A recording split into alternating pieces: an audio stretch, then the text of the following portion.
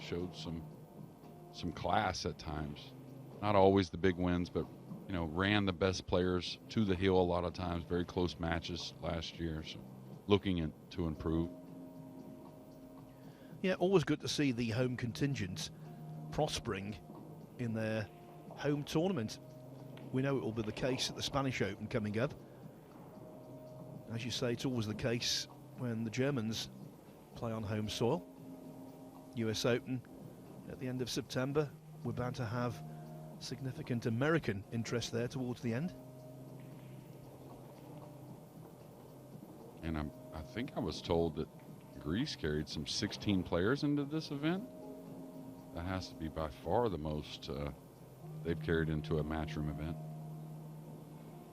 Kononopoulos here, I believe. Nick Malai, who hasn't played many events in some time, back on the scene. A couple of missed spots so far from Duong Kwok Wang. Kononopoulos, I believe. Nick Malai, who hasn't played many events in some time, back on the scene.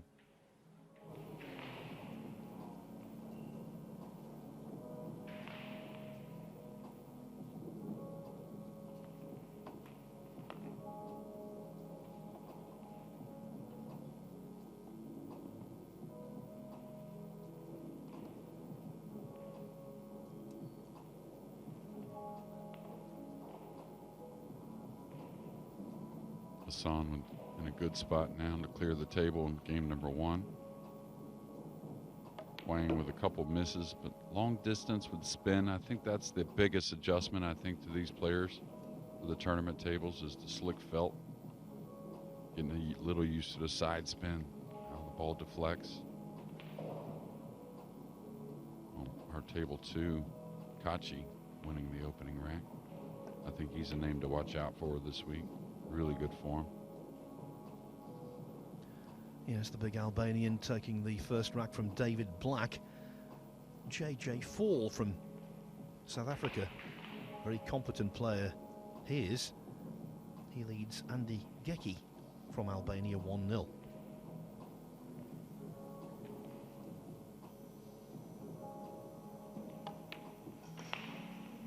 And you can see the 4-inch pockets even early in the event, kind of showing us what we're going to see the rest of the week, and they're going to get more difficult as the week goes. This wasn't missed by much, just to the outer jaw with a little speed. Probably not the stroke you wanted, a little more draw on the cue ball, so.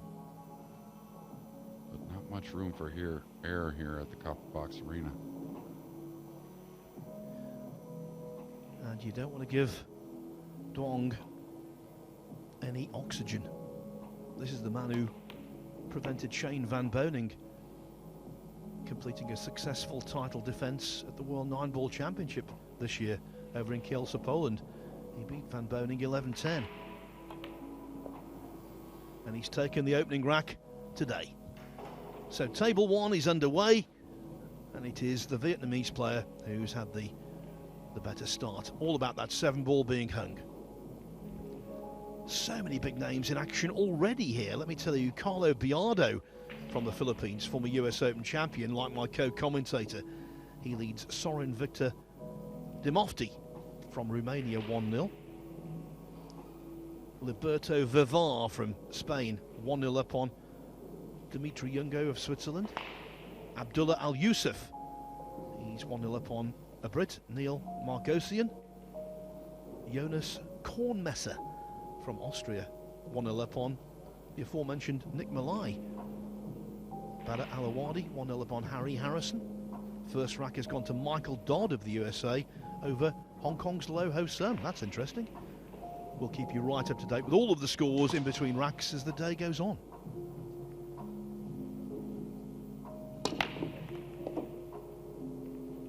Pretty nice break off there. He's going to get the 1 down as well in perfect position on the blue 2. So this is where man from Vietnam rarely loses control. Once he gets in control of the table, he just seems to keep it very steady, very smart player, and really has all the shots. Not much here, just a little stop shot on the blue 2. That'll offer a little angle on the red 3 to pull the cue ball up the rail. Little work from the pink 4 to the purple 5.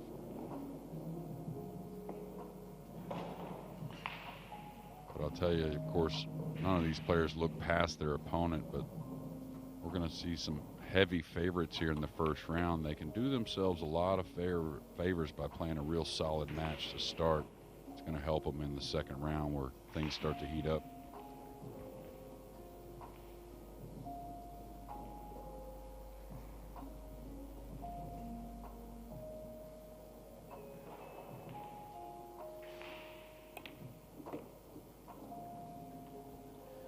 When Fedor Gorst was forced to pull out of the recent World Pool Masters, we thought his replacement would be Duong.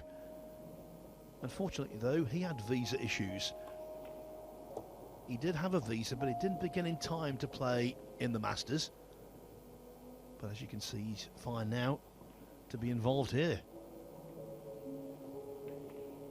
Oh, what a World Pool Masters it was. Really an incredible field and a great event, even with all the big names going down early. Duong making a decision, do I want to move the cue ball much? I think he just kind of stays there somewhat to take a little bit of a shot on the 9. Oh, he had a pretty easy angle there on the 8.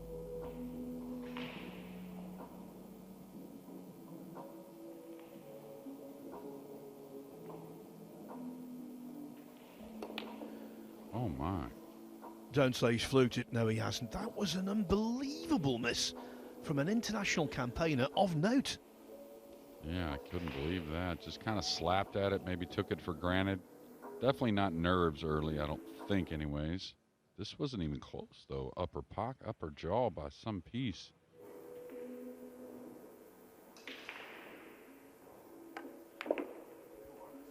Well, I'm sure that Mahdi Hassan believed he was going to be 2-0 down, so being 1-1 in actuality is a massive bonus. You don't see many 9 balls like that missed, particularly by someone of Duong's prowess and experience. That really was very surprising, Jeremy. Yeah, absolutely. And, you know, all these events, we see some players that I don't think there's a player in the event that should have missed that ball, but we see some players that are new to the events. You know, there's such a huge situation for them. Maybe the nerves can get a little so high anything can be missed, but not really from Duong. I mean, that's a very peculiar shot there from him, and probably, knowing his mentality, pretty easy to leave behind, especially being a big favorite here in round 1. Hassan needs to put in a big break here and punish. He hit those fairly head on, and he'll learn quickly that's a big gamble trying to make a ball in the break. Most of the players cutting the 1, and maybe that's what his intention was, but a pretty full hit on the yellow 1. In really natural position for Duong to easily leave that 9 behind.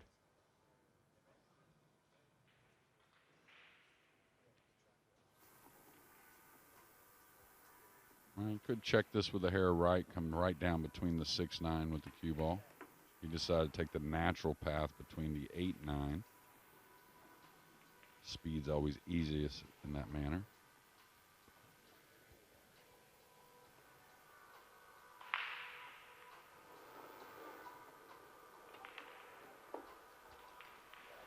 We know there's going to be an awful lot of people watching this in Vietnam. As I've said before, pool over there is very popular and getting more popular all the time. I can just imagine the collective gasps when that 9 ball failed to find the target in rack 2.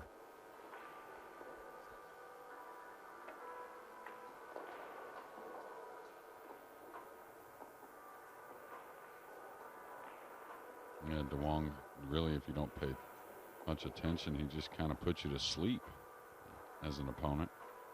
Really casual around the table, not much, you know, as far as emotion, but very solid with the cue stick and can do a lot of damage. Yes, and watch out for Vietnam in the forthcoming World Cup of Pool. Duong is partnering Nguyen and Tuan in that, and they might be dark horses. Well, this guy would be a great partner. You think about Moscone Cup and you think about players that are just really good partners almost no matter who they get teamed up with. And I think he kind of falls into that category, just super solid, very smart with the cue ball, very easy decisions from one ball to the next. So who was I talking to yesterday? Oh, the Singaporean contingent, and I'll tell you, you got to love the way pool is. It's hard luck for Han after being a runner-up last year, but he's going to be replaced by Shark Syed in that up-and-coming World Cup of pool with Aloysius Yap. So all kinds of great teams there next month in Spain.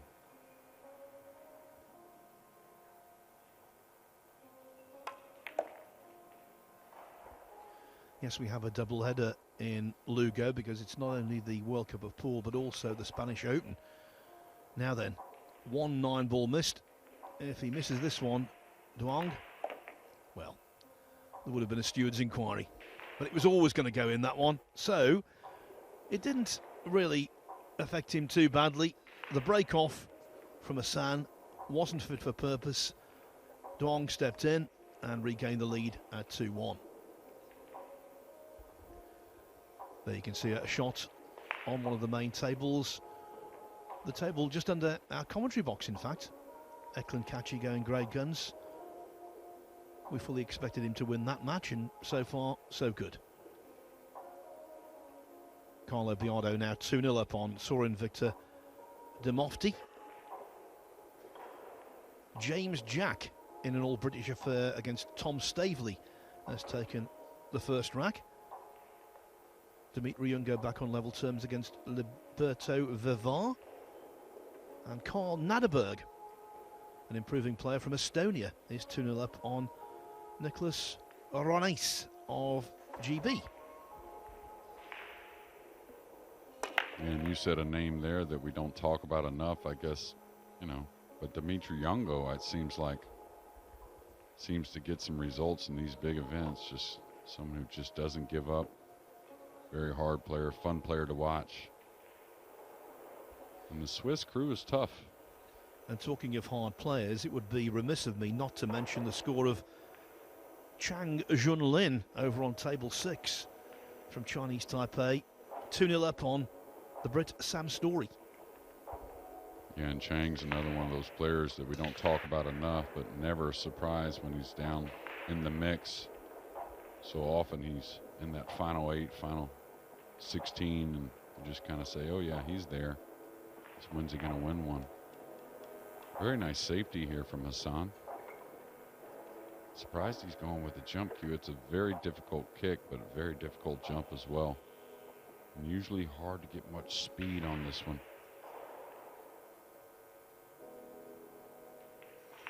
Good kick to the top rail underneath the purple 5. Control that was, even though he didn't get the snooker.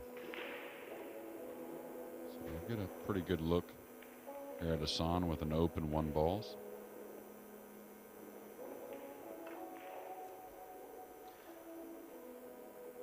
I must say, Jeremy, the music's very relaxing, isn't it? If I fall asleep, just give me a nudge. Well, the early rounds, they'll heat up here soon. We have some matches that are, you know, on paper a little one-sided, but you figured that in the first round, but there's going to be some close ones as well. There always is. Dave Black, I've seen him play before, and there's a great American player named Dave Black from Wyoming, I believe it is.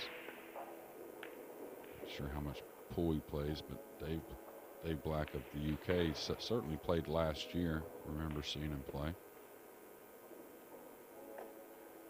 Interesting he didn't go for that on the 1 ball.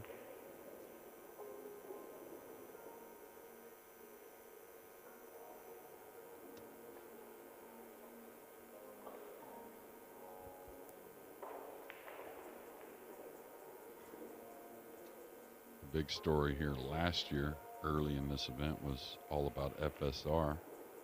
losing early, and then he was trailing 6-0, I believe it was, in his second round match. Absolutely right, yeah. Almost came a cropper immediately.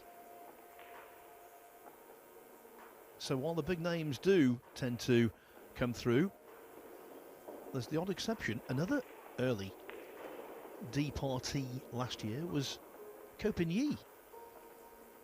Yeah, and I believe it was really kind of out of his hands in one of those matches. I believe it was a man from South Africa, if I remember correctly, just ran a bunch of racks, put him in the chair. That can happen in the winter break format.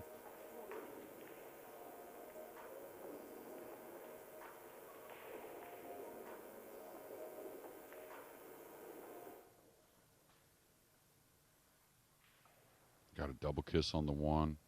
Definitely a pocketable yellow one ball here for Duong, but can he really hold the cue ball, maybe go into the 9? Could he check it with a little right spin and come into the pink 4? So it looks like he's going to play safe, elevating the cue. No, he's shooting maybe, I don't know. Yeah, always looked as though the 4 or 6 would hold the cue ball if he potted it. And now the rack opens up. Yeah, but on the slick table, he really couldn't just apply the side. He had to elevate the cue. So really a nice shot here in rack number 4, maybe getting a little more comfortable.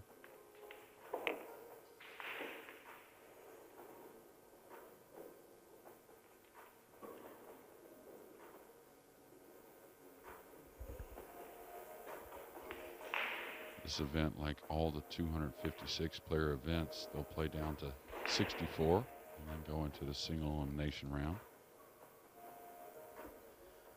Yeah, I think it's the best of both worlds format-wise. You got the double elimination early, so people have a chance, and then it's cutthroat. No, everything seems to make sense. Very well thought of. And no complaints from the players. One week you kind of, you come from the B side to make that final 64, and then next week sometimes you'll go undefeated.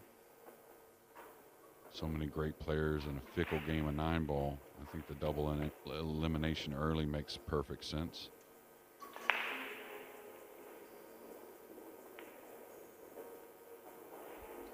Of course, Jeremy, when you won your US Open, it was double elimination all the way through, and if you get onto that one loss side early, to go out of that and recover and to win the whole thing is a gargantuan effort.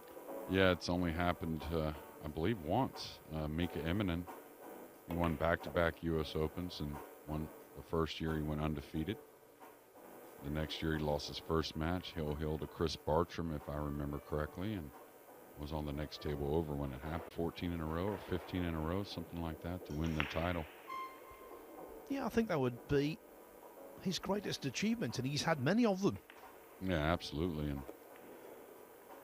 the U.S. Open, of course, still, and the World 9-Ball, I think, our 2 biggest titles as individual in our sport. Oh my, that's that same shot. Something with a little speed. Seems like has been the issue early. In many respects, if the 9-ball woke him up, that 7 was even more surprising.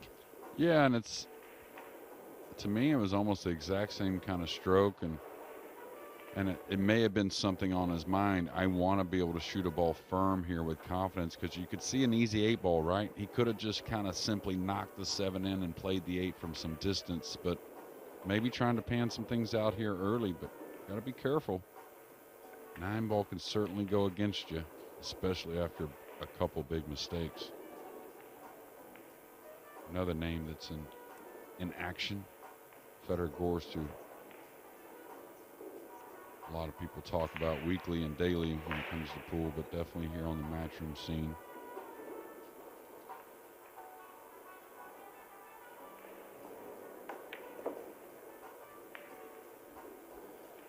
Well, Hassan won the second rack because Duong Kwang missed a straightforward 9. This isn't straightforward, but he could steal in again.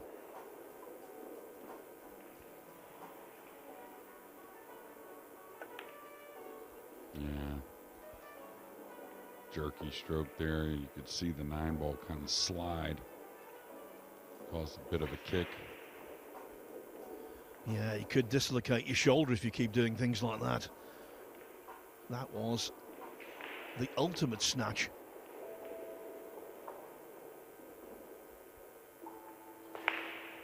And watch out for the 2-rail scratch where he's standing. It's pretty close. All right, he added the speed to avoid that. And again, maybe testing himself on a shot with a little speed. It's a cliche in football, a funny old game. And the same thing applies to 9-ball pool. That 9 knocked in with great aplomb, having missed one 2 racks earlier that was 100 times easier.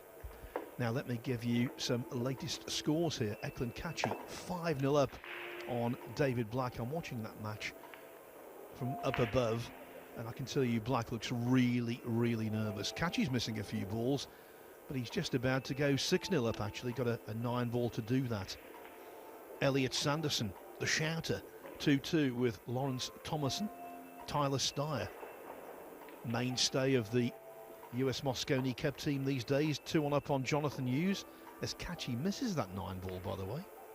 David DeSantis, he's 3-1 up on Theodore Bitsakis from Greece, and Wu Kunlin 4-0 up on Thomas Jedlecki from Poland.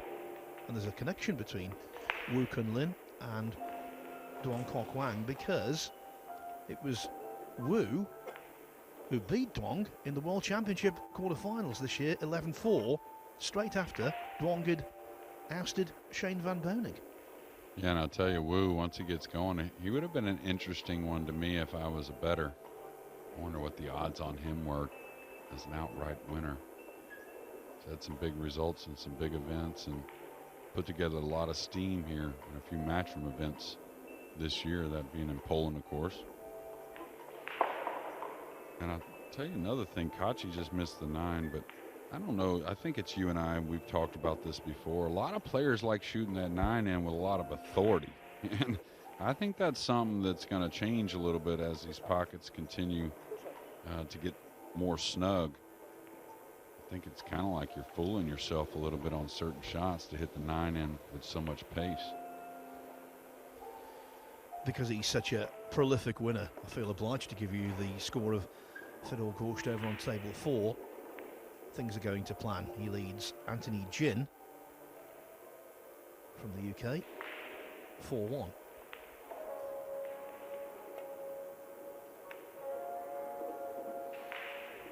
Okay, a nice safety there. And I hope some of the, you know, the underdogs, as you could say, the locals here from Great Britain, and not too far away. I hope some of them get in stroke.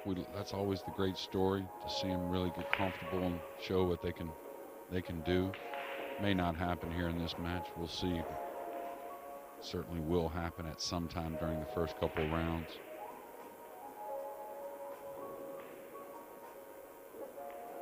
Pretty easy hit on the yellow one.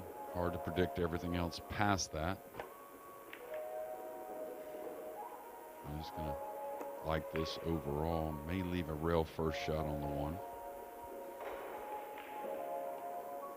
Gotta watch out for contact on the 8 after the rail first shot on the 1. That could pose some problems for the cue ball.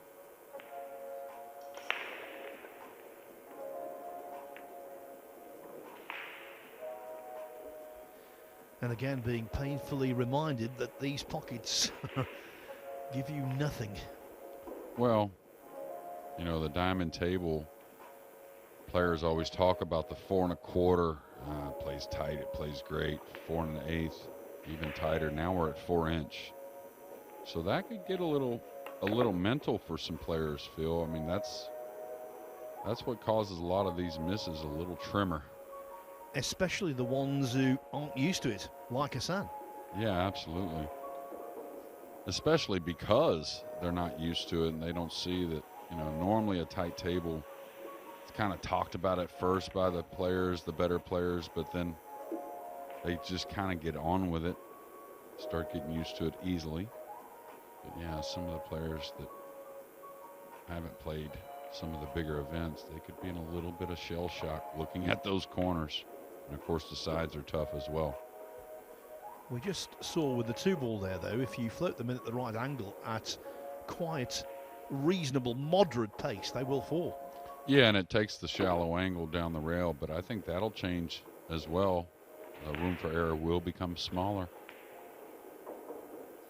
I think we're looking at some pretty good weather here this week in this Stratford area, so I think the humidity will be out of the room, so the table should play nice.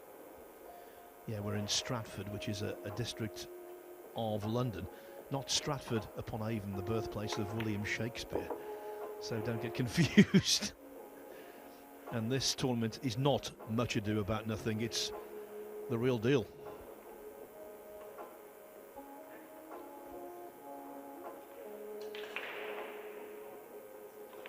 Yeah, I think all the players, of course, everyone working, they love this event. And such a, only being the second year, but just a really nice area and great venue. And I think the weekend's going to be pretty packed as well from what I hear, so should be a great atmosphere.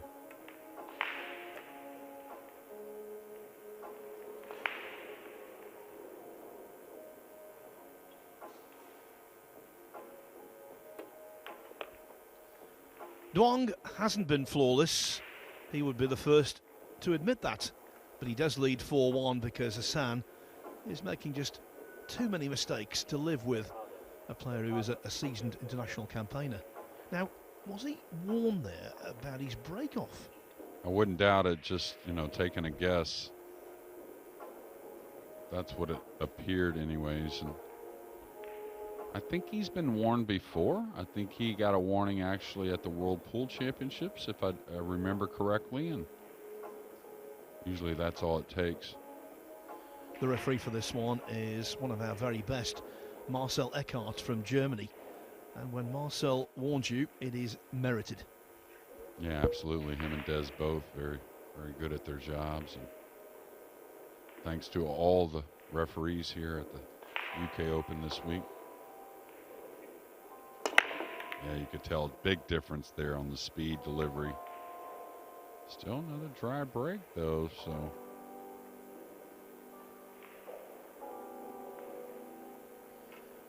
At the end of this rack, we'll give you some more scores. I'll give you one now, though. The winner of this contest in the next round will play the winner of Chris Cowie or Bharat Ramakrishna. And at the moment, Cowie, who's a Brit, leads 4-1.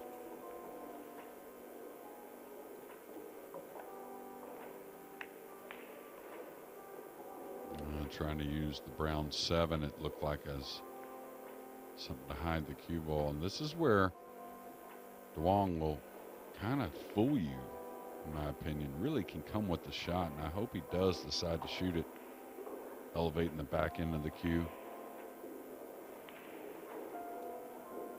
Really deceiving in this area of the game, in my opinion.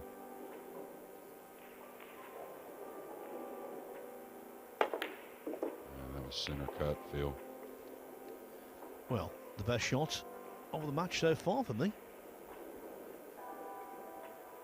Yeah, real natural one rail position here. And watch this, never touch the side rail, I don't think anyways. And it'll just come one rail off the blue 2. This is where you take a little distance and make sure you just hit that gap between the pink 4 and the green 6. I don't see the point in using 2 cushions. Wow, now he's going to go into the pink 4. Maybe that makes more sense if you're going to come 2 cushions. And these players are at the table, so they see it best.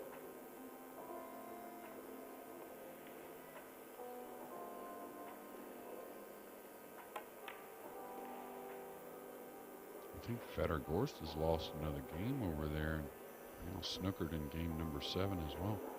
Yeah, you're right. 4-2 for Gorst over Anthony Jin.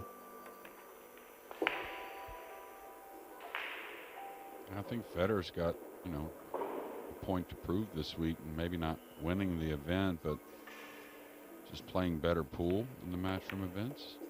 He hasn't played terribly or anything like that, just at times a mistake we don't expect from such an incredible player.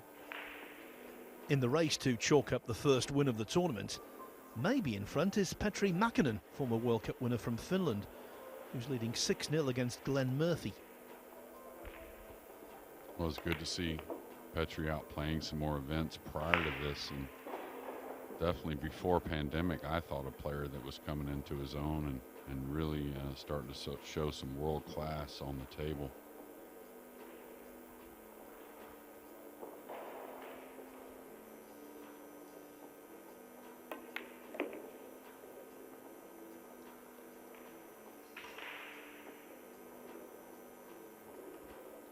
Now, on these kind of shots, Jeremy, is that far jaw of the middle pocket a little intimidating?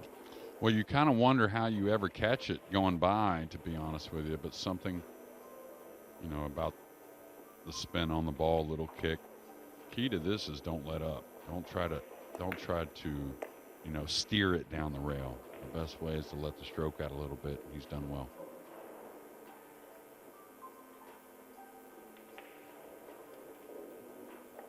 But like these, for instance, a lot of players fire these 9-balls, and I just don't, doesn't make sense to me. You don't want to baby it, but why, you know, make the pocket even smaller?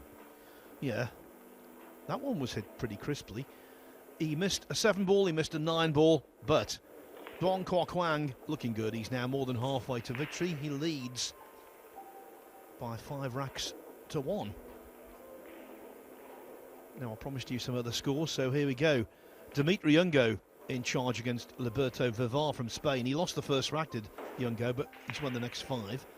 Abdullah Al-Yusuf, 4-1 up on Neil Margossian. Carl Naderberg from Estonia, 6-1 up on Nicholas Ronassi. Slower match, Nick Malai against Jonas Kornmesser. Malai 2-1 up. Badr Alawadi, always one to watch, 5-1 ahead against Harry Harrison from here in the UK. Loho Sum, he was 2-0 down to Michael Dodd of the USA. Now the player from Hong Kong leads 3-2. Chang Junlin is 3-1 up on Sam Story. Marcel Price from Wales, he's 3-0 up on Dimitris Tsiampanis from Greece. Elliot Sanderson, the shouter, you'll know when he wins, if he wins. He's 4-2 up on Lawrence Thomason. And Tyler Steyer from the grand old state of Wisconsin in the US Midwest, 4-1 up against Jonathan Hughes. He's been constantly short with the 1-ball, just hitting maybe an inch or 2 before the side pocket. Gonna have to get that fixed in a comfortable position to win round 1, but hard to figure your chances of winning the tournament struggling on the break. I think about his 4th dry break so far.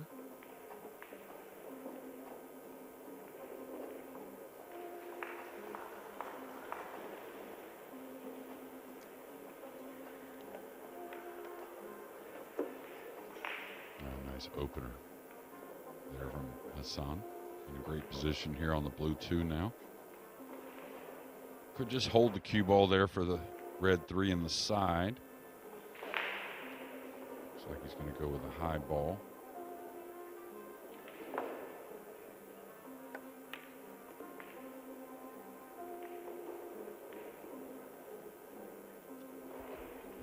And that's the other difficulty about these tighter tables. Anything into the middle pockets has to be fully respected.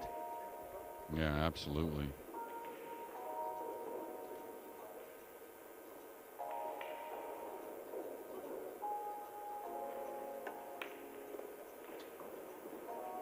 And I'll tell you, he's had some tactical things, you know, battles in this set. Really haven't got to see him try to run a whole lot of balls, and looks very comfortable here in rack number 7, maybe settling in a little bit even though trailing.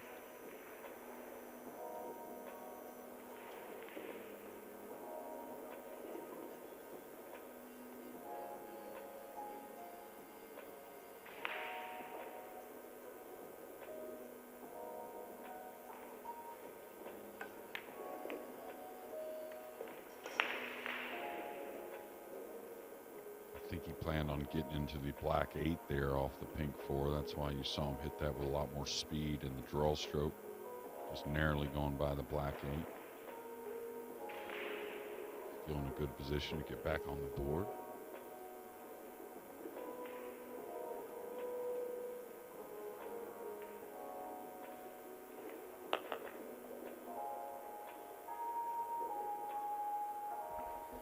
Well, that last shot is the epitome of what you call keeping it simple.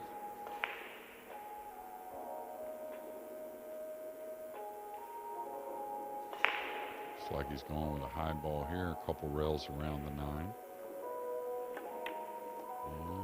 Just one rail. Now he's going to have to move the rock a little bit from the 7 to the 8. And this is where the funny side pockets can get you a little bit when you have to put a little speed. And they're not funny, they're just tight.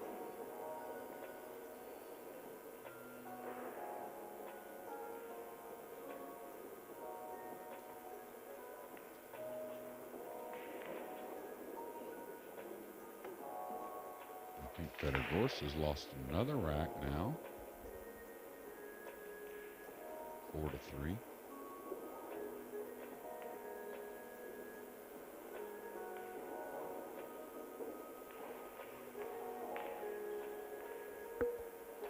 Yes, you think correctly, Jeremy.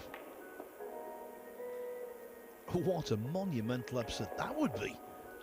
Yeah, and you know, Pool's in a great spot and the schedule's so difficult, but I know Federer was in an event there in New Orleans and traveled over in short time before this first match, so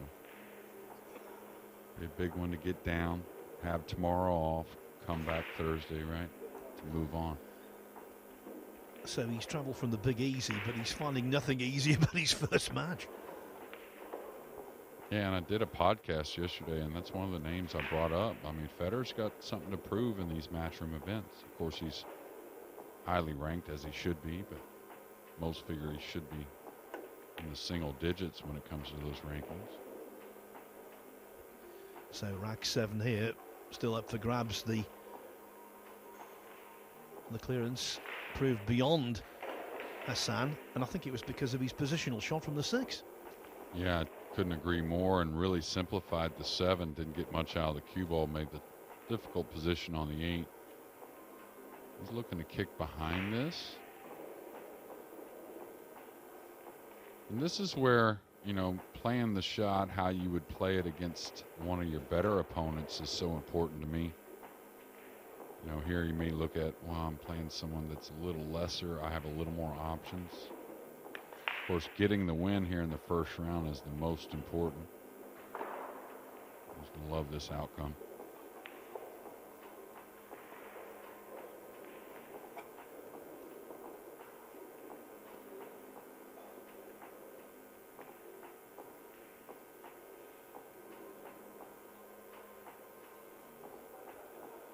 And this is the type of shot where maybe he just left just enough of the black 8 to be able to make it in the corner.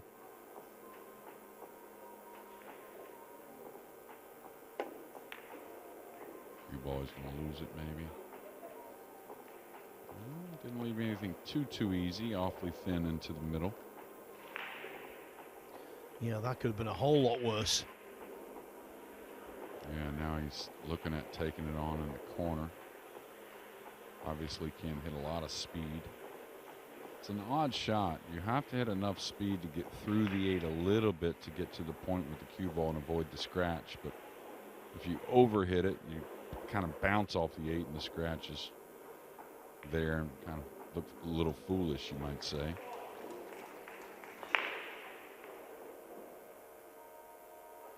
Dave Black's first game there in table 2, I believe. It was his second because he stepped in when Kachi missed the 9 in rack 6. So David Black 7-2 down against Eklund Kachi. Hassan in danger of falling 6-1 down here.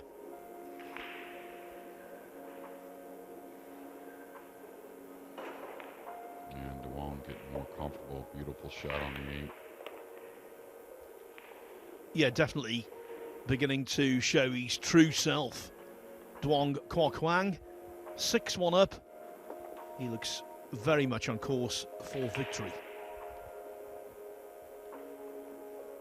I have to say, Clinches, I've been watching a little bit of that over on table 2. It's just below us. He's doing enough to win, and he probably will win. But he has been a little sloppy. Made a few mistakes. Sometimes when you get into a situation where in your mind you can't see how you can lose, you lose concentration. Absolutely, and it's when it comes between the ears, I don't think there's more of a sport in the world that's more important than 9-ball pool. And Kachi, you know, he'd be the first to tell you, you know, I'm a favorite or whatever, and I'll be okay, and maybe a little laxed, but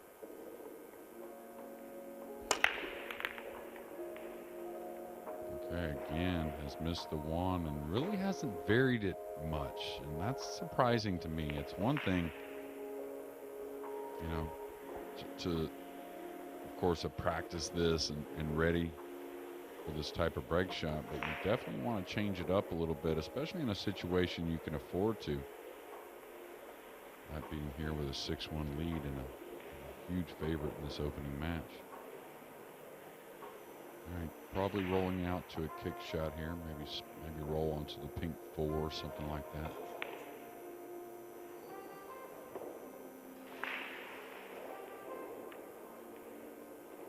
Okay, didn't play the snooker. Did make it a little odd, but kind of figuring not to get this back.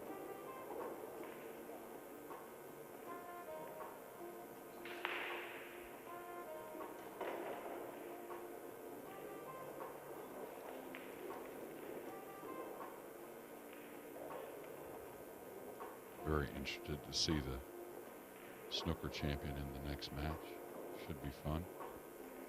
Well, that's the story with him. In terms of talent, he is a champion, but he's never won a tournament. He's the player who's regarded, Jack Lisowski, as the finest player yet to win a world ranking event. Now, people say it's only a matter of time, and I personally believe that also, but you can never guarantee that someone is going to make that breakthrough. He should do it. He's been in numerous finals against top-class opponents and lost them, but he's certainly got the ability to win big tournaments. And if you see him at his potting best in our next match, it will be a treat. Yeah, I got to watch him cue it up a few times yesterday, and looked pretty solid. And really was taking the information pretty well, seemed like, from the players that were trying to assist him with some things, the break shot and just little moves here and there.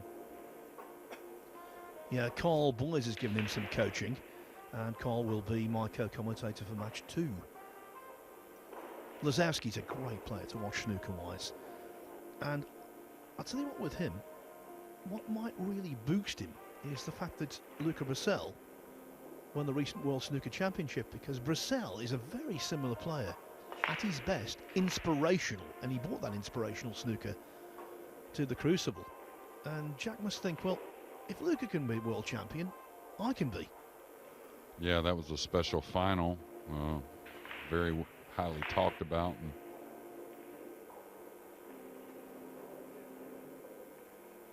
good to see a little cross from the snooker players into the 9-ball pool. Yeah, also here from the world of snooker, David Lilly, and the reigning Scottish Open champion in snooker, Gary Wilson.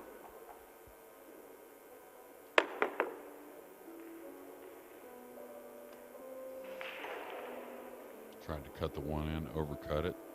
Trying to get position on the blue 2. He did get there, but that's very difficult for Hassan. Seemed like a nice guy, Jack, as well yesterday with all the players. Seemed like a real refreshing guy. Absolute diamond. He really is. And this ball may get behind the purple 5, making things. Now it escaped that. He is snookered behind the green 6 and the red 3, but an easy kick shot to hit the yellow 1.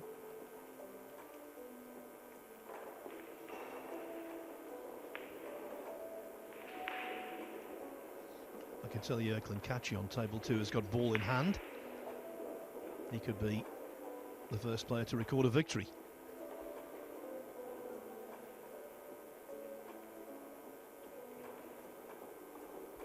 Table 2, of course, available on the Matchroom Multisport YouTube channel. It's been a walk in the park for him, really. Hasn't been extended in any way, shape or form.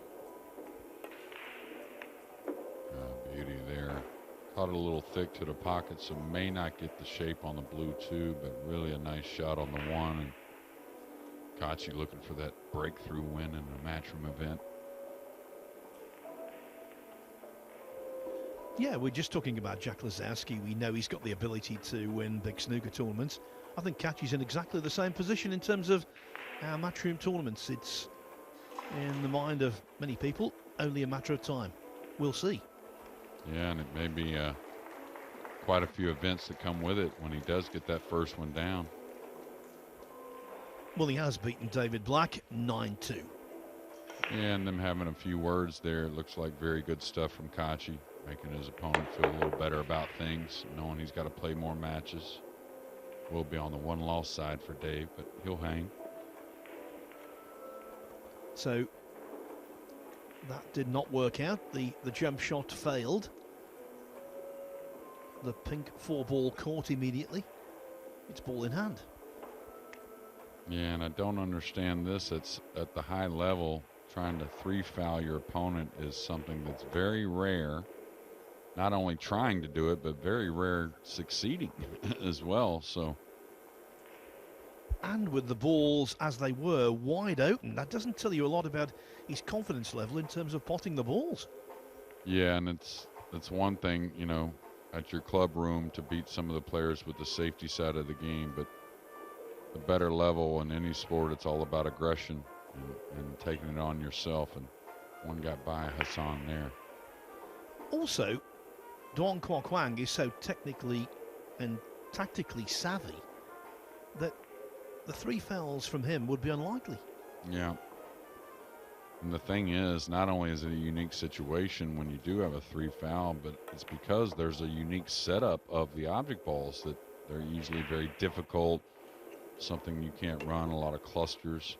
So it makes sense and it makes the kicking more difficult. But when they're open, very hard to get that ball in hand from the top players.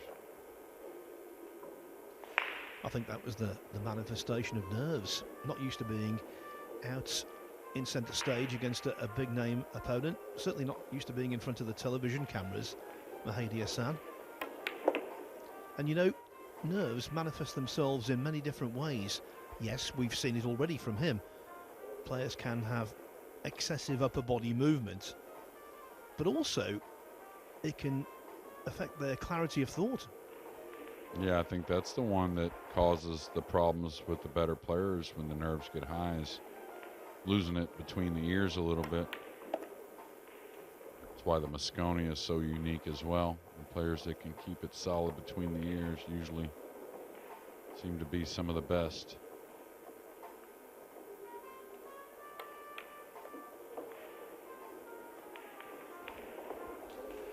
Talking of the best, what about Fedor Gorsht? He was pegged back to 4-4 by Anthony Ginn. It's now 5-4 Gorsht. He's just won the 9th rack.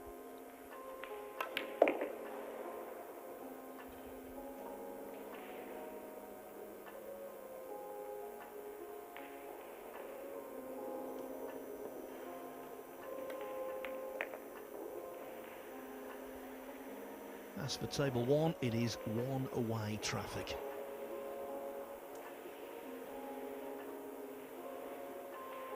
And I definitely have seen Hassan play before. Maybe it was the UK Open last year.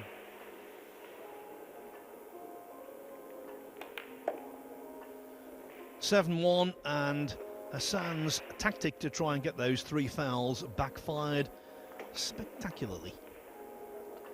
Now on table 22, way out in the sticks, it's also 7-1 for Chris Cowie over Bharat Ramakrishna. And the significance of that, as I mentioned earlier, if Duong does come through, which now looks overwhelmingly likely, he will play either Cowie or Ramakrishna in his next match. Petri Makinen 7-2 up on Glenn Murphy. I can tell you, Woo Kun Lin has won his match 9-1 against Thomas Jedlecki from Poland. Walter Lekra from Sweden, he's 3-2 up on Belgium's Kevin Lenoy. Tyler Steyer 5-2 up on Jonathan Hughes. Still no 1 on the side. Did get the 8 and the 1 in the upper right-hand corner. Has a little bit of a thin shot on the blue 2, but the 3 near, the red 3. Maybe takes the cut shot on the 2 here. Maybe bumps the pink 4 to contain the cue ball. Could apply just a little inside English, avoiding all the balls as well. Looks natural to go into the pink 4, but still probably wants to avoid that.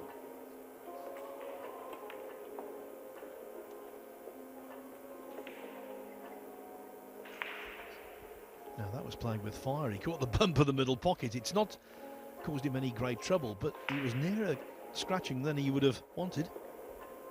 Yeah, that inside spin the first day or two doesn't grab quite as much, so the players have to kind of make a little bit of a gray area kind of calculation on shots like that. Speed means everything.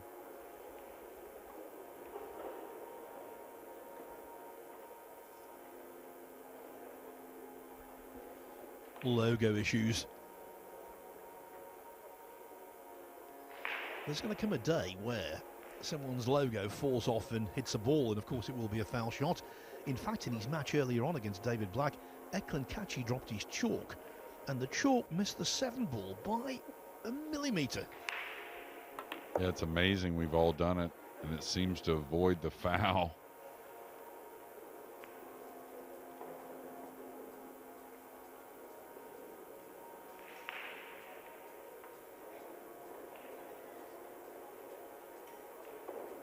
I don't really think nerves going on here from Duong. I just see maybe trying to settle himself, trying to maybe look forward, you know, some shots here in this match to look forward to in future matches. Break shot would be the one that would be alarming to me at this point, but here we're looking at a break and run.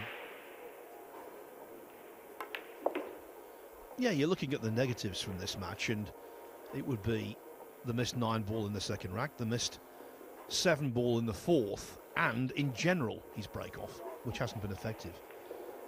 But I think he's done enough to show that if he can get the break sorted out, he will tidy up in terms of those unforced errors. And I think he's produced enough shots to show us that he could be a factor. Well, not only that, his history has shown us that he'll be a factor, and just like all the great players, they seem to get better as the event goes. Little look to the gods there, wondering what was that with the cue ball, and a bit more of a 9-ball shot than we expected. He's got to go to the upper right here. Looks to me he's just the blind pocket to the upper left is just a little more treacherous.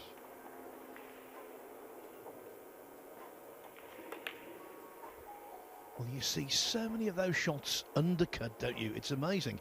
He's been very fortunate where the 9 ball has come to rest. Yeah, just through that rack itself, it just seemed like the match was very close, like it was a bit of a sweater the way he appeared from ball to ball, but now missed 9 ball. The gentleman behind him there wearing a St. Louis Cardinals jersey. That's significant because the Cardinals will play the Cubs just down the road here at the Olympic Stadium at the end of June in the London series. Yeah, that would be sweet to be able to attend. I was actually just in St. Louis a few days before this event. Was hoping to maybe get a Cardinal game, but they were out of town. Not going so well, are they, this year? Seems like that every year with them, though, and then come August and September, they get hot. League looks a little different to me this year, though. More good teams. Besides the A's, of course. And the Royals are pretty ropey. Yeah. My brother texted me and said they should be called the Double A's, is what they should be called. But Yeah, I like drawing this ball if you're going to shoot it down the rail. A lot of people would say the high ball, but I really like the contact of the draw stroke here. Seems to want to overcut this with a high ball a lot of times. And caught that point we were talking about. Now, come on, Mahdi Hassan. Knock this in, get another rack on the board. Double your production.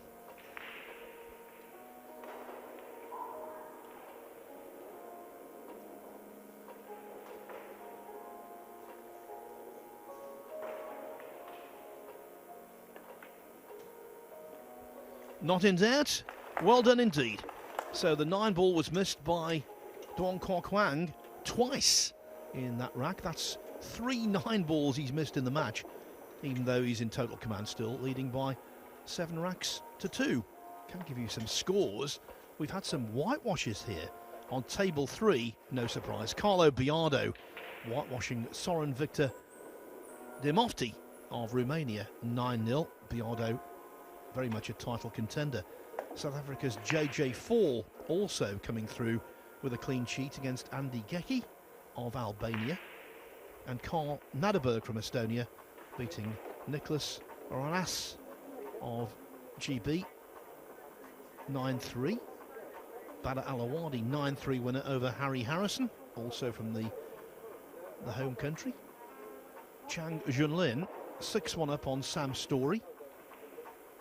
Elliot Sanderson getting ready to shout, no doubt. He's 7-2 up on Lawrence Thomason. Tyler Steyer 6-2 up on Jonathan Hughes.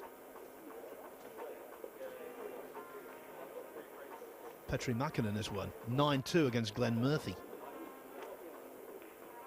Chris Cowie on the hill against Bharat Ramakrishna.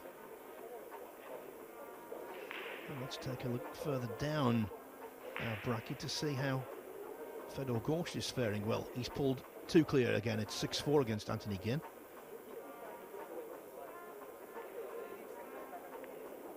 So all kinds of play going on. So many of the world's best involved already.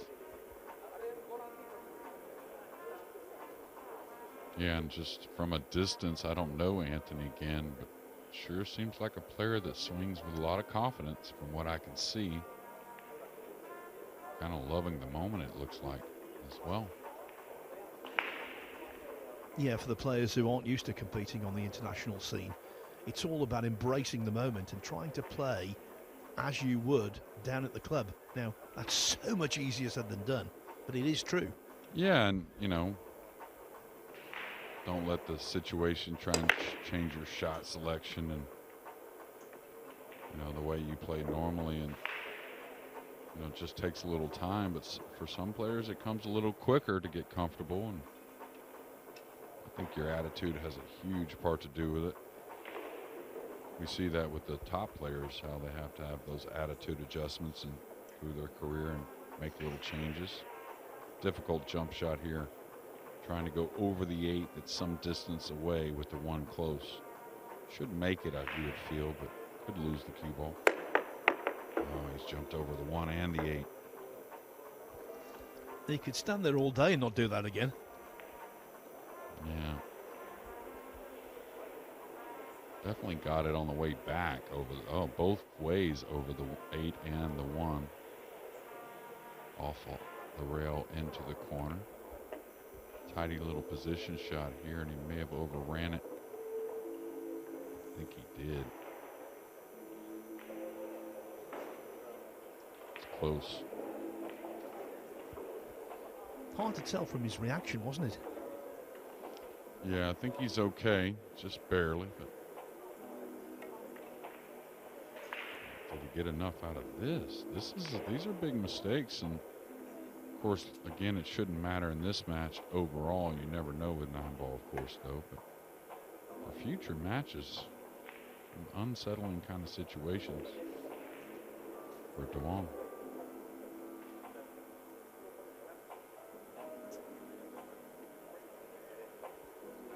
Yeah, I think it's fair to say that if he wins,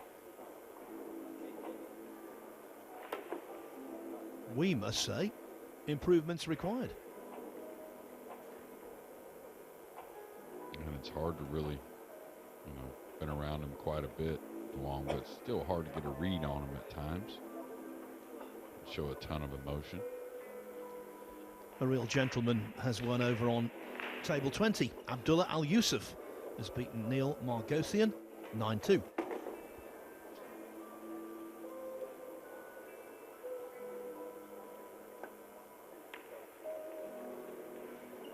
Good effort there, though. Tough pocket.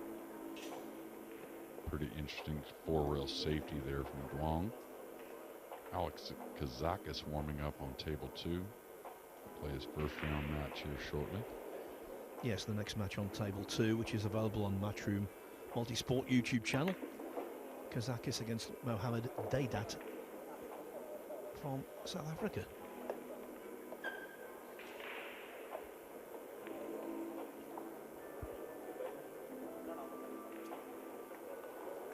Looks like Better Course is going to get another on the board. Again, missed the 6-ball.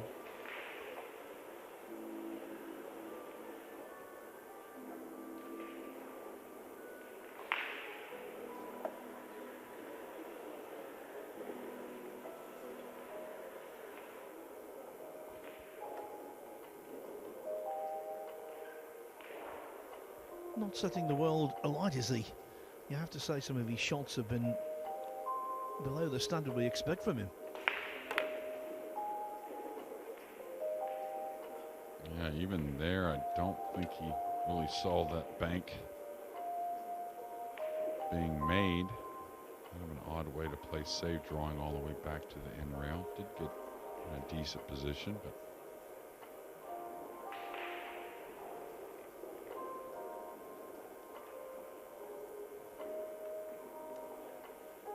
a whole lot here. I figure him to bank the pink 4, one rail kind of underneath the brown 7 and the purple 5, and try and bring the cue ball one rail behind the 8, the black 8 that's up on the top of your screen.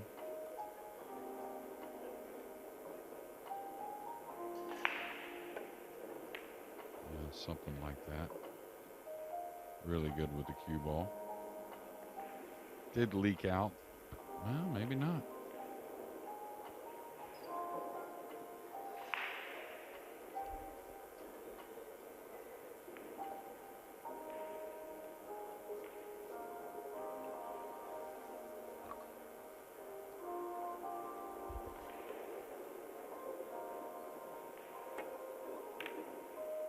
Trying to go behind the 9. Look at this, he may get a little help.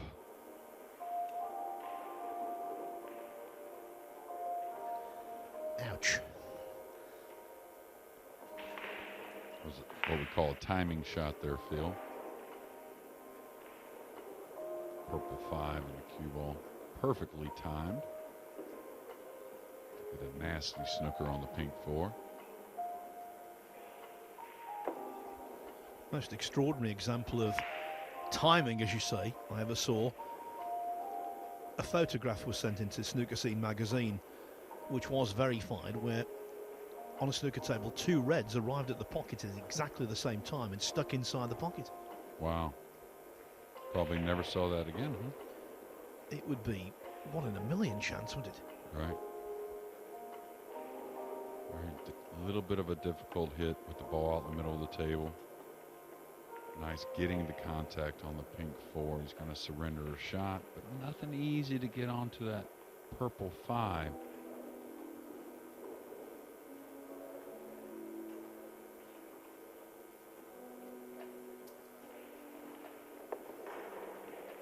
Looks like he's going to play the contact off the black 8 to come 2 cushions, maybe towards probably the center of the table, taking the cut shot on the purple 5. And I think it's just timing is off. Very odd. Without wishing to be unkind to his opponent, if Duong was playing one of the top players in the world, he would be very vulnerable given this performance. Yeah, I couldn't agree more. And again, everyone looks at these matches a little differently. Of course, we don't know sometimes the travel some of these players have taken on, and it's a little different these days with so much going on in the pool world, of course, players trying to consume as much of that as possible. I know when I played and I came to Europe, I was like 3 days early at least. I just felt like I had to do that. Asia, more like 4 or 5 days early. All right, I hope he stays offensive here. Got to knock some of these balls in to not only win games, but to win matches.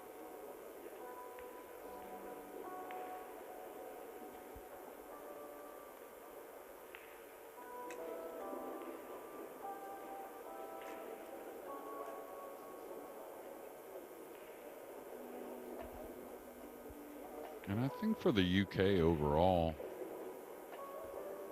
you know, they have a lot of great cueists, right? They just need a little more of the experience playing 9-ball overall, I think. I think we saw that difference there in Germany last year to where, you know, I wouldn't say there were better cueists in Germany, but just more experience playing the game of 9-ball pool, and it really showed. Well, one player who represented GB at the World Cup of Pool last year, Elliot Sanderson, has just won 9-2 against Lawrence Thomason. Elliot let me down. He didn't shout at all. I suppose a shout would have been inappropriate after a 9-2 win. Well, I'll tell you, he had a lot going on this last week at the Scottish Open, being his host room and the house pro. And Elliot, who always is full of energy, I wouldn't doubt is a little fatigued. And probably pretty happy to get through that first match and most likely a day off tomorrow. Another winner just confirmed, Chang Junlin. Watch out for him as the week progresses. He's beaten Sam Story. It was a one-sided story, 9-1. Yeah, well, there's always been an argument who the best player from Chinese Taipei is, and he's definitely in that argument. And you'll be pleased with this as Dong Kok Wang reaches 8-2. Also, that's the scoreline for Tyler Steyer against Jonathan Hughes. Steyer on the hill. David De Santis from Italy, 7-4 up on Theodore Bitsakis. From Greece, Terence Gulliver, 6-4 up on Adam Stankovic. And Chris Cowie, he's on the hill against Bharat Ramakrishna at 8-2. Tyler Steyer, who's had a lot. Oh, he changed it up a little bit with the break shot there, trying to, you know, get a little more information as he will most likely advance through this first match. But I think Tyler Steyer is another player looking for better results. You know, he's played such a some of the finest matches against you know, when he's an underdog. Just needs to put the whole thing together. He's just won on table 5, 9-2 against Hughes.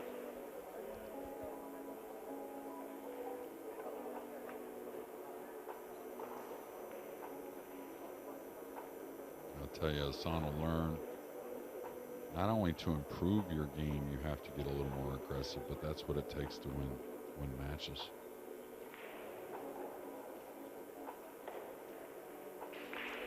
Federer should be near that hill. Well, other recently minted winners, Abdullah Al Yusuf, Karl Naderberg, Badr Alawadi and Loho Sumi was 2-0 down to Michael Dodd. Won the next 9 racks on a row, or in a row even. Yeah, and that's about miss number 5 or 6, I think, for Duong. Not something you see very often. You know, I think it might be even more than that. He's missed 3 9-balls. He missed that very easy 7-ball. Yeah.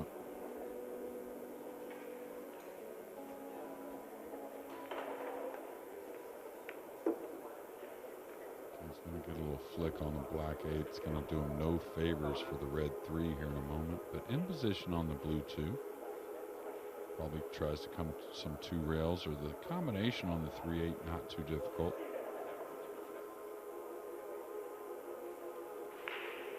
I'll tell you, Al Yusuf had some nice runs a year ago in some tournaments, and of course has had some results But I still think Batter is a guy that we could see, you know, Batter Alawadi. I think he's a guy that could get going and make some real noise in one of these events.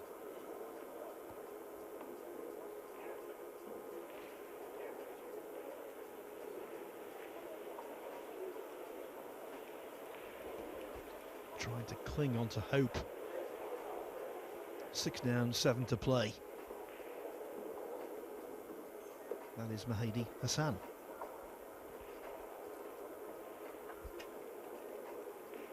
Looks like, is he going for the jump cue? Can he reach this? Is he going to shoot this lefty? It's a very difficult reach for the right-hander. Okay, he can get at it, it appears. Looks like he's still not aiming. Like it'd be left of the 3. That's what I thought. It looked to me, it didn't look like he was aiming at the 3, and that odd stretch really cost him ball in hand.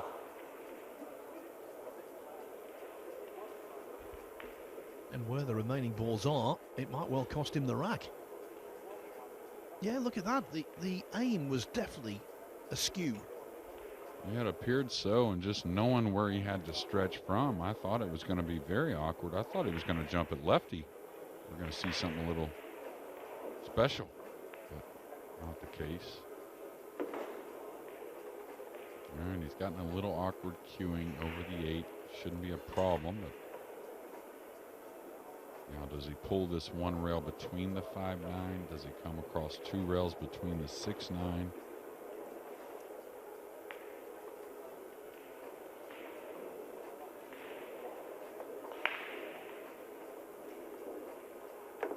And I think for some of the players like Hassan, you know, at times it may be not their style, but maybe pick up the pace and you know, forget about the brain for a little bit. You're going to play shape. You're not going to sit there and just stop your ball, and maybe get the arm loose, get to knocking some balls in, and maybe enjoy it a bit more.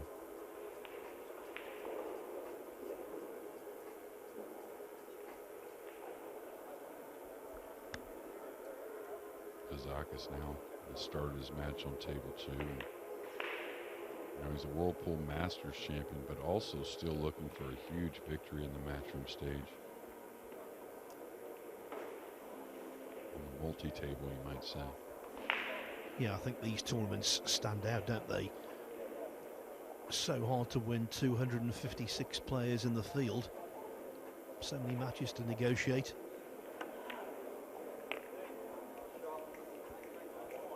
That right there is what I'm talking about. Let the arm swing a little bit. That was nicely struck. In my opinion, a lot of times, you know, when the nerves are high, we tend to aim too much, Phil, if that makes any sense at all. Like really try to get perfect on things instead of understanding, got to get that arm loose. And it wasn't loose there, was it? You could see the shoulder went into the shot terrifically.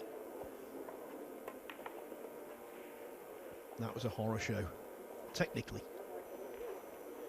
Yeah, you're dead on there, and Hassan definitely knows it.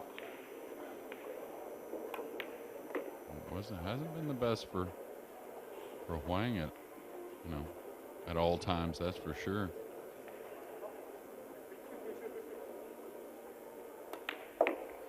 Indeed not, but it is mission accomplished in the end. He missed quite a lot of balls. He missed 3 9-balls in a very easy 7. He also made other mistakes, but Duong Quoc Huang from Vietnam does progress. He defeats Mahdi Hassan from Bangladesh by 9 racks to 2, and in the next round he will play Chris Cowie, who's also beaten Bharat Ramakrishna 9-2 as well. As for our coverage, well, we'll pick it up in around 5-10 minutes time with our second match on the main streaming table today. I'll be commentating with Carl Boys on Dancer against a player who's coming over from the world of snooker, Jack Lisowski. Look forward to your company for that one.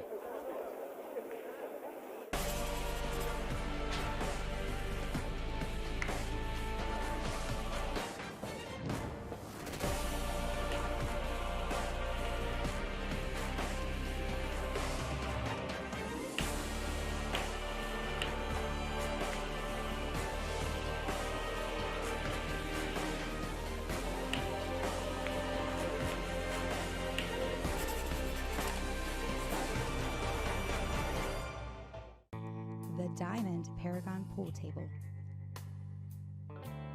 Diamond tables are designed and manufactured from the highest quality, sustainable hardwoods, utilizing world-renowned designs. Diamond tables are unparalleled for playability and durability. After all, they are designed by players for players.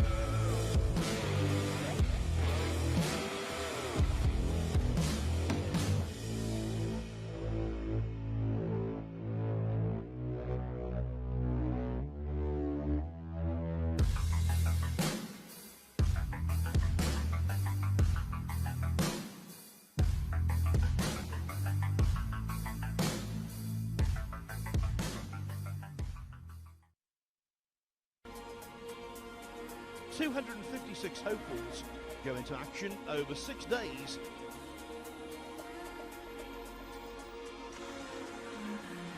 When an irresistible force meets an immovable object, something has got to give, but nothing is given yet.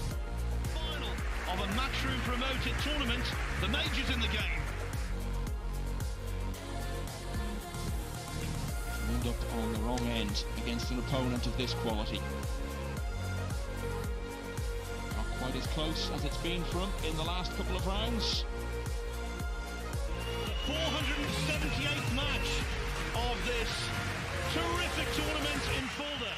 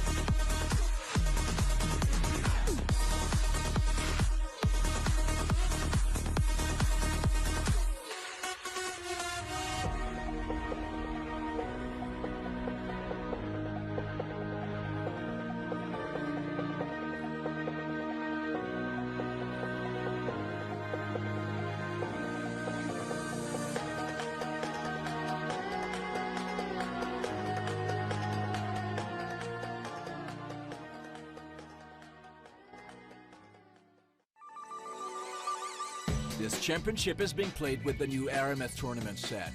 Featuring a unique molecular structure, it guarantees razor-sharp precision and unsurpassed longevity. Unquestionably the best pool balls in the world, this set is available in a TV and a value pack version, as well as in the new My Aramith Ranger of Ball and Q cases. Now you can bring and play with the best ball set everywhere you go. My Aramith, bringing new dimensions to your billiards experience.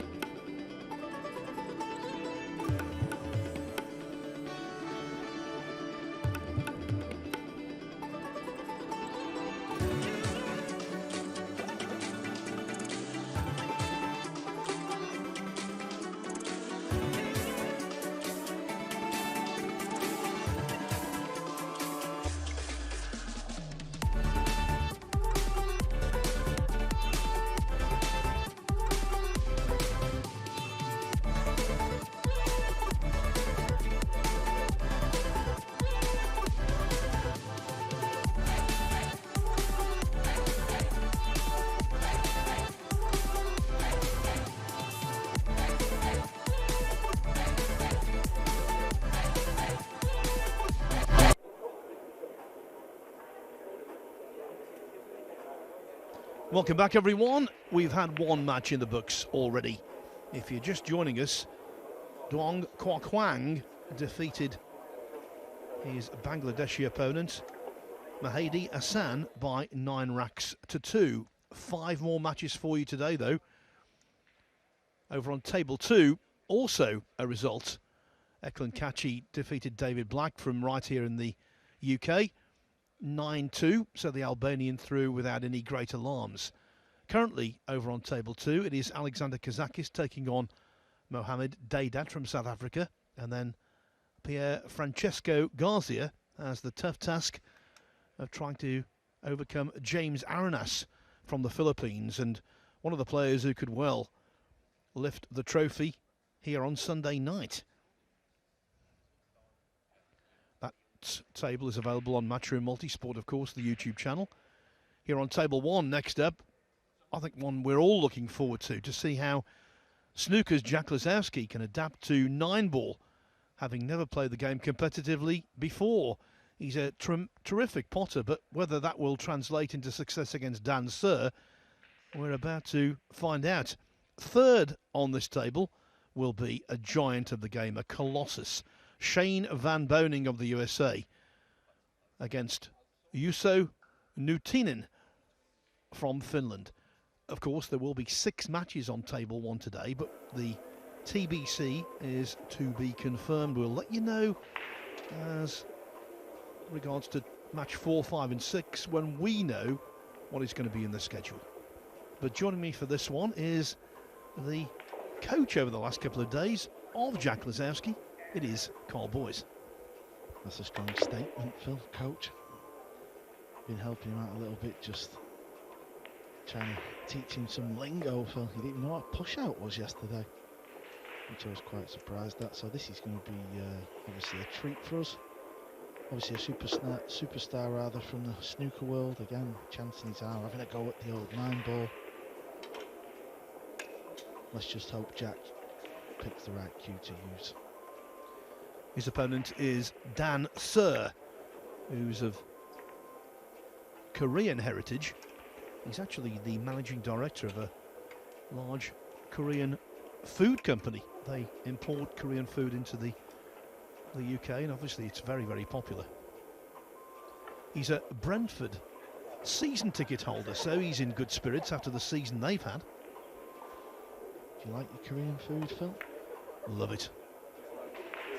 Korean barbecue, They call him the Soul Destroyer. Dancer. I've destroyed some Korean barbecue in the past. It's going to be a very difficult match to predict this, Carl, because Sir plays Nineball quite extensively in the London area, actually. But he's not used to being in front of the television cameras. But, of course, Jack Lisowski has got no pool background whatsoever. But being centre stage on TV for him is second nature.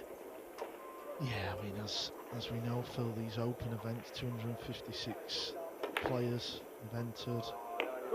And we've got, pool players from sort of all walks of life. We've got champions, legends of the game, and snooker players, English 8-ball players also have entered this year, and this seems to be a bit of a theme. It's almost like pay your money and have a go. You see your level. So obviously Jack's a late entry into the event.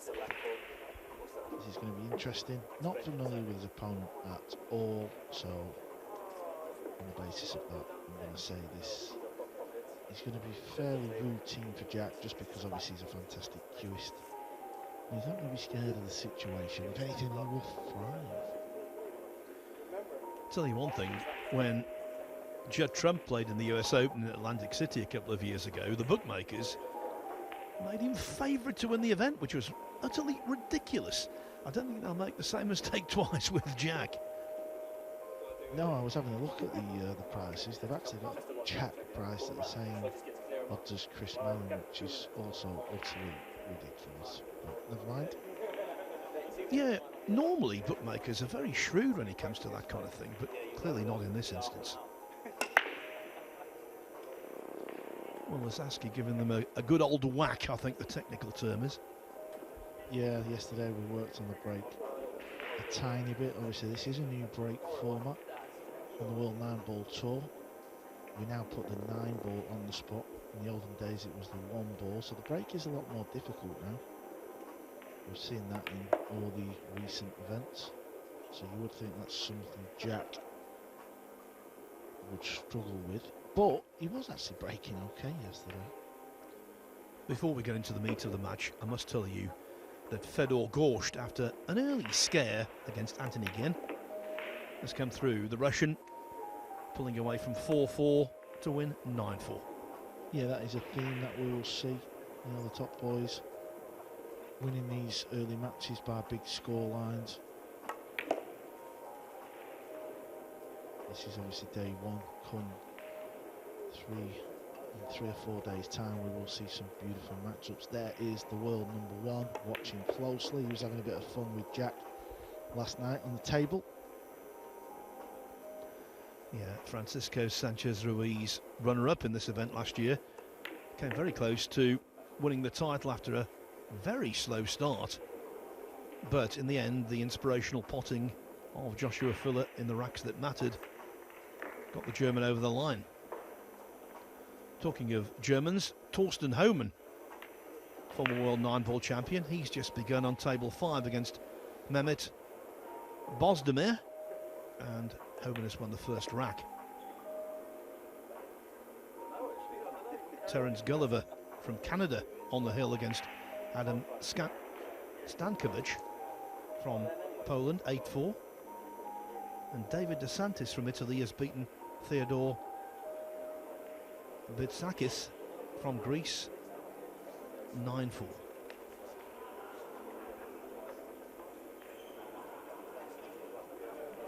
So this is your first match, Carl. Therefore, I feel obliged to ask you, before we get into the meat of the tournament, to give you, or to give us, your prediction. Have yourself and JJ made a prediction? We haven't actually, so I will respond to yours. Okay, make a prediction. Let's see. I'm going to go with...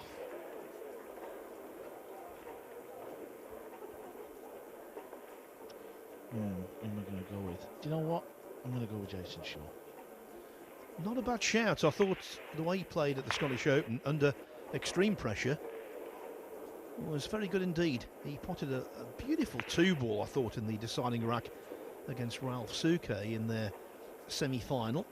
Went on to clear to win 10-9, and then he was 8-2 down and 9-7 down in the final against Victor Zielinski, but he got the job done. Yeah, I'm just going to base it off the fact that he's coming into this with a victory, and pool and many other sports, you know, winning breeds confidence, and I just feel like pool players, as we've seen with Sanchez Ruiz, they can sort of go on one, things seem to happen, the game seems to look easier when you've won a tournament, and of course he's yet to do it on this matchroom stage, the events where we are here, Phil, you know, doing comms, and it's the full production, so he's far too good of a player not to win one of these one day, so that's my pick. Well, for what it's worth, which is nothing, I'm going to pick and go out on a limb and say the defending champion, Joshua Fuller. Well, how about that for a lag there, Phil? Look at that. Jack Lisowski wins the lag. David Al-Qaedi watching with great interest. He judged that one absolutely to perfection. Okay. Snooker superstar, very talented lefty, Jack Lisowski with his first ever break. Now this is the fun part. This is where we was having a little bit of fun last night with Jack. Didn't really know what was going on. Trying to just explain, just think of it as the shot after the break. You can play or push. So now let's see if he remembers to tell his opponent to push. That he's playing the push. He's just making sure he can do. This is how much of a novice he is.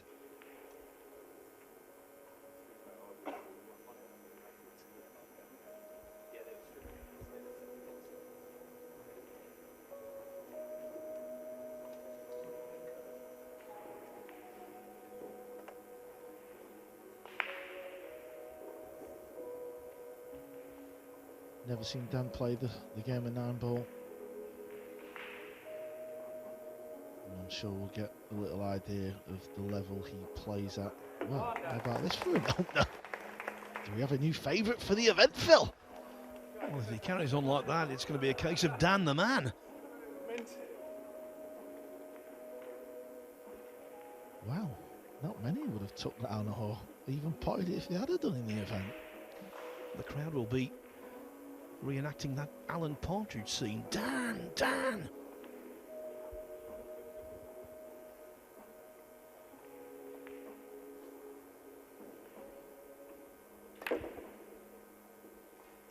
Not so much there, though. Just didn't get the cue ball out enough. Yeah, that's the beauty of 9-ball pool. It's all right playing one or two good shots, but you've got to clear the rack, haven't you? How many times have we run the table and missed the 9-ball? He's the wrong side of this ball. Cue ball's going away from the pink force. He's got to play this hard. Didn't play the pot. Decided he couldn't get back on the pink ball. Now this is interesting. Obviously we know these snooker boys, great cueists, great potters, but we do see them missing balls on the pool table. Didn't play the pot, played the hook. That's okay. I think the prime example of snooker players struggling in 9-ball was last year at the World Cup. The tie pairing, well, they were all over the place. Tepchaya Anu and Nopon Sankam were missing balls you wouldn't believe. Yeah, I was looking at Jack after that shot. I'm sure he held his hand up. If he did, that means he went for the pot.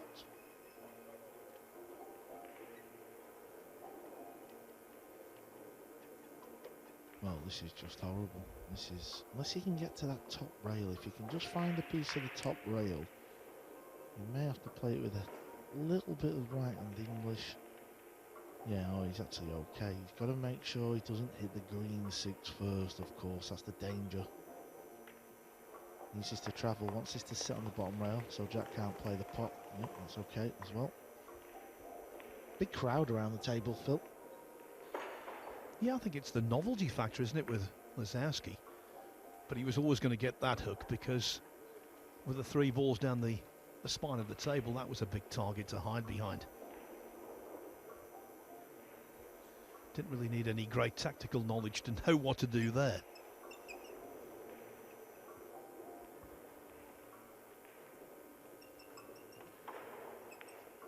Jump cue is out. If you can see the potting angle and he does pot it, you've got to get the cue ball certainly coming over to the left side of the table just so he can see a piece of the pink 4 ball. He'll be enjoying this though, Dan, won't he? You know, he's entered the UK Open as a complete unknown, loves the game of pool. Duong Jack Lisowski. This is what can happen when you enter these open events. I mean, look at Sufi at the World Championships, just come from nowhere and lost in the final.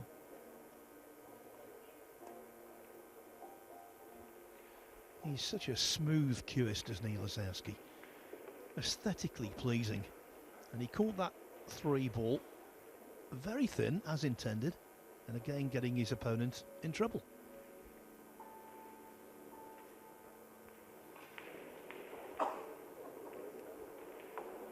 Also in trouble on table 2, Mohamed Daydat from South Africa.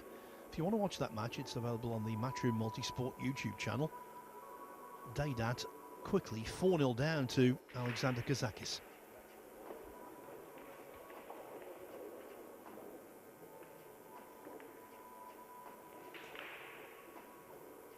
He's had a good look at this. Got to hit a rail after contact. That's going to be ball in hand. Wonder if Jack knows this though, because there's no referee. You don't think he knows, does he? Yeah, he doesn't know. That's funny, that. That is brilliant. And Dan's not even told him. Maybe Dan doesn't know. Oh, he's just telling him now, look, he didn't hit a rail. I actually said to Jack yesterday, I said, you do know after contact you've got to hit a cushion. And he was like, right, okay. And I said, have you played in the snooker shootout? Just think of it a little bit like that. Good analogy, actually, and very sporting from Dan Sir. Well done, sir. Yeah, I mean, he's looking at the 3-9 combo, but there's no need to be attempting that. Just pop the balls, they're all in open play. Yeah, that's more like it. It's actually funny, you know, some of these snooker players, I just presume that they know the rules, really. You know, a lot of the pool players, we understand probably 90% of the rules of snooker, but it seems these snooker players literally haven't got a clue. And the beauty of Nineball pool, Phil, is the fact that the rules are very simple. You know, they don't change. You know, the game of 8-ball, you know, there's about 50,000 different sets of rules all over the world, but 9-ball is just very simple. You know, wherever you go, it's the same rule set. This is not ideal. This is a little tester early on. And it's the miss. When I get to snooker tournaments, the players say, those pockets are massive. How do you ever miss one? Well, Lisowski's suddenly discovered that you can miss one, as Trump discovered at the US Open. Yeah, that was another thing when we walked in the arena yesterday. We walked past one of the tables. Jack looked at the table and said, they look tight, them pockets. Are they always this tight? I said, well,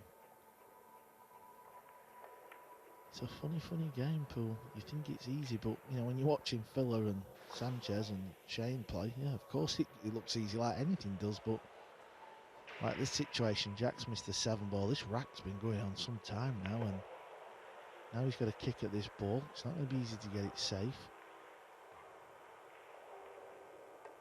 Playing off the one rail, trying to put it in the side. A little highlight reel there from Lisowski. That was terrific.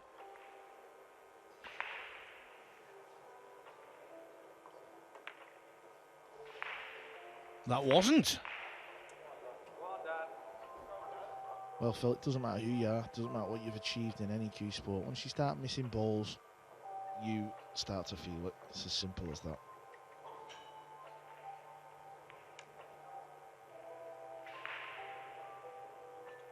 Well, this might end up being one of the strangest racks of the tournament.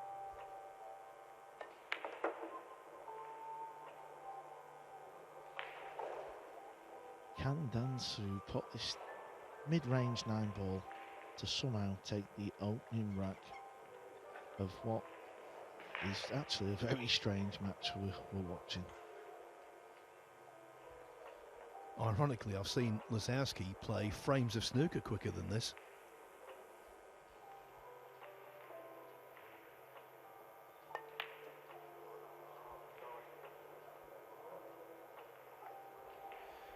But I tell you what, folks, he's not missing this 9-ball.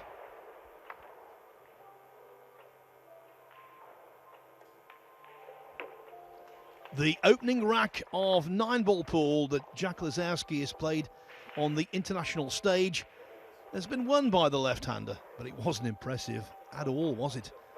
The 8-ball missed. He looked as though he was still very much finding his feet.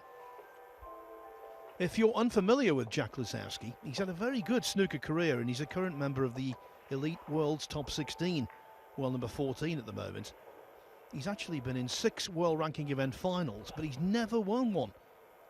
He has lost to very good opposition, of course, in all of those finals. He's been in events in the title match in Latvia, China, Scotland, Germany and Gibraltar. Yet to bring home the silverware, though. But just to put into perspective where he stands in the world of snooker, he's got to the quarterfinals of 25 world ranking tournaments. Well, this is a smash and grab. Second rack he's ever played, and he gets a golden break. He can't hide his embarrassment.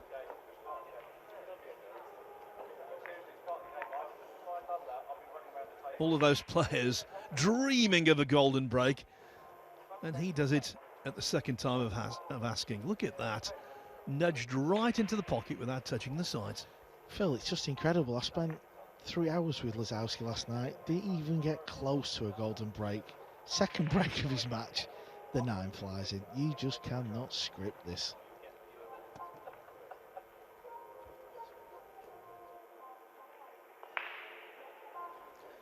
I think he's really enjoying himself, and quite rightly so.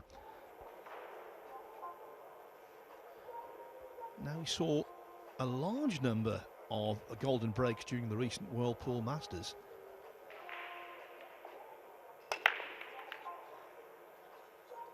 Not two in succession this time, though.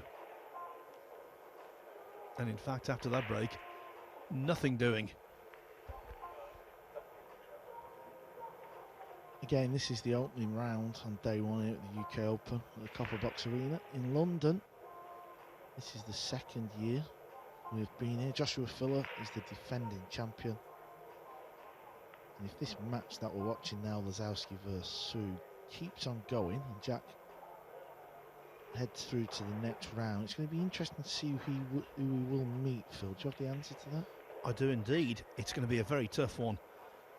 Steve Higton, or much more likely, Mieszko Fortunski, who's just coming off a tournament win in Finland. Steve Higton, blast from the past. He was one of the original English nine-ball players from back in the day, Phil, when I first started playing many moons ago. So good to see him back in the nine-ball event. Yeah, and let's just say it's going to be Fortunski. We all know that's going to be a step up and a different level of opponent for Jack. So yes, they've actually started. Fortunski and Higton over on table 9. Fortunski winning the first couple of racks.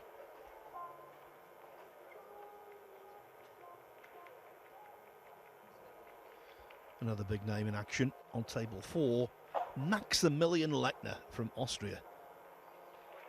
2-0 up on Tashunka Vitko of Spain.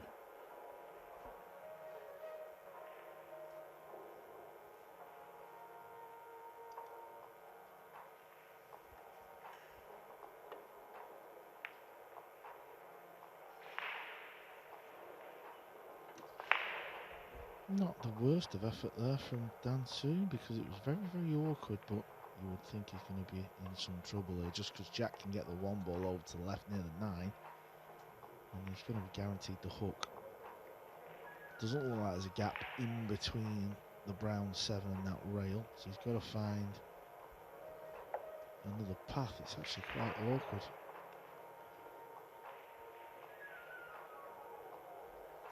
Word association here, Carl, talking about Jack Lisowski. James Jack from the UK has won his first match against Tom Staveley, fellow countryman, 9-4. Well, he thinks there's a gap there. Well, only he knows. It looked very tight to me. This is where the pool player is very smart in these instances, and this is where Jack would of course struggle. You know, he's nowhere near had enough time on a pool table. You kind of learn from a kid, you learn from losing, you learn from playing better players, pretty much like you would have done in the world of snooker. I know he's still looking for that elusive big title in snooker, Phil. Yeah, we were talking about this earlier with Jeremy Jones. People say, I think far too flippantly, it's only a matter of time. Now, in terms of ability, yes, that's the case, because he's certainly good enough to win not just a tournament, any tournament, but you can't say for sure he's going to win one. That's the way sport is. There's no guarantees. Is he chasing the 9 here? This is madness. Well, there isn't a player in the top 16 that would play that shot. And if Jack was not a snooker player and he was a 9-ball player, it wouldn't take a long time for him to not chase the 9 himself in them instances, let me tell you. You soon get punished for them sort of shots at this level. Yeah, it was a good effort, obviously, but ill-advised. Can I ask you a question, Carl? He's got all of the technical attributes. He's a great cueist. When he's playing well at snooker, he makes the cue ball talk. If you were able to coach Jack and be with him on a pool table maybe 4 or 5 hours a day, playing in tournaments regularly as well. How long do you think it would be before he became world class? Yeah, good question, Phil. I suppose for a start, it comes down to the person, doesn't it? You know, how bad does he want it? You know, when you look at Joshua Filler, the defending champ, still practices day in, day out like a maniac, and that's why he's, of course, still at the top and, you know, clearly one of the favourites to win this event, or certainly go deep. You fancy him being around that match. He'll certainly play a part in this event, won't he? Even if it's losers qualification round, you know, that round where players come through the left side and you have that last match to qualify for the last 16. Often one of the top boys, if they do get beat, it might be that match quite a lot of the times, but it's very difficult to tell, really. I mean, is there a snooker player what's really come across and decided that snooker's not really working for them, so they're going to play pool? It definitely wouldn't be days or weeks, probably not months. I think you need a good couple of years. Yeah, you've got to play in all the events, you've got to go through the pain, and you've got to be, you know, you've got to learn from them mistakes, them shots that you've played and thought, well, that's not worked out. And there's a lot more to the game than people realise. That was one of the remarkable things about Alison Fisher. She made the acclimatisation from snooker to Nineball pool and dominated the female game, didn't she, after just a few months? Well, yeah, but I think the ladies' game wasn't really strong, Phil. I mean, you know, when you look at Alison and Kelly Fisher, they still play Nineball a little bit like snooker. They play a lot of stun shots, play the game that way, as where if you look at an out-and-out Nineball pool player, you know, obviously I've always sort of grown up calling it American pool, but you know, when you watch Shane Van Boening play, they play the cue ball, they let the cue ball do the work. And that's something that is not going to be in Jack's armoury, because he's used to stunning the cue ball around the table. Yes, and when he plays snooker, he doesn't really have to think that deeply about how to play. Obviously, he has to think about the shot selections. When it comes to this game, the mind is working overtime. Okay, well, we've seen Jack's attempt at the jump shot, his first jump shot of the match. He missed the ball. Dan Su had ball in hand. He's decided to play for the combo. But this is a little bit... It's not a messy table. But if you're not really familiar with the game, it kind of looks messy, but it actually really isn't. Anyway, he's going for the combination for his first rack.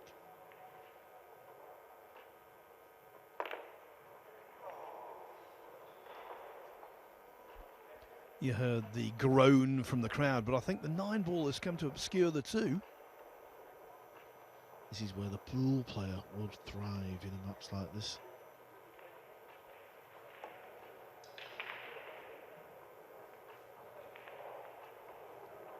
Yeah, that's not the worst of efforts, is it?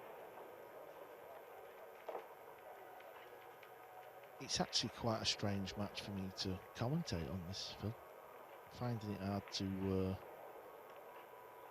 understand what's going on, because you're so used to watching like the top boys, and you know they play the game right. You can see what's going on. Obviously, we're in this situation. It's hard to call any shot really, because they're going to play their own game. Yeah, to put it diplomatically, the patterns are entirely unconventional.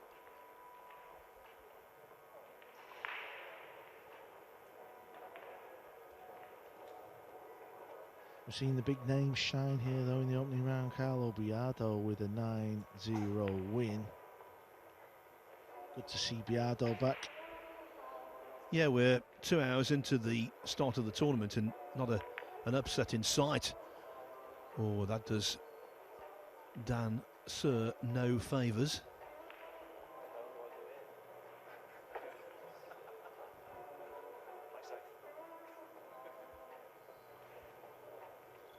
Good to see him smiling though. You may as well enjoy this match. It's not every day you rock up at the copper box and play Jack Lisowski at Nineball.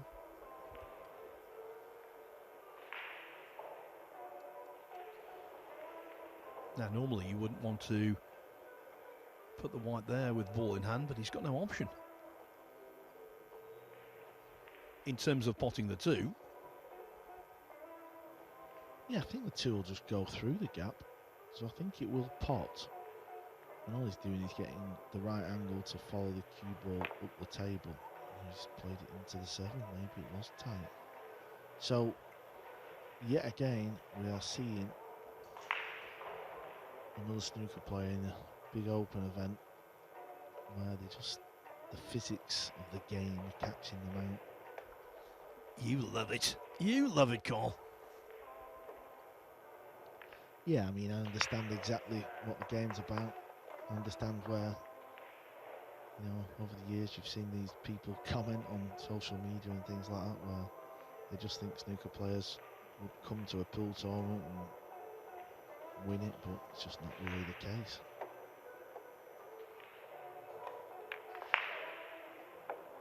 This is turning into a bit of a car crash match, this, Phil, it's fair to say.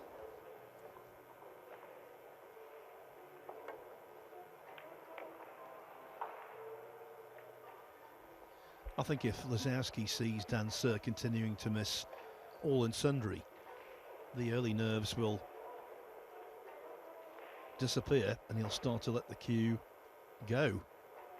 And then we'll see his true colours. Sir has had a terrible start. Yeah, Jack will know, won't he? Well, I'm going to say Jack will know his opponent. He's not going to threaten him today, but Jack just can't seem to pot a ball at the minute. And you see, that was a snooker shot, wasn't it? Didn't need to get perfectly on the 4. I thought you meant because it was a red ball, Phil. Wow, this is someone needs to turn the light off on this table, Phil. Can we flick over to table 2? Watch Kazakis. This is incredible. This is a nice shot, little stun run through, play the hook. Yeah, I like it. I like it a lot. It's that old commentary cliche, Carl. It's a comedy of errors, but no one's laughing.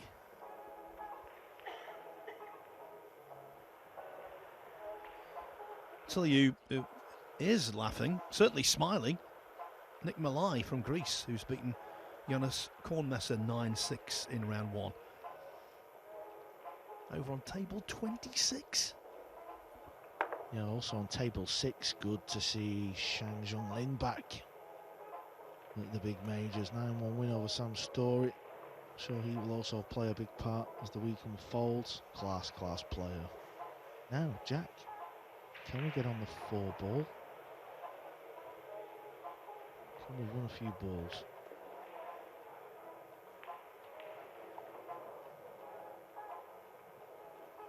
This is just a situation where you feel like any Q Sport cueist is going to be able to pop the balls and kind of navigate their way around the table.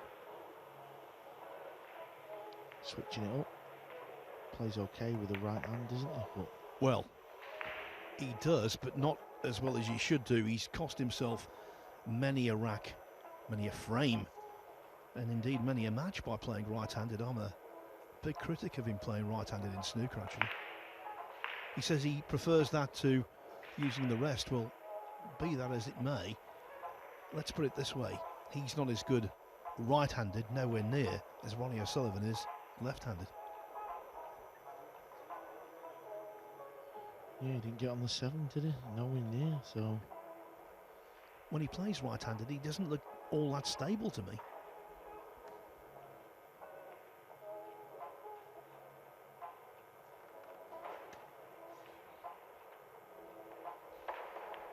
Good win for Welshman Marcel Price. He's beaten Dimitris Tsiampanis of Greece 9-3.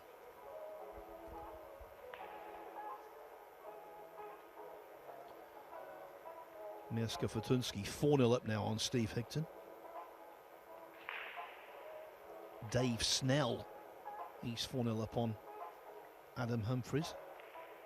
Max Lechner 4-0 up on Tashunka Vitko.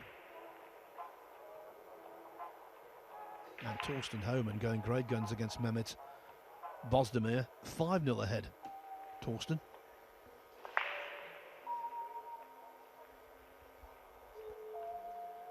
In the glare, in front of the cameras, Dan Sir is melting.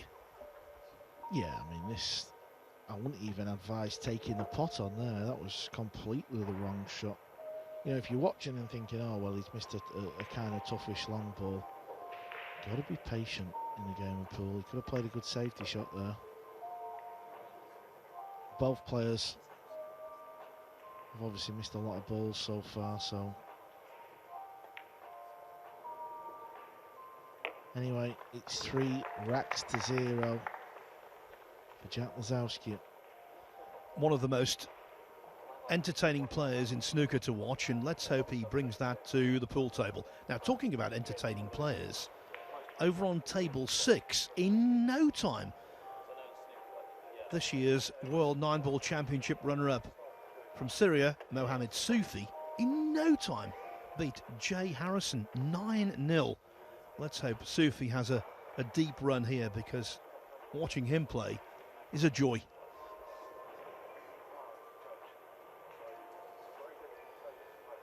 So many Greeks in town for this event, including a good friend of yours, Carl, Nikos Economopoulos, 6-1 up on Mark Ingram.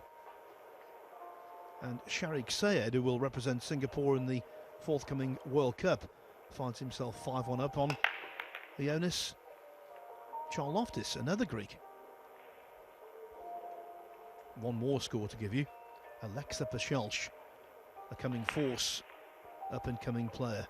He leads Ross Cable 7-0.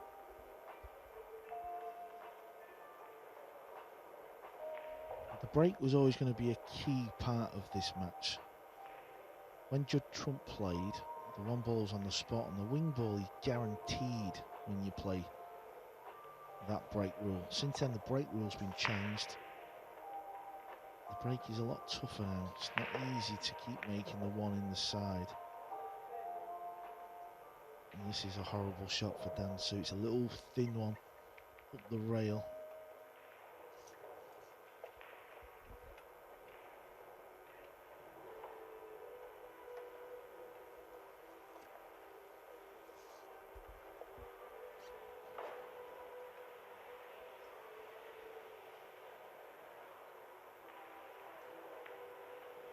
Yeah, they're horrible then. When you're sat behind them and you're playing the shot, you know you've got to take it on, but they just always seem so brutal.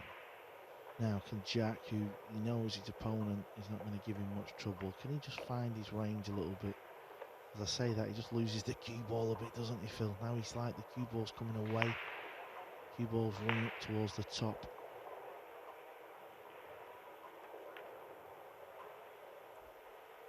Another ball missed.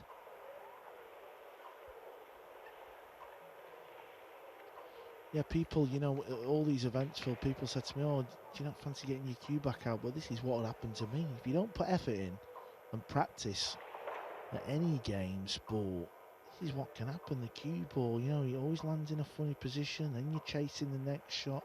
You end up missing balls, and when you miss balls, that's when it becomes difficult.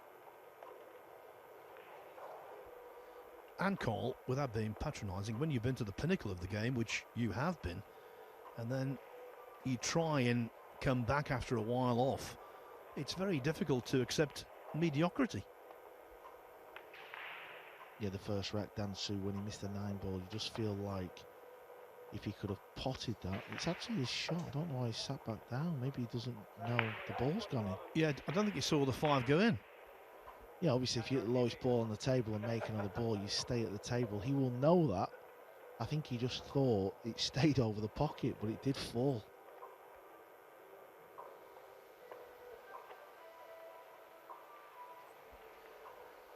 So Lisowski not aware he had ball in hand. Dan Sir not aware he knocked a ball in.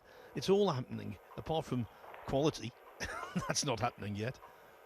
It would be nice to see Dan win a rack, though. You know, he missed the 9 in the opener. You don't want him to play a match like this and not win a rack. Of course you don't. He will get chances now. Can Jack see the edge? I don't think he can. We're going to see another jump shot. At least he's trying the jump shot, though. That's kind of cool. Well, you said it was nice if we could see Dan Sir win a rack. Be nice to see Mohamed Daydat win one against Alexander Kazakis, but it doesn't look likely. He's 8-0 down on table 2.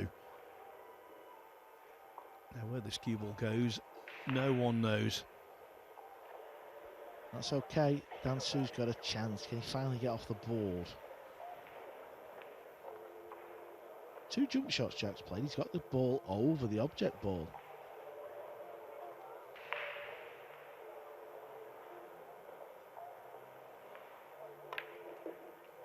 Needs the cue ball to keep rolling.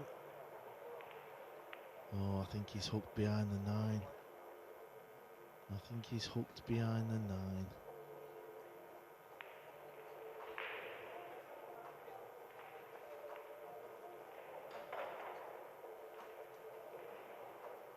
Yeah, I mean, he could have left the cue ball further to the right there, Dan, and found that gap.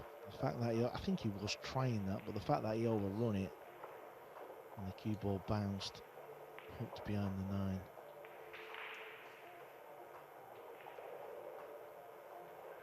Kicking behind this pink 4, trying to put in the left centre would be a good option. If you miss that and get close, 4 ball's going to find the bottom rail.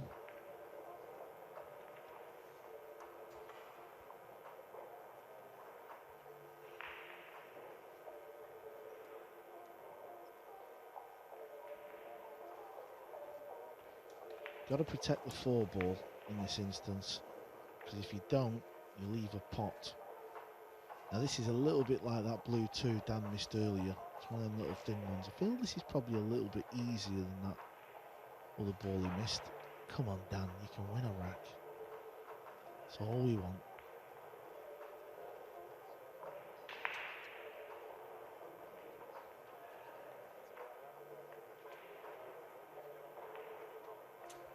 Just caught the rail. Jack can go rail first here. Pot the pink 4.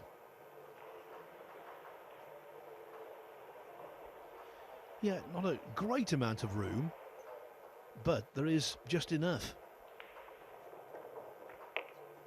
Q1 needs to slow down because of the 9 ball. It's amazing, isn't it? It's amazing where it can go. Jack will have felt like he can't fail to land on the 6 ball there.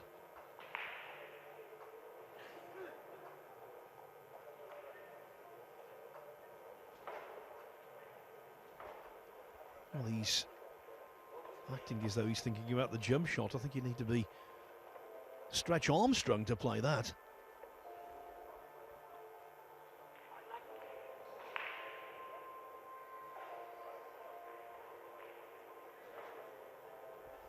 A particularly tall basketball player might have trouble reaching the jump.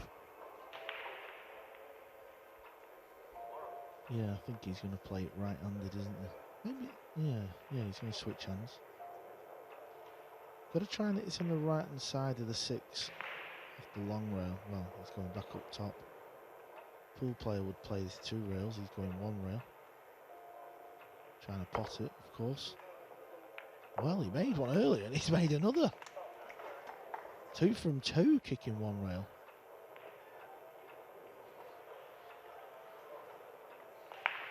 There's another. Look at that, straight on the pot now. Incredible. And then the 7 goes astray. It wasn't easy. So Dan's supporters giving him encouragement. Come on, Dan, they say. Yeah, all the people watching want Dan to win a rack. We want him to win a rack as well.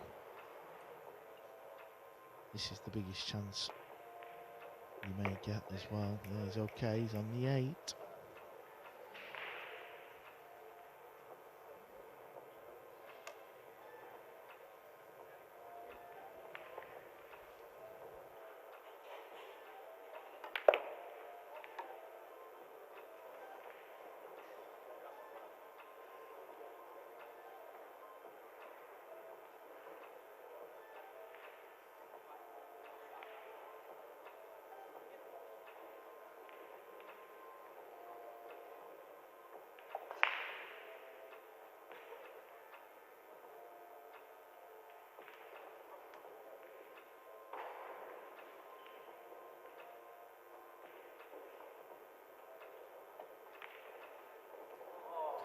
Looked at the potting angle, just didn't hit it thin enough. What a shame.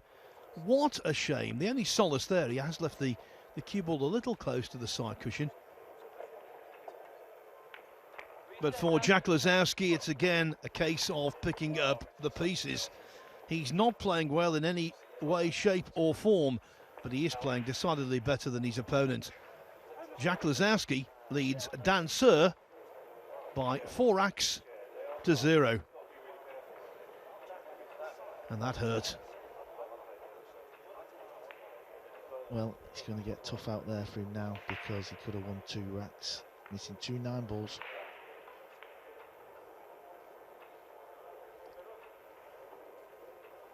And of course, the more racks that Jack Lisowski gets on the board, the more his natural talent, which is considerable, will come to the surface. I can tell you, Kevin Lanoy and Walter Alekra, they've gone to the hill on table 16. 8 racks each. Paczynski's 5 racks to 0 up over Steve Ipton. The winner of that match will play the winner of this one. Made the 1 ball on the break. At least he's breaking pretty hard as well, Phil. Often when we see the snooker players come over and attempt the game of 9-ball, the power in the break is something they lack because they stand more square on, as if they're potting the ball. You know, your regular 9-ball pool player will stand side on and get the body moving through. So Jack is creating some decent enough power. The combination was never going to be easy. Doesn't matter who's playing that shot. Quickly, let me tell you about table 3. Hayato Ijikata from Japan leads Hunter Lombardo 6-0. Oh, and this is turning into a nightmare for Dan.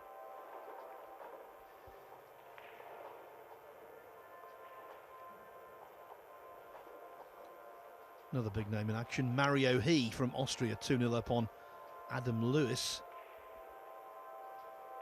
As I said before, if you want shocks, well, there's nothing doing in that regard so far today. Well, that'll work out nicely. That little bump, full ball on 3 sets Jack up nicely here. He said earlier, very good cueist is Jack. Very easy on the eye. I've always thought that when I've watched him play snooker. Missing some uncanny balls here. He didn't really miss a lot of balls last night when we were practicing. He didn't, which they usually don't, but yeah, this is just bizarre. I think in certain snooker matches, he has been definitely the victim of excessive nerves, and I get the impression he's a little nervous today, out of his comfort zone, and you can fully understand that. Yeah, it just builds up when you miss a few balls, and then certain positional shots you're looking at and you second guess yourself. That's all that's happening here. Got to bend the cue ball round the 9. Nope, it's a foul, ball in hand. You know, just watching where the brown 7 was going, to see if it would tie the purple 5 up. It hasn't. Well, without wishing to be unkind, if Dan Sir continues to play like this, he will not win a rack. Mohamed Daydat came all the way from South Africa, and he didn't win a rack against Alexander Kazakis. I can tell you over on table 2, Kazakis has completed the whitewash at 9-0.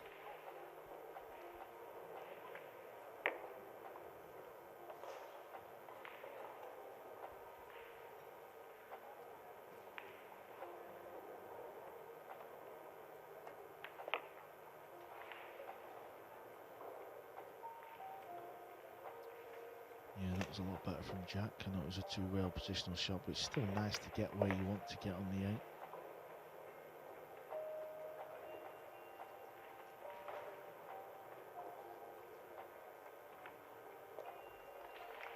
Now that was a nicer sequence from Lisowski.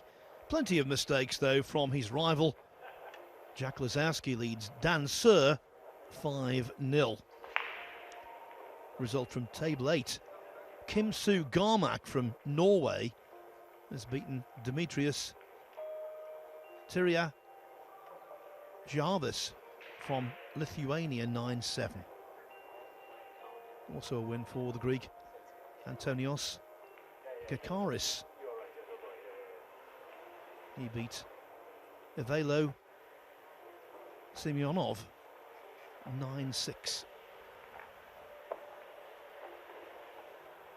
Some of these are new names to me, Carl. I think I'm doing okay. I think you're doing fantastic, Phil.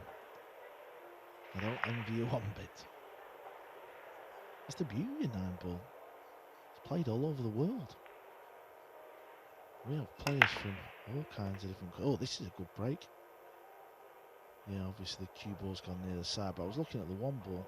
We know by now that's what players are trying to pot in that side, so the fact that Jack made it is good. Incredible how the cue ball stayed on the table. Look at it there. Unbelievable. Tough pot this though, if he takes it on. Yeah, I don't blame him. It was too nasty for try and cut in, and he's done a good job there. I think that's been the best part of his game so far, when he's had a clear idea of what safety to play. The execution has been okay.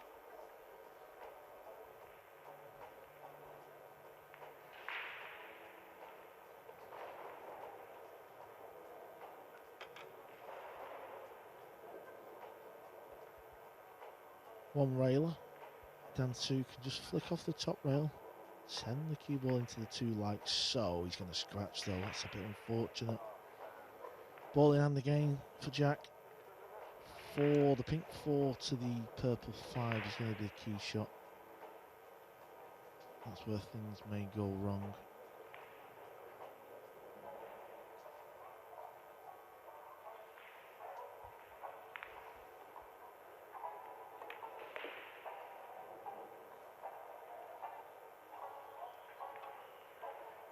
Here we go, switching up, playing this shot with his right hand. Yeah, look, technically, okay, it's functional, but it doesn't look as though he's as fluent with that hand as he is with the left. Nowhere near. And then goes back to his normal left hand and makes a mess of it. I think he actually miscued there, you know, because he was playing to draw the cue ball right back, and the fact that the cue ball didn't, here's another look. Yeah, it sort of looked like a bit of a miscue. Carl, you always make this point, and I think it really is pertinent to this match. The one thing that snooker players can't quite grasp when they come into Nineball pool is how big the balls are. Yeah, well said, Phil, actually. Yeah, anyone who's only ever watched Nineball, I've had it, you know, over the years. I've had friends come round to my house and we've gone in the games room for a few drinks and a game of pool before we go out, and they've said the same. They said, I just can't believe how big the actual ball is. To put that into context, the pool cues, what the players use, range from about the thinnest you maybe see from a top player would be 11.8 millimetre up to 13.5, personal preference. Just about cut that back far enough. Yeah, I like what Jack's doing here. Just get down, try and see the shot and play it. Don't overthink it when you're just putting the balls.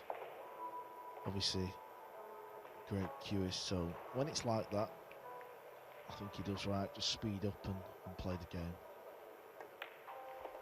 Yes, we can't overemphasise just what an inspirational cueist Jack Lisowski is.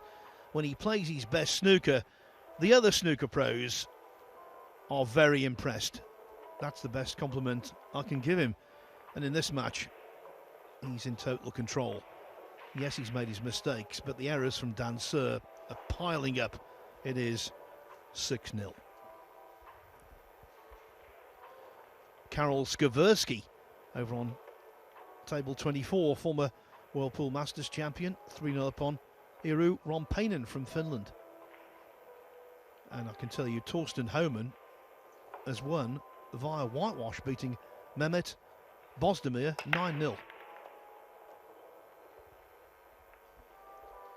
Well, no 9-ball in this time, but the 1 and the 8 disappear.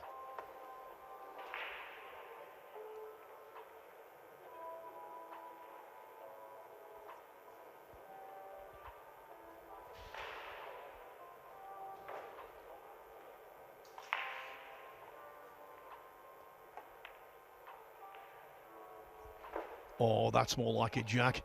That's more like it. And the red 3-ball floats down the rail.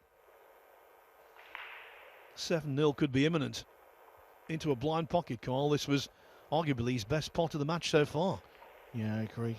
And to land on the 3-ball the way he did, just to come past the pink 4 was ideal. You can tell he's just picked up his pace a little bit. He knows when they're open, just kind of get on with it, play the pot. He's probably a little bit shocked as much as we are, some of the balls he's missed, because you expect him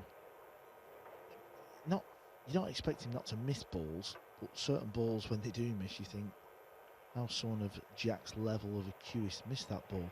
Yeah, the game of pool in itself is where he's going to come unstuck. It has to. Even the break, but like you said, Phil, he's actually broke okay, hasn't he, in this match?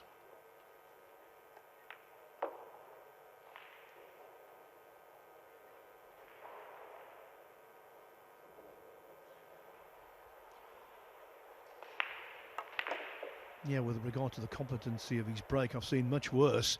Look at that, got into the cue ball far too much. Played for the 9 into the top left. Yeah, that's just something where in time Jack would land on the 9 in the corner. But the 9 to the centre, no issue whatsoever. It's entirely one-way traffic. Jack Lisowski leads Dan Sir 7-0. Looks very much as though Lisowski will play Mieszko Fortunski next up, because Fortunski is 6-1 up on Steve Hickton. 6-1 also for Dave Snell over Adam Humphries. Luke Rollison and Leo Boscher, both UK players, have shared the first 2 racks. Marco Dorenberg from Germany leads Paul Chung 5-1. Dimitris Lukakis from Greece, he leads George Haag of the UK 5-1.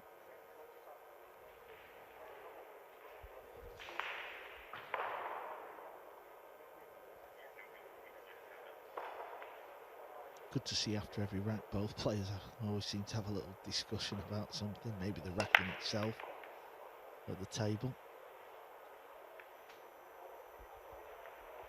Dry break. Once you at the table, quite a tricky 1-ball in the opening rack if you cash the 9 back.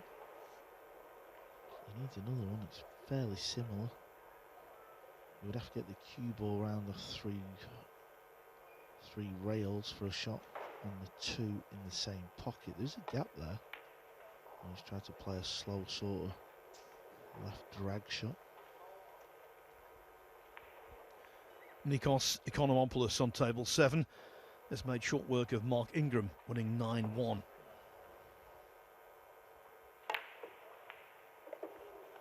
Well, Jack Lisowski fires in a full table long bank. That went in pure as well. Got to be careful here. I think he's fluked the 9, Phil. Yes, he's fluked the 9 in the bottom left. Well, he fluked the 2 as well, didn't he? But it didn't matter once the 9 had gone in. I'll tell you what, though, I like what I'm seeing from Jack Lisowski. He's not pulling up any trees. The standard hasn't been brilliant. But as far as a debut goes, I think it's okay. Well, how on earth has he cut the 9 in that corner? The things you see on a 9x5 pool table.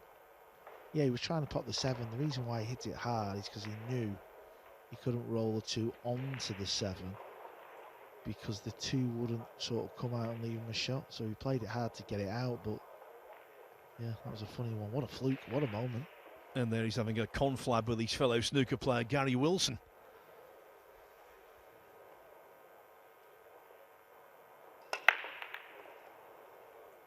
Just hit the brake a little bit full. That's all that's happened there. You've got to kind of hit it.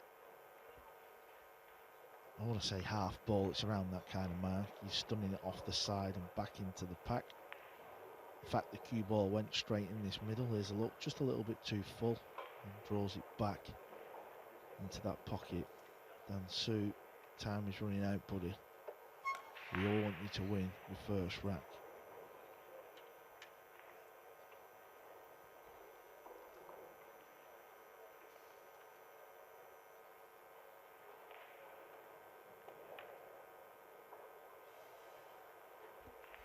Can't see it happening. No, I'm afraid not. But I'm sure he has enjoyed his experience nevertheless, you know.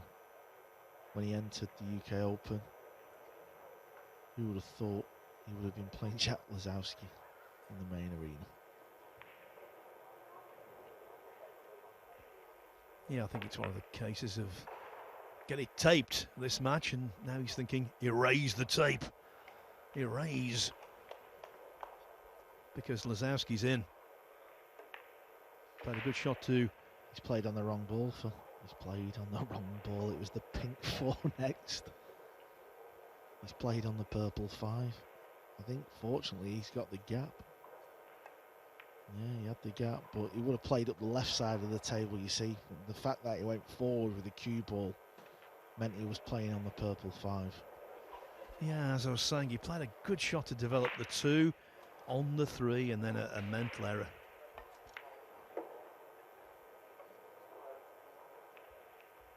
Nice shot there to miss the 7 and come back out for a shot on the purple 5.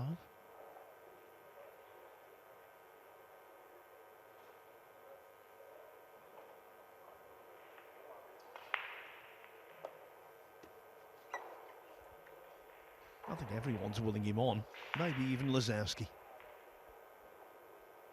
Yeah, you're probably right there, Phil. He needs to take care of this one. Yep, it's just not happened, has it?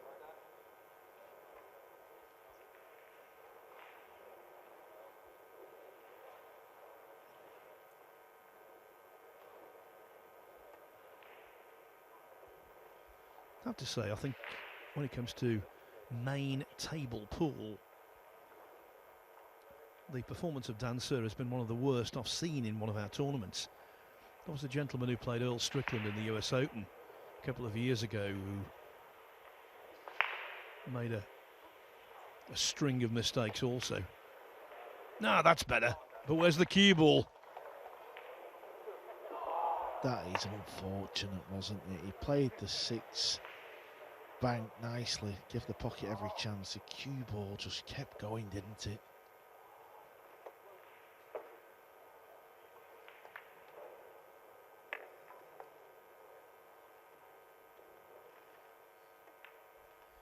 The 7's in, the 8 follows, and now the 9.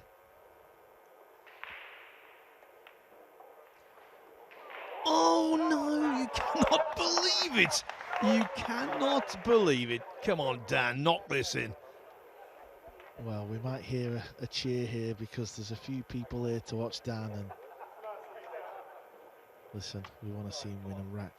Didn't look like it was going to happen.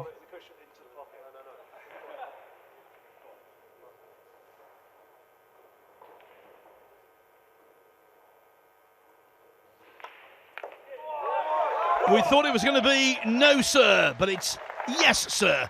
Dan gets on the board. Jack Lisowski missing the 9. No one expected that, but I think it's a nice thing for Dan to get that rack.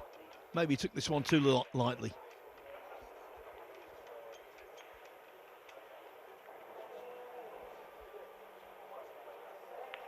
He will never again, Jack Lisowski, when he's sitting in snooker players' rooms watching pool on TV, never again will he engage in that conversation with his fellow pros. Oh, it's easy. These pockets, you can knock them in, no problem. How can you miss? He will never again say that. This is the moment Dan Su won his first rack of the UK Open against professional snooker player Jack Lisowski. Good to see guys having a chat there at the table. After every rack, they've been having a little meeting there, a little bit of a coffee morning meeting point. I wonder what they're discussing there.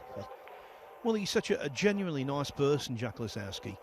I think he would be a dream to play. No edge about him whatsoever.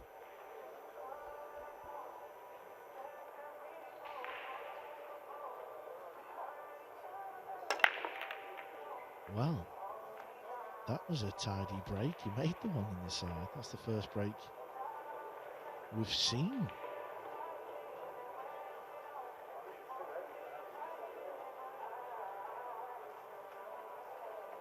There's another look. Yeah, that works okay indeed. I think he can put this, can't he? Yeah, in the side. Has he made it? Yeah, so this is not easy though, Phil. This is not easy at all. I don't even know if he can go forward with the cue ball. He's got to get from that red 3 back down. Kind of where the cue ball is now, a little bit lower for a shot of the pink 4. Oh, watch this. This is horrible. Hard, stun, draw type shot. Yeah, not going to be easy. He's fluked it, but he's no pot on this ball, but he's still at the table.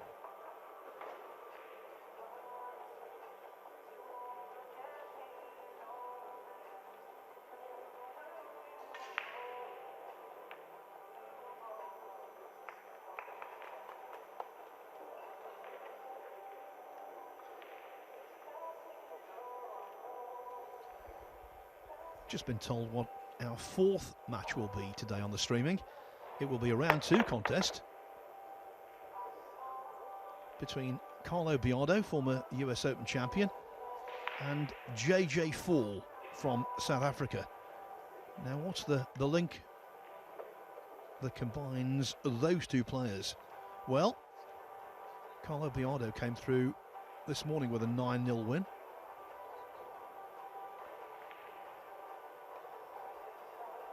And so did JJ Fall.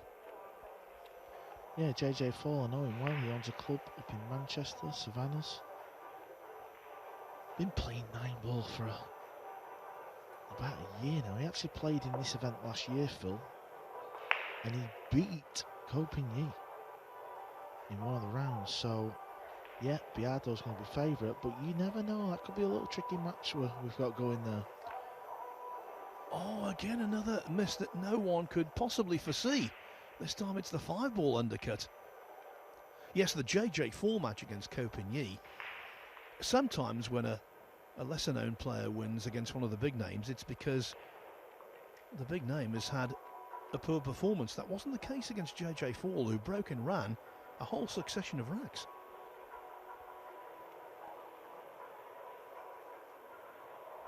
So that's match 4, Biado against Fall. Has he fluked it? Doesn't look like it's got enough pace to reach the pocket. No. Oh, this is a good chance now, rather, for Jack to put this to bed. He can go rail first, spin the cue ball over to left. Oh, he could see it. Okay.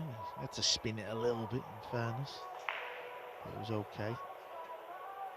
Emily Fraser, managing director of the World Nineball Tour. She's having a chat with a few of the players, and Shane Van Bonen's lurking. He's up next, right, Phil? SVB? He is indeed, yes. Looking forward to that. Against a Finnish player that we don't really know an awful lot about. What we do know is that Jack Lisowski can't put this match to bed. This time it's the 7-ball that goes astray.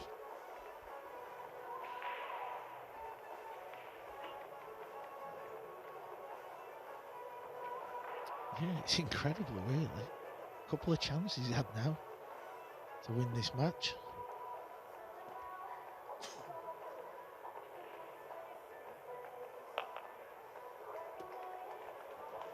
Well, the fans of Dansu have come to watch him. He's brought a few mates who are there front row, just to the left of the screen. That's where we're looking. So Dansu's right hand side. They'll get a little bit more noisy.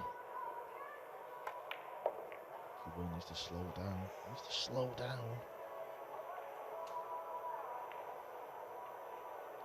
It's thinner than he wanted. Yeah, you can see Emily there in the white shirt, chatting to Gary Wilson, the other snooker player who's playing here this week. He's been playing a lot more pool than Jack, so he's a bit more adept. Is it there? It is. Second rack for Dan Su. In the Scottish Open final recently, a couple of days ago, Jason Shaw was 8-2 down to Victor Zielinski, 1-10-9. Comebacks can happen. I think this one would be a miracle if it did. But who would have thought that Dan Sur would have had 2 racks on the board by now when Jack Lisowski was over quite a simple match-winning 9-ball.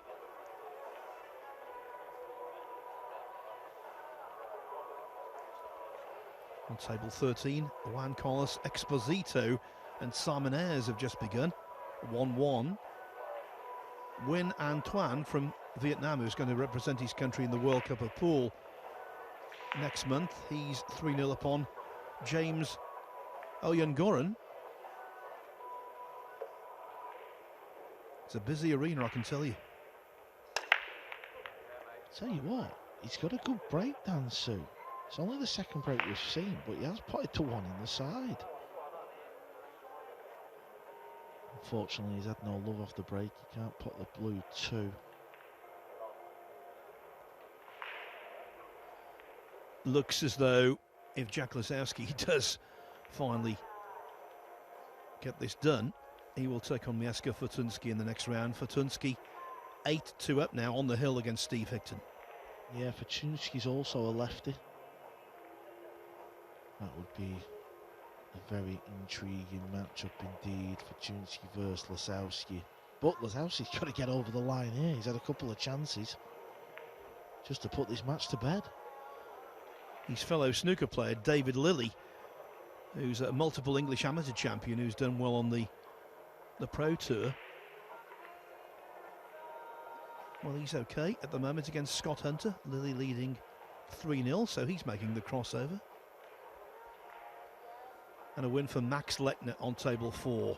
The formidable Austrian has beaten Tashunka Vitko 9-2. This is the exact scenario on a pool table where the game is very difficult. The bank shot wasn't on in the corner, and you've got to try and like find a safety shot. It's very, very difficult. It's almost like you have to play a percentage game a lot of the time. That's what the big players do. Oh, this is okay. This will work. This will work nicely. I wonder if he's going to set up a 2-9 combo if he gets ball in hand. Not really. This is going to be difficult to hit. Dan Sur there made a rookie error. He acknowledged he'd had some good luck even before the balls had stopped rolling, and where they did stop, it was obvious he was going to be in trouble. It's been played in good spirits, hasn't it? Both players have been laughing and joking and talking to each other. It's been nice to see.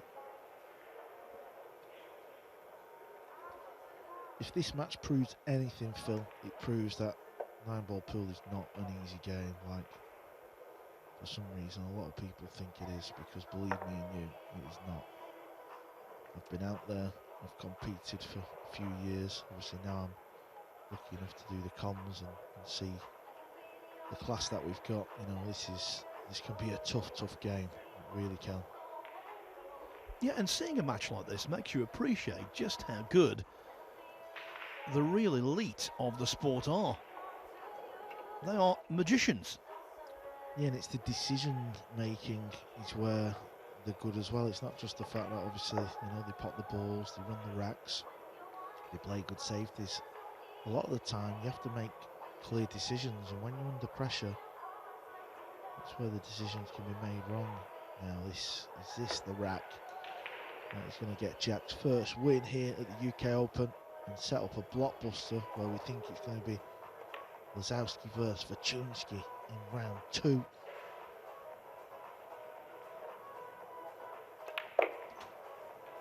Just landed a little bit straight on the purple 5, had to force it in. Now the cue ball's running away. Got to play the cue ball off two rails. Could end up hitting this too soft. He's going to scratch. He just can't get the win and rack. This has been insane, this match. Jack Lisowski has had chances to put this match to bed, but the cue ball is just letting him down. Just when you think the curtain is going to fall, the match continues.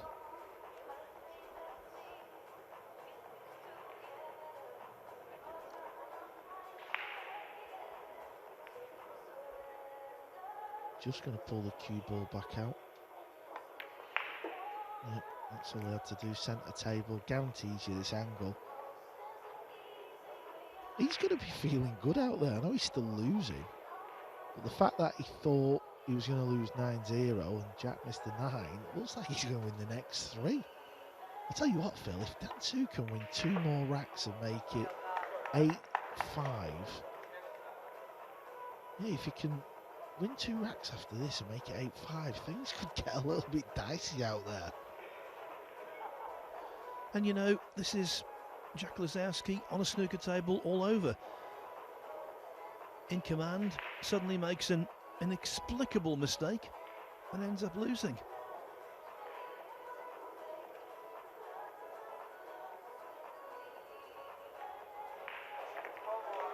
Not saying he's going to lose this one, that would be astounding if he did. But Dan Sir restoring a degree of respectability to the scoreline. He was 8-0 down at his lowest ebb, now it's 8-3. A couple of results to give you from the outside tables, neighbouring tables actually. Alexa Pachelch has beaten Ross Cable 9-1. And in an all-British affair, Tony Burton overcame Jamie O'Brien 9-3. Joni Uski from Finland on the hill against Masharif Zina El Abedin from Morocco 8-1. Gabriel Vasilashi from Romania 6-0 upon Carl Williams. Christos Papageorgiou from Greece 7-6 up on Andre Vansner. And Karol Skaversky, no surprise, 7-0 up on Hiru Rompainen. Hiru is the father of the much younger Rompainen from Finland, who is a real talent. Cue ball's a little bit too thin this time, that's why the one's not disappeared. SVB's lurking in the distance, he's up next. There have been a few times in this match where Shane's probably walked very close to the arena and maybe found himself walking back because Lisowski at the table has had a chance to win this match and put it to bed. Still obviously in a good commanding place in this match, but you just feel like he's got to sort of win one of these next couple of racks really, because things start to get a little bit silly out there and you'd be sat in your chair knowing that you should have won. It's another miss. Right into the rail. This is awkward though, to get from the blue 2 that deep in the pocket on this red 3. It's a nasty little shot coming up. We're talking though about the differences between snooker and pool, and one of them is you've got to remain intense to the very last shot, i.e. the 9-ball. In snooker, if you build an unassailable lead through a big break, it doesn't really matter what you do on the colours. If you're so far in front, you can't get caught. With pool, the most important shot is the last shot in every single rack. That wasn't a bad effort really, to draw the cue ball back through the gap. Be a brave man taking this on. He's got such an easy safety shot. Yeah, he wanted the cue ball near the green 6. Jack will hit this ball. He's to hit a rail after contact or pot it. Ball must strike a rail now, which it's going to. But he has left the pot. Dan2 can pot this long 3. It's by no means a gimme. But if he pots it, playing ball, he will have a shot on the pink 4. This is what I love about the sport of 9-ball. I love the fact that he can be down in a match. We've seen it recently, just at the weekend, the final of the Scottish Open, Phil. What about that one? Jason Shaw won 10-9 over Victor Zielinski. Zielinski was 8-2 up in that final. Wow, them middles are brutal. I thought that was going to fall. The fact that it didn't. Isn't it? Look, how does this not fall, Phil? Look at this. Well, that's the only good thing about the miserly middle pockets, as you call them. It's difficult for the cue ball to go in as well. Yeah, that was incredible.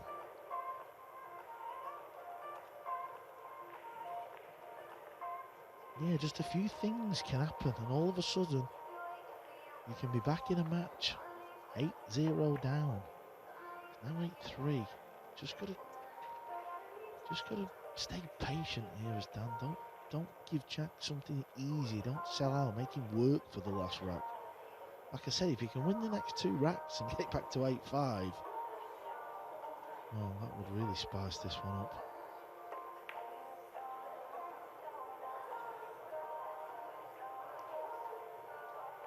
Fortunate leave.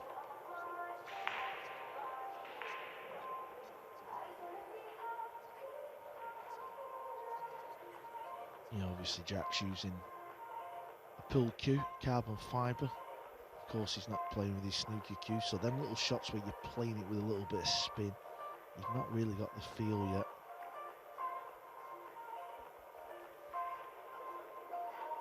Top of the table.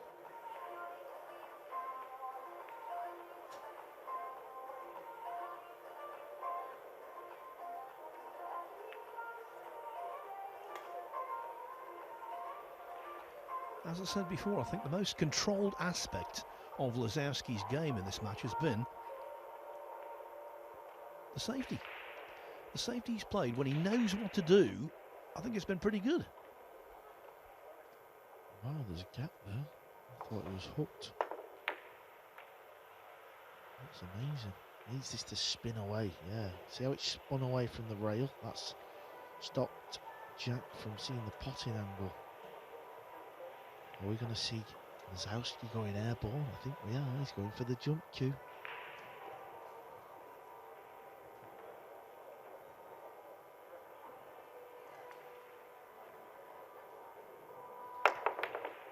Well, he's okay. He's getting the ball over the object ball, is Jack. Over the years, when snooker players have played in big pool events, thinking about the likes of Steve Davis and Tony Drago, who have done really, really well. Sometimes when players have pushed out, they've pushed out to a jump against a snooker player. You might not do that against Lisowski.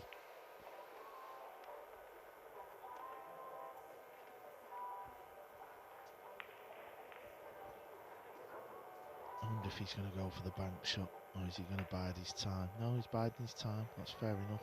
Don't blame him. Yeah, another example, Phil, where he's played a good safety shot there.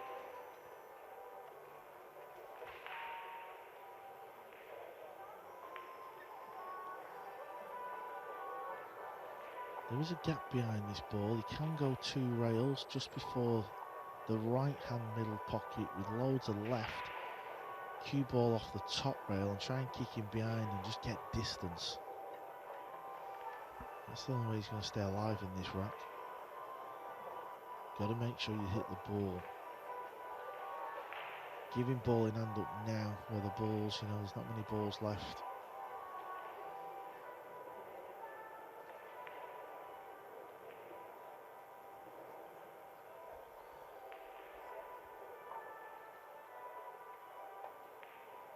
There's the left spin. Yeah, that's okay. Yeah, Jack can't pot this. He can play a combo. Pink 4 onto the green 6 if you're tuning in for the first time. That is allowed. 9-ball. As long as you hit the lowest ball first, if another ball goes in, you stay at the table. Yep. Now, Jack, can you put this match to bed?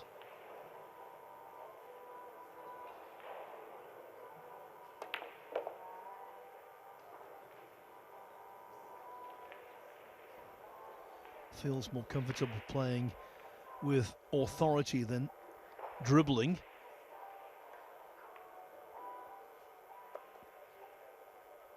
And hitting the purple 5-ball into the thick part of the pocket enabled him to hold on the 7-ball easier.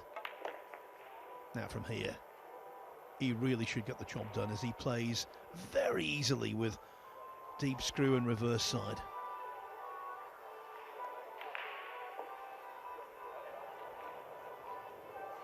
Yep, that looks like it's going to be it. It's been an interesting match. Yeah, he should, for all intents and purposes, have beaten Dan Sir, whitewashed him 9-0, but he missed the 9-ball in the 9th rack. Then Sir made a mini revival, but in the end, Jack Lisowski, on his debut in international 9-ball, gets over the line. Jack Lisowski wins by 9 racks to 3. So that's our second contest on table 1 of the day in the books. Table 2, the third match of the day, has begun. It is James Arenas of the Philippines up against Pierre Francesco Garcia. You can see that on Matchroom Multisport on the YouTube channel. As for table 1, well, up next after a 7-minute break, it will be one of the giants of 9-ball pool, arguably one of the greatest players in the history of the game, Shane van Boening. That's one to look forward to. We'll see you then.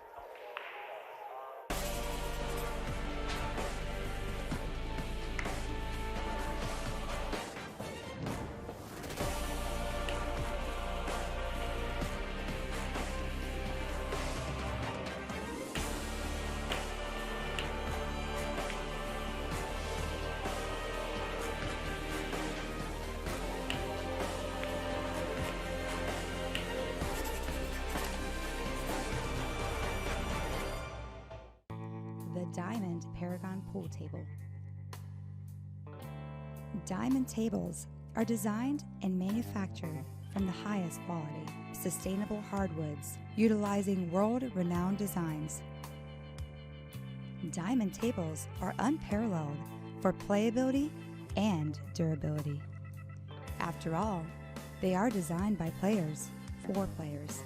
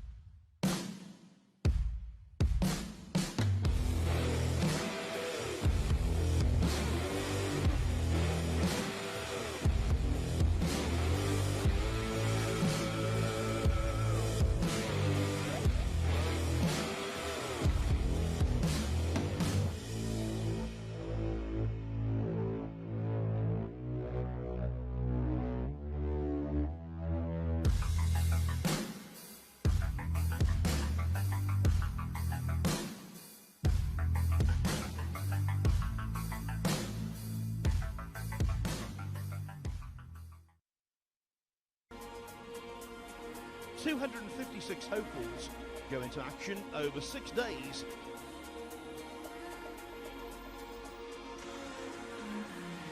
When an irresistible force meets an immovable object, something has got to give, but nothing is given yet.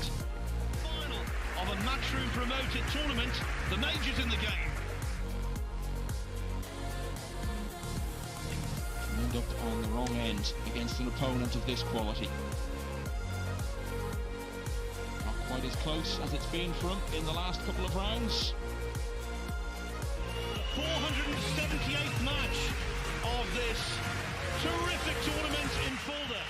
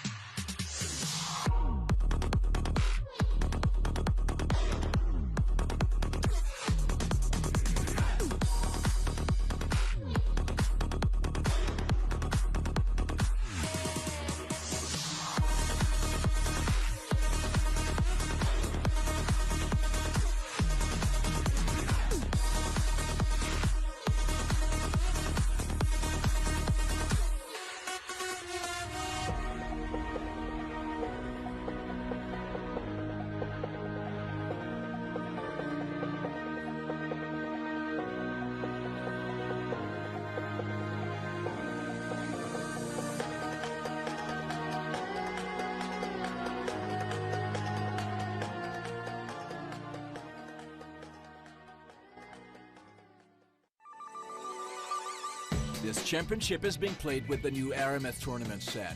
Featuring a unique molecular structure, it guarantees razor-sharp precision and unsurpassed longevity. Unquestionably the best bull balls in the world, this set is available in a TV and a value pack version, as well as in the new My Aramith Ranger of Ball and Q cases. Now you can bring and play with the best ball set everywhere you go. My Aramith, bringing new dimensions to your billiards experience.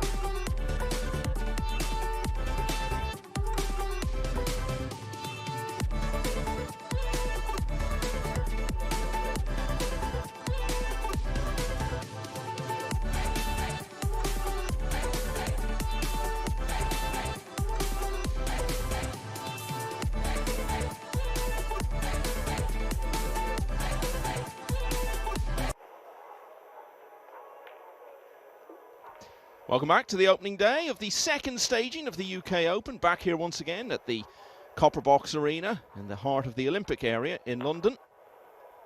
And we've just seen Jack Lisowski on his debut at Nineball, one of the world's best snooker players. Labour a bit, but get through in the end. Over on table 2, which you can watch live on Matchroom Multisport, Eklund Kachi has beaten David Black 9-2. Alex Kazakis threw against Mohamed Didat a little while ago by 9 racks to 0. And James Aranis, who we saw go so well at the World Masters in Brentwood a few weeks ago, has taken the first couple of racks against Pier Francesco Garzia of Italy. Here's what's been going on table 1. A couple of fairly comfortable wins, but it's taken a while to get through them. Duong Kwok of Vietnam winning 9-2 against Mehdi Hassan of Bangladesh. And Jack Lisowski, who really should have won 9-0 against Dan Suh, who was really struggling out there. When he let him off the hook, Suh got some racks back, but in the end, Lisowski is through on his debut, winning by 9 racks to 3. Next up, it's one of the all-time greats. Shane van Boening takes on Juuso Nutinen of Finland. Well, they say about certain players knowing their way around the table. This guy certainly should. He's actually one of the table fitters for the event. And this is a huge day for him in his playing career. I know Shane is a very good pal of yours. JJ, have you spoken to him at all since you got here to the capital of the UK? No, I was saying that earlier. I hadn't got to see Shane yet. Saw a few of the Americans. Saw Tyler this morning and Skylar yesterday, and watched a few of them play from abroad this morning, but no, I haven't got to speak with Shane. I think he's in a good spot, though. Got some nice rest. Got to enjoy himself for a couple weeks, and then went back to hitting balls about 6 or 7 days ago. So I think we're going to see a very refreshed and rebooted Shane van Boening.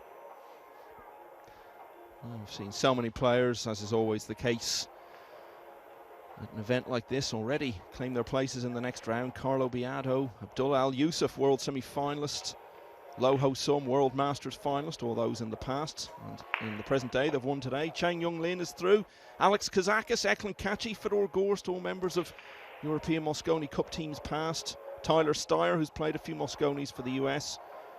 Wu Kun Lin, world semi-finalist. Max Lechner, the ever-improving Austrian, is through. Mohamed Soufi, world finalist this year. And Alexa Peychels, who so nearly made the semis of this event 12 months ago. These are all players who've won their matches. And Lisowski, incidentally, could well be playing Mieszko Fortunski of Poland in the next round, because Fortunski is on the hill against British player Steve Higdon. Out on table 9 at the moment, leading 8 racks to 4. And we often see it, don't we, when we've seen snooker players like Gary Wilson and Judd Trump try their hand in these events over the last couple of years. They can get through quite comfortably against the lesser lights, but when they run into a big name, and I think we can count Fortunski in that category, that's generally when they run out of steam and get shown a real lesson in the game. Yeah, absolutely, but you got to figure it's going to be only time before one of those players kind of break through in a match where they're a sizable underdog. Just too talented not to do so. One of those names I mentioned there, Carlo Biado, US Open champion a couple of years ago. Well, he'll be next up after this match on the main table, playing JJ Fall of South Africa. They both won their first match earlier today by 9 racks to 0. 3 wins required on this side of the draw to get through. And of course, if you lose a match, you go to the loser's side. We'll be seeing the first matches in that a little later today. Yeah, and I'll tell you, a guy who had an incredible story and an even better run at the Whirlpool Masters. I think that event alone will do wonders for James Aranis moving forward in these bigger events.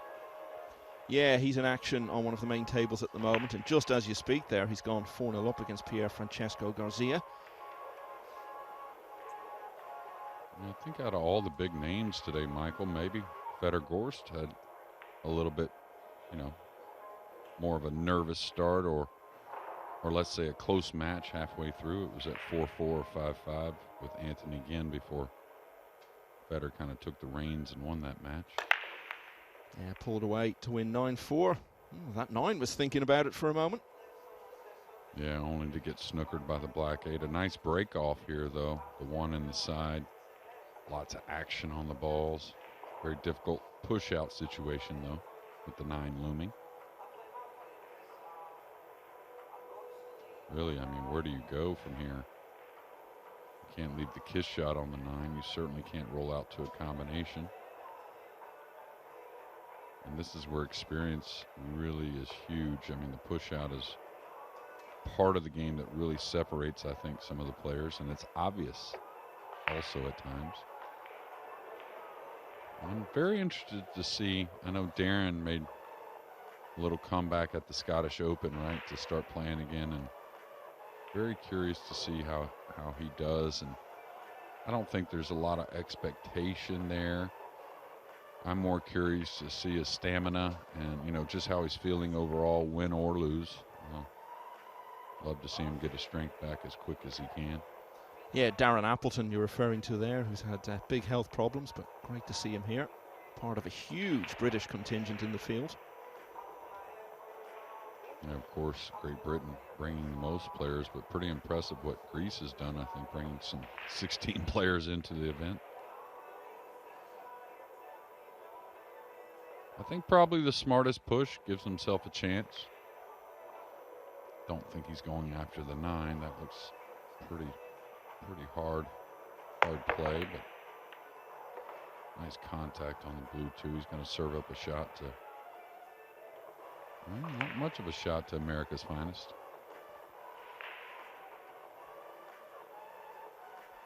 Heading a contingent of 13 US players in the field.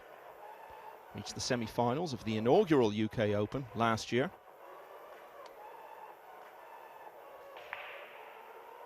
Yeah, and I think you may see a name that hasn't run so deep from one of the Americans here this week. Maybe name we haven't, Jeremy Sose is one that rings a bell to me. I haven't seen a ton of him at times in the bigger events. And he made an effort to make sure getting into this event. And I think he plans on playing more of them as the year goes on. Very fine player from the upper northeast of America. Caught the double kiss there on the bank. Really was hemmed up, didn't have much of an opportunity.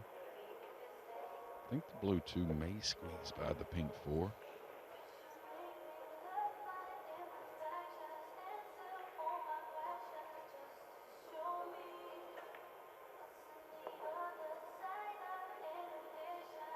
He's overrun a little bit on the cue ball, and I think Shane can get at this blue 2. It's going to be a stretch.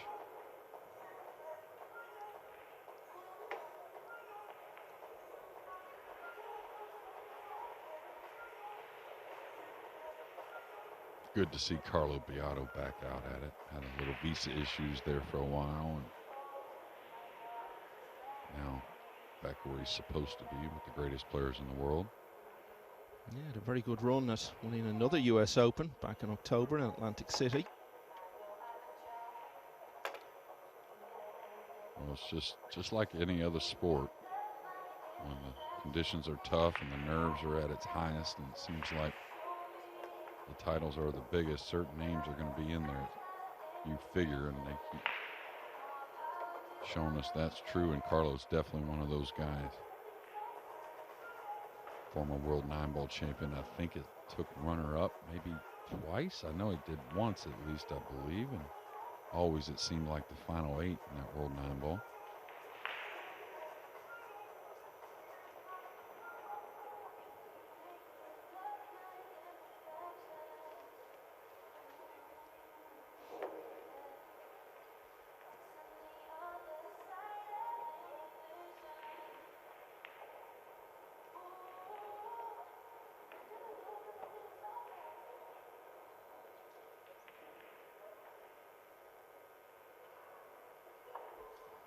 Arguably, it helps Nutinen having an opening rack like this, give him a chance to get on the table a bit, feel his way into it.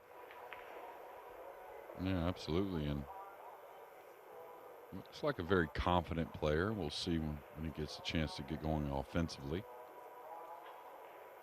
Can't do a whole lot with the red 3 here. He may kind of bleed the cue ball at the 9. Possibly making the 9, maybe getting behind it or leaving a long shot on the 3. We'll see.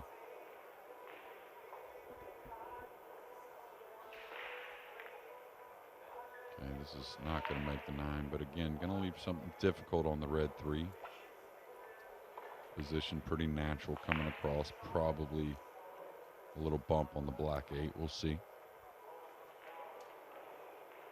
Another reason why I like James Aranas so much is the way he broke the balls at the World Pool Masters. Gets the nerves by him. We saw how great he can play, but the game still, the break is a big part of it. And I sure like the way he breaks them.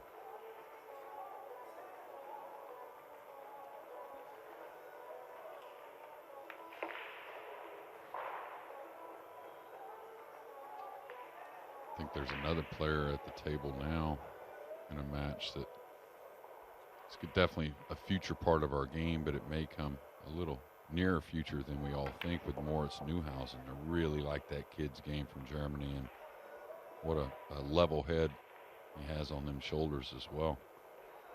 We were talking about the big British contingent here when we had the first European Open in Fulda last summer. So many new names emerged from Germany. Yeah, and Phil and I in our first match today were talking about the difference, and I think the UK has a lot of great cueists. It just seems like Germany has more experience in the game of 9-ball itself. And someone who has huge experience, and a lot of it is experience of winning big titles. Shane van Boening winning the opening rack here. And we saw a professional snooker player on the main table in the last match get through comfortably in the end. It looks like another player from the World Snooker Tour is on his way to victory as well, because David Lilly, a former World Ranking Event quarter-finalist from the northeast of England, is leading Scott Hunter in an all-British clash by 5 racks to 0. Mario He, much more familiar name on the pool scene, closing in on victory at 7-2 against Adam Lewis. And Alban Ocean has started out in his match against Britain's Philip Wildman. Early stages there, it's 1 rack apiece. And you mentioned Darren Appleton, Jeremy. Well, he's playing against Talal Al-Blushi of Kuwait. They're in their opening rack. Yeah, and I think Alban has his hands full with Phil. I think for an opening match, one of the more difficult matches for the highly seeded players. Phil's won a couple of the, I think it's Ultimate Nineball here tour they have, a smaller tour, but very dominant player on that tour and a very offensive-minded player. So dangerous, I think, for Alban early a little bit.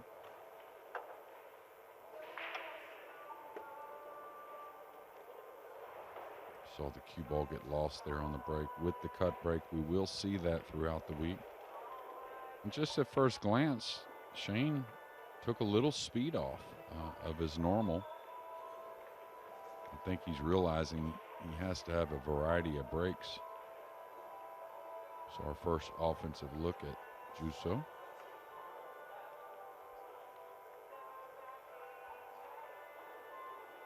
I like him doing this. A lot of players would say play the safety, but he can get the cue ball behind. Balls are open. He should be able to follow into position. Now it looks like he's going to go ahead and play maybe the safety. Should be a good one. Knocking the one down table, keeping the cue ball behind the brown 7.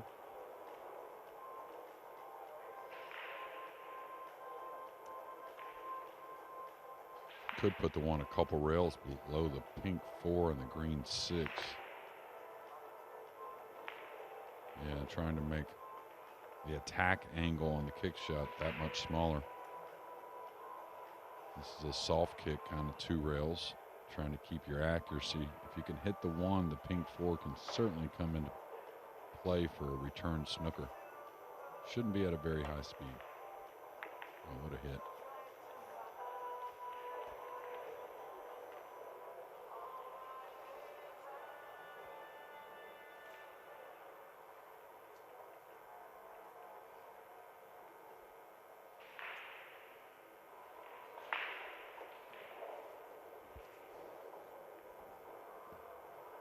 Yeah, the man playing James Aranis, even though I don't know him, but even though down 5-0, seems to cue the ball pretty well. Just ran through the last rack, just had a little mistake, kind of creep in. But yeah, Aranis 5-0 in front against Pier Francesco Garcia. We will see this, I think, throughout the day. It's the nature of an event like this that established names are going to end up winning matches very comfortably in a lot of cases, but we'll also see 1 or 2 of them inevitably struggle. You think back to last year, Francisco Sanchez Ruiz lost his first match and was 6-0 down over on the loser's side. Could have gone out in day 1, ended up battling through to reach the final. So there will be some players among the title contenders who find the going tough on day 1, but a lot of them will get through very quickly. Yeah, and little did we know, but Francisco knew maybe why so much pressure on him last year to kind of unleash everything he's done after that loser side match. He was down 6-0, got to the semifinal, and then the last 12 months or so has been history, and pretty incredible history at that. Yeah, I think in terms of matchroom events, it was here last year that it really started for him, this incredible vein of form he's had, and of course we'll be seeing him here. Yeah, didn't see much of him at the World Pool Masters. Really an odd match that he lost, not only as a big favorite, but kind of like SVB, just some very uncharacteristic shots, and kind of left you wondering, kind of questioning what happened.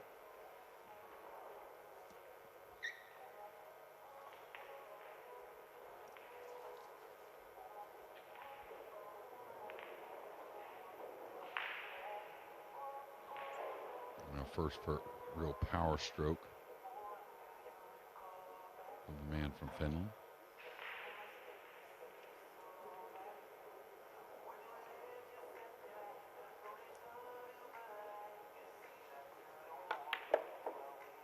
I think we see sometimes in these open events when you have a huge name against a lesser known name, what often happens is the big name races out into a 4, 5, 6-0 lead, and then eventually when the other player does get a chance, they're so far behind, they're feeling the pressure out there, they just can't really capitalize on it. So massively important to try and get a rack on the board early on, and a chance here, but that's not ideal. No, not even close to ideal, and I'm not sure he can avoid the 9 going forward or backwards with the cue ball. So a shot like this, you can get very involved with the cue ball, kind of lose focus on the 8 itself.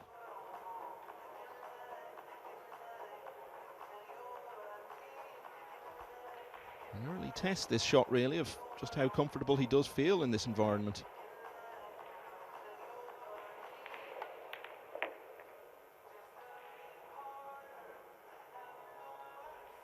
Oh, nice pot on the 8, nothing easy on the 9.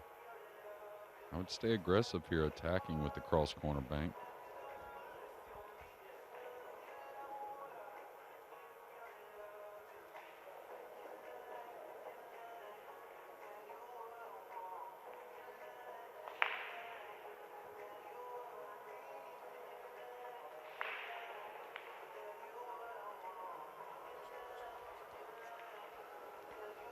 This for 1-1 then.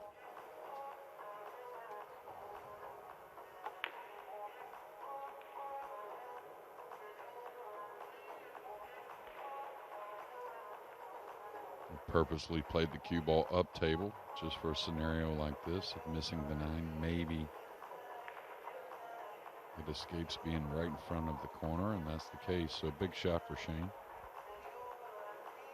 Probably a long rail bank.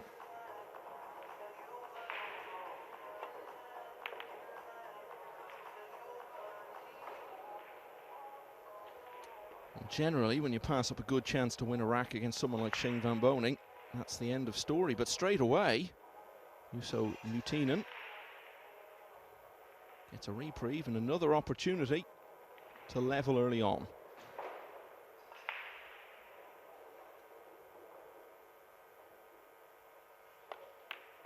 And this time he's managed to do it. You were saying Alban Ocean would have his work cut out against Phil Wildman. You were absolutely right, because Wildman has just gone 4-2 in front in that one. And Lucius Yap has won the first couple of racks against James Welch on table 11. Yeah, and we talk about all the players could struggle a little early, but Alban's kind of known for that at times as well. So I thought the combination of a player that's very dangerous and not afraid to go down offensively as Phil is, combination of that and maybe a mistake we don't expect from Alban could serve us up, I think, our closest match for a highly ranked player. Ocean, of course, returning to the scene of that remarkable 9-0 defeat to Robbie Capito last year. Nguyen Tan is through 9-2 against James Oyengoran of Britain. The latest result in.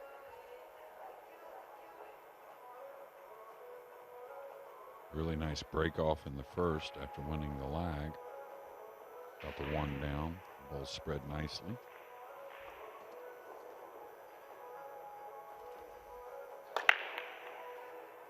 One hit a little high there. The cue ball's gonna get lost.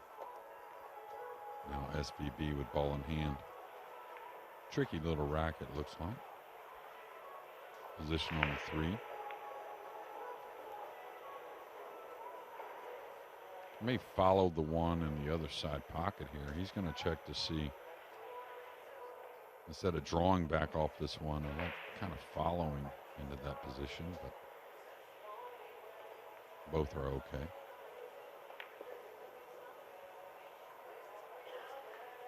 Now he's perfect to slide 1 rail behind the 6.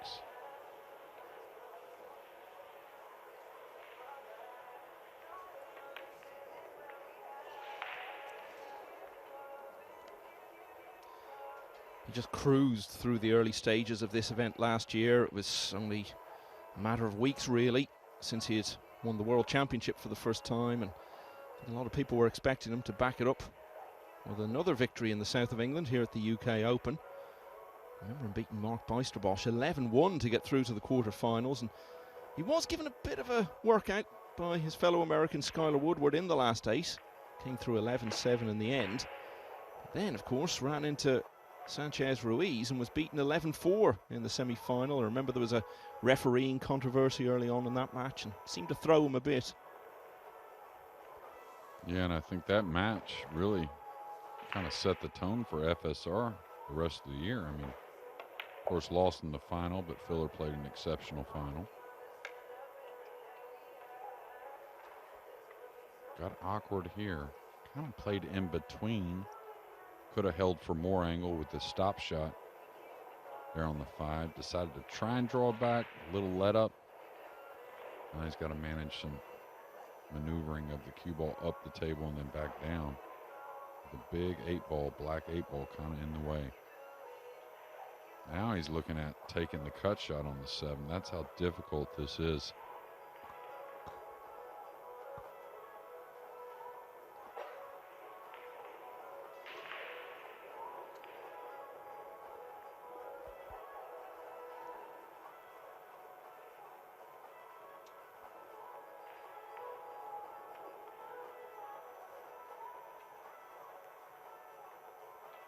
I think I would have to try and force the cue ball here rather than take the tough shot on the 7, and I'm big about settling, but this looks a little funny to me.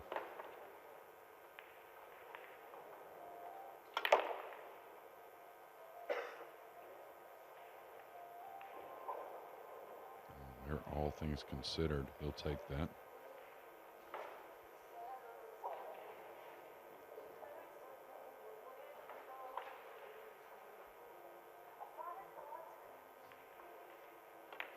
You're wondering why you won't see some players today, because the new schedule that got brought in last year, which all the players love, where you kind of play in sections.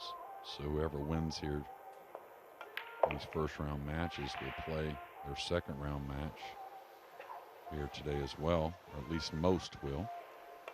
Yeah, Joshua Filler, the defending champion, will be among those playing in tomorrow's action. Well, Shane Van Boening ran into a little bit of difficulty there towards the end of the rack, but ultimately the scratch off the break by Nutinen proves decisive. Van Boening did the rest from there and leads once again at 2 racks to 1. Now, Jack Lisowski, who we saw winning earlier, we now know he will play Mieszko Fortunski in the next round. The poll has now closed it out at 9-4 against Steve Higton. Alban Ocean still trailing 4-2 against Phil Wildman. That's certainly one to keep an eye on.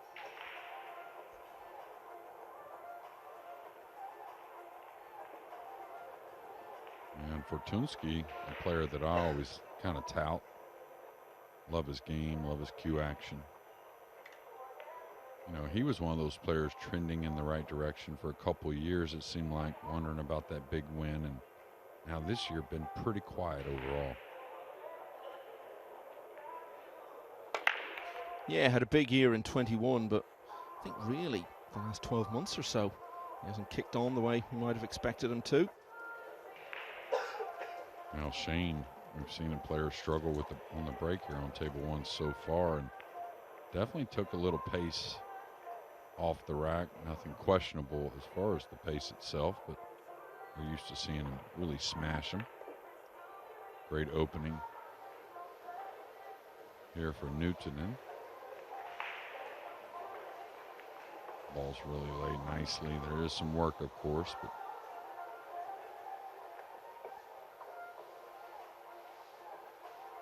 I think he can come one rail above to play the red 3 in the same corner pocket. Nothing wrong with the side, though, but with the 8-9 there, the pink 4 doesn't go by the 7 up top.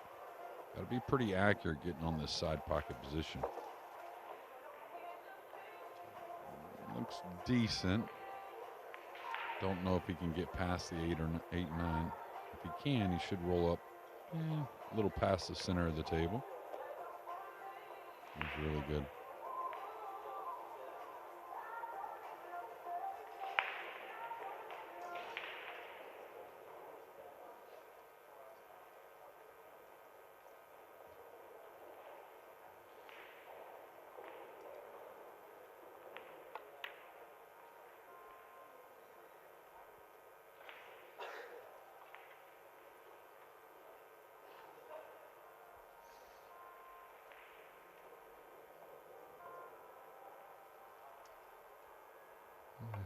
Concerning sign there from the Finn.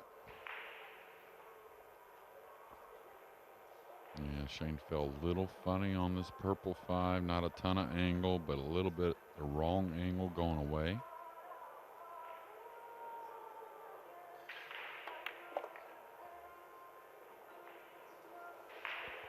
He's gotten in a little bit of no man's land as well here on the green 6, so he's going to have to float this in. Doesn't want the cue ball to carry too far down the table. There is some work from the brown 7 into the black 8. One of his bread and butters here.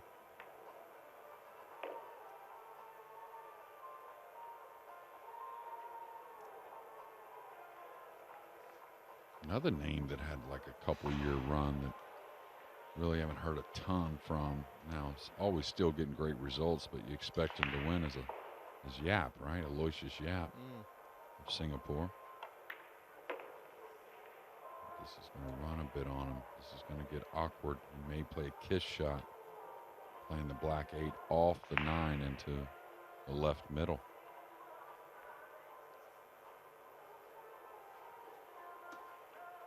It just shows you where the game's going, right? When we're forgetting about talking about players like Yap and other players. It's so vast, the talent. You've got so many players in that bracket, you're looking at them and thinking, yes, he's got the game to win a big title, but they're all running into the same problem, the fact that the guys who've been used to winning those titles over the last few years are still as good as ever.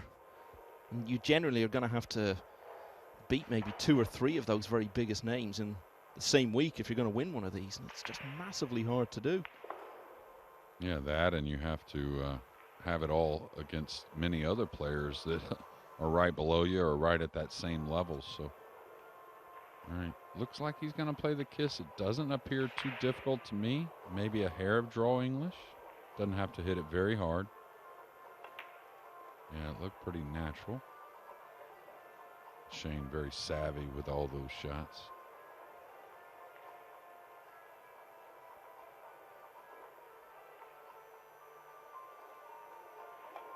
Well, Nutinen had his chance, missed the 4 and didn't get back to the table, so a bit of daylight for the first time in the match. And despite his dry break, Shane van Boening leads 3-1.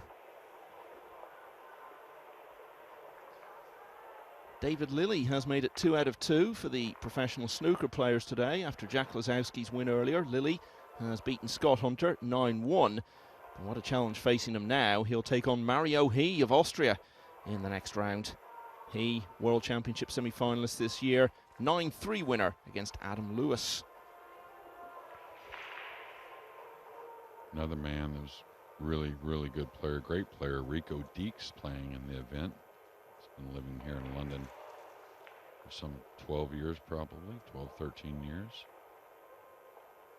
Dutch player. Darren Appleton, who you were talking about earlier, great to see him back. He's level at 2-all against Talal Al-Blushi. Now Shane didn't take much time to switch sides and going to more of that break we're used to. Wouldn't say 100%, but not backing off much.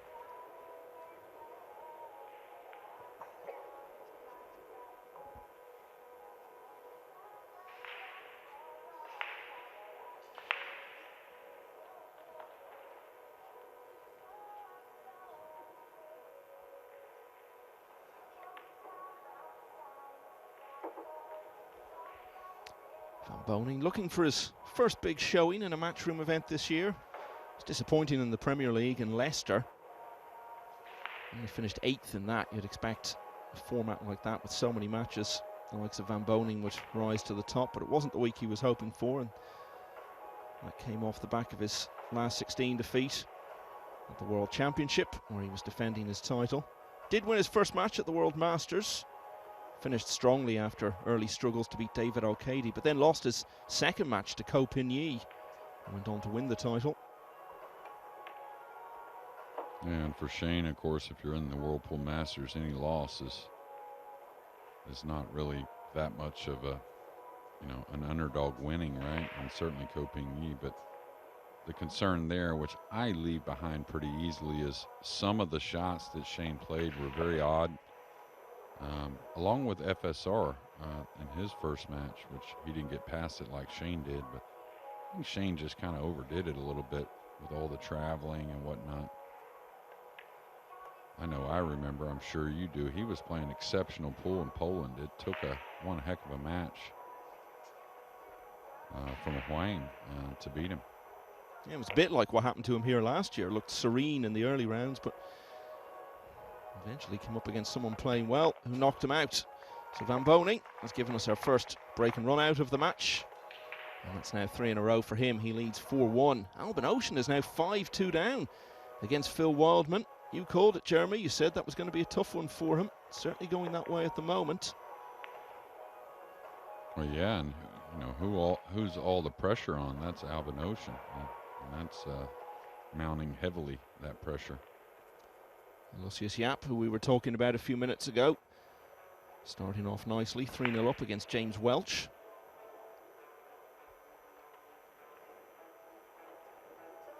And James Aranis now 6-2 up on Pier Francesco Garcia. Chris Melling, real stalwart of the scene. He's going well in an all-British clash against David Dean, leading at the moment by 6 racks to 1.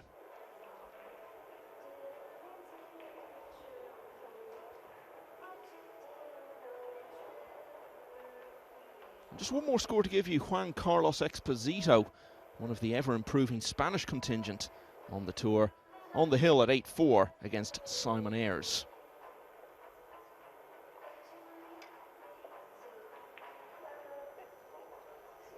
Back here, a former world champion, SVB, leads 4-1.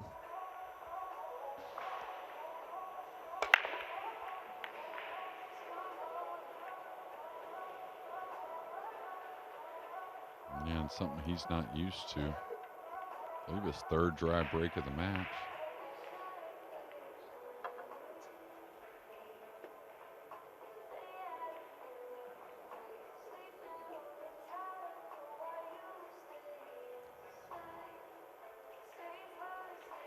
Exposito has just won that match, incidentally. He's won the 13th rack to finish off Simon Ayres. And will now play Nguyen An Tan of Vietnam in the next round. Yeah, he's got an offensive shot to play the 1 off the 2. It's not hard. Of course, the offensive or the safety itself not difficult either, but looks like he's going to try and play the 1 into the 2 and run the cue ball safe, but not in love with it, to be honest with you. I think it's going to offer a pretty easy return kick, if not something better. I think shooting the 1, if you're going to play safe, shoot the 1 between the green 6 and the purple 5. Drop the cue ball down a couple rails behind the blue 2. We'll see. Yeah, I like that one much better. Only problem is Shane's a favorite to hit it, and the blue 2 has got a lot of problems. May have tried the kiss shot there, the 1 off the 2, if I was Nutinen.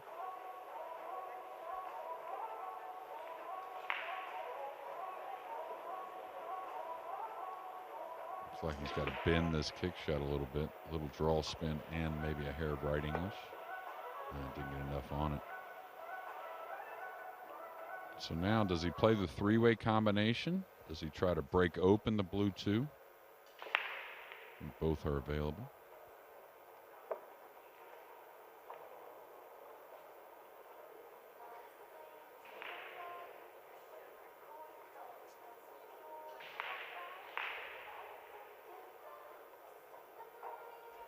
Yeah, reminder, if you're not familiar with Nineball, all you've got to do is hit the lowest numbered ball remaining on the table first, and beyond that, any pot is legal and keeps you at the table. So you do have the option there, as you say, to play a 3-ball combination, pot the blue 2, but it looks as though he's going for the other option you mentioned, to try to break into them. Yeah, he the 2 that way. Sorry, Jeremy. Oh, it's okay, Michael. He could go to the top rail and split the 6 and the 2 and should come away with a shot. All a little speed control. Always missed the 1. Took his eye off the object ball. That happens so often.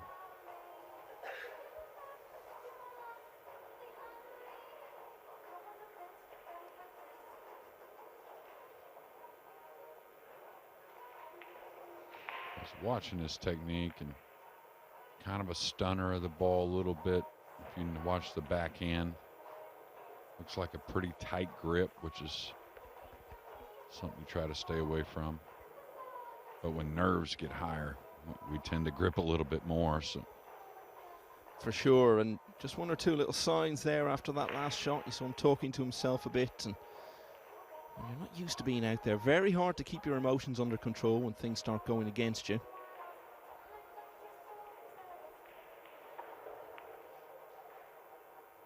Yeah, the great thing about these open events is we're going to have players kind of make their name out here from nowhere and continue on to end up becoming great players and players that could possibly win some of these tournaments one day. Well, you look at that run Sufi had at the European Open last year. He wasn't really a familiar name at all, and performances like that obviously set him up well for the World Championship, where he went on that great run to the final. And back here, things continuing to go very much in Van Boning's direction. The junior events that are alongside these wonderful big events, I think are going to introduce us to some names we're going to see for a long time. And as the sport grows, these players will grow, and it's going to be something special to watch.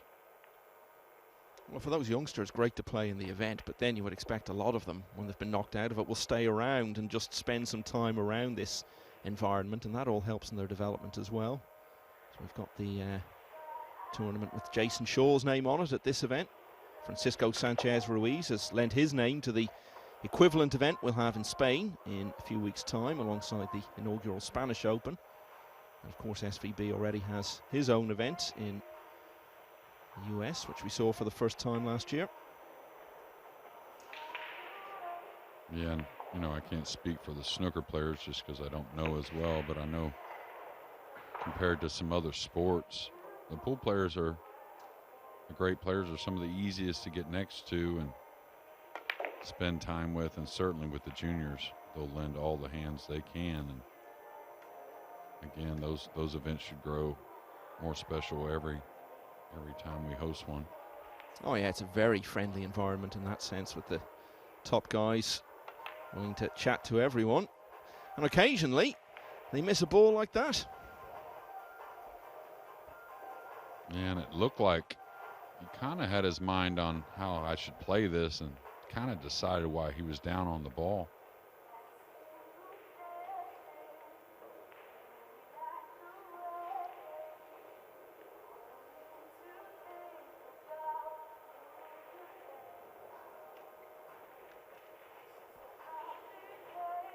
I think he can get at this. Oh, if he's got to swerve it now.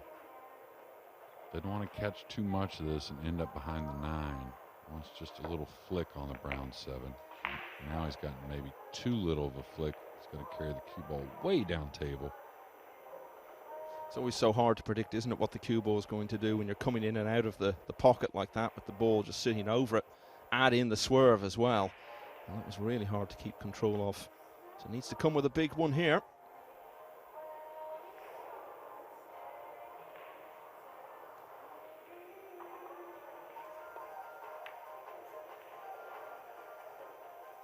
I don't know if you can, Michael, but I can immediately tell a difference in the 4-inch pocket here on day one. Saw a lot of those slide in. I guess last time we were on the diamond table was at the PLP, I believe it was. I think we saw a lot of that actually in the Lisowski match earlier. He was failing on a lot of shots like that for that very reason, it seemed. Well, Nutinen knows there've been a couple of racks now in this match. He's had a good chance to win and has passed it up. And as a result, Van Boening is now past the halfway mark in his quest for victory here. He now leads by 5 racks to 1. Close match has just finished on table 12. Davy Pier Giovanni of Italy has beaten Slovenia's Ziga Kovac by 9 racks to 7. We'll now play Nikos Economopoulos, the experienced Greek player, in the next round. Moritz Neuhausen, who you were bigging up earlier, Jeremy, 6-1 in front of John Chapman. Darren Appleton has lost a few racks in a row there and now trails Talal Al-Bluchi 4-2. And Albin Ocean, real problems. He's 6-2 behind now against Phil Wildman. Yeah, well, Phil's not going to, you know, he's just the type of guy, I've been around him quite a bit. He's not going to fear so much. Don't get me wrong, he knows big situation, easy to be a little nervous, but nervous is a lot different than fearing, right? So overall,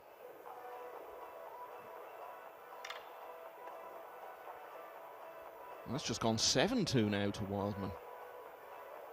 he was a little 500 to 1 prior to the event.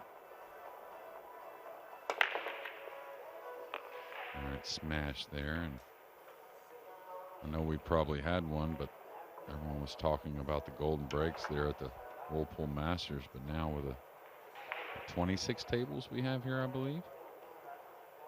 Really haven't seen any on the main two tables and haven't heard of a lot on the outer tables. Well, Lisowski had one. Oh, okay. Yeah. Okay, I Early missed on that in one. his I match, missed that one. yeah.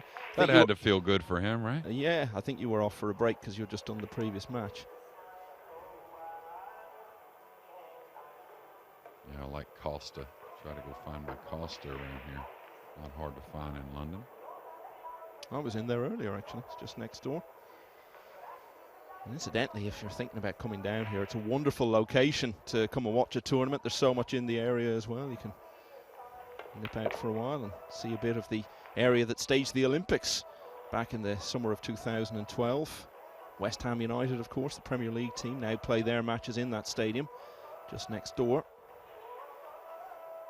I'd love to take a tour of that stadium, a little more inner tour, like a little more private, and just see how it all works.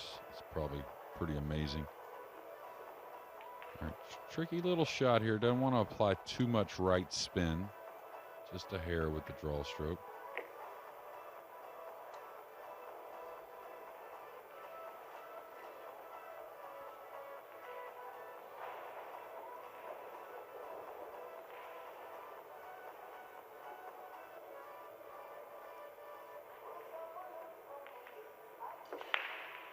It's got to go a bit. So the tester here, rack number 7.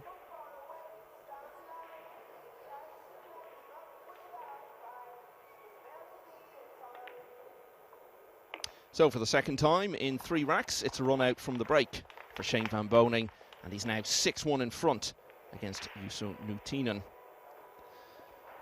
So wins earlier for Jack Lisowski and David Lilly.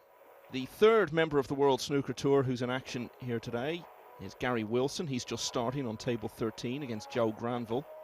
Alban Ocean, as I was telling you, 7-2 behind against Phil Wildman. And you're drawing my attention to something, Jeremy. Golden break, is it? No, Aranis just won his match on table 2. So we'll have another one coming up there for long.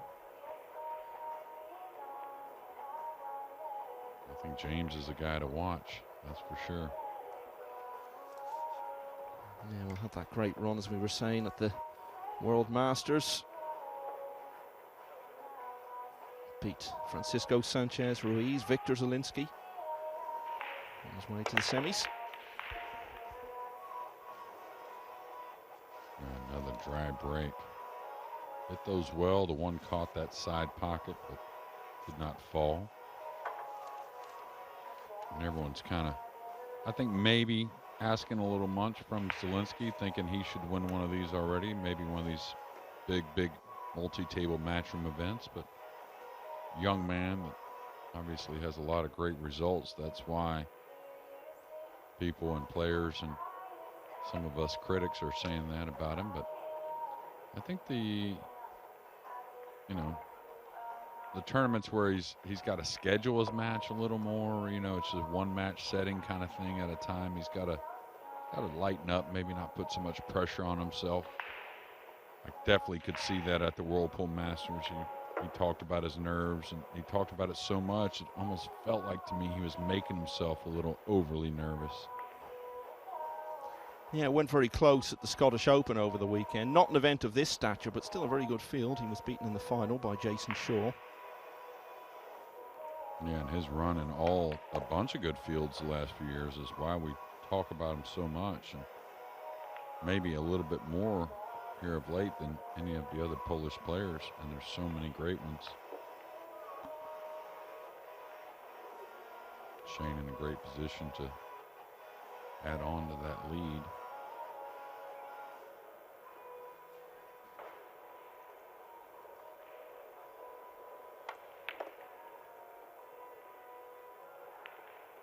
I wonder, I think he can kill the cue ball one rail between the 8 and 9. It's the type of shot that's a little funny. You don't want to put a ton of speed, just kind of drift over. Yeah, you can do it easily.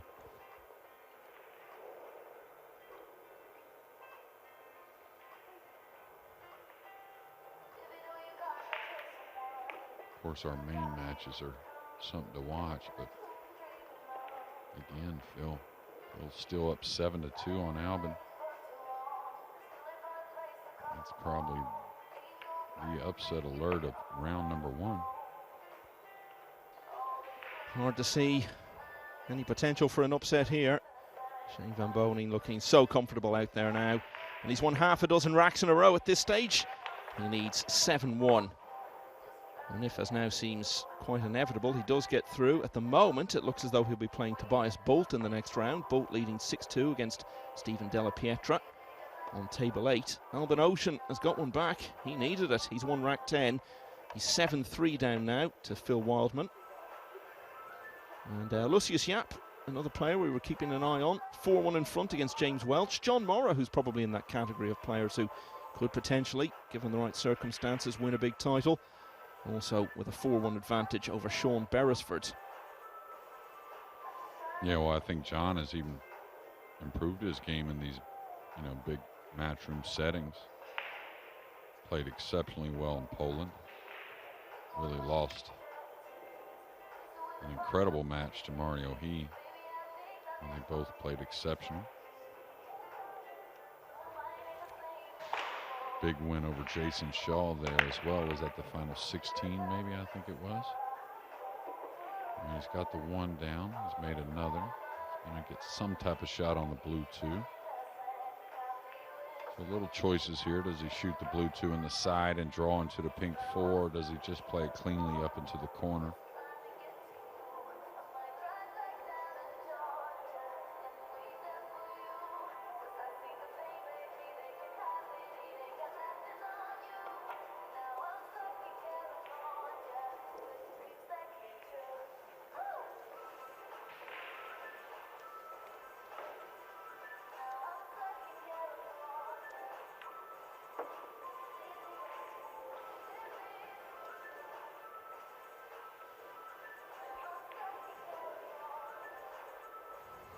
Looking to run out from the break for the 3rd time in this match. The last time he did it was a couple of racks ago. He got 3 balls down on the break. Have you ever known a player who's so prolific at making 3-4 balls off the break on such a regular basis? No, just because he gets to break more than most everyone, just because of how deeper runs he makes in so many events. And Jeffrey DeLuna, I guess, is the only other name that kind of comes to mind with, repeatedly. It seems like he's got a highlight reel of some sort or another, making 5-6 balls on the break. I don't think Jeffrey's here this week, though. Don't recall seeing his name on the player list.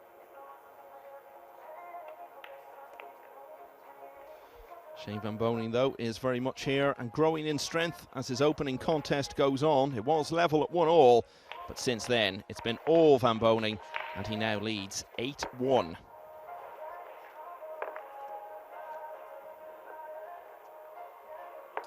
Albin Ocean still playing that 11th rack against Phil Wildman, keeping a close eye on that one because Wildman is leading 7-3. Imran Majid, who reached the last 16 here last year, now in his 50s, Imran, but he's 6-2 up against Alim Khan of Bangladesh. Tobias Bongers of Germany is on the hill, 8-0 against Sunesh Garib of South Africa. And Chris Melling on the hill with an 8-1 lead over David Dean. Gary Wilson, Scottish Open snooker champion, has just taken the opening rack of his match against Joe Granville. Back here, Shane Van Boening only needs one more to advance.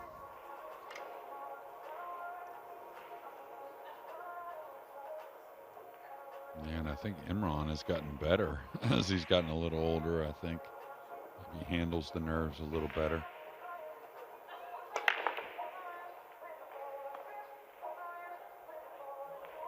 Appears he's going to have a shot on the blue too. Nothing easy all the way up in the top left, and maybe the threes actually got him cut off a piece. We'll see.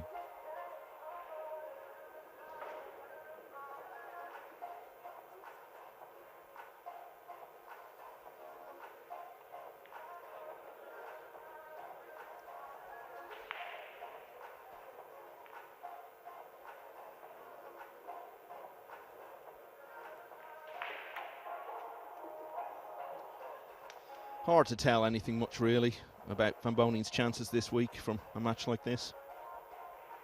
Yeah, and you know, really set aside the Whirlpool Masters. Now, it was the last time we saw him play, so that, you know, has some merit in itself, but really he's played what I think just as well as he always plays. It's just hard to keep winning. You got to have some things go your way, and of course there's so many great players. So, you know, if a little of the rolls break even, I expect him to be on what y'all call the business end of these events, and this one here as well. And it looks as though he's going to finish the match having run out from the break 4 times. That's a pretty accomplished display in anyone's book. Nutinen had his chances early on. You think back to that 4-ball that he missed in the 4th rack when he had a chance to level at 2-2, and it's not the only good opportunity he's passed up. But it is hard for these guys out there, playing someone like Van Boening, who's so used to being on the main table, playing in front of cameras with a bit of a crowd, bit of profile.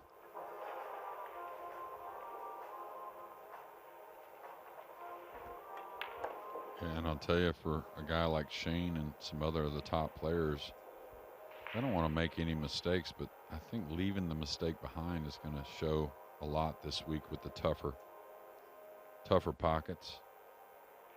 Think about a lot with golf and how good a lot of those players are when they do finally make a mistake. They rebound so quickly, and same here in Nineball pool.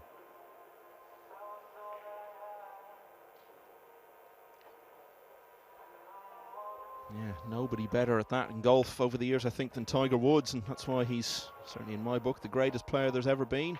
Shane Van Boening will be in that conversation when it comes to pool, and he's produced a very fine display here in the end, really. 8 racks in a row from 1-all to see off Juuso Nutinen of Finland by 9 racks to 1. He's through to the next round. Carlo Biado will be on the main table to play JJ4. We'll be back with that in a few minutes' time on this opening day of the UK Open in London.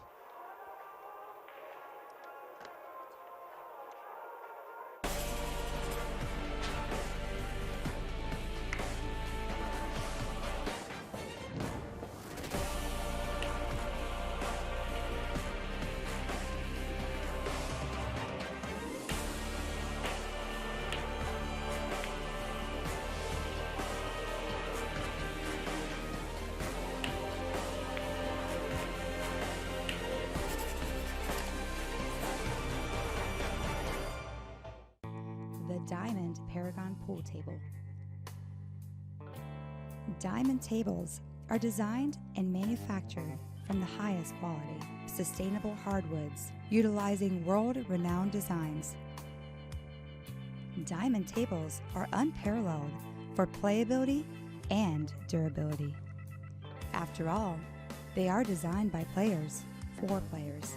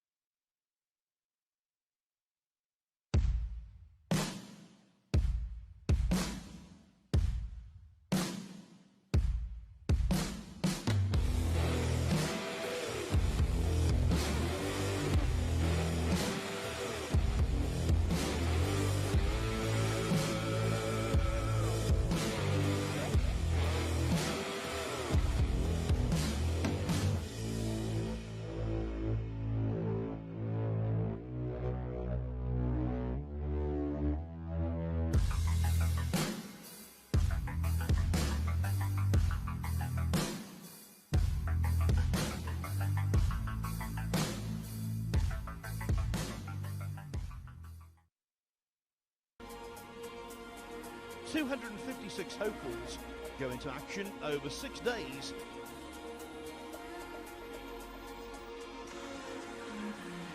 When an irresistible force meets an immovable object, something has got to give, but nothing is given yet. Final of a matchroom promoted tournament, the majors in the game. Wound up on the wrong end against an opponent of this quality. Not quite as close as it's been for him in the last couple of rounds. The 478th match of this terrific tournament in Fulda.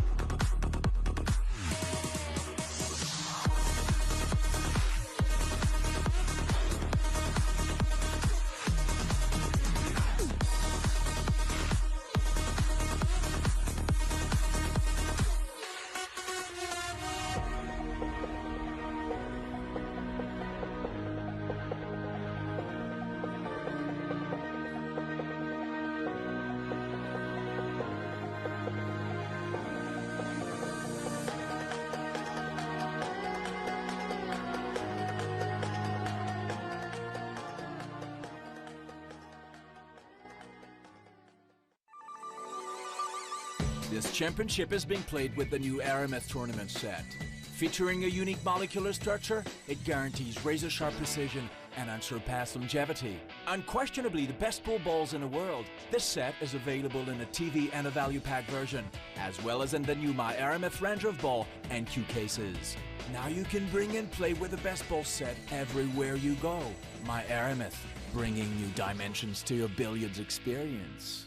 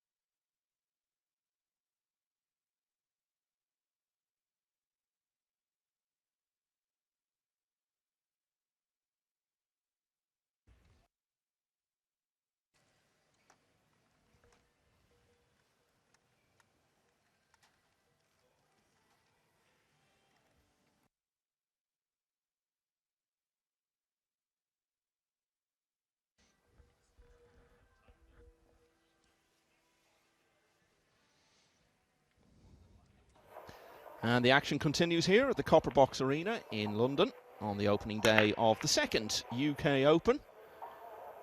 And just a few moments ago we saw Shane van Boening coast through 4 break and runouts on the way to a 9-1 win. And Alban Ocean is having a very different day to him though. Ocean trailing 8-3 against Phil Wildman, so that's one we're really keeping an eye on. Wildman on the hill there. Gary Wilson, the Scottish Open snooker champion, has just gone 4-1 up against Joe Granville, looking to join his fellow snooker professionals Jack Lisowski and David Lilly in the next round. And this is what's been going on table 2. James Aranis, who did so well in the World Masters a little time ago, beating Pier Francesco Garzia 9-2. Comfortable wins earlier in the day for former European Mosconi Cup players Eklund Kachi and Alexander Kazakis. Kachi, of course, who was in the final of that World Masters in Brentwood. Kazakis, a past winner of that event. Next up on 2 will be Wu Kunlin, World Championship semi-finalist, against David De Santis of Italy. And on table 1, there's that win for Shane van Boening we were talking about. It was 1-all. He then won 8 in a row. I mentioned Jack Lisowski on his 9-ball pool debut.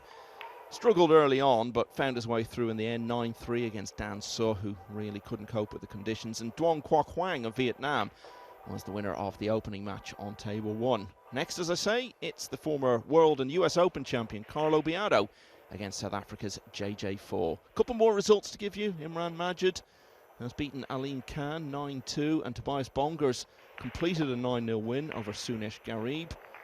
Just to give you the final results of a couple of matches we were keeping an eye on a little earlier. And this match now is in the second round. Both of these players won 9-0 earlier today. There is Carlo Biado, one of the best in the world. Got through without losing Iraq against Sorin Victor Demofte of Romania. And JJ Fall also seeing off a player from Eastern Europe, Andy Getchi of Albania, by the same score. So if you win this, you're through to winners qualification, which effectively means you're one away from the single elimination stage, which this year will be 64 players. It was just 16 last year.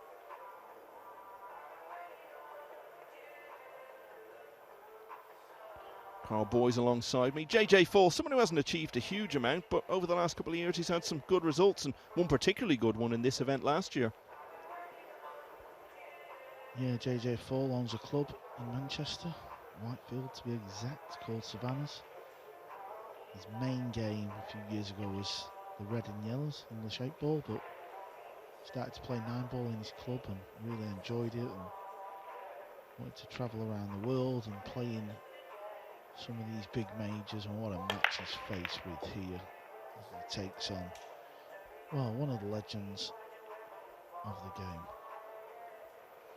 Yeah, he is facing a former world champion, but he knocked out a former winner of that title from this event last year, Ko Pin Yi, who had been sent to the loser's side and was then knocked out of the event altogether. So clearly Fall, someone who's comfortable playing a big name.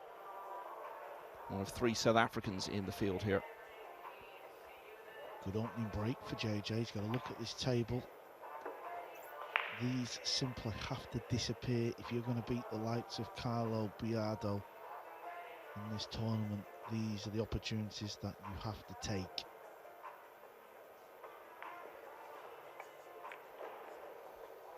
Decent enough curiosities, JJ. He's not going to be scared of playing the big plays. He's going to look at it as an opportunity.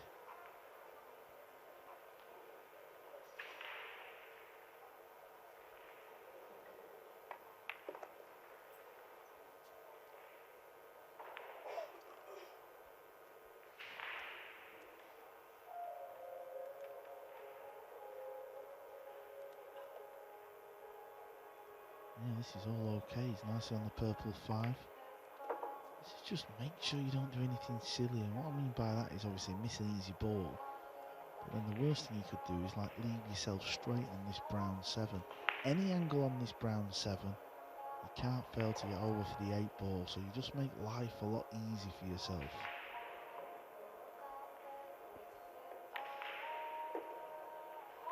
Yeah, he played it firm just to get the cue ball out. 6-ball didn't go in clean, but it went in.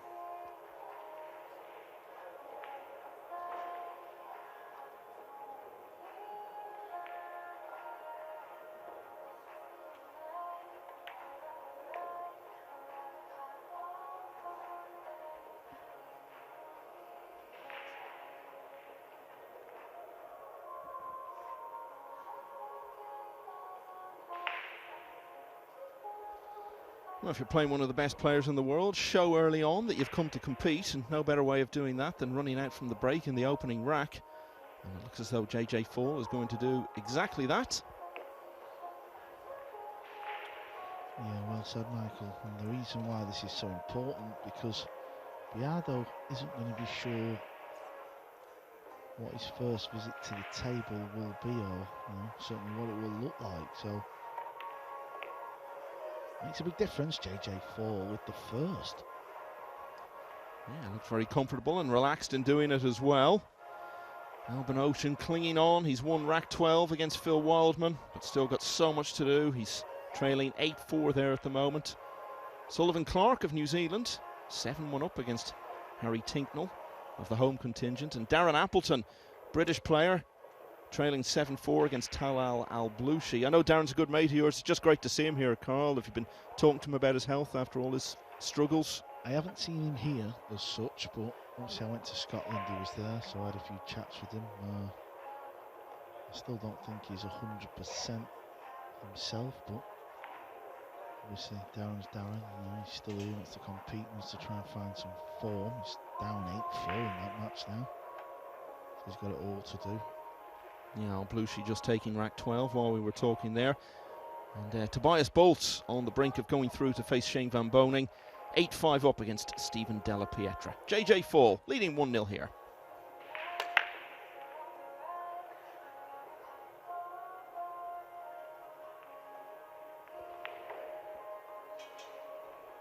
Made the 8-ball, I'm not sure which pocket it went in. He's not got an open look at this 1 ball to pot it, so it's going to be safety.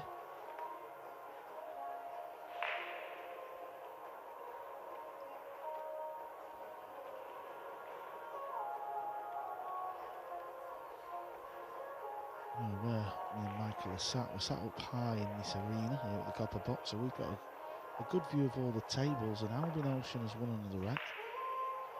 He's still at the table, so can he dig deep and find a win there?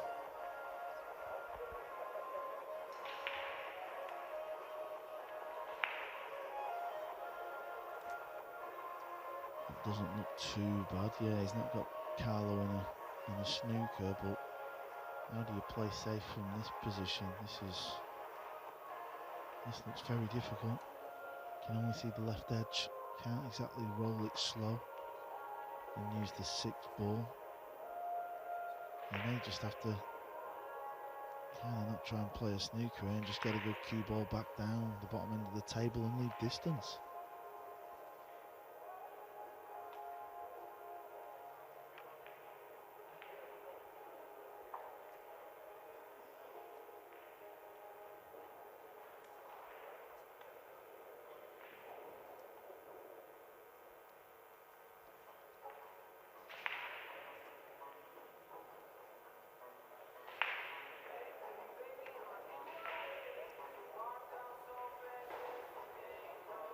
Okay, let's see what Carlo is going to attempt here.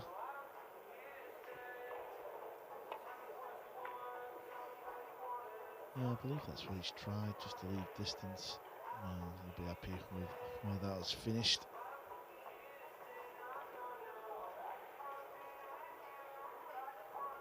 You played against JJ Fall, didn't you, in the World Cup a couple of years ago when you made your brief comeback? South Africa ran you pretty close, as I recall. Yeah, that was the opening round that me and Darren played.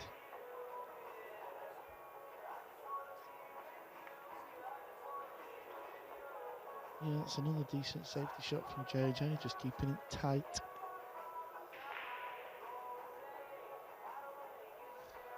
Yeah, he was playing for South Africa alongside Richard Halliday in that World Cup.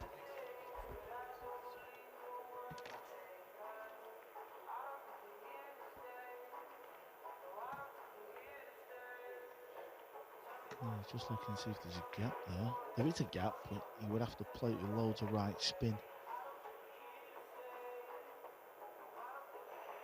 The players are never just looking to hit the ball, they're looking to hit this ball and try and make something happen. So he's trying to pot the brown 7 here.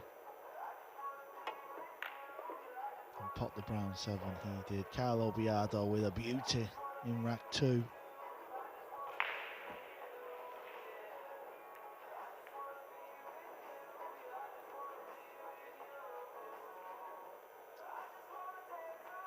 so good in them situations. So often they make good things come from a tricky spot.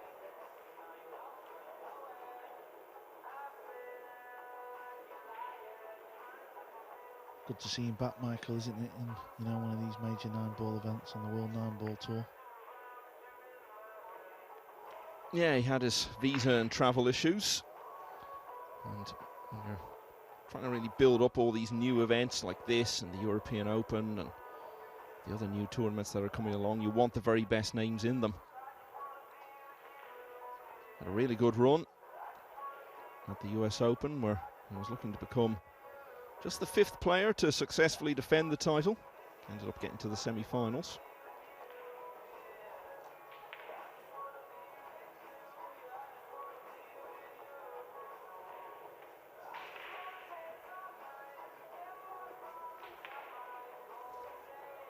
May go close to potting this in the middle. May scratch in the top right.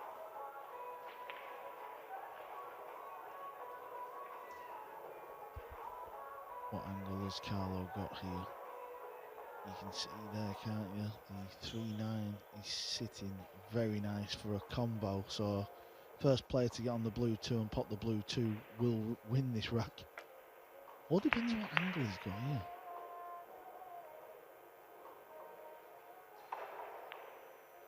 Looks dead straight to me. So does he have to draw this back?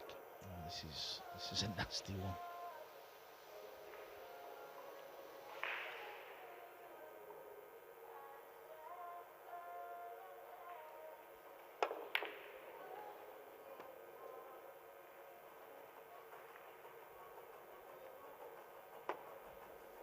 I'll tell you what, he missed that by some way. He really did. I mean, you'd expect him to hit the jaw. He missed that by an absolute mile.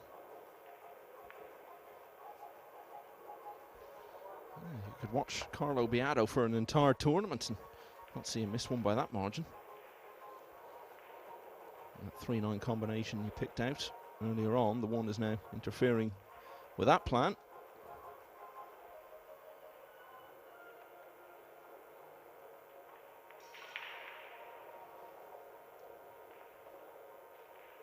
Now JJ can play a deliberate. That is allowed. I'm not saying he's going to, by the way, but yeah, he could roll the purple 5 onto the blue 2, make that a dead ball. And obviously Carlo's got ball in hand, but can't get on the 2. Use his pace, yeah, that's okay. Now, I wonder if Carlo's going to attempt something that you very rarely see on the pool table. I'm wondering, can he roll the red 3 ball in front of the 1 so there's no gap? So there's no gap for the cue ball to go through. And that would mean JJ, he's already on 1 foul, and then how does it hit the 1 ball with ball in hand?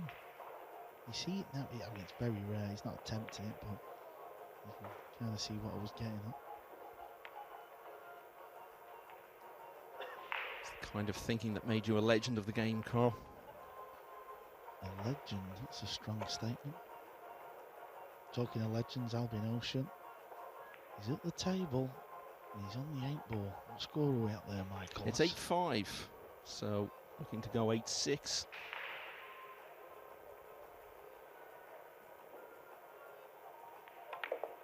Yeah. Oh, watch this. No, he's fine. It's just what I was saying about the 1 interfering with the 3-9 combination. Obviously, it was going to be removed from there at some point, but the question was, in potting the 1, would the 3-9 combination be disturbed? And it hasn't been at all, so now that's back on as a possibility.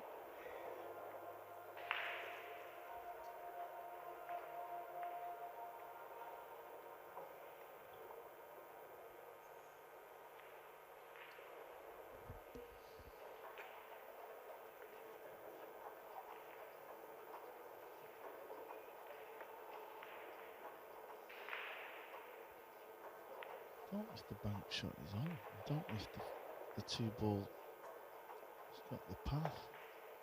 I think that's what he's been looking at. No, he's playing cue ball in behind 6, maybe the 4. Oh, the bank wasn't it? Well, it was on. It was definitely on.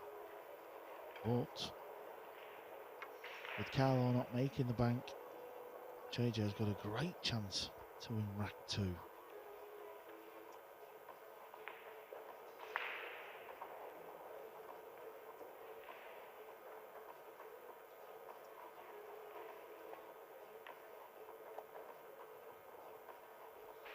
Yeah, just all about potting the blue too, really, because it was pretty much guaranteed to drop on to 3-9 combination. So 2 very different racks to start the match. But JJ Fall has won them both, and he leads Carlo Biado 2-0. Tobias Bolt will be the next opponent for Shane van Boening. He's 1-9-5 against Stephen Della Pietra. John Morra has also closed it out, 9-1 against Sean Beresford. And Alban Ocean continuing his revival. He does now close to 8-6 behind against Phil Wildman. And Lucius Yap not too far away from the next round, leading James Welch 7-3.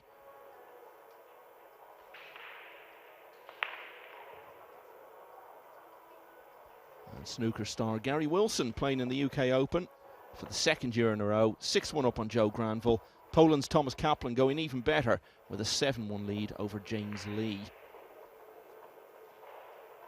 All of these matches that I'm referring to, remember, are opening matches. What we're watching here on the main table, Biado and Fall, it's the 2nd match for both of them. And also in that round, Lo Ho Sum, former World Masters finalist, has taken the opener against Antonius Kakaris, one of the sizable Greek contingent here. Dimitri Youngo has won the first against Britain's James Jack. And Wu Kun Lin is just starting against David De Santis, so that's one we'll be keeping an eye on as well.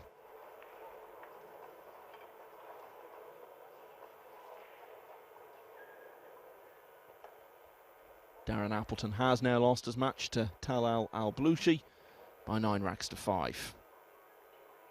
Back here, JJ Fall leading 2-0.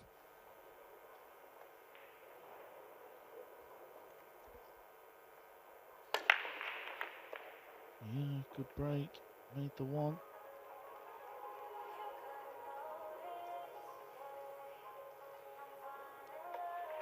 It's one of those players who doesn't look to be hitting it that hard off the break, but then makes quite an impact.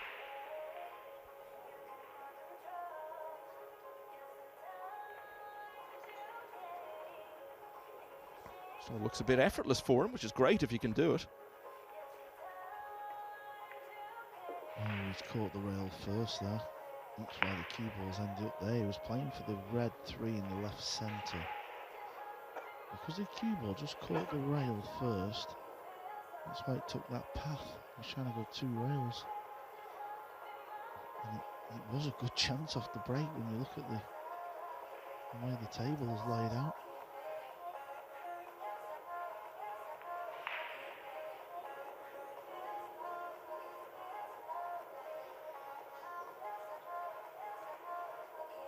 Still playing it in the middle. Is that going to prove to be costly? Still early days, but you can often see these things where they change the momentum of the match, don't they? So what can Biado do here? And we saw that in the last match on this table. Nutinen, the Finnish player, had his chances early on to make a fight of it against Shane van Boening, and once he passed up those chances, really the American just took total control.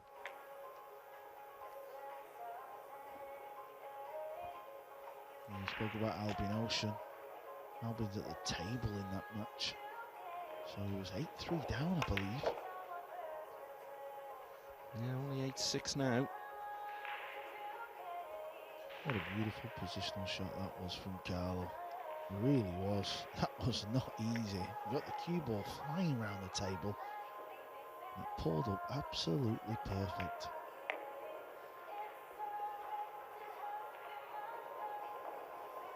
One of 11 players to have won both the World Championship and the US Open. The 2 standout individual events in the sport.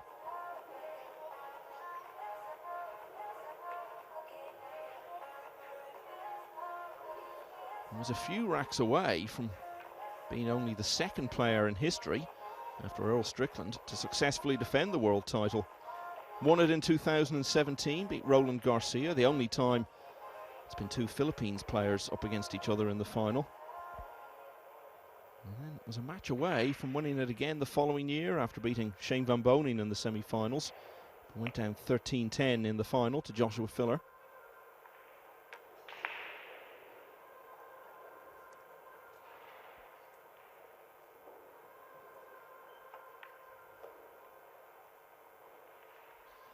JJ Fall's break in this rack gave him a decent chance for 3-0, but he didn't get very far with it. And as a result, he's been sitting it out for the rest of the rack.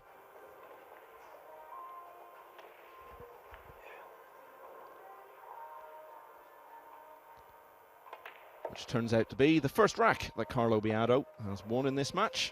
He's back to 2-1 down. Gary Wilson on the hill now at 8-1 against Joe Granville. And Lucius Yap is on the hill as well, leading Britain's James Welch by 8 racks to 3. And Duong Nutinen of Vietnam is on the hill against Dutchman Rico Deeks at 8-4.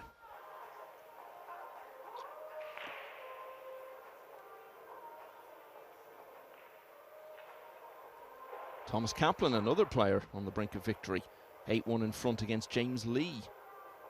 So it could be a lot of players going through to the next round in the next few minutes.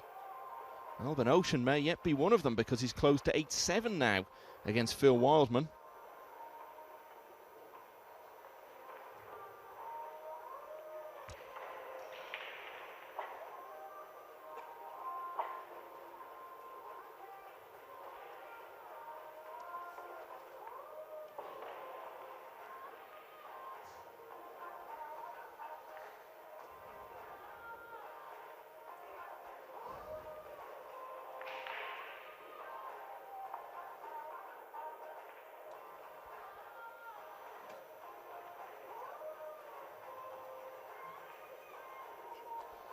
Day 1 of 6 here at the Copper Box with the UK Open. First staged last year, won by Joshua Filler. One of many new events like this being started by Matchroom. We had the first European Open in Fulda in Germany last summer. We'll be back there a little later this summer. We've also got the Spanish Open and Asian Open. Same format as this being added to the calendar. Biado 2-1 down.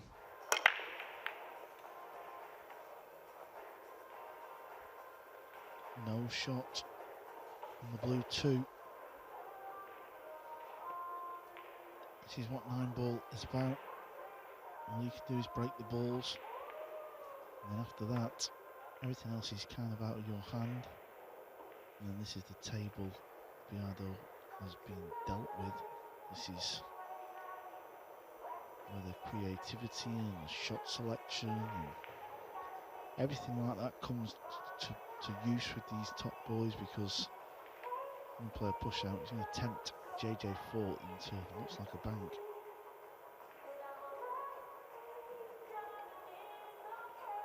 Oh, I'm not too sure about that.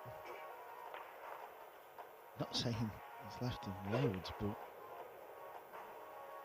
the fact that he can just cue the ball, he's quite close to it. You would think JJ can come with something half decent here.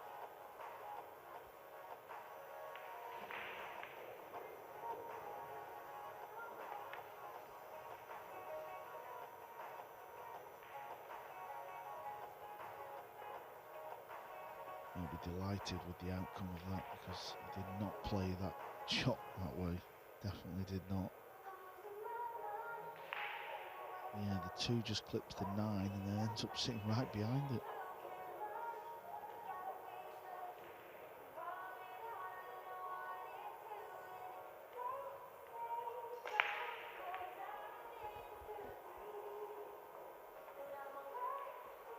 You can clearly see a piece of the 2, but if you can't play the blue 2 onto the purple 5 that's over the pocket, what can you do?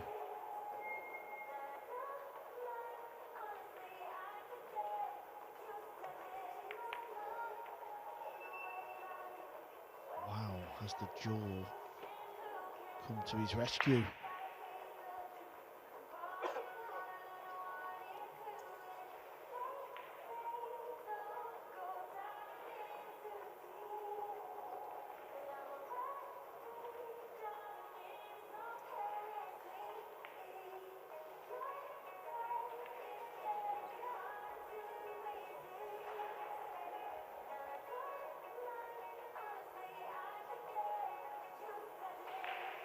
I think he's playing a little swerve shot around the knuckle. Yep, wasn't quite there. Biado was fortunate on his previous shot. He really was.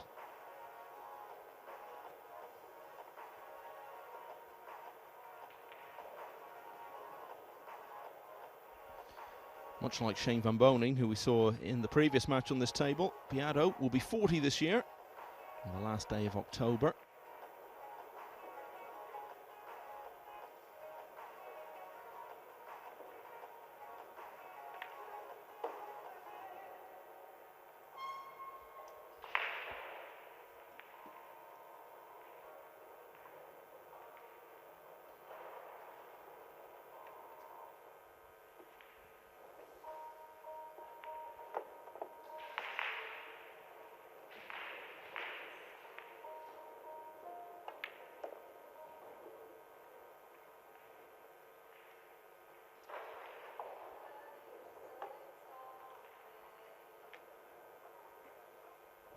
Where would you rank Biado, Carl, among the best players we've seen over the last 5 to 10 years?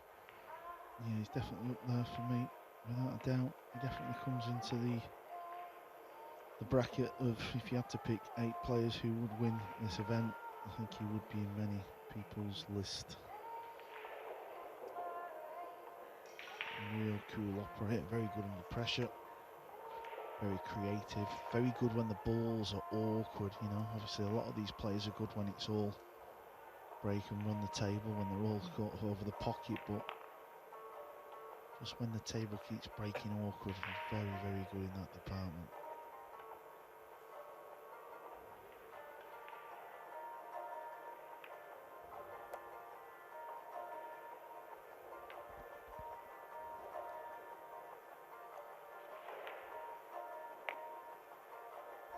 How quickly things can turn around. Fall looked to have a chance perhaps for 3-0. And here we are now, only about 10 minutes or so later. He's been pegged back to level terms at 2 each. Now news of more winners. Thomas Kaplan has beaten James Lee 9-1. It looks as though he's going to play snooker player Gary Wilson in the next round. Wilson now 8-2 in front of Joe Granville. And Lucius Yap, who Carlos Biado beat in that US Open final a couple of years ago. As you can see some of the scores going through there. Well, Yap has won 9-3 against James Welch.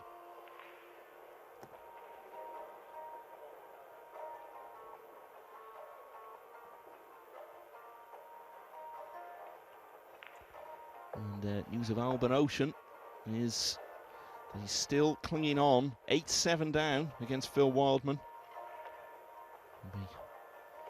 A real kickstart to his campaign if he can turn that one around, having been so far behind at one stage. And Kevin May of Britain is going very well on table 6 against Ko Ping Han. May leading 6-5. 2-all here.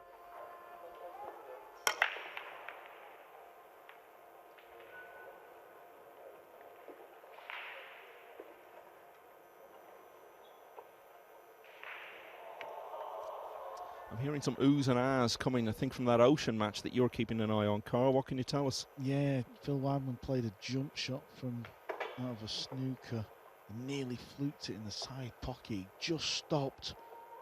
And obviously, we're in London and I'm sure the there's a big, big crowd around that table. Not sure what Albion's left with. I'm not sure if Albion Ocean can pot the 6th ball, but I'll keep you posted as always as Biado.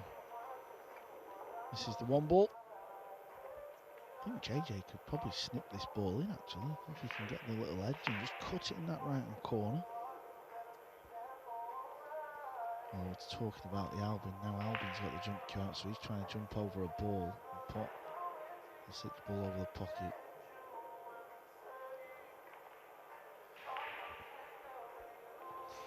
Well, I think you were right. The chance to pot the one was there. Hasn't quite worked out. Could have finished worse.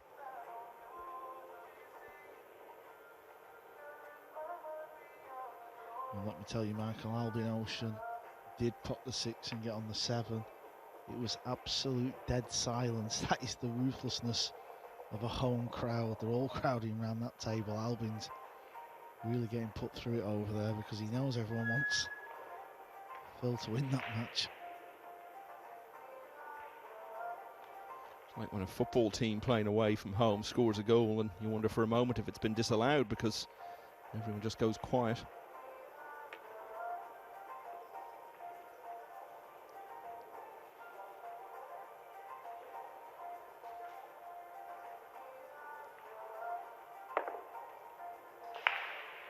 Not enough swerve on the cue ball.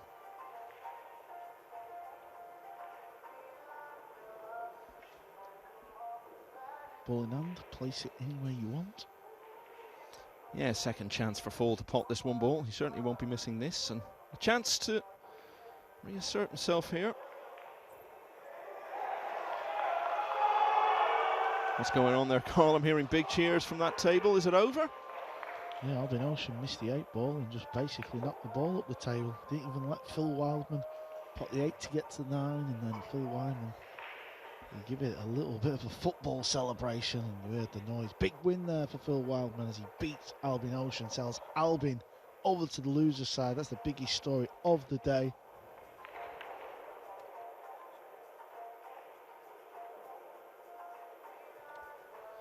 Yeah, absolutely. We were saying earlier that you'll see on the opening day of an event like this, most of the big names progress quite comfortably, but there are always going to be one or two who struggle. And Albin Ocean has certainly lived up to that. So Phil Wildman will now go through to an all-British clash with Paul Taylor or Graham Hamilton. Taylor leading 6-5 at the moment. Don't forget, of course, though, Carl, FSR went out in his opening match last year and got through the loser side and ended up in the final.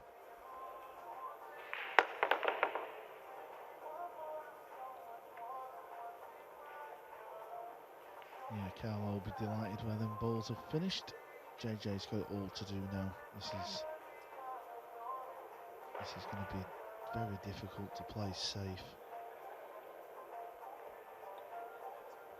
Yeah, last year FSR lost the opening match. Very difficult to do. Now Albin finds himself over on the left side of the draw, and you just feel like you've got to win a ton of matches to get through to that final 16.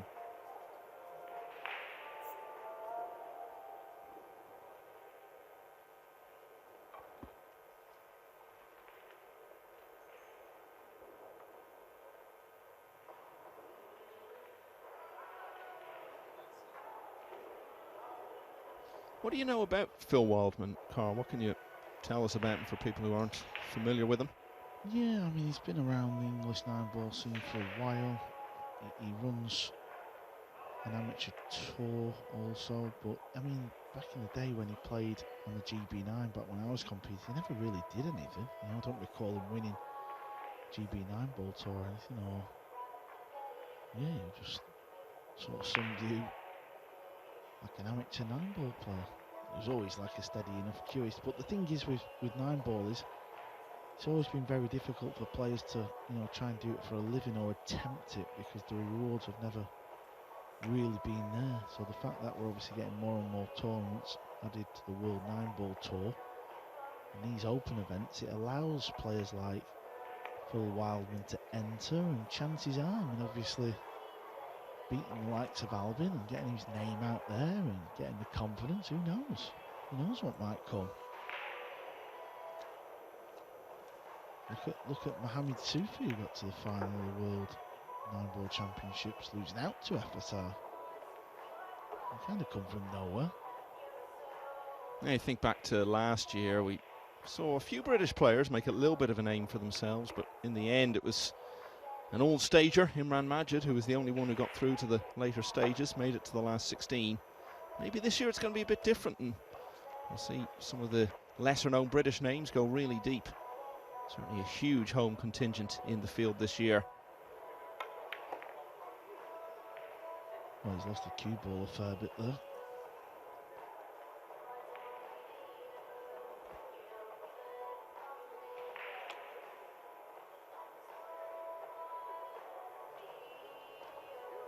Little tester. Should have been a lot straighter on this ball.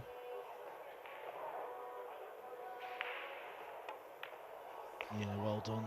Yeah, break and run for JJ Fall in the opening rack. 3-9 combination then for 2-0. Had a chance for 3-0, but having passed it up, he's now lost 3 in a row. And Biado leads for the first time in this match at 3-2.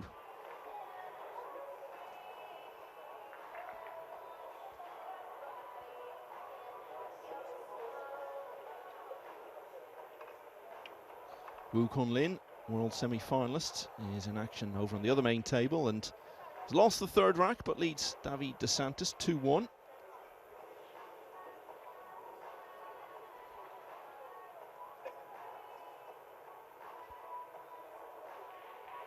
Now we're going to get to see Carlo Biado really kick on there in this match. Balls have not been too kind for him after the break, so he's had tricky table layouts, he's had to play a few safeties.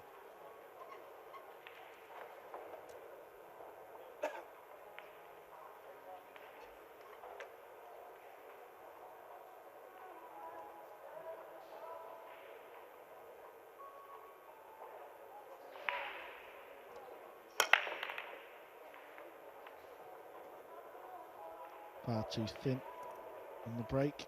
Lost the cue ball. Come near the corner pocket. Now have a look at the cue ball here. Yeah, it was a little bit too thin. One ball was close. Anyway, dry break. Chance for JJ.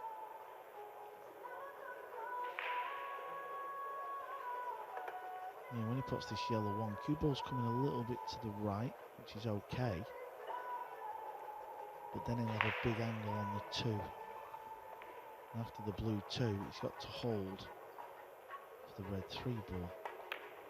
And he's missed the 1 ball.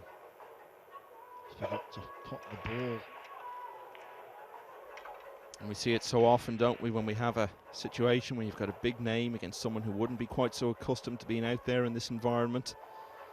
Once that player starts to miss 1 or 2, you can often start to miss quite a lot of balls that you don't necessarily expect.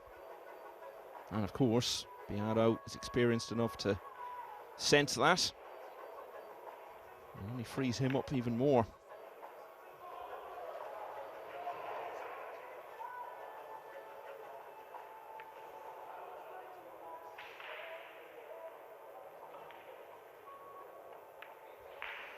JJ Fall looked very comfortable early on and very at home, very relaxed. Just the body language signs in the last few racks when he has been at the table have suggested a different story.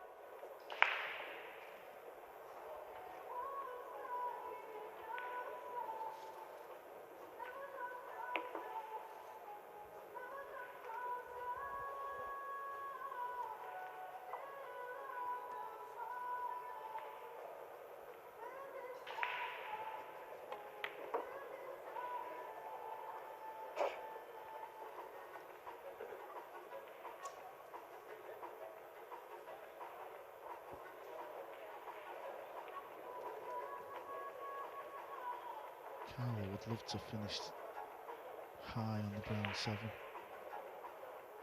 High of the potting angle is what I mean. Yeah, you see where the cue ball's going to finish now? That means he can just pop this ball and the cue ball's coming down table. Didn't have to travel up the table and come back down. So this just means he's making his life easier.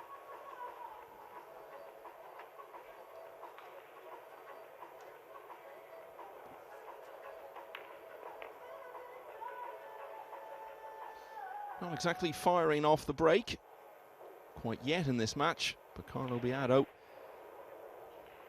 is bit by bit taking control of it. He's now won 4 racks in a row. It's another chance passed up by JJ Fall. And Biado goes 2 clear at 4-2.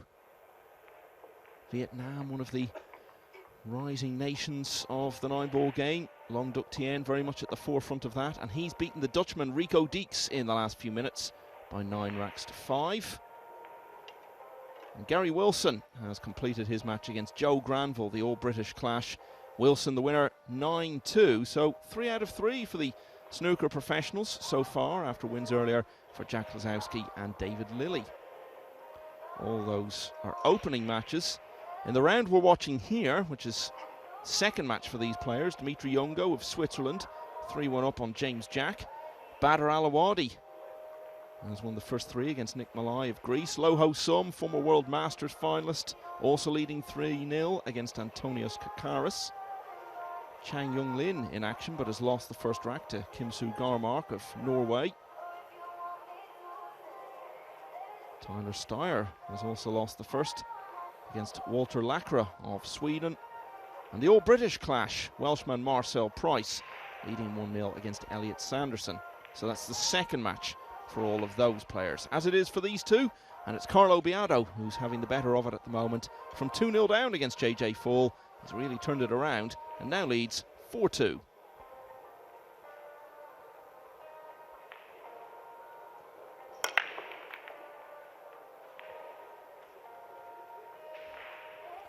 Yeah, this is a lot better.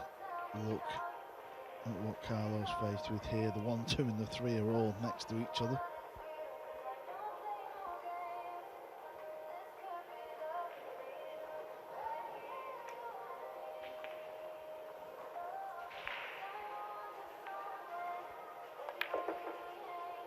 Not seen a huge amount of close finishes so far today, but there is one going on over on table 23. Georgi Georgiev of Bulgaria against Oliver Lawrence of the home contingent. It's 7-all there. If you are just joining us, I can tell you the big story so far today is that the 2-time world champion Albin Ocean has been sent straight away to the loser's side after a 9-7 defeat to Phil Wildman. And a lot of players coming from that culture, coming from the British scene in this field, Carl, who wouldn't be used to playing in this tournament, or a tournament like this. That's going to give them a G-up, isn't it, to see one of their own beat one of the very best in the world. Yeah, I agree, Michael. Well said. And of course, a lot of the players from Britain, they're obviously going to be decent cueists because they've all kind of grown up around that snooker sort of heritage, English 8-ball, where you cue a little bit different to how 9-ball pool players cue. So they've always been pretty good potters of the ball. There's always that question, well, can I really compete against someone who's near the top of the world rankings? Well, Phil Wildman has shown them that maybe they can. You often see that in sporting events. One surprise result leads to a whole load of them. Yeah, and of course it's going to be interesting to see how Phil Wildman moves on in this event, and of course see how Albin can grind his way through the left side of the draw. Biado's on one now. You feel like he's kicked on, he's relaxed a little bit, he's had a little bit of table time. Yeah, looks so much more comfortable now, doesn't he? Run out from the break there, and always a positive sign when you see the player having just won a rack, getting the balls out, wanting to get on with the next one. And Carlo Biado now leads 5-2. Ko Ping Han has staged a bit of a turnaround and now leads Kevin May 7-6. Tolian Han of Singapore 7-5 up on Michael Turkowski of Poland. Although that's now just been closed to 7-6 while I was talking.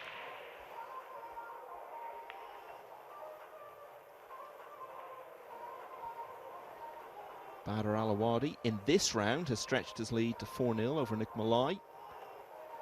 And Kim Soo Garmark, looking to pull off a big upset against Chang Young Lin, has added the second rack to lead 2-0. That is in this round. The day's opening round action drawing to a conclusion. And all the focus turning now to this round. And Jack Lisowski, who we saw winning on the main table earlier, one of the world's leading snooker players. And he's starting out on table 5 against Poland's Mieszko Fortunski. That's going to be a much bigger test for him. Biado 5-2 up here.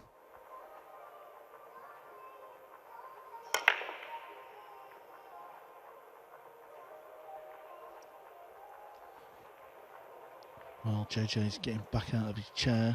It's a dry break.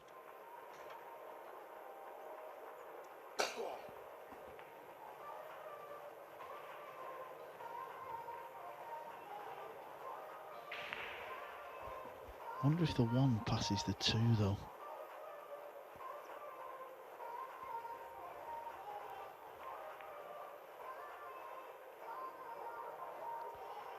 Surely it can't, because he's not even looked at it, has he? So I think he's playing safe. Or maybe he's having a look now.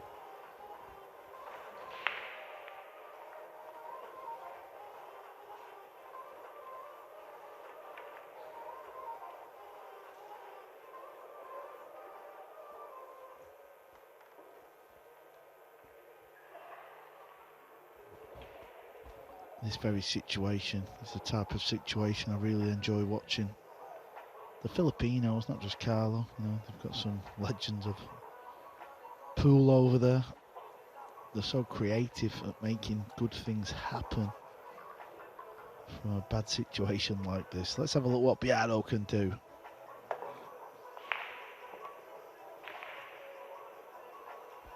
And there is a prime example, Michael. Look at what he's done there. He's kicked the cue ball into the 1, played a kick and stick, and got the 1 ball out of there off the edge of the pink for what a shot. Yeah, he won't actually be at the World Cup of Pool for the Philippines, Biado. He'll be represented in Spain in a few weeks' time by James Oranis and Johan Chua.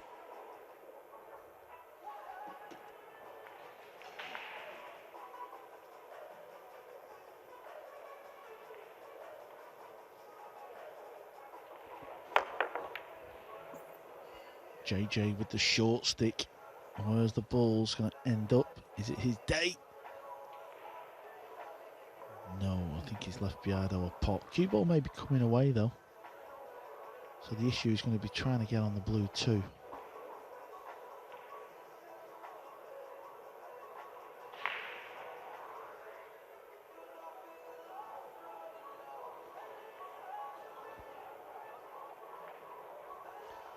Christian Surdea of Romania is the latest winner, beating Robin Cripps 9-3 and now going through to play Talal Al-Bloushi of Kuwait, who beat Darren Appleton earlier.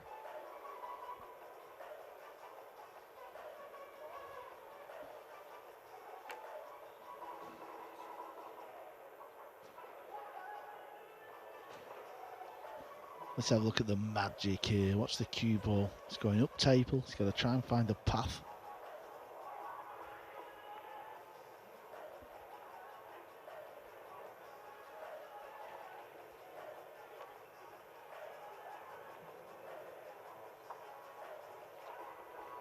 Yeah, Jack Lisowski's playing Mieszko Fortunski on the very table where we've just seen Albin Ocean lose. Jack struggled in his opening match. He's got a big test over there against Fortunski though, he really has.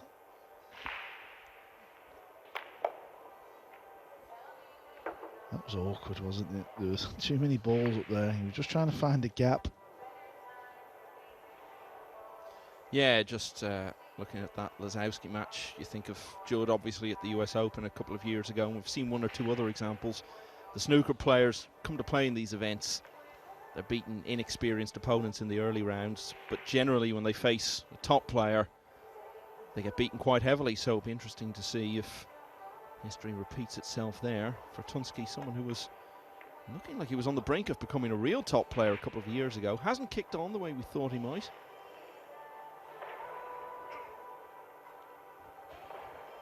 Still very young, of course. So many Polish players vying to be the first to really break through at the highest level.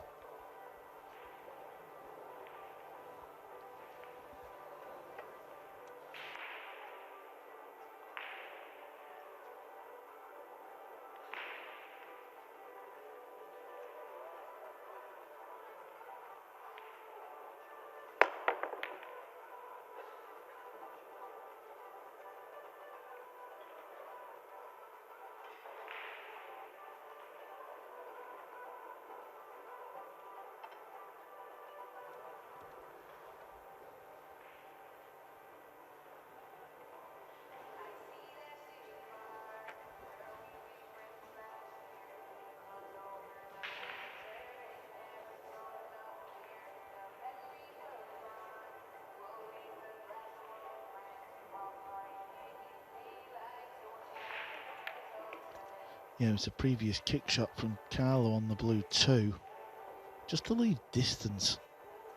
It seemed like it was a lucky shot, but they have a knack of always just getting that distance. And, you know, whenever you leave distance on a pool table and there's a few balls left, good things can always happen in your favour, especially when the Filipinos are kicking. You always feel like they're just so good in that department.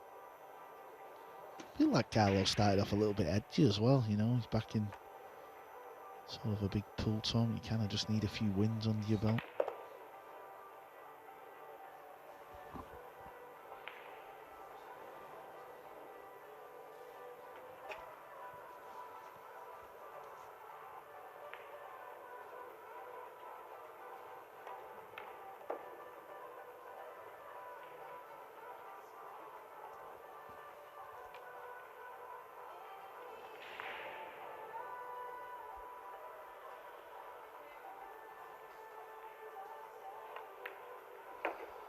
Well, this match now is really turning out so similar to the Van Boening one we saw a little earlier.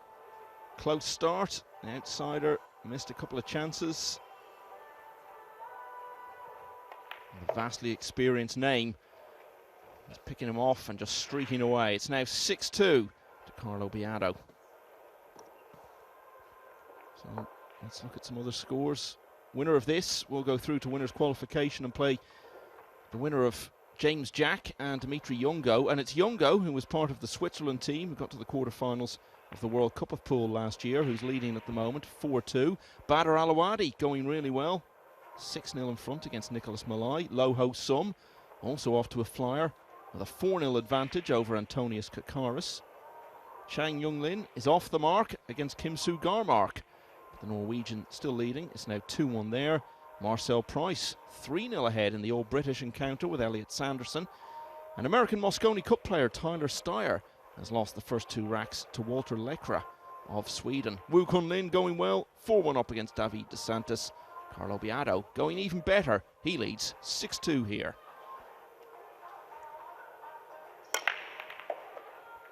That's the break right there. That is the break the players are attempting.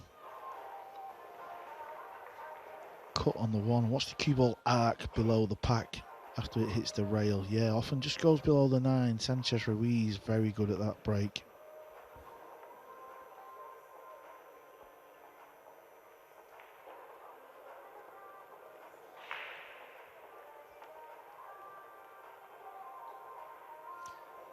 Yeah, we won't be seeing Sanchez Ruiz today. He'll be featuring tomorrow, starting out against Bash Maksoud.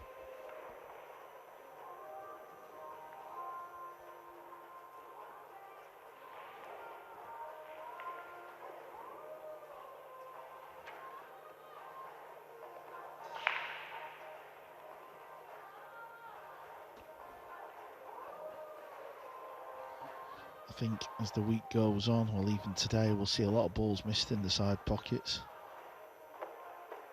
I wouldn't say I was helping Jack, but I was kind of explaining the rules last night for 2 or 3 hours with him and just trying to give him a few pointers. Sanchez was there, Shaw was there. He was having a good laugh with him, and he couldn't believe how tight the middles was from certain angles.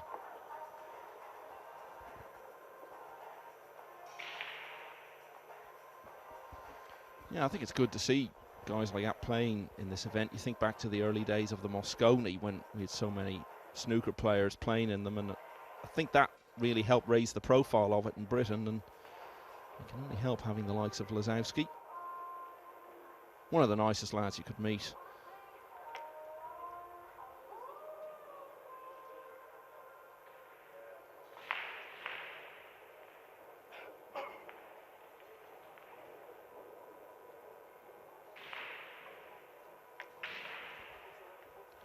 Gonna need something special here.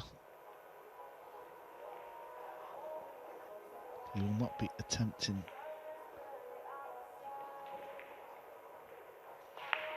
the combination. Well, look at this. He just finds shots, Michael, that you don't even spot.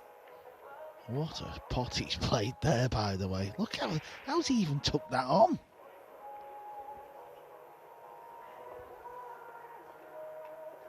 Sort of shot that can make you look a bit foolish if it doesn't come off.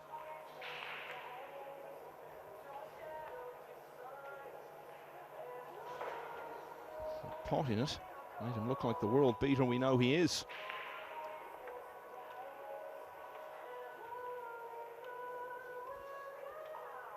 Not many hill finishes so far today, but there is one going on table 23 between Bulgaria's Georgi Georgiev and home player Oliver Lawrence.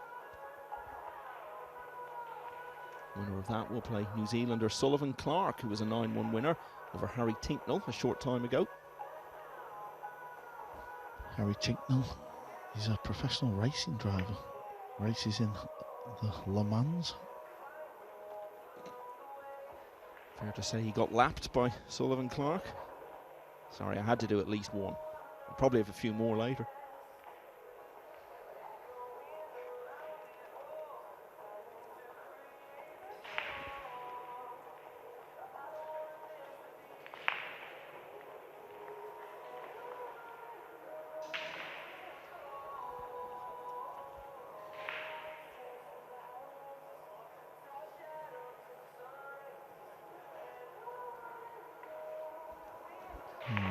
Yeah, I don't believe that shot was on. You almost have to soft draw it off the rail to create an angle, but it always looked a little bit too steep. So frustrating, isn't it, when a match is slipping away from you and it feels like most times you're coming to the table, you're finding yourself in a position like that, which I think has been the case for Fall. He may not be back to the table at all in this rack. Seems a really long time since he was leading 2-0 and had a chance to go further clear. And while Biado attempts to make it 7-2 here, just keep you up to date on a couple of matches in the previous round that are heading for close finishes. Ko Ping Han has struggled a lot of the way to shake off Kevin May, but is now on the hill at 8-7, and it's 7-all between Tolian Han and Michael Turkowski. Also 7-all between Michael Olek of Poland and Britain's James Telfer. So just a few matches left to be completed in today's part of that opening round. Still some close climaxes in prospect. And in fact, Kevin May has just taken it hill against Ko Ping Han on table 6.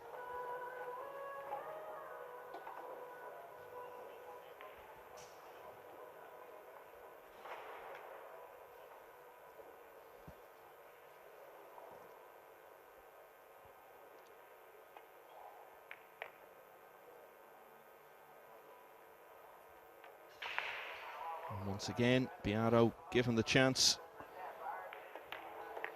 and has availed of it to the full, so that's now 7-2.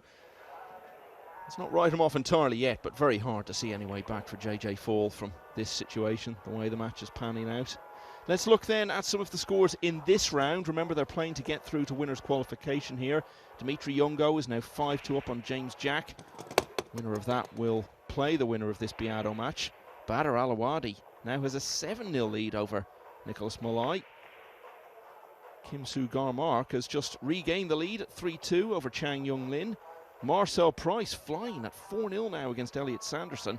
And Walter Lacra of Sweden is leading the American Tyler Steyer 3-0. Wu Kun Lin going along nicely, 5-1 up on David DeSantis. And snooker star Jack Lisowski is level at 1 apiece against Mieszko Fortuński. As we're saying, has still got a lot to prove at the highest level in the biggest events. Looked like he was heading to become one of the very top players a couple of years ago. Still plenty of time for him to do that, but hasn't really done much in the matchroom tournaments the last couple of years. This man has, and he's leading 7-2. And is it about to go to 8? Ooh, so close.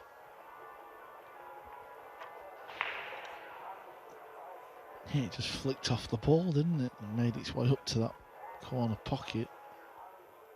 Now, is he going to attempt something here?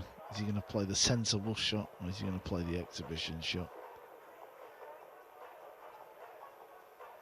Looks like the sensible one is the order of the day. JJ may attempt to try and get in behind this 2-ball somehow and kick it onto the 9.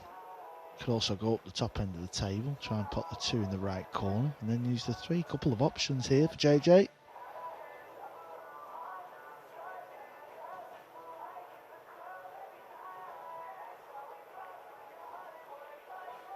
That's what he's attempting. If he pots this ball, I think he'll have a shot on the 3-9 combo. It's close, you know. It's close. Maybe we'll see Biado attempt a 2-9 combo. If he does, he'll try and find cover with the cue ball somewhere. He won't want just to attack this ball and leave the cue ball free. He'll try and get it in behind somewhere. Maybe using the green 6 somehow.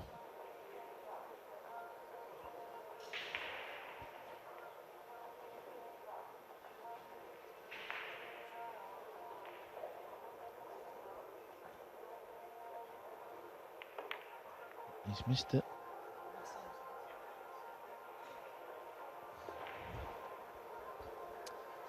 That hill finish on table 23 has gone the way of Georgi Georgiev of Bulgaria against Britain's Oliver Lawrence. So Georgiev through to play Sullivan Clark of New Zealand.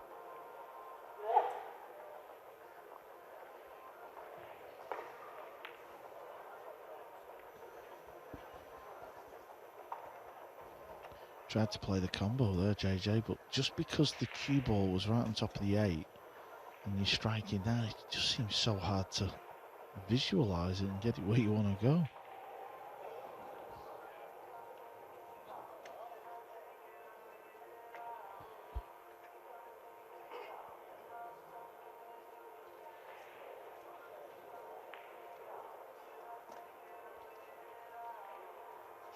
Hello.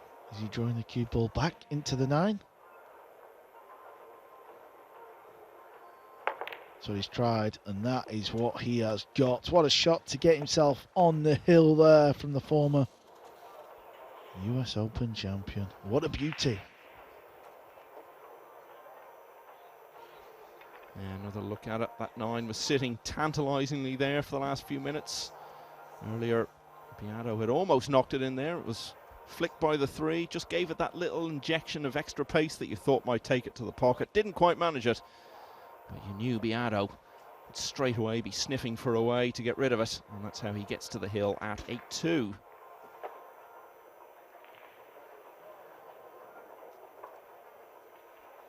Dimitri Youngo now 6-2 up on James Jack.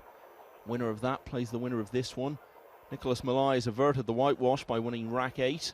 Now trails Badr Alawadi 7-1. And Mieszko Fortunski has won the 3rd rack to lead 2-1 against Jack Lisowski. Eklund Kaci, runner-up in the World Masters. He started his match now in this 2nd round and has taken the opening rack against Ion Ladanyi of Romania.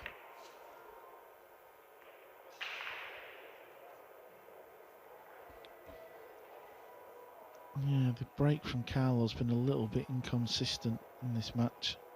Sometimes he's really found the one ball on the side, others it's just not quite been there. So I think after this match that's something he will be working on.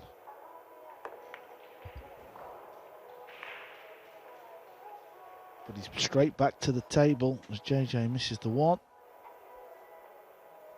Got to try and find a gap here though to get on the blue 2. Anywhere past that 8 ball would be okay.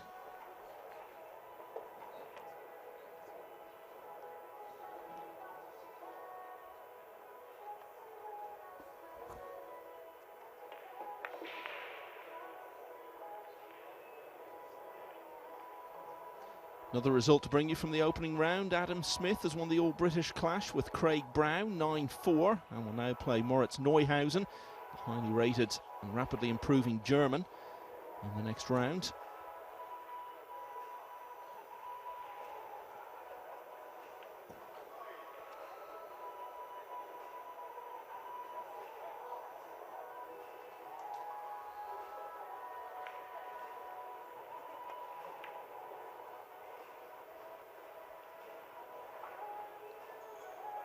Well, a little bit of a test, that shot, but so much easier when the circumstance of the match has taken all the pressure off you. Seems a long time now since he was 2-0 down.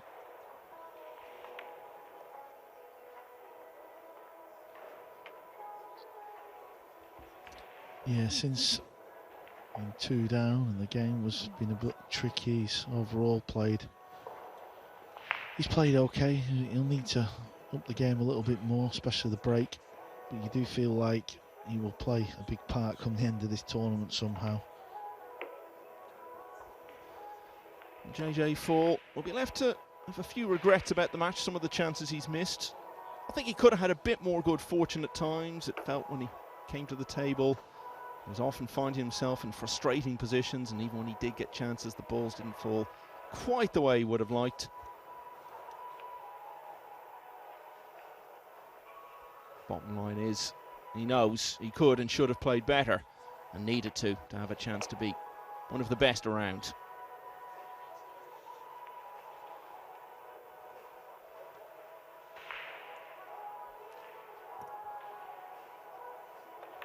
Carlo Biado will be back on Thursday for winners' qualification.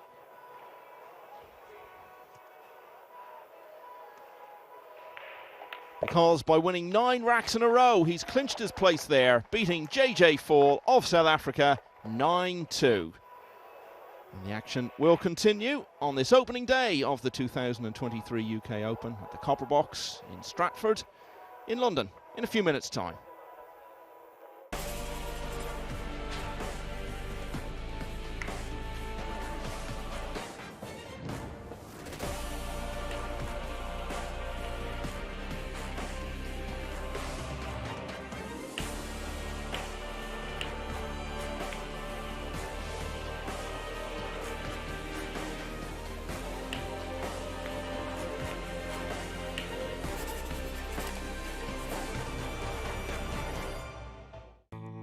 Diamond Paragon Pool Table.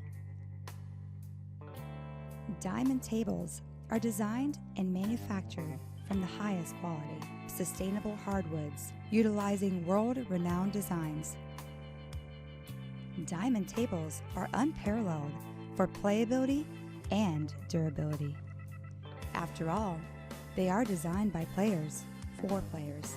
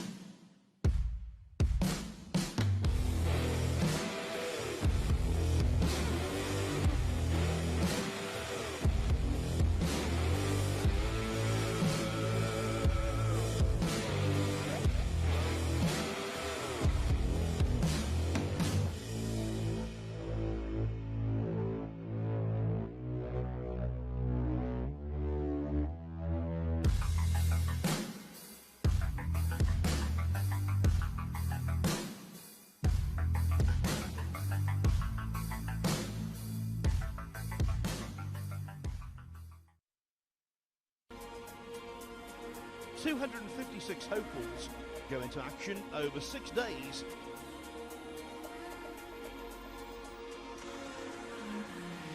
When an irresistible force meets an immovable object, something has got to give, but nothing is given yet.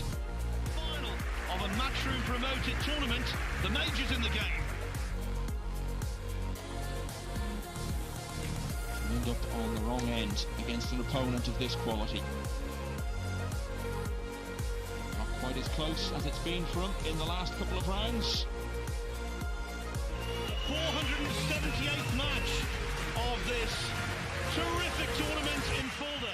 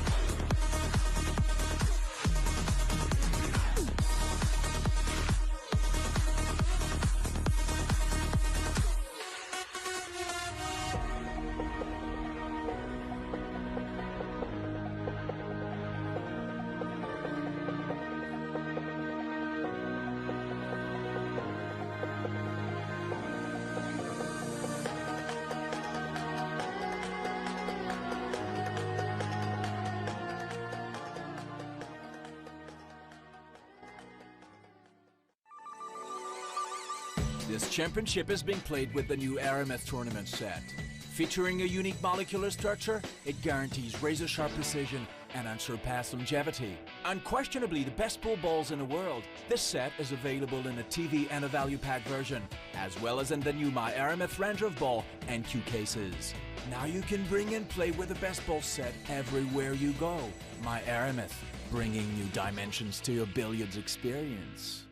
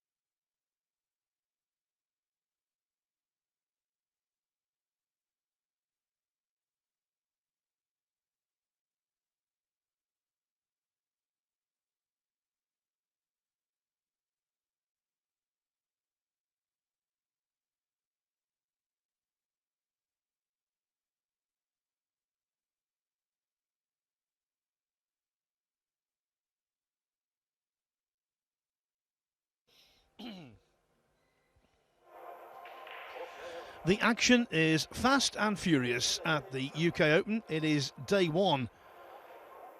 We're just about to see our fifth match on table one. On table two, well, it's a little slower going. Eklund Kachi, Alexander Kazakis and James Arenas all had convincing victories over there. By the way, if you want to see table two throughout the day, throughout the tournament, it's available on the Matchroom Multisport YouTube channel. At the moment, Wu Kunlin from Chinese Taipei leads David De Santis from Italy by 5 racks to 3. Next up over there, it is Win Antoine against Juan Carlos Exposito of Spain. Now, this is table one, and as you can see, the big hitters have done really well. Shane van Boening, I thought he looked awesome at times. So too Carlo Biado. Jack Lisowski came through a very error-strewn match against Dan Suhr. Suhr seemed extremely nervous to me. Lisowski, a novice in 9-ball pool, did what he got to do, but he missed a lot of balls also, and right now he's trailing Mieszko Fortunski next up 4-2 on an outside table. So shortly, table one, match 5 of the day will begin, and it's an intriguing affair between Mario He and David Lilley.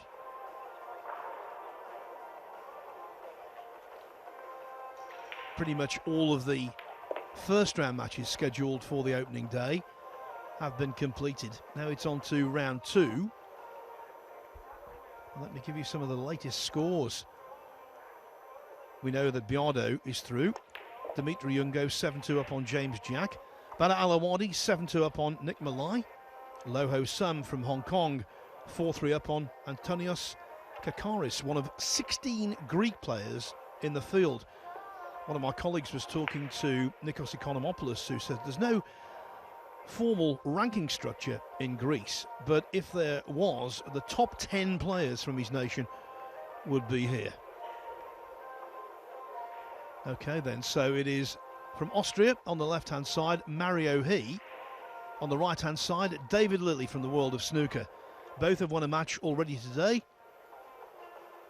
He came through convincingly in his contest, 9-2 against Tashunka Vitko from Spain. Even more convincing in terms of the scoreline was Scott Hunter's conqueror, David Lilley. Lilley winning that one by 9 racks to 1. But it's he who wins the lag here. And I think Jeremy Jones, again, it's pool against snooker, but from what I've seen of David Lilley over the years, he's a very clever player, and he might well adapt a little quicker to 9-ball than maybe Jack Lisowski. Yeah, absolutely. You had mentioned that before, and of course he's facing an opponent that is very adapted to the game of 9-ball, and one of our world's best in Mario He. A lot of times 9-ball, though, if, you know, of course the snooker players, the cueing's great. You know, they don't have to necessarily play the right shots all the time. You know, when they're playing safe, they're going to be pretty handy. Maybe not your traditional safeties, but very good in that department. And, of course, knocking balls in, which is the foundation of the game itself. So, it would be a surprise upset here, but maybe not as big a surprise as some others. Before we get into the match, let me tell you about what happened on table 14 a little earlier.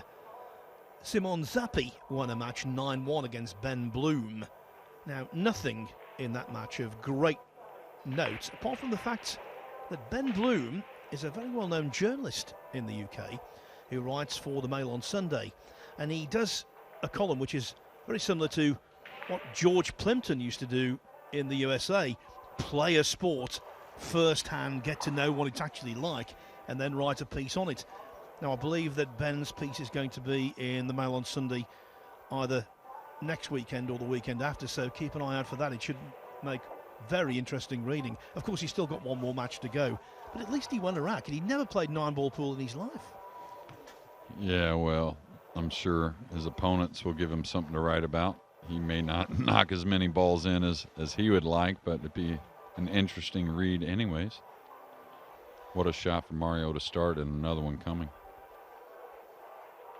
Yeah, he very much a favourite in this match. But Lilley I think he's got the street smarts to make his opponent's life a little more difficult than maybe Jack Lisowski would. And of course, if he is going to miss balls, Lilly has certainly got the technical capabilities to knock them in. Yeah, and you can't blame him. Easy safety there, but wanting to stay aggressive, I would have shot at it myself. Tough tables we're playing on here at the UK Open.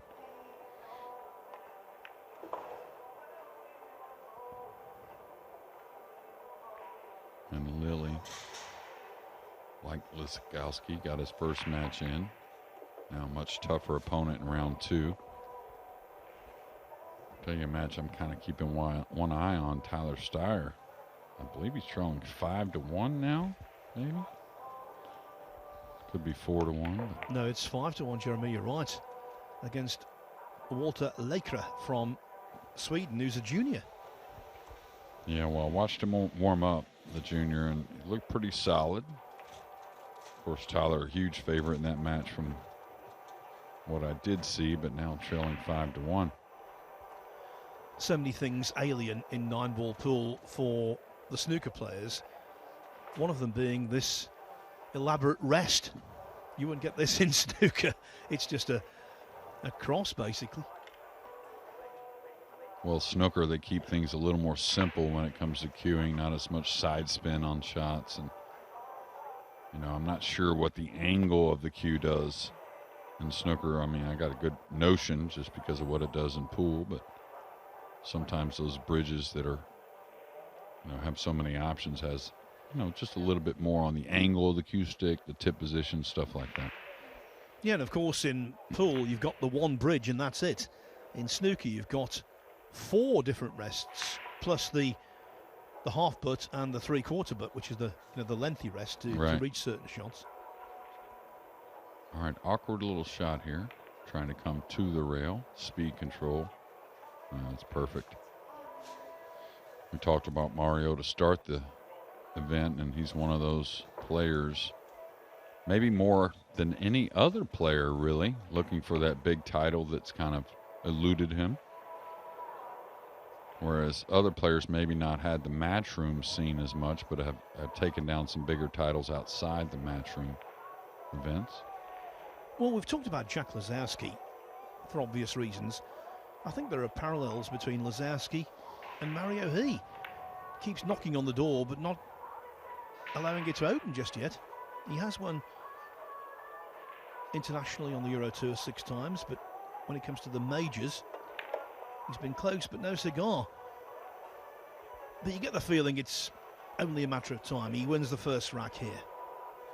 Yeah, and I hate to say it, that some of his losses late in the events have been some of the greatest matches to watch, just because of the drama involved and the great pool. And the most recent, the match with Kachi there at the Whirlpool Masters. What a match. Yeah, he's had a really good season without lifting any silverware. Quarter-finalist at the World Masters and the Scottish Open. Semi-finalist at the World 9-Ball Pool Championship in Kielce, Poland in February. And that was remarkable because it was the highs, then the lows. In the quarter-final, he was 9-6 down to Neil Svein. He had an outrageous fluke in the 16th rack, ended up winning 11-9. Then in the semi-final against the eventual champion, Francisco Sanchez Ruiz, he led 7-2, lost 11-8. Yeah, and he had a match in the final 16, I think it was, right before that, a huge win, Hill over John Morris. So, of course, that's what we expect. We're seeing some of those lopsided score lines here early, but as the event evolves, so will those score lines, and they will get closer and closer. We see it every tournament. Nice break off here, long distance shot on the blue too, and seems like every shot you really can't take your eye off. There are no gimmies anymore. Very sound cueist as well, he. Although on that occasion, it completely broke down. Yeah, he missed at the cue ball with a little right English there, a little unintended right spin. So now Lilly with an awkward situation. May try and bank the 2, the blue 2, a couple rails below the purple 5 and the brown 7, and kind of pinch the cue ball to the backside of the red 3. Yeah, like that. That's what he was trying to do.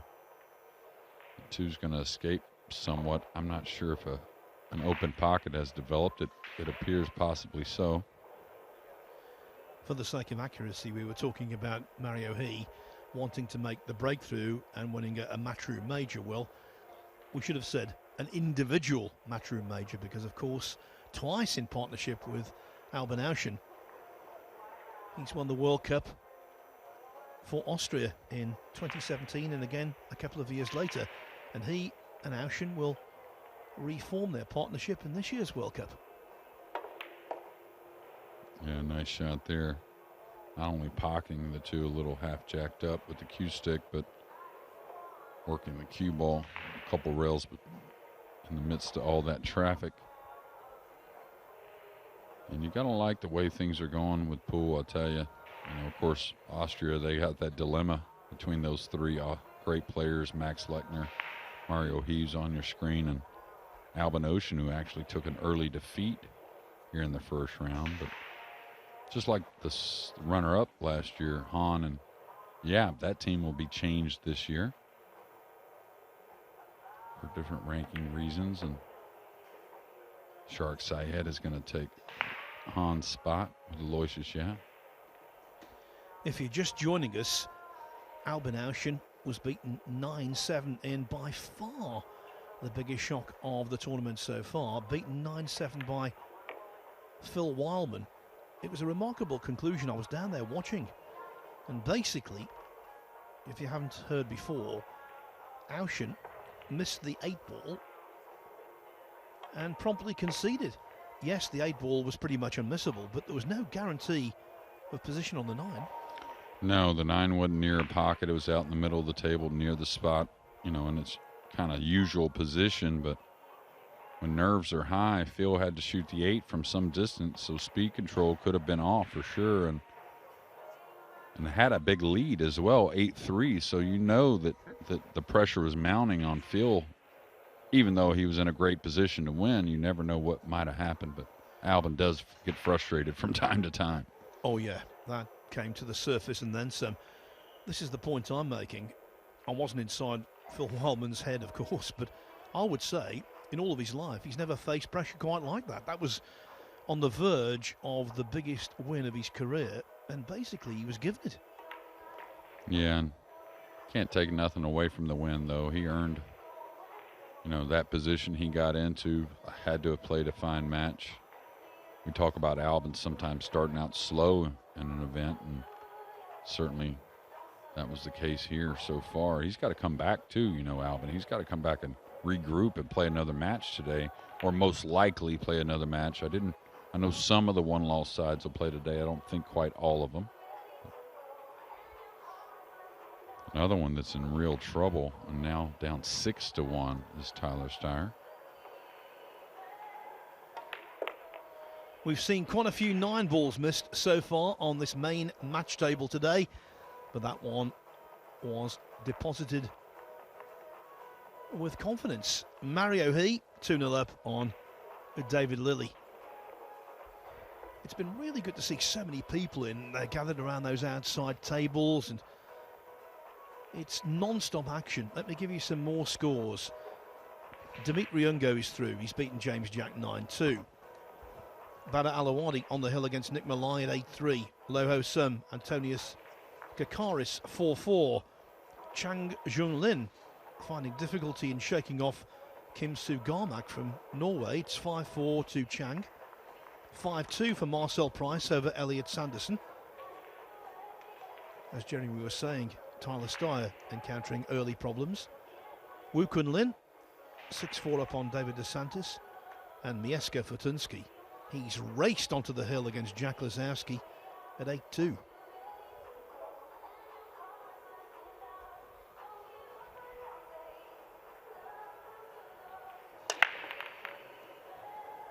Heavy kiss on the cue ball. It's going to go up to the top rail, then make its way near the blue 2. Very good look at the blue 2 with the red 3 very handy. There's some work from the 3 to the 4. Maybe a 3-rail position here off the 3 to get back to that pink 4. We'll see here in a moment. Now, can he avoid the 3 with a high ball? I don't know. I think this angle is kind of tricky. Looks like he can get just above it, 2 rails. He wants to play for a very big angle here to come with top spin. Maybe a hair of inside English, some 3 rails around for the pink in the upper left. Good thing for him is the 6 is near. So as long as he doesn't end up too short, he can handle a little bit on the pink.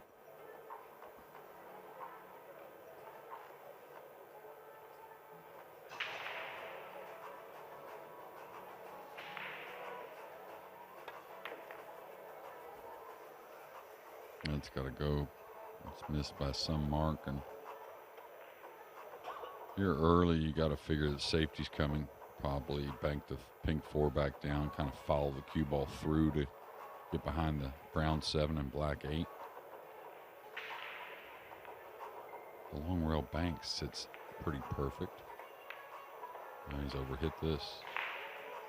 Well, maybe not. Maybe the cue ball did stay behind that little nest.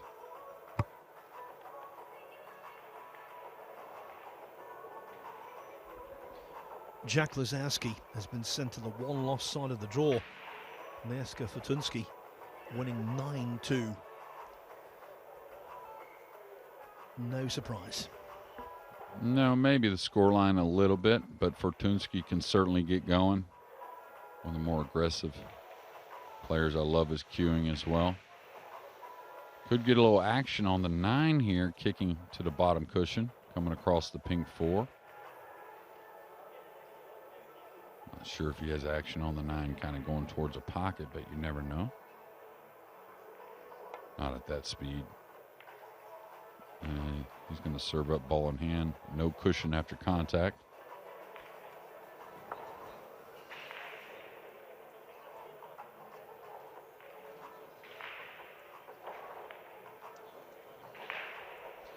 He's had a very interesting career, has David Lilley. I'll tell you all about it in between racks.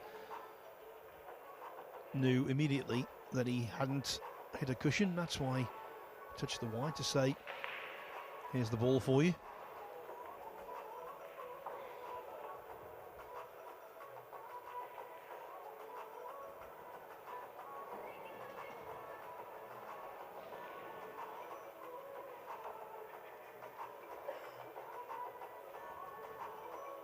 Yeah, and the thing about Mario, just really no weaknesses at all.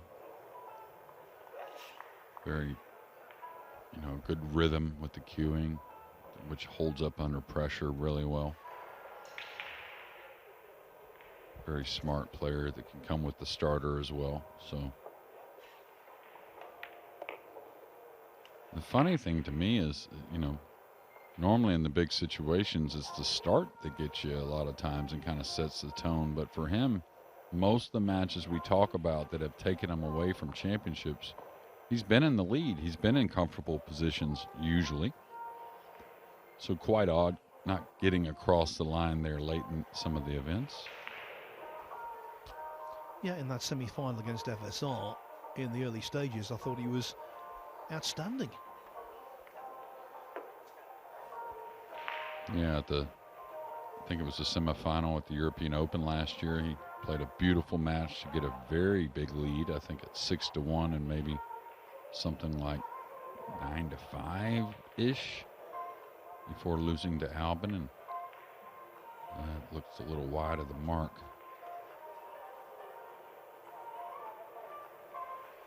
At that speed, that was a pretty routine shot, Jeremy.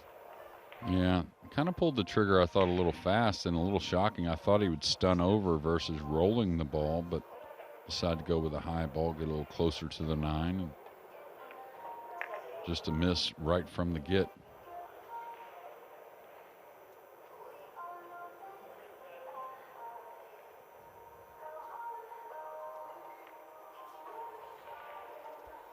Nicely done from David Lilley.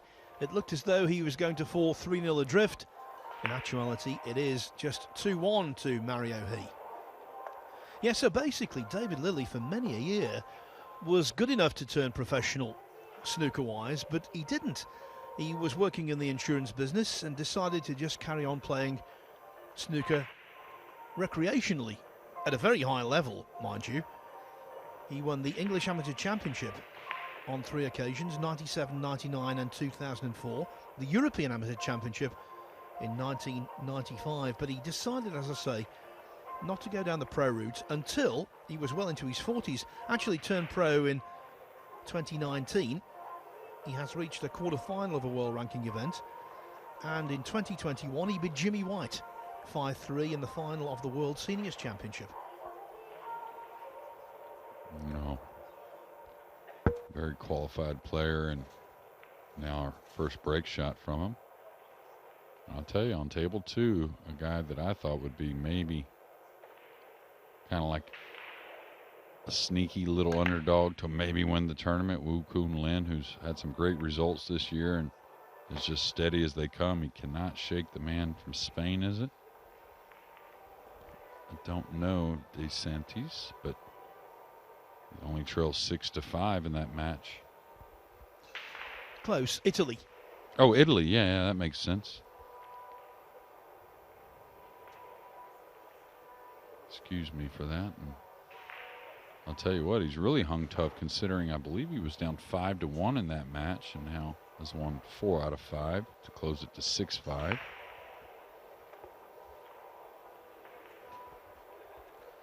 The winner of this match, by the way, next up will take on either Marco Dorenberg of Germany or Dimitris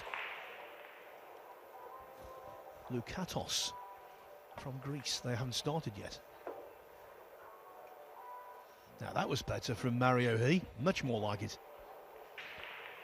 Well, he's an aggressive player like all the best players are, and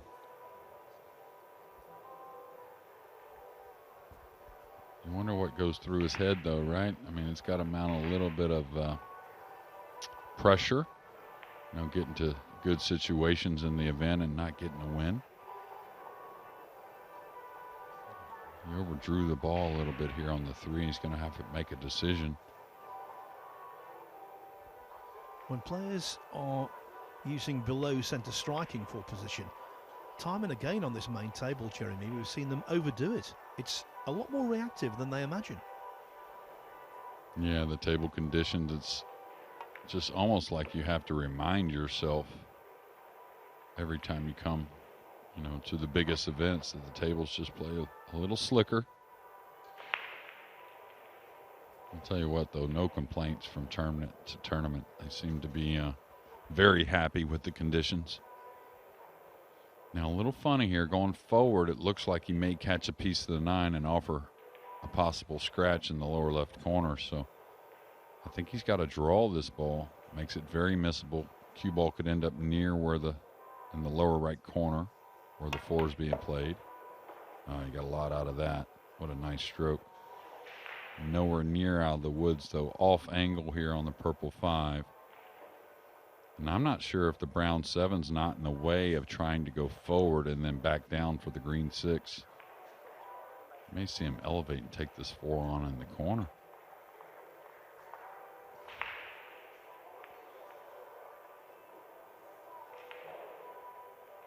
All right, he's leveling out. May have to flirt with the 9-ball here. Well, never mind. The Lord giveth and the Lord taketh away. An outrageous fluke followed by the scratch. When the fluke went in, immediately my mind went back to that match against Niels Fine in the World Championship. But then the white quickly followed. Yeah, the white got kissed by the purple 5, added a little speed to the cue ball, and now Lilly in a great position to tie our match.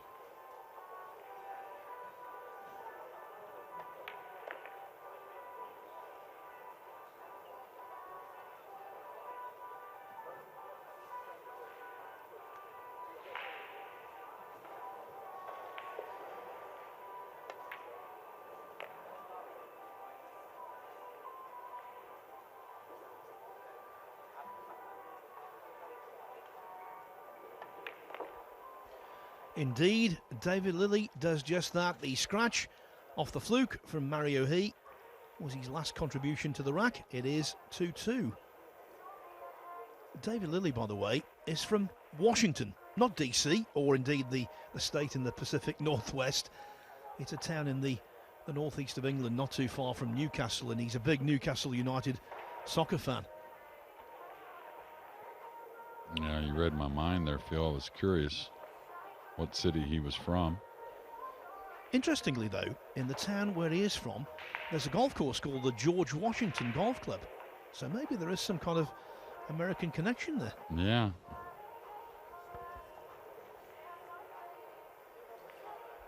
Wonder how old the club is. Well, I've played the course. It was a very nice experience. Now, in the middle there, that's Gary Wilson, who's also from the northeast of England, a good pal of David Lilly's, who's still involved in this event. He's a snooker player as well. He won the Scottish Open last year.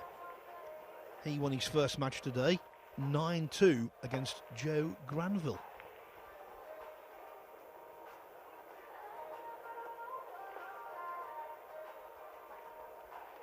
Petri Mäkinen, the Finn, has started his second match of the day. He's 4-1 up against Adam Stankiewicz from Poland. Tyler Steyer fighting back a little against Walter Lekry. Now 6-3 to the youngster from Sweden. 7-2 Marcel Price over Elliot Sanderson. And a player we saw first up on the main table today, Duong Quoc Hoang from Vietnam. He's 3-1 up on Chris Cowie of GB.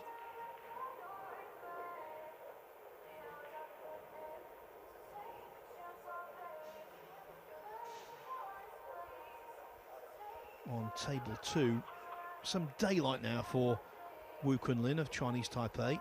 7-5 up and breaking on David DeSantis. Yeah, actually it's 8-5 now. He just had a golden break. So on the hill. Little delay with the referee here. Badr Alawadi from Kuwait comfortably defeated Nick Malai of Greece 9-3. And Chang Junlin, it's been a tough outing for him, but he is 7-5 up on Kim Soo Garmak of Norway. I think I saw Thorsten Holman and Dimitri Youngo just lag. So that's a great second round match that's about to begin.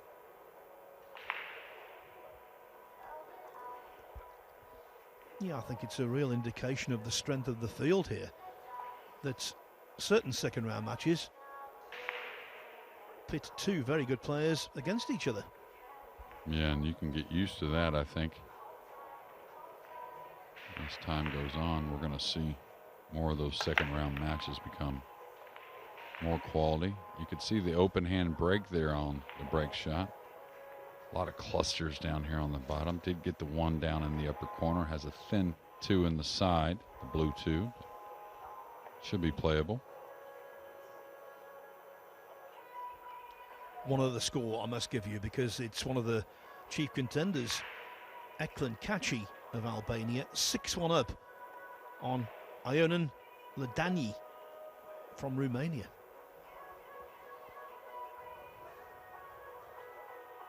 Well, Eklund, I think, is just in a great place. You know, personally, I think he's just seems very happy and very directed. Of course, opening a pool room back in Albania, and of course a big win earlier this year. Just a lot of things going right. Played a great Whirlpool Masters. Just a very well-liked player out here on tour and a champion, that's for sure. Is he playing the kiss shot here? That was all about gaining position on the pink, so showing a little bit of that clever you were talking about, Phil. Yeah, I must qualify what I said. He's certainly not an expert, but he does have that Q Sports acumen. Yeah, that gut instinct, right?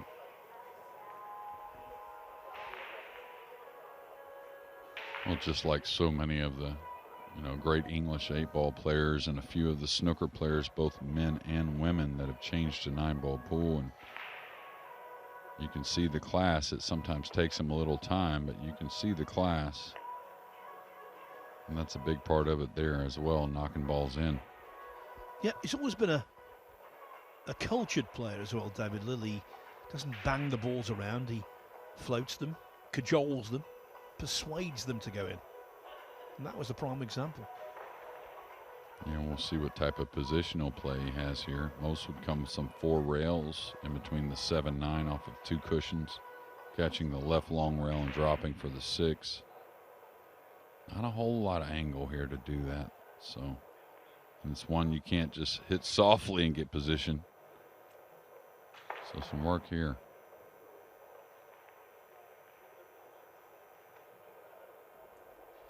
Now that is a living legend. Ralph Souquet, into his 50s and still very competitive, as he showed at the Scottish Open at the weekend. Lost in the semi-finals, 10-9 to Jason Shaw. He broke off in the deciding rack. Had a chance of a tricky 2-ball. Well, I think tricky's underdoing it. A 50-50 2-ball. He decided to play safe. He just overhit the safety slightly, left the 2 to middle, and of course Jason Shaw, being the magician potter that he is, cleared up.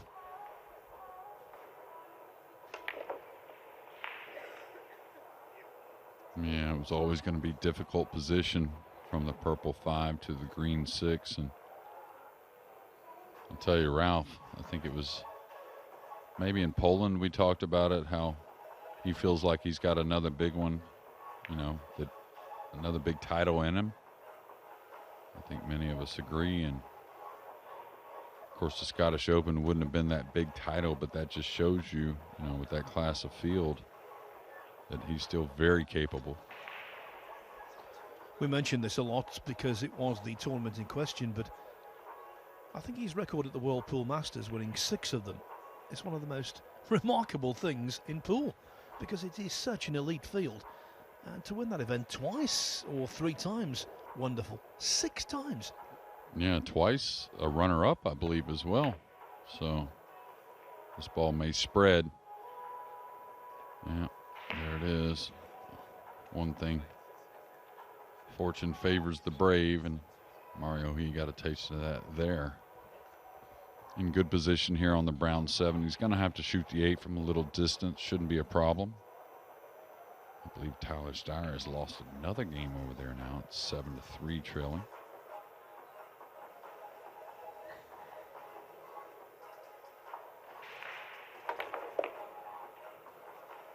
I'll tell you how that confidence is. He decided to just elevate the cue, put a little pace into that, just so he didn't get so far away from the black 8.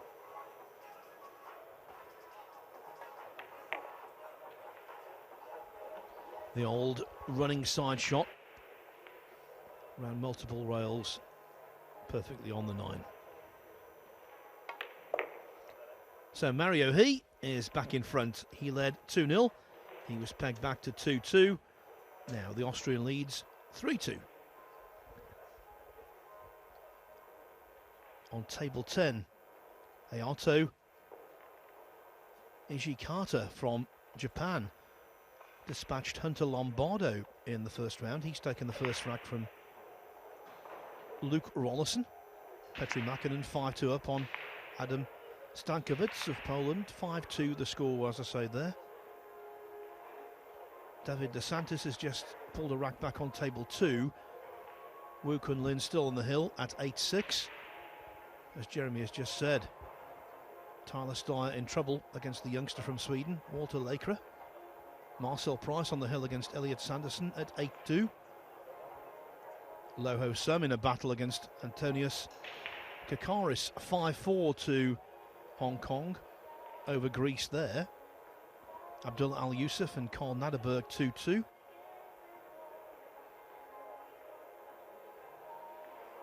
Duong Kwok Hwang 4-1 up on Chris Cowie. Alexandros Horsens, he's taken the opening rack from Torsten Homan. And that's the same situation for Jani Uski of Finland against Sharik Saeed of Singapore. Eklinkachi 6-2 up on Ladani of Romania now. And Fedor Gorsht, I'd love to see him do well, because he's been winning so many tournaments in the States over the last couple of years.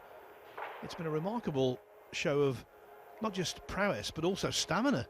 And he's 1-0 up on Abdullah Al-Shamari.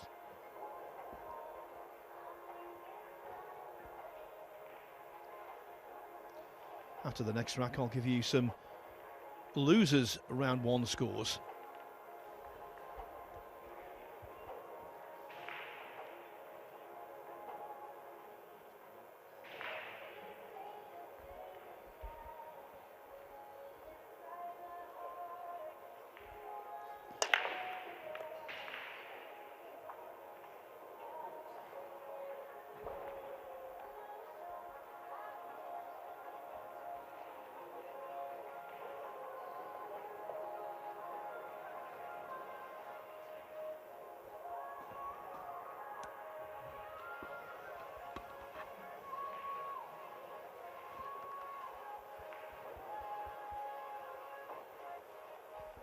I think it's fair to say in this match so far, Jeremy, the balls haven't exactly been cooperating off the break. No, not so much. They've been good break-offs. Lilies, I thought, didn't open the balls quite as much as I thought or expected. Now a little bit of a safety shot, most likely. Could play a little bit of a two-way with the cross-corner bank on the blue too, but gotta believe he's going to go just all out for the safety.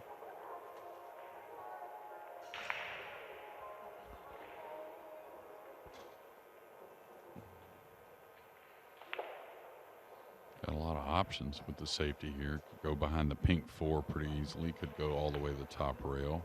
He tried to play the two-way, so he's going to leave a little more of a look than he wanted.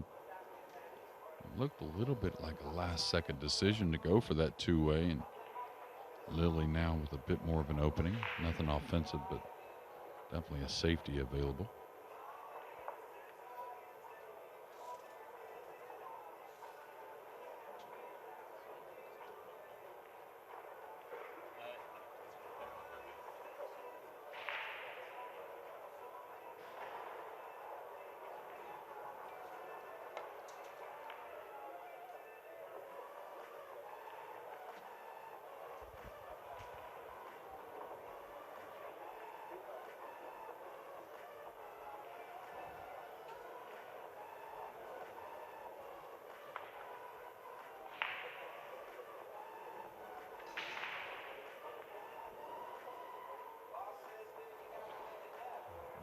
He can definitely get at the blue too. I'm not sure what he can really play.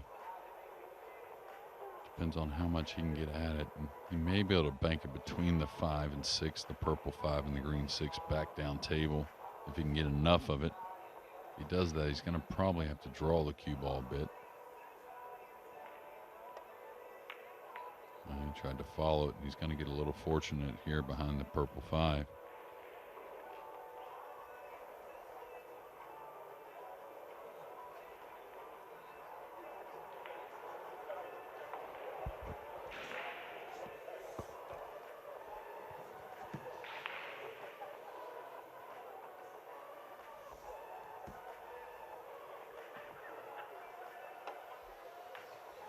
Yeah, the 2 rail escape, and I'm sure a miss hit, even though not a full-time 9-ball player, you had to kind of know he's great at cueist, and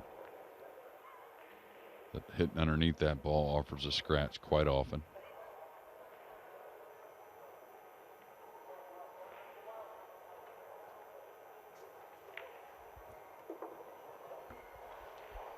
Normally so dependable, Mario He. From this kind of position, ball in hand, balls open. You'd expect him to take a 2-rack lead. Fully expect him.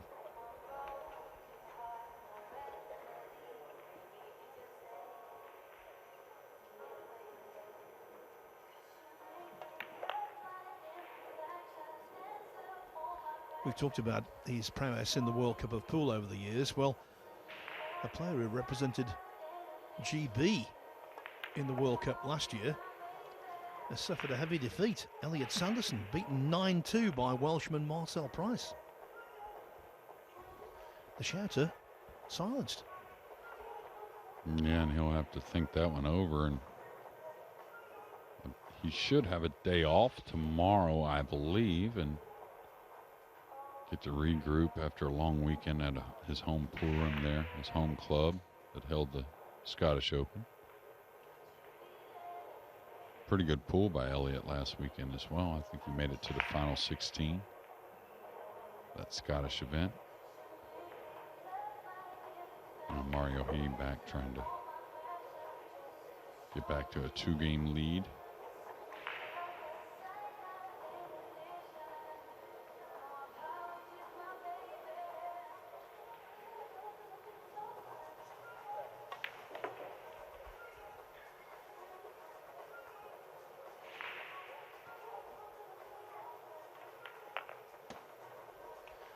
There it is. As soon as David Lilley escaped the hook and scratched, you got the feeling that it was going to be his final shot of the rack and he was going to spend the rest of it sitting down. That's exactly what transpired.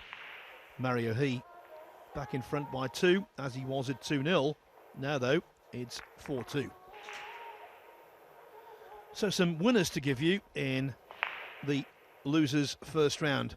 Soren Victor Dimofti, Neil Margossian, Jonas Kornmesser, Ivelo Semyonov. He beat Michael Dodd 8-5, so the American is 0-2 going home. And spare a thought for Andy Gecki from Albania. He lost to Dimofti, and today he's played 2 matches, not just lost them, whitewashed in both. Yeah, that's unfortunate, and hopefully he'll be back in one of these events to make up for that. A little bit of a learning lesson. Nice break off there from Mario. He's got a pretty good shot at the 2. The red 3's a little grouped up and tied up with the pink 4. Maybe a combination on what's offered here, and doesn't appear the 3 slides by the pink 4. So a difficult shot here on the 2. None of these can be overlooked. You know, Jeremy, I love my terminology. If you lose 9-0, 8-0, would that be a double goose egg? Well, you could label it how you want. Maybe just don't ask the player that got beat. Maybe that's the only person not to talk to about it. But you know, we'll give you the credit on the double goose egg. Doesn't come up very often. Oh, nice flowing stroke into the side there. Yeah, because it might have been off-putting, because I think as he was down on that shot, one of his logos fell off. Yeah, I can see it on the floor now. I don't think he really even noticed it. Okay, playing the safety here behind the brown 7. The speed was quite a bit off, and maybe the hit on the 3 really is what caused the wrong speed on the cue ball. A lot of times you got to ignore the 3 getting so far down table and really just play the cue ball speed, just because you're such a favorite to put him behind the brown 7. And now Lilley with a long distance shot, but one he should get down.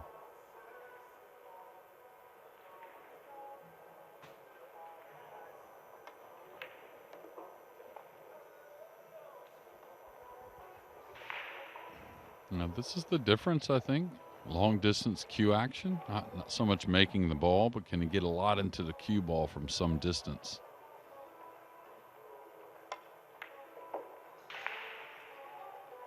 Kept it pretty simple. Does have a pocket for the purple 5. It does squeeze by the black 8. Easy to overcut this, just a touch. Dead center. The one thing that is a common factor with all of the snooker players, they have reliable techniques, don't they? Yeah, and it's a little different than the pool technique. Just, I think, because it has to be, or at least the pool has to be different. Snooker, they don't use quite as much side spin. Even though when I watch the snooker players come over for the pool, they're not afraid at all to use side spin, right? The one thing about the snooker players, I think, which is true, is that their upper body movement is minimal. And he left him a lot of distance here, and of course used to the 6x12, but this is still a tester.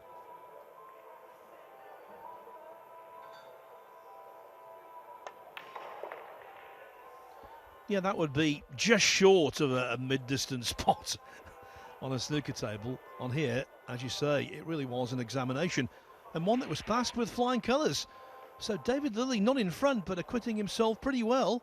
He trails only 4-3. It's not been a good day for Austrian pool so far, given Albin Auschen's surprising defeat by Phil Wildman 9-7. Could Mario He also suffer and be on the incorrect side of an upset? Well, long way to go before that happens, but at least Lilley showing he's capable. Also very capable, Chang Junlin. Watch out for him as the week develops. He has beaten Kim Soo Garmak 9-5. So many terrific Chinese type players, and obviously Chang is right up there on the list. Yeah, on our other match table, Wu Kunlin, another Chinese Taipei player, went on to win 9-5, I believe it was. He's kind of the one that just doesn't get talked about enough, I think, and has had some great results in some big events. Yeah, just to confirm, Wu Kunlin through. It was actually 9-6, but I think it was a little more comfortable than the score suggests. Nothing comfortable about that one, though. The scratch off the break. Ouch. Yeah, and it looks like the black 8 has covered up the 9 to where the combination on the 2-9 not really available. So it should be a combination on the 2-8 here for Mario. I'd like to get close to it, though. He's really surveying to see if the 9 can squeeze by. The type of shot, though, you're not going to hit it hard trying to let it squeeze by the 8, and could easily sell out a combination in return for Lilley, you know, if he doesn't get it down. So questionable call here. I think I play for the 2-8 combination and try and run out myself anyways. I like him trying to get close to it, but again, this is not the type of combination on the 9 you're going to shoot with much speed. So you could easily give up the game, or just as easily give up the game as you could win it. I don't even think he's looked at the 2-8 combination either. It's not hard. In a great position to roll that 2-8 in and have position on the 2. So this is all or nothing. Well, he did hit it with a bit more speed. Now that was to make sure he didn't sell out. But again, that lessens your chances of making that 9 ball. So a little confusing to me, Phil. Well, the gap, and this is very simplistic, but the gap between the cushion and the 8 ball was tiny. Yeah. And lessening the chances, again, of being accurate with a little more speed and letting the object ball slide a little bit. So almost like he's playing like no worry at all, in my opinion. We've seen today certain opponents where you can be like that, let's face it. Yeah. But David Lilley isn't one of them.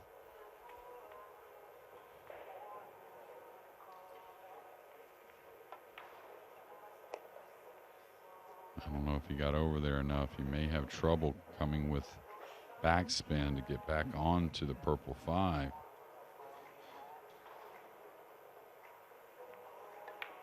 He played the safety. Pretty smart, right?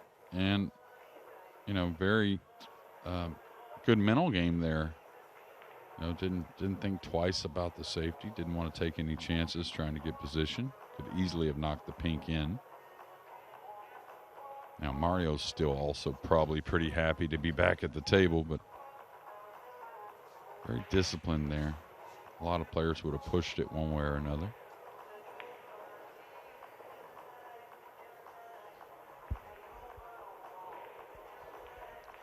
I mentioned the fact that Lily had won the English Amateur Snooker Championship 3 times, which is a phenomenal achievement because you start out, having played in it myself, in a different life. You start out in your local area, then it goes to regions, then it goes to the finals. You have to play an awful lot of snooker against some fine players, especially towards the end. And to win it 3 times is a real feather in his cap. It's actually snooker's oldest event. It predates the World Championship. It started in 1916, and one of the early championships was won by an American who came over and played snooker for a while, fell in love with the game, and ended up winning the English Amateur. Obviously the standard then was nowhere near what it is now, but nevertheless there is an American name on the trophy.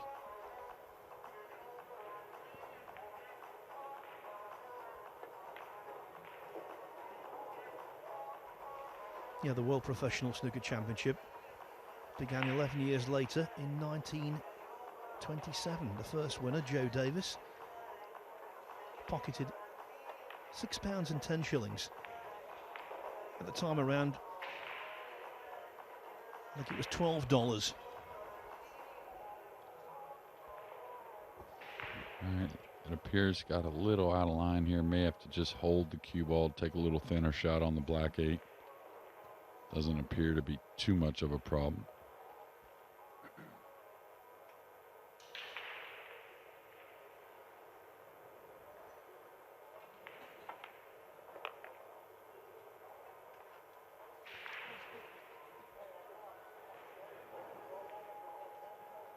I think Tyler Steyer now down 8-4 maybe. 8-5. 8-5, okay. Still grim.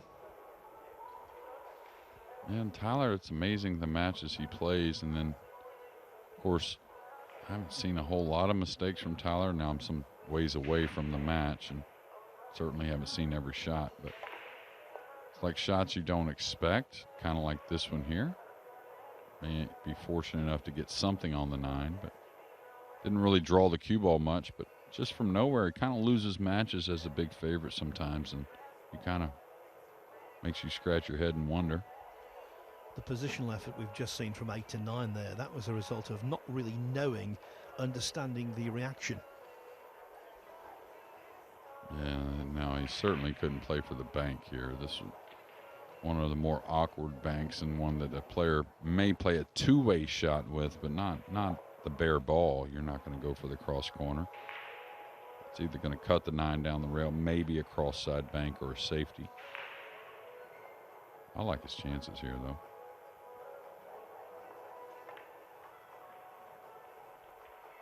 Well, it was certainly the correct pace to play it at. That opened the pocket, if you like. And David Lilly, every credit to him. It's an alien game, 9-ball for Lilly, but he's doing okay. A smile on the face as he looks over to his pal Gary Wilson. He's on level terms with Mario He at 4-4.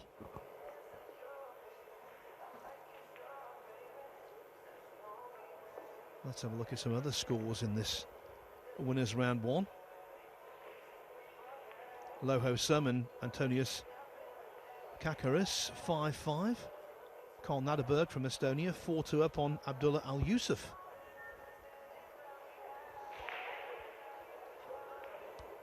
Petri Makinen now 6-4 up on Adam Stankovic.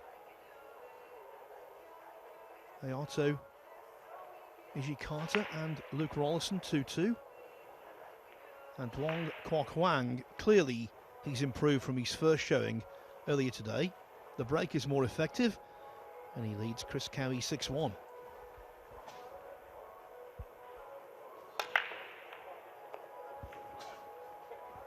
Very good break off there. Great timing, the one on the side.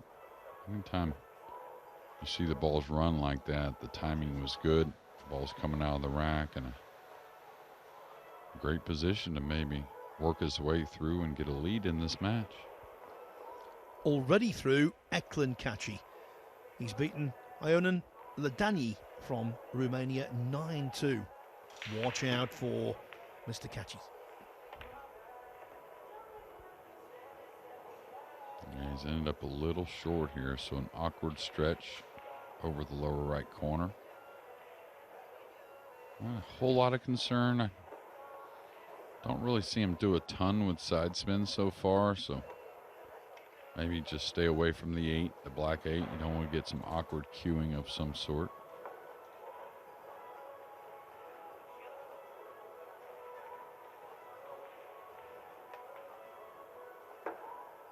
Oh, really nice control.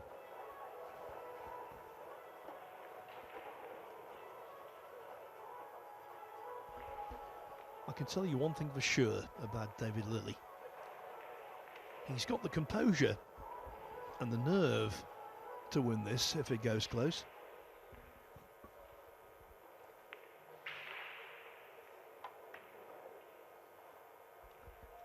But whether he's got the game, that's an entirely different matter.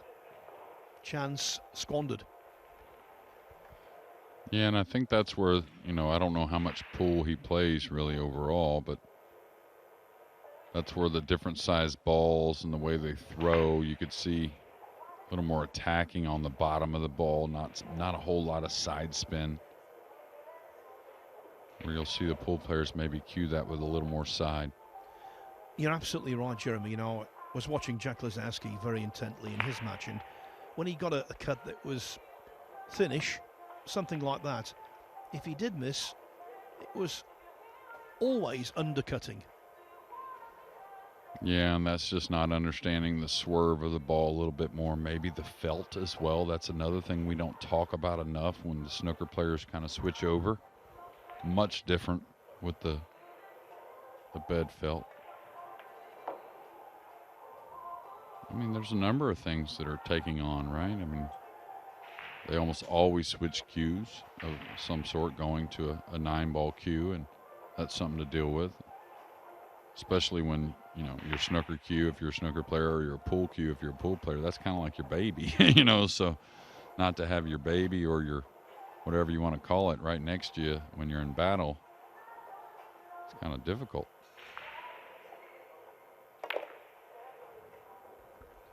Well, funnily enough, I was just mentioning the first ever World Snooker Champion, Joe Davis. His brother Fred, who also won the championship on numerous occasions, turned pro when he was a teenager, played his last match when he was 78, and he used the same cue throughout his career. Wow. So that was one of the brothers. I think one of them, you told me, just ended up quitting, right? Just won a bunch of times, and maybe he didn't want his brother to win, or I can't remember exactly how you told me. Well, the turning point was 1946. We'll just see this 9-ball go in. And it does. And so Mario He regains the lead for the third time at 5-4. Yeah, basically 1946, the first post-war World Snooker Championship. Joe Davis won it, but he was run very close by Fred, his younger brother. And so Joe basically decided to retire, not from tournaments, just from the World Championship. He'd been undefeated in the championship from 27 to 46 inclusive. And he didn't want to lose that undefeated tag, particularly to Fred, his brother. And so he played in all of the other events, but not the big one. And consequently, people quite rightly said, well, yeah, it might be the World Championship, but Joe's not playing. It doesn't really mean a lot. And a decade later, it went into abeyance, the championship, and didn't return until, well, over a decade after that. Well, Joe definitely had an impact then. I believe the youngster may have just missed the 8-ball, maybe to take Steyer down. Steyer at the table. I think that'll make it somewhere around 8-6 if he does make this 9-ball. Maybe even 8-7. I'm sure Phil will tell us here shortly. Yeah, on my scoreboard, it's got 8-5 still to the Swede.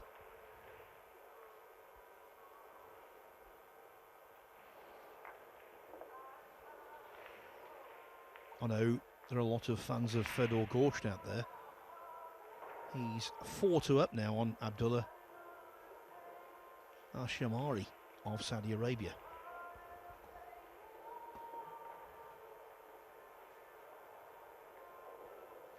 Yeah, whoever wins their first 2 matches from that point on will only have to win 1 out of 2, I believe, to advance into our final 64 from there. So the second round match kind of gets you in as good a position as you can be in here early in the event.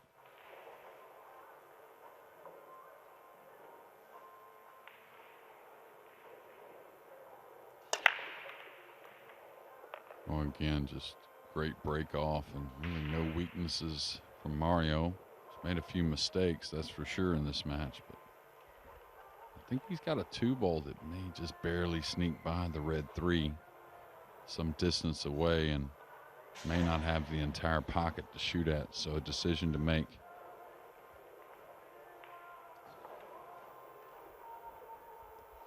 And that decision could be guided by the fact that in this match he's not been remotely near his best.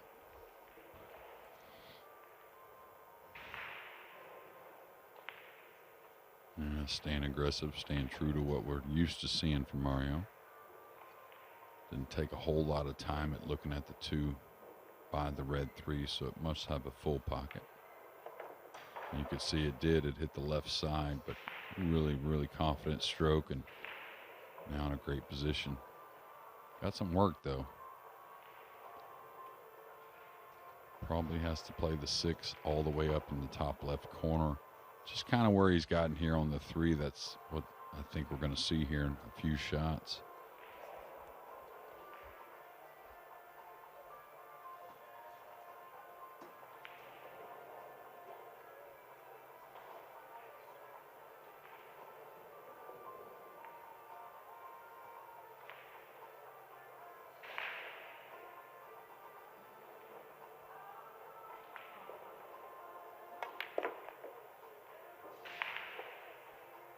Well, that tells me he was doing everything not to have to shoot the green 6 all the way up in the upper left past the side, the left middle. Force the cue ball all the way down the table to gain more angle on the pink 4 to be able to work the rock. It's an odd shot from not such a thin angle. Watch out for the side where he's standing. And he's going to hit this nicely. Fall a little straight on the green 6, so possibly has to draw short side on the brown 7, but shouldn't be a problem.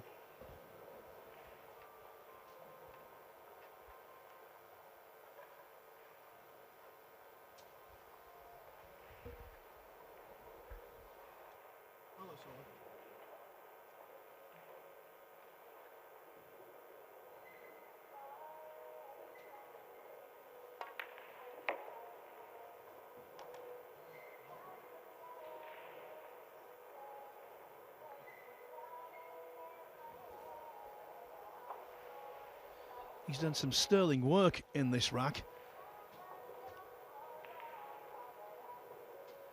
Can he apply the finishing touch?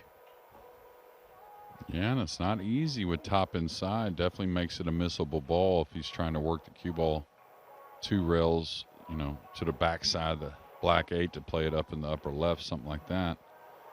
I kind of felt like he would stun and just take the long shot on the 8 from somewhere where he's at now, like that. And with the 9 near and pretty crucial game here in mid-match, go up 6-4, maybe some type of mistake, trying to make things a little too easy on himself, and you don't want to get it to 5-5 if you're Mario.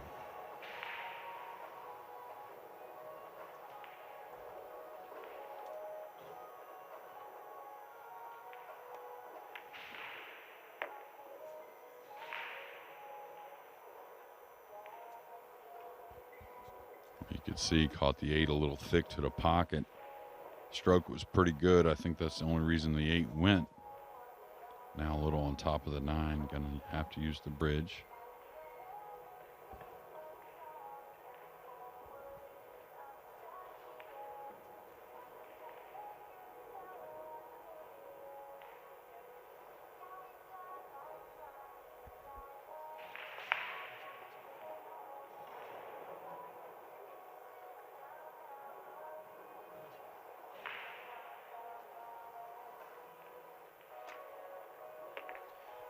I think that's the pick of the racks from Mario He so far. For the third time, he secures a 2-rack cushion. It was 2-0, it was 4-2, and now it is 6-4. By the way, I can tell you about our 6th match here on Table 1 today. Coming up after this, it will be a winners round 1 match between the Philippines' James Aranas against Vietnam's Duong Duc Tian. Should be interesting, that one, the all-Asian affair, Jeremy. Yeah, Tien's a very good player, so James has got his hands full there and looking to get a little stronger as the matches go on. Got to pick James as a little favorite. I wouldn't doubt those two have played before. Another player, 2-0, Petri Makinen. 9-4, he defeated Adam Stankovic. And of course, Makinen is similar to Mario He in that he's a World Cup winner. Yeah, and like I said earlier, I think it was earlier today in our first match, that right before pandemic, I think Makinen was really coming into his own and getting some incredible results in big events. Scratch off there off of a couple rails. Dry break, so we'll see what Lily can do with ball in hand. But yeah, I don't think Petri can be overlooked, and he certainly won't. And these players know how great a player he is. So, like all these matches as they move on, you just have to play great pool to keep winning. One thing with He, every time he looks like as though he's going to put his foot to the pedal, something happens and he loses momentum. In the 3rd rack, he missed quite a straightforward 8-ball. And now, just when it looked as though he was flowing, the scratch. Yeah, and very dangerous. Is he drawing to the other side of this? This is a mistake. I don't know if it's going to cost him or not, but why wouldn't you draw up the left side of the table towards the pink 4? Look how clear that side is with ball in hand. And not only that, it makes more sense to gain position from the blue 2 to the red 3 with less traffic. So a little bit of an error there, and maybe a lack of experience playing 9-ball. Yeah, it's purely and simply that. Yeah, you could see just overshot it a bit, but there was a bit more danger coming across. And the thing is, when you talk about speed control, playing it that way, he had to cut the one a little bit more. So anytime you have to cut the ball, your speed's going to be not quite as good as hitting the ball a little more heavy. So that one got the best of him. We'll see if he can, find an escape here at 6-4. The worst kind of hooks, Jeremy, the ones that are self-imposed. Absolutely, especially at a crucial moment. Talk about crucial moments. The youngster from Sweden, I think, has just a couple chip shots left to knock Tyler Steyer onto the one-loss side. That's going to not sit well with Lily, that missed kick on the blue 2. Yeah, when you're playing out of a snooker like that, of prime importance is to make some form of contact. I think he missed the 9-ball to beat Steyer. Wow. And a very routine 9-ball at that.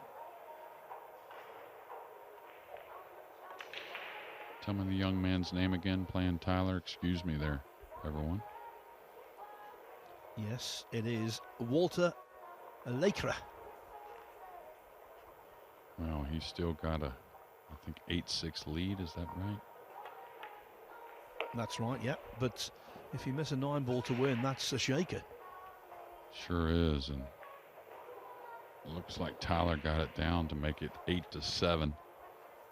So we'll keep you updated there, and turn of events there, and a turn of events here in rack number 11.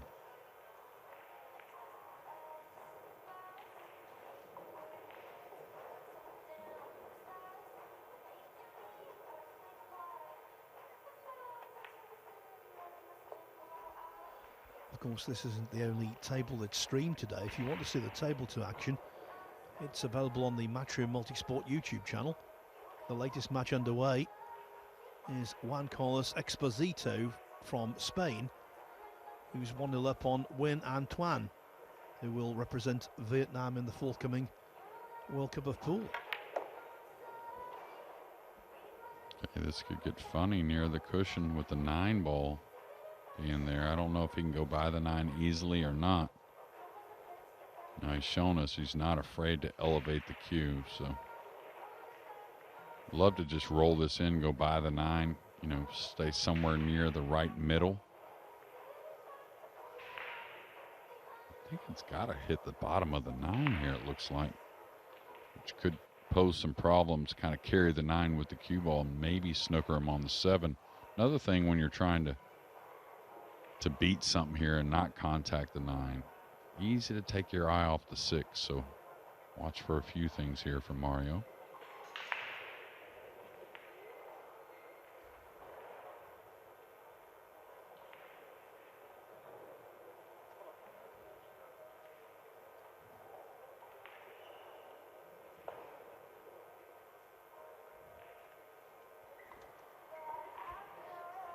All right, he's going to elevate. So here, just make sure you're not kind of just letting the cue ball come down table. Now he's leveled back out.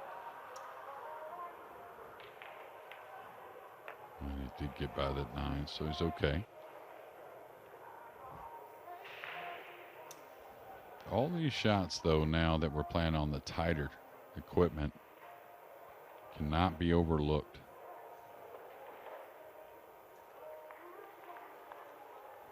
Now he's wondering, the players would like to shoot this with like a low right English, kind of pulling the cue ball a couple rails. Inside may not grab so easily if you do it with a top English. So got to either float this, right? Got to get that English into the 7. Oh, he hit it nice, and he was so worried about overhitting it and opening up the door for that scratch in the lower left. He's held it too much. Yes, in the end, a major malfunction. And he'll take on the cut. Mario not afraid of these cut shots. And what a big one he made at the Whirlpool Masters on a long 8-ball against Kachi in that match. I don't know if you remember that kiss shot that Kachi missed. And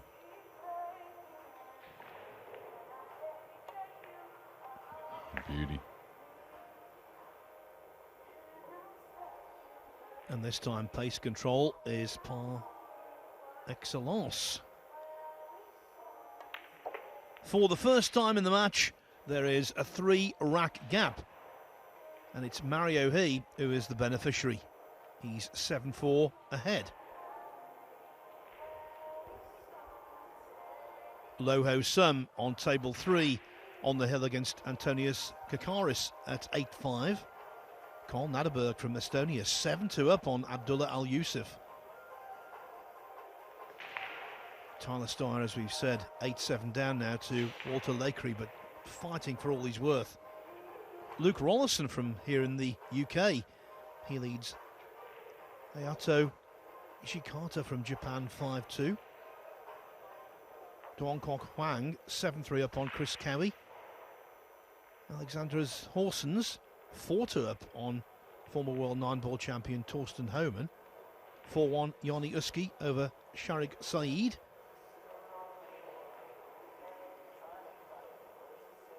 And Fedor Gorsh now beginning to assume command against Abdullah Al-Shamari of Saudi Arabia. Gorsh is 6-2 to the good. That's all the matches in progress on the winner's side at the moment. Plenty on the loser's side. You can tell you the likes of Kevin Lenoy from Belgium. Terence Gulliver from Canada.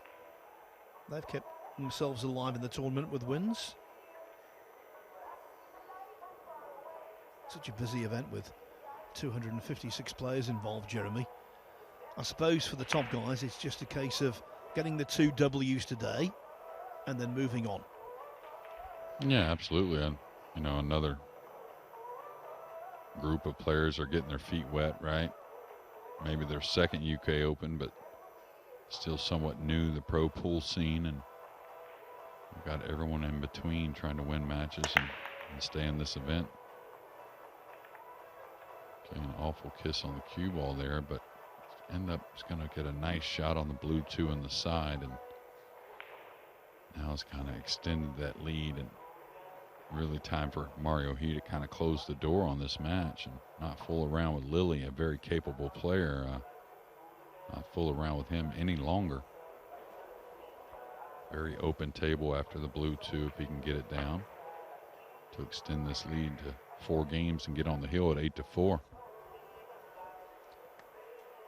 I agree with you, Jeremy. I think at times in this match early on he was taking things lightly, but then when Lily got back to 4-4, it was a wake-up call.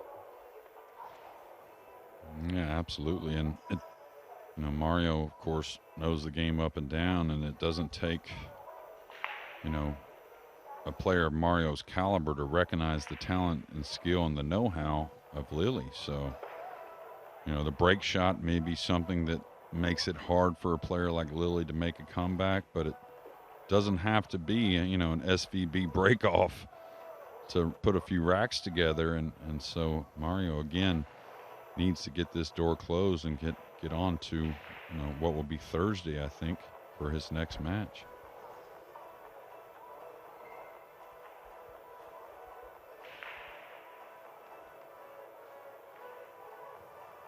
He's gotten a little straight here on the purple 5. Can't go forward 2 rails, so he'll probably just draw back maybe 5, 6, 7 inches. Get a little closer to the green 6. He's going to have to take an extreme angle. Even worse. But again, don't be afraid to come 2 rails back over it if you feel, you know, it makes the shot a little more comfortable.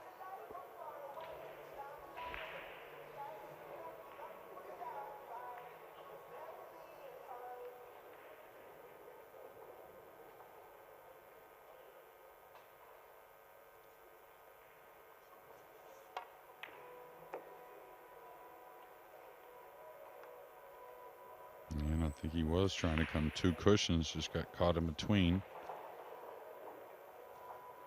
You know, he's stretched over the 9. We're playing all ball fouls, of course, but can't see him not really attacking here on this thin cut on the 7.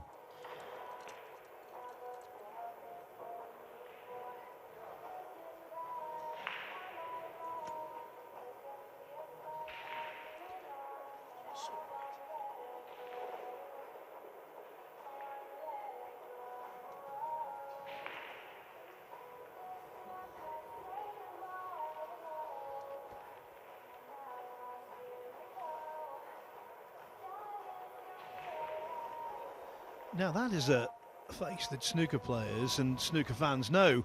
Sean O'Sullivan, from this part of the world actually, no relation to the great Ronnie O'Sullivan, but he's a very accomplished player. Interesting to see he's come down and taking a look at the 9-ball. He's got a really orthodox, compact cue action, as Sean O'Sullivan. I think if he took a pool, he'd be useful. Well, like pool, you know, the snooker that I do watch, which isn't as much as I probably should, but I see a lot of unique cue actions in the snooker, just like I do in the pool. Now, they're all great strikers of the ball, just like the pool players, the greats. Well, the man at the pinnacle of the game now, the world champion, he's unorthodox, but he's also brilliant, Luca Brissell. Right. Okay, does he go for the cross side bank here on the 8? Does he play what looks like a pretty easy safety behind the 9? Oh, very nasty. Welding the cue ball to the 9. 8-ball did hit the point, but never really was playing the 2-way shot, trying to bank the 8 past the side pocket, making the kick a little more difficult. I don't think he was playing the 2-way. I mean, right there, he knows easily he could have made that and really been in a bad position on the 9. When the cushion you're going into to escape a hook is so close, it's difficult to judge, but he will gladly settle for that. Well, just imagine how thin he hit that, you know, to come from underneath the first diamond the 8 up past the middle diamond, near the third diamond probably, to cut it backwards, catch the jaws with the cue ball, and then the 8 get cut backwards all the way to the end rail off the side cushion. So super thin and a little fortunate, but it does pay to hit him. And he may have to go for this bank on the black 8.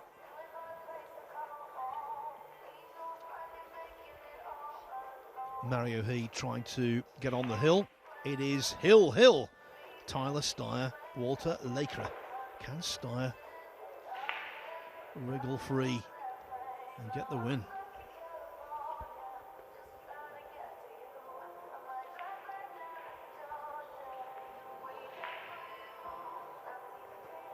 Yeah, you hate to go down at a low percentage safety. A two-way shot of some sort would be okay, but I don't know.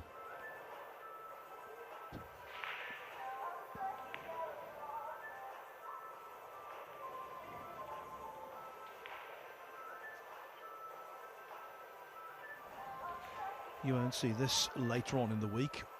The last 2 days, the customary 30-second shot clock will be in operation. Yeah, and it definitely gets to some players, but I think at some moments it helps them just get on with it and make a decision and go. Kind of like when they get a warning from the, somewhat of a soft break, the rule we have there. It seems like when they get the warning, players seem to break the balls better.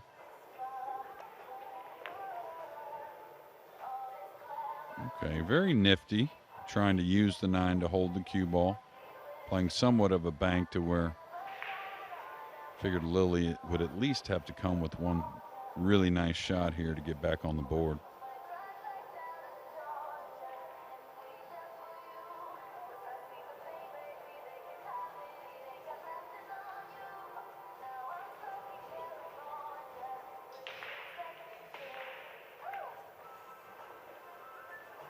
Yeah, and you said he likes to hit the ball light, but those long distance shots, to me, you lower the percentage a little bit at that speed.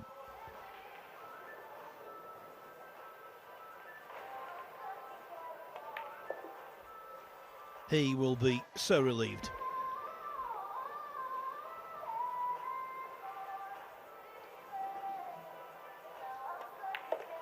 Lily missed the 8 ball from distance. He tidied up. Mario 8-4 ahead on the hill, 4 up with a possible 5 racks to play.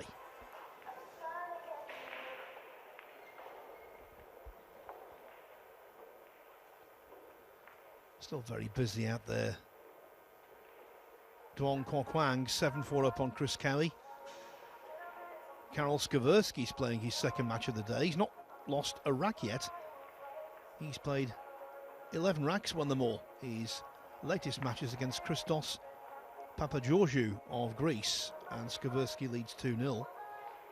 Joniewski 2 racks up on Sharik Saeed at 4-2. Fedor Gorst forging on into a 7-2 lead over Abdullah Al-Shamari.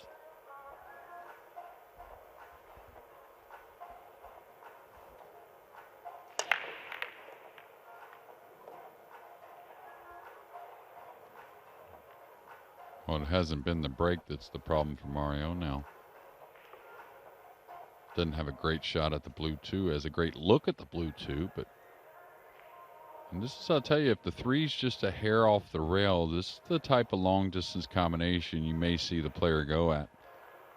I get a feeling of really liking it, especially like I said, now if the 3's frozen to the cushion, this is a combination you will never shoot at really. But with it a hair off the cushion, I wouldn't be surprised if he attacks here, even though it's a very threatening score, even at 8-4.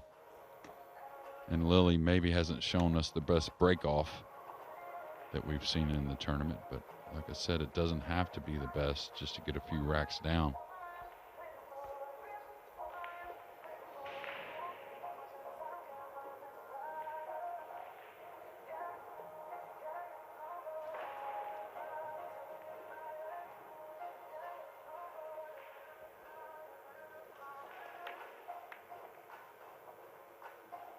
Did he get the fluke? No, he didn't. And I'm really surprised he shot that with speed. I thought he wouldn't baby it, but maybe more of a rolling ball, making the pocket just a little bigger.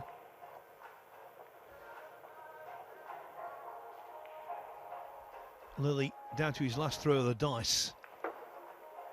The ball's quite friendly in the way they're spread. Can he pull one back? Really nice speed there coming across. I was a little worried he got down the shot quickly. If he falls on the rail over there behind the pink forward, could be a little awkward.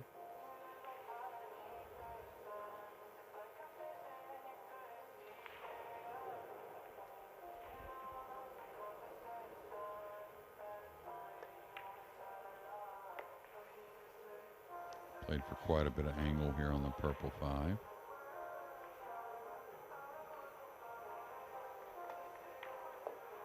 Is that enough? Kind of awkward, like a downhill, downward strike on the cue ball, even though he was running the ball.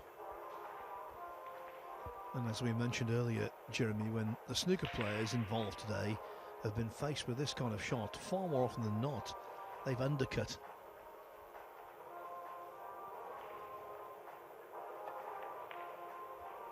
That was much better, right into the heart of the pocket. And it looks as though Lilly is going to stay alive.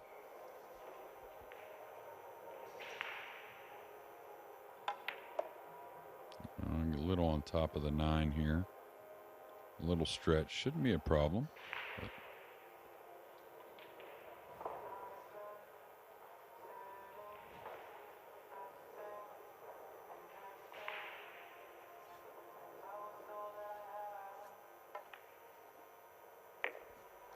well done, David Lilly. It is going to be quite a lengthy road back into the contest, but at least he's got the one rack sorted out. 4 more to go. Mario He's lead is trimmed to 8-5. the youngster from Sweden had a chance at 8-6. He had another chance at 8-7 against Tyler Steyer, and now 8-8. He's got the first look to run the table as well. We'll see how that unfolds here shortly. On the first and even the second day of these open events, you always get the odd shock, don't you? Obviously, Albin Auschen has been a monumental upset. Tyler Steyer losing to the Swedish youngster would also be considered a shock. So they do occur, not too often, but you get the occasional one. Yeah, absolutely. I think you're going to have more of that each and every event. You're just going to have players improving, and I wouldn't say so much with Albin, but here's that break I was talking about. It doesn't have to be so glamorous and so great looking, but he got a ball down, did unfortunately get snookered behind the green 6 to try and attack at the yellow 1, but of course the pressure's on Albin playing Phil, but he knows Phil's a capable player, and but it's a little different, I think, a little odd pressure when you're playing a junior like Tyler is. So no excuses, of course. This is a professional pool, but you can get a little bit between your own ears, it seems. We saw that, didn't we, when Shane van Boening took on Joey Tate. Tate had a wonderful opportunity to defeat the great man. Didn't help that he potted the wrong ball, of course. Yeah, I feel for him there, and thankfully, I think many leave that subject alone with Joey, but Joey's such a great kid. Every time I've seen him get asked about it, he's laughed it off, and I kind of know the feeling a little bit with the time foul a couple years ago there at the Moscone. It gets brought up a lot to me, and just got to, have fun with it. I think I've been very good in that regard, Jeremy. I don't think I've mentioned it for several months. Yeah. What was amazing to me, not only that people would mention it, but how they would mention it, if like 50 or 100 different ways to make you feel bad about it. So, but that's okay. I know people don't mean it. It's just sometimes you can't help yourself and you want to ask. You want to wonder why someone was thinking this way or that way, and just part of it. And from that roar, you got to believe Tyler Steyer's taking his first loss. And even more importantly, the young man from Sweden has gotten his second win. Good on him. I think he was scheduled to play in the Jason Shaw Junior Open later in the week, and he pulled out of that to play in the main draw. And what a result. What a result. Because Tyler Steyer now, I think it's fair to say, he's a US Moscone Cup mainstay. Yeah, well, he played great last year. Of course, he's a little outside the points right now, but a lot of season left. And, you know, he's had some big moments in that Moscone. So whoever is that Team USA captain will always have things to think about. And Tyler Steyer will definitely be in those thoughts. Yeah, because it is a 5-man team. It's 3 automatics and 2 wildcards. So even if Steyer doesn't get into the team automatically, he's got to be majorly considered for the wildcard. Absolutely. I mean, last year it was, I wouldn't say an easy pick for me, but definitely a little bit obvious. You know, didn't make it off the rankings, but some of the matches and the way he played throughout the year and some of the big moments. And, of course, having that experience of already being on a winning team, so means a lot.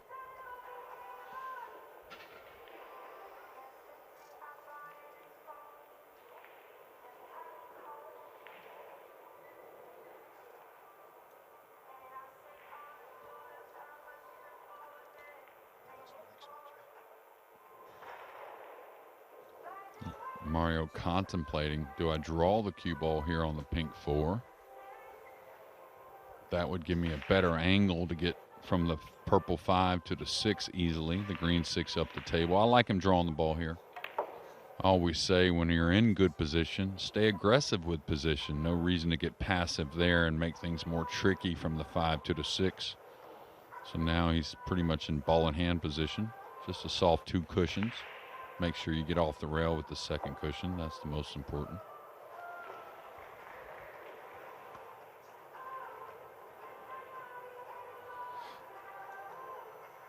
So I'd say if Mario goes on to get out here, he's got a lot of good things to lean on. You know, some of the tougher shots he knocked in really nicely. Just kind of let a few things get away from him.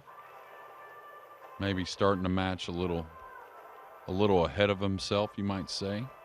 Looking at Lily as, you know, maybe someone he was a huge favorite. And he was a favorite, but a very capable player in David Lilly.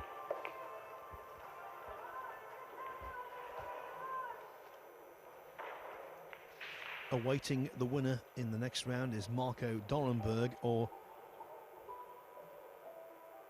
Dimitris Lukatos.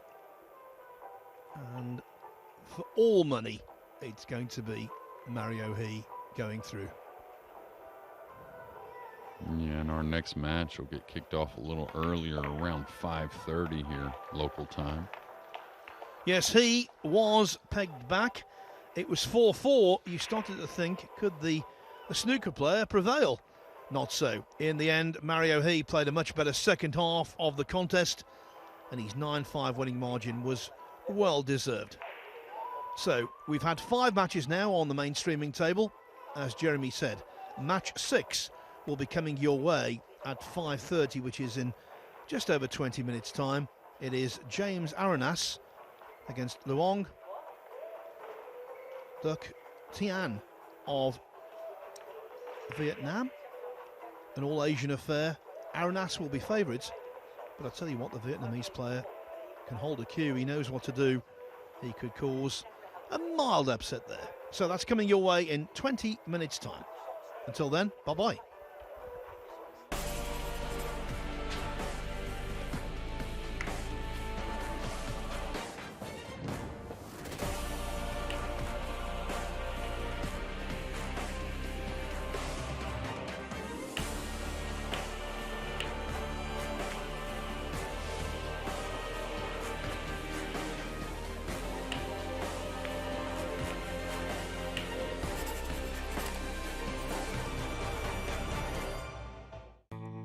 Diamond Paragon Pool Table. Diamond tables are designed and manufactured from the highest quality, sustainable hardwoods, utilizing world-renowned designs. Diamond tables are unparalleled for playability and durability.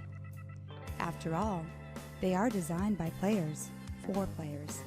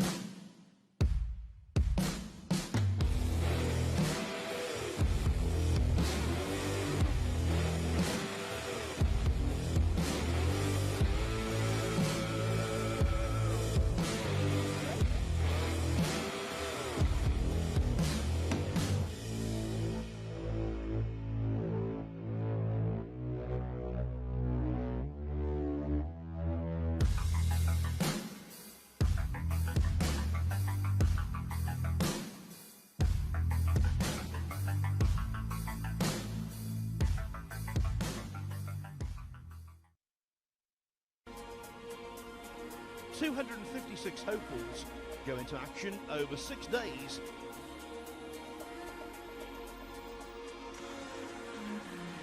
When an irresistible force meets an immovable object, something has got to give, but nothing is given yet. Final of a matchroom promoted tournament, the majors in the game. End up on the wrong end against an opponent of this quality. Not quite as close as it's been for him in the last couple of rounds. 478th match of this terrific tournament in Fulda.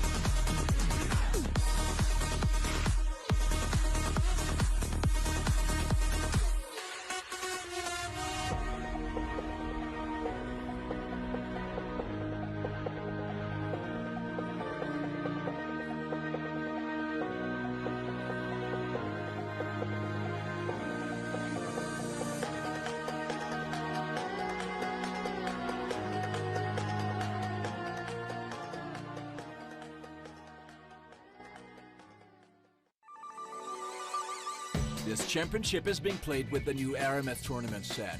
Featuring a unique molecular structure, it guarantees razor-sharp precision and unsurpassed longevity. Unquestionably the best pool balls in the world, this set is available in a TV and a value pack version, as well as in the new My Aramith range of ball and cue cases. Now you can bring and play with the best ball set everywhere you go. My Aramith, bringing new dimensions to your billiards experience.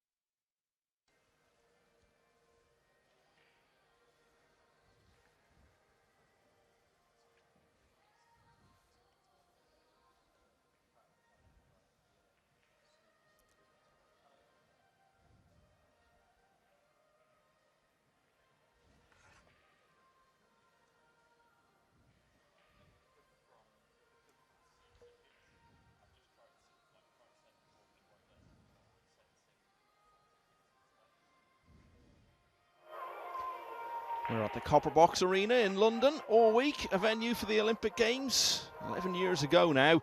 And this week hosting the UK Open Pool Championship for the second year in a row. Joshua Filler, last year's inaugural winner, we'll see him tomorrow. Here's what we've seen today on table 2. Comfortable wins for Eklund Kachi and Alexander Kazakis, both former European Mosconi Cup players. James Aranis, World Masters semi-finalist, also getting through comfortably. Wu Kunlin got to the semi-finals of the World Championship this year. Had it slightly tougher against David DeSantis, but got through. And in action at the moment, Nguyen An Tan of Vietnam is on the hill at 8-7 against Juan Carlos Exposito. But the Spanish player looks as though he's about to take that to a hill finish. And Alban Ocean, who went down to a stunning defeat earlier today, will be next up on that table on the loser's side against Britain's Graham Hamilton. On table 1, Duong Kwok Hwang kicked things off with a 9-2 win over Mehdi Hassan. Jack Lisowski, well known from the snooker world, struggled early on, but Dan Suh was struggling a great deal more, and in the end Lisowski won 9-3. Shane van Boening pulled away from 1-1 to beat Juuso Nutinen of Finland 9-1, and it was a similar story for Carlo Biado. JJ Fall led 2-0, had his chance to go 3-0 in front, but didn't win another rack after that. And Mario He was a 9-5 winner over David Lilly, another of the snooker contingent, who really impressed today. So next up on table 1, James Aranis against Luong Duc Tien.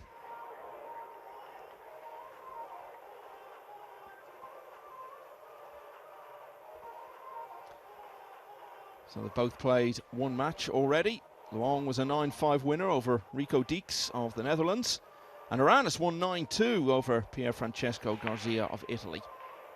So they're playing here for a place in the winners' qualification round.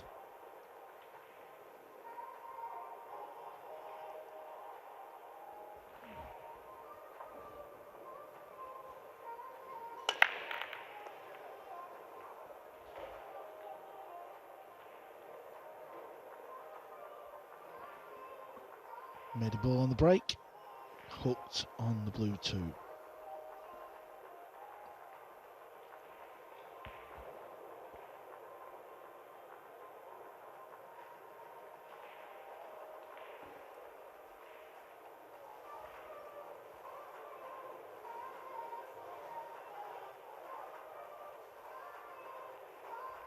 Vietnam, one of the countries where the game is really taking off at the moment.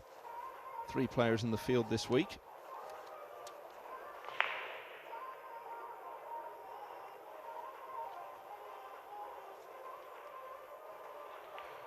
Okay, so Luong Duc Tien has rolled out into a jump shot position. Aranis fancies this one. Has the option to play this or pass it back. I think because the 3 ball's over the pocket, he's tempted into this.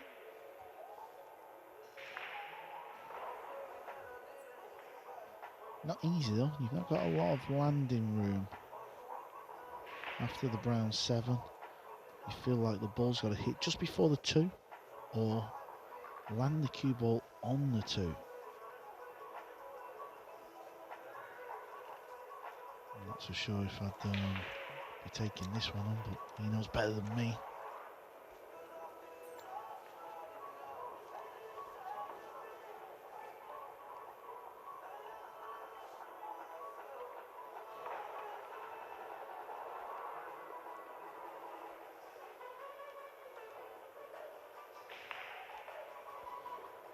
So in the end, he doesn't fancy it. He passes play back over. This is a tricky shot. Like I said, you've got to land this ball just shy of the blue 2 or land it on top.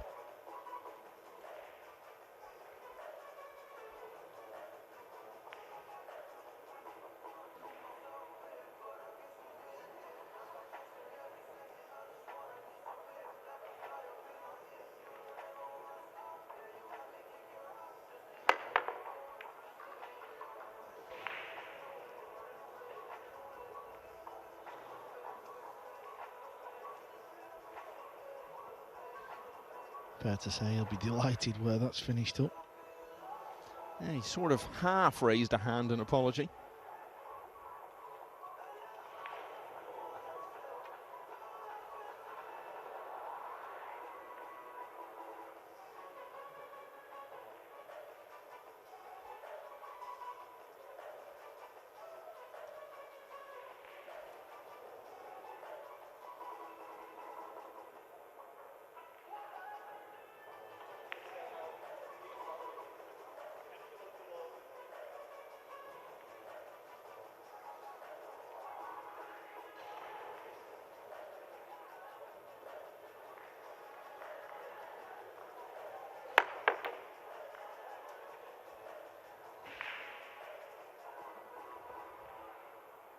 James doesn't get away with a jump shot, so long duck Tien with an open table.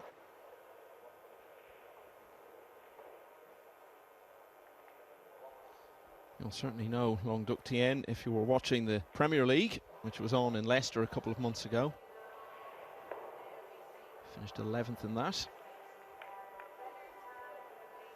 Last 64 of the World Championship this year as well, and was in the last 16 of the Asian Open. That was the event you were at in Singapore last summer, Carl. He was one of 4 players from Vietnam to reach that stage, although none of them made any further progress.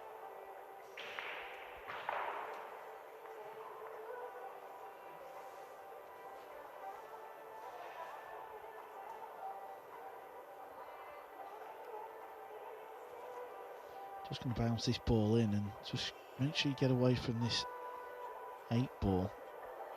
And maybe play a stun shot rather than just rolling the ball forward, because that'll go a little bit close to the 8, it looks like.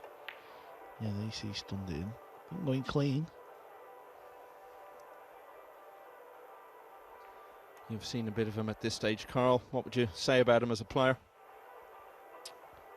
Yeah, I think it's hard to judge where he's at, comparing him to the best, of course, but I think we're seeing at Premier League he started off slow, didn't he? A little bit edgy, but then once he got used to surroundings and the format, he seemed to play some good stuff. So maybe he's just still at that stage of finding his feet. Maybe we've not seen the best of him just yet.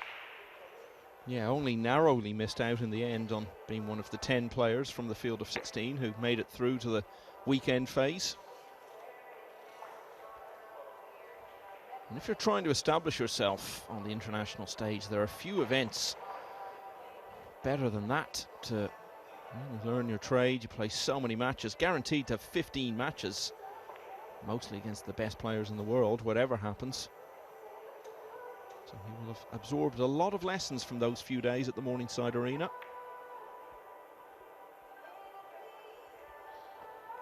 Yeah, the only problem here is if you get off to a slow start in a race to 9, things are not going to bode well for you. But with the Premier League,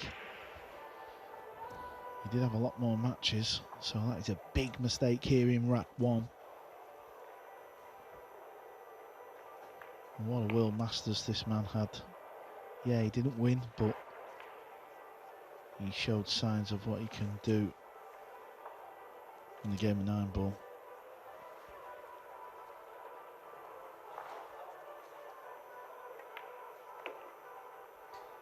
Made all the headlines on just the second day of the event when he beat the pre-tournament favourite Francisco Sanchez Ruiz.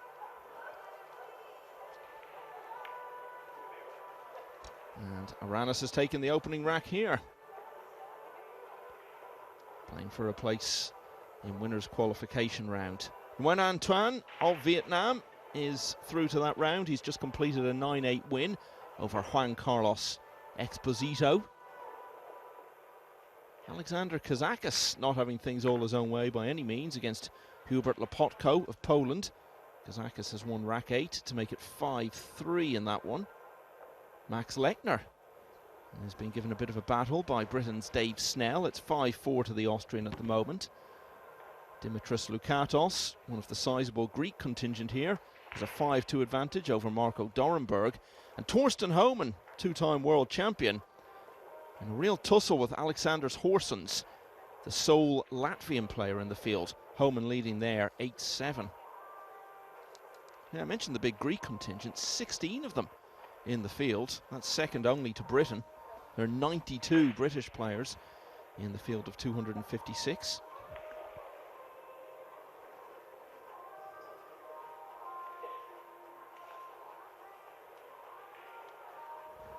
Yeah, I wonder how many of them 92 will be in the final 16 come Saturday, when the event has a completely different change of feel about it.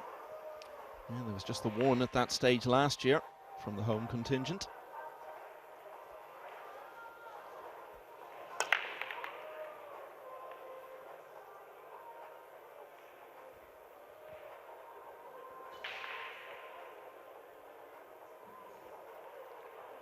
Easy pot to open this rack up, but he has work to do because the blue 2 has found itself welded on the green 6.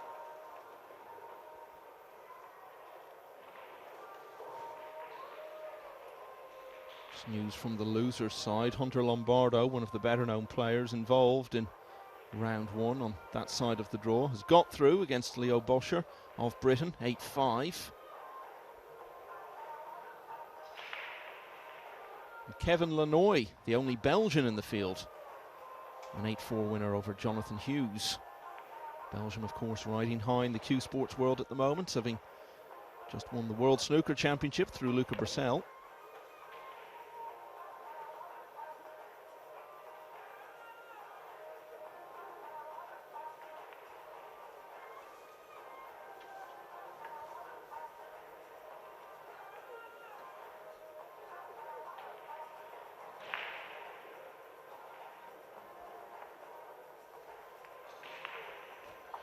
Yeah, that's all he could do. Pot the 1, play safe on the 2.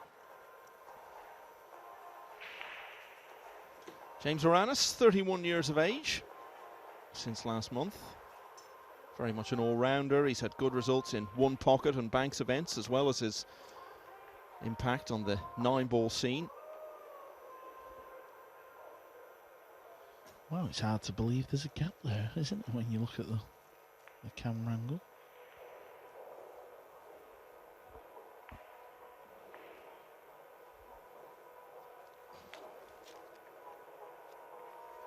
Followed that win over Sanchez Ruiz in the first round of the World Masters a few weeks ago with an 11-10 win over Victor Zielinski, who was all over the place but managed to battle back late in the match. Had a bit of good fortune along the way, it has to be said, and took it hill.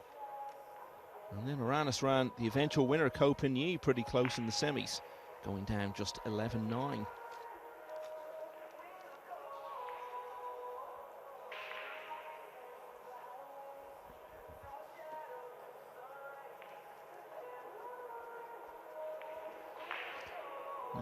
I understand the referee's been called over here, so he was just waiting for him to come from the other table.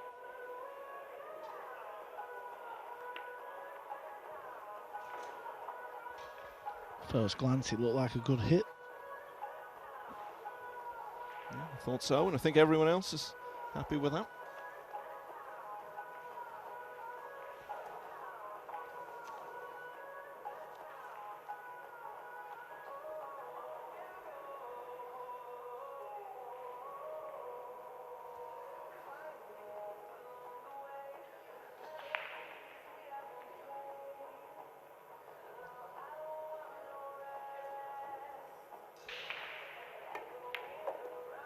It's hard to know quite what has been the opening day's big story so far. Albin Ocean beaten 9-7 by Phil Wildman in his opening match. And then you could also point to Walter Leckra of Sweden, only 14 years of age, and is through to the winner's qualification round, having beaten the American Moscone Cup player Tyler Steyer 9-8. A dramatic finish earlier today.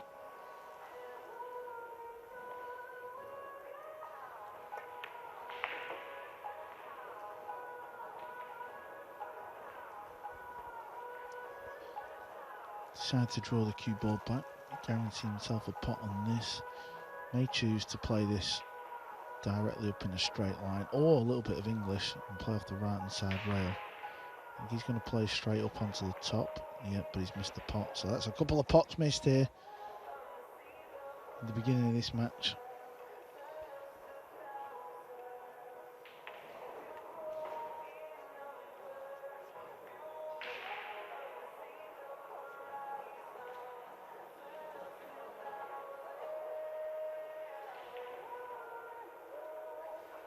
Aranis definitely the more experienced of the two on a big setting out in one of the main tables, and Duong Duong is in that position of being the underdog in that regard.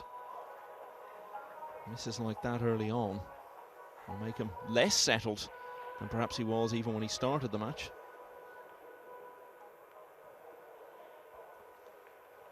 Yeah, this is a little bit too thin, so he can't load the cue ball up and kill it off 2 rails to play the green 6 down in the bottom left. He's really got to get into the cue ball on this type of shot.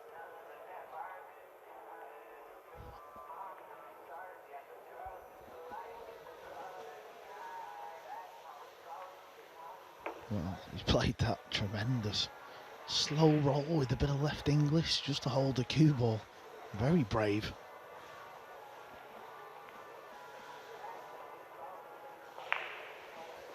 He was openly admitting to feeling quite nervous during his run at the World Masters, so it'll be interesting to see this week, now that he's got that under his belt, having been just a couple of racks away from getting to a big final there in Brentwood. Whether he has the feel of someone with a bit more confidence about him this week.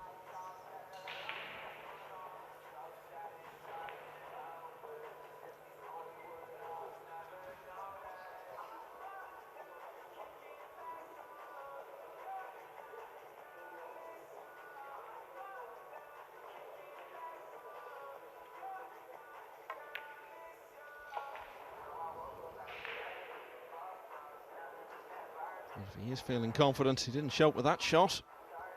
He could have had a worse outcome.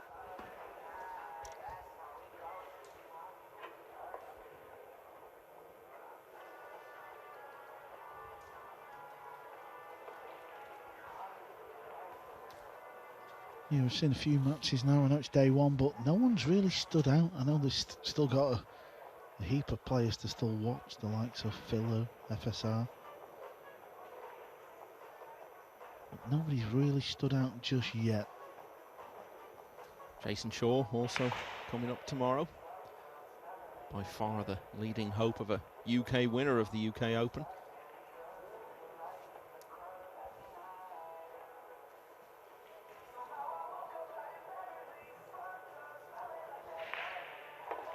Yeah, he tried to get the cue ball down on the back rail. Could have been a lot worse because he didn't hit that ball too clever. This is thin. If Aranis is going to take it on, cue ball will be flying around the table. I feel he's got to take this ball on.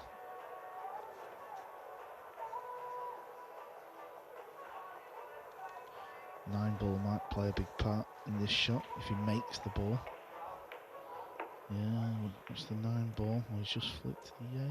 What's the 9-ball?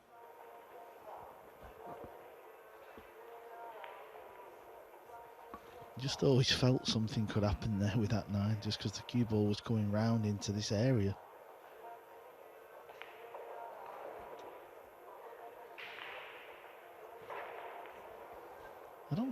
Yeah, he's having a good look. He's got the best view in the house for this one.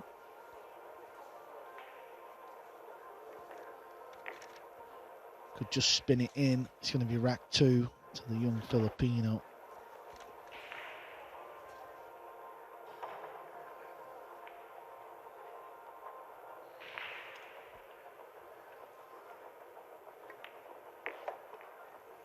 And with that, James Aranis leads 2-0.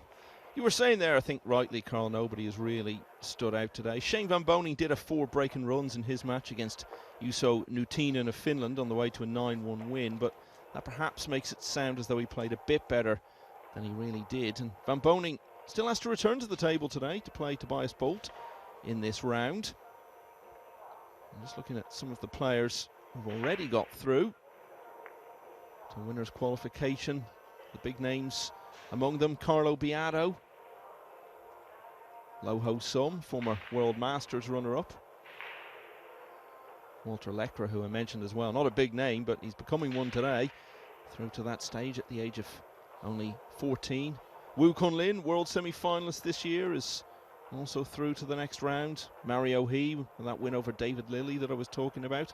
Torsten Homan has now beaten Alexander Horsens 9-7, so Homan will be in winners' qualification. So will World Championship runner-up Mohamed Soufi, Eklund Kachi, Fedor Gorst, they're all through as well. Well, he's going to like this break. He's going to like it a lot.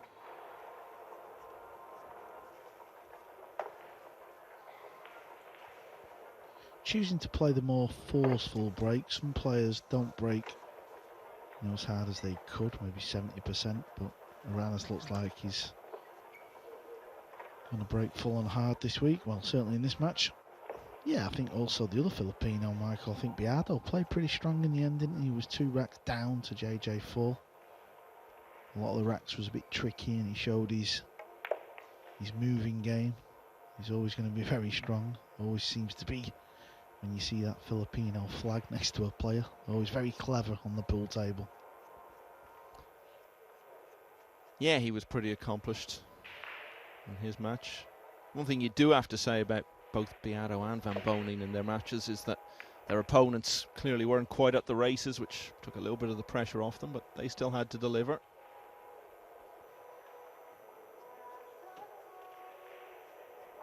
Biado will now be playing against Dimitri Jungo in winners' qualification. Jungo, a member of the Swiss team that got to the quarterfinals of the World Cup of Pool last year, and a 9-2 winner this afternoon over Britain's James Jack.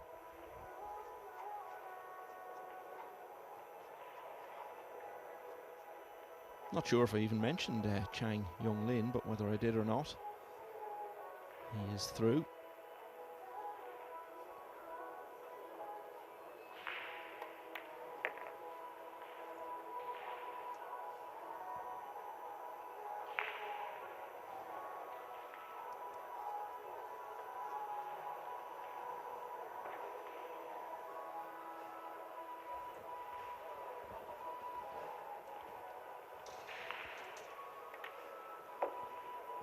This rack was begging from the beginning, wasn't it? It was a truly very, very nice split. That's the game of Nineball. You never know what you're going to get off the break. All you can do is try and put that one in the side and see what the table gives you. Long Duc Tien has had chances in the opening 3.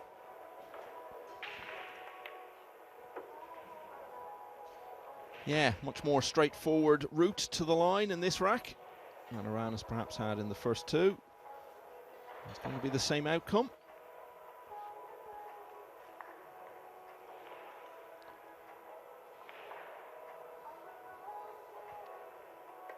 And he has eased his way very nicely into a 3-0 lead. So I've talked to you about some of the players who are through to winners' qualification. What about those who are trying to join them? Alex Kazakis now 5-3 up on Hubert Lopotko.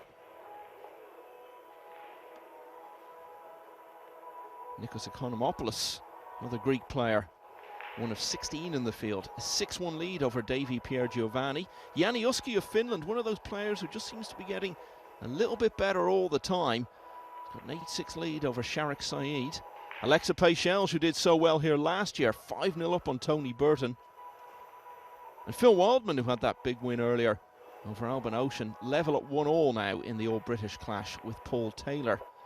Gary Wilson, the Scottish Open snooker champion and former World Snooker Championship semi-finalist, is underway against Thomas Kaplan. It's 1-1 in that. And James Aranas here leads Long Duc Tien 3-0.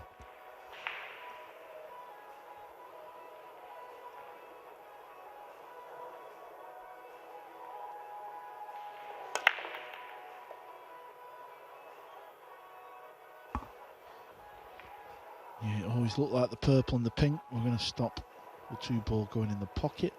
So this time it's not an easy layout for a break and run. He's going to have to get creative, play safe. Can also play the push out, but that's very unusual when a player can see all of the ball.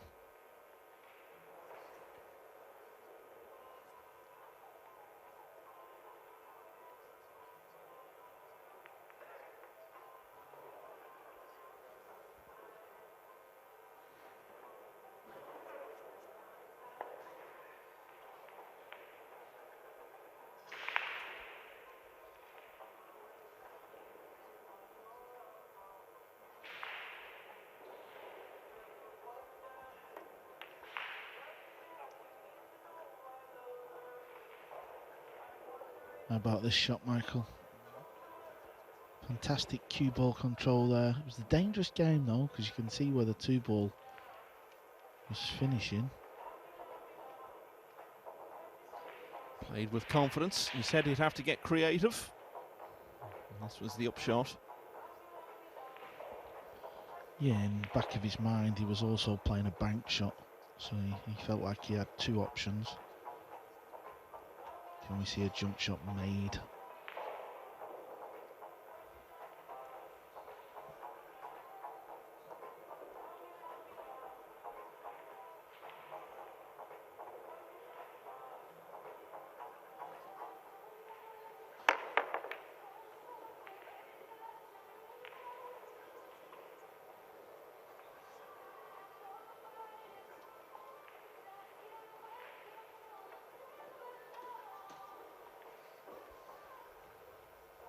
Referred there just a few minutes ago, not for the first time in this broadcast, to Alban Ocean's shock defeat earlier today. So he's now on the loser's side. He's in action over on table 2 at the moment against Britain's Graham Hamilton. Ocean has won the opener.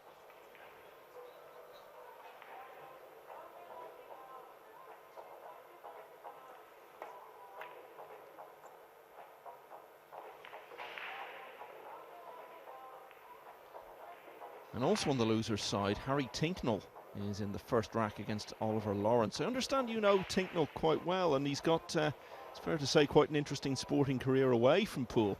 Yeah, he's a professional racing driver. Next week, he's going to race in Le Mans, and it's 100th year anniversary. He likes a game of pool in his spare time. He's under no illusions that he's going to, you know, go deep in the event, but this is the beauty of these open events.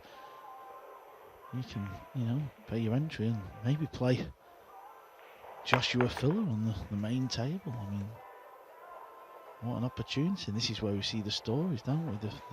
The future superstars like Walter.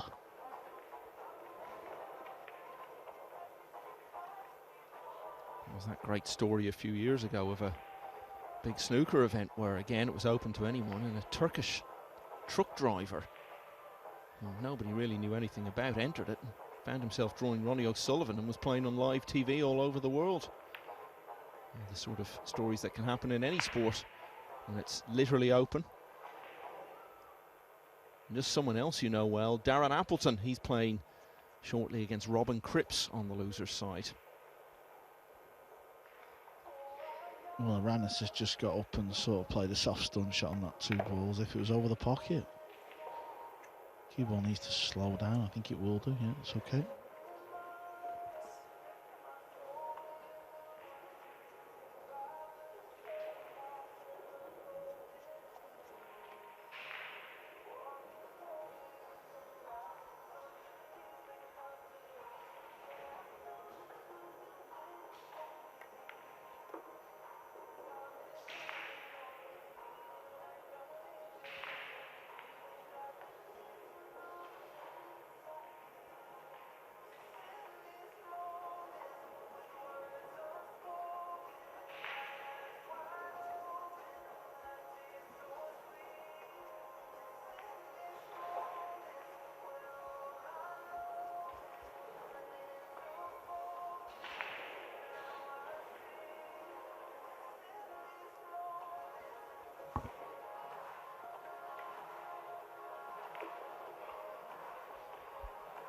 James Aranis is one of the many players really who were starting to make some big strides in the game just when COVID came along and shut down the global pool scene. He was runner-up to Skylar Woodward in the Derby City Classic 2019. He started to win a few of the smaller events in the US around that time, and then into 2020, third at the Turning Stone in January.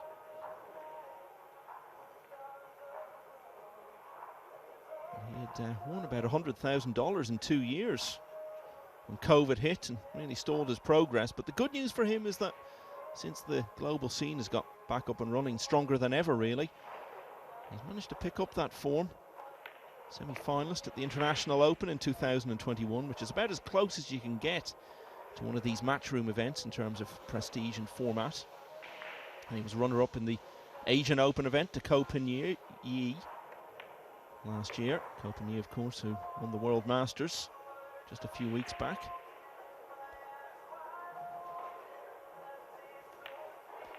So making good strides on the global stage, and likewise in this match, James Aranis totally dominant here and leads Long Duc Tien 4-0.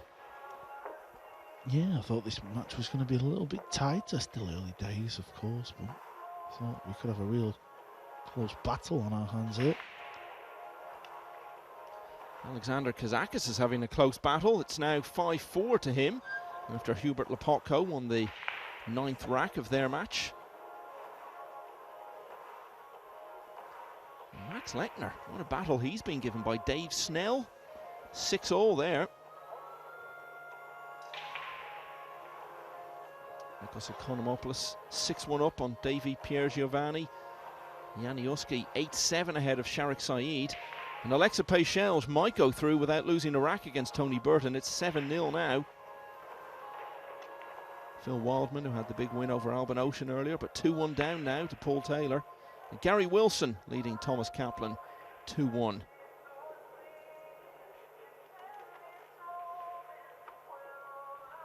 Chris Melling due on the main table a little later to play Spencer Oliver. Still waiting for confirmation of who Jason Shaw will be partnering for Britain in the World Cup in a few weeks. Chris Melling certainly at the forefront of that conversation, but nothing confirmed as yet.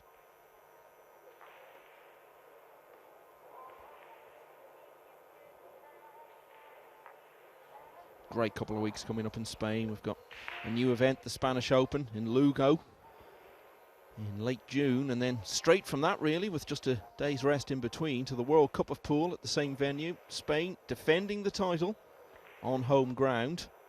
Francisco Sanchez Ruiz and David Al-Qaedi, winners for the first time for Spain last year.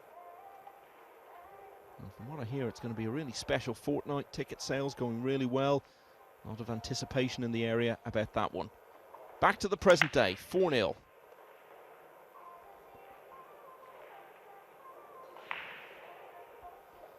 And how sweet is this?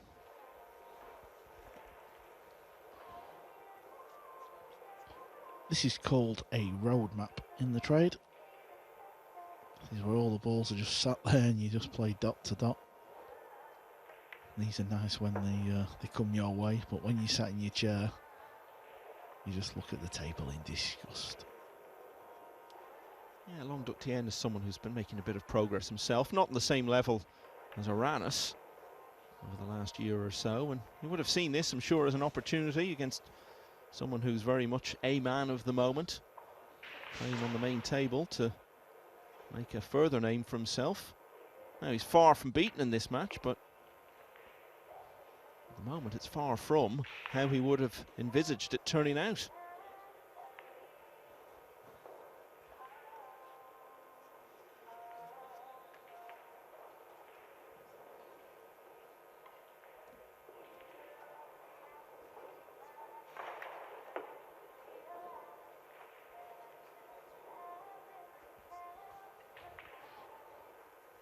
Yeah, he's still got to knock these in. He's just got to make sure he just holds the cue ball anywhere in the centre. Leave yourself a nice big angle.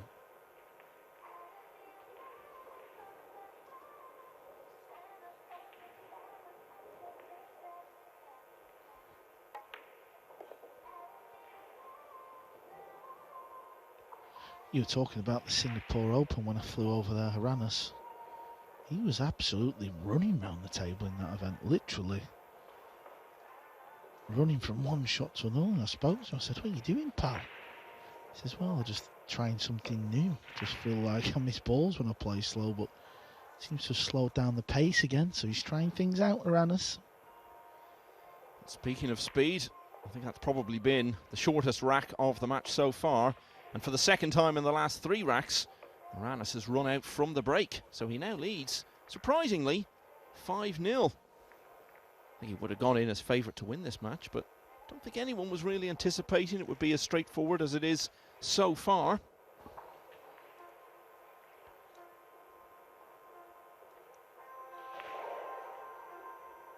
Dave Snell now leading Max Lechner 7-6. Do you know much about Dave? Oh, I was looking for the table. I actually just stood up there just to see where the table was. I found it because I wanted to see what Dave Snell looked like. I've never seen Dave in my life. What an unbelievable victory that would be. I think that would certainly rival the defeat of another big-name Austrian earlier today by a British player, Albin Ocean, beaten by Phil Wildman. There's a huge upset.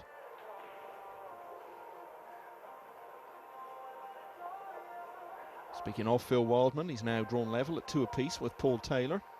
Young New Zealander Sullivan Clark has won the opener against Bulgaria's Georgi Georgiev. And Gary Wilson is leading the very competent Polish player Thomas Kaplan, 3-2.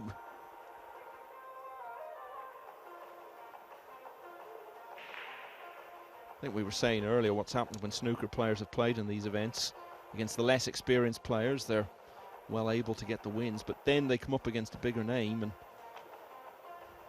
do well to win more than a few racks. Hasn't been the case today, really. We're seeing that with Gary Wilson there against a decent opponent, and obviously David Lilly earlier gave a good account of himself against Mario He. Aranis giving a really good account of himself here. It's 5-0. I like this break. I like it a lot, you know. I like the more firmer power break.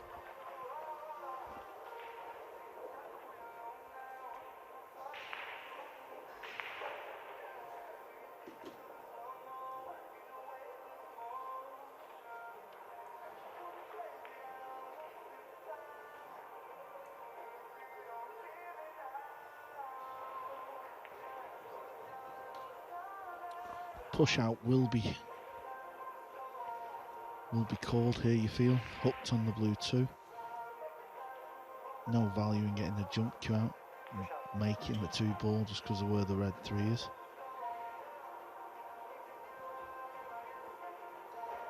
I'm going to say he's got to be careful. If that ball's touching the purple 5, that takes a lot of angles away, so he might get put back in. Yep, straight back to the table. Didn't want that to be touching the 5.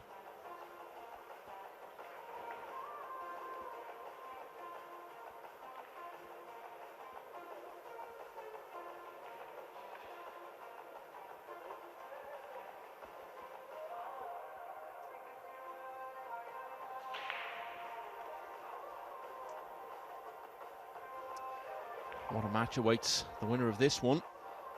It'll be Fedor Gorst up next for a place in single elimination. Good to see Fedor Gorst back on the world stage. Obviously he's not been allowed to travel. He's one of the top European players, and you know, still young, still wants to, you know, achieve what the likes of Filler, Albin have achieved in the Matchroom arena, and I'm sure one day he will. Very good cueist, Michael. I don't know if you've ever had the pleasure of being up close to Fedor, but his cue action stays so still on the shot. Yeah, I remember that from the Mosconi Cup a couple of years back. Has been world champion. That was before that was a Matchroom event. Yeah, there's no denying his pedigree. I know we might sound a little bit biased thinking that he's not done much in this arena, but we all know how good he is.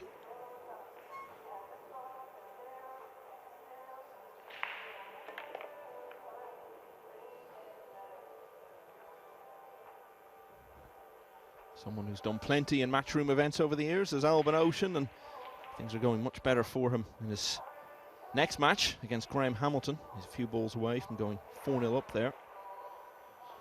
Yeah, that's on table 2. I believe you can watch that match if you want on Matchroom Multisport YouTube channel.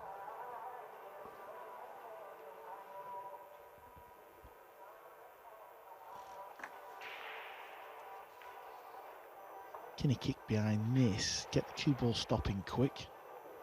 The 8 balls there, also the 6. Got to be careful, because you could kick this red 3 into the top left corner pocket, which would mean you're hooked on the purple 5. That's no good. Chance for long. Nutinen. Can he get off the board? Well, you look at this and say, bit of work to do, but really, he's got to take a chance like this if there's to be any sort of change in the narrative here.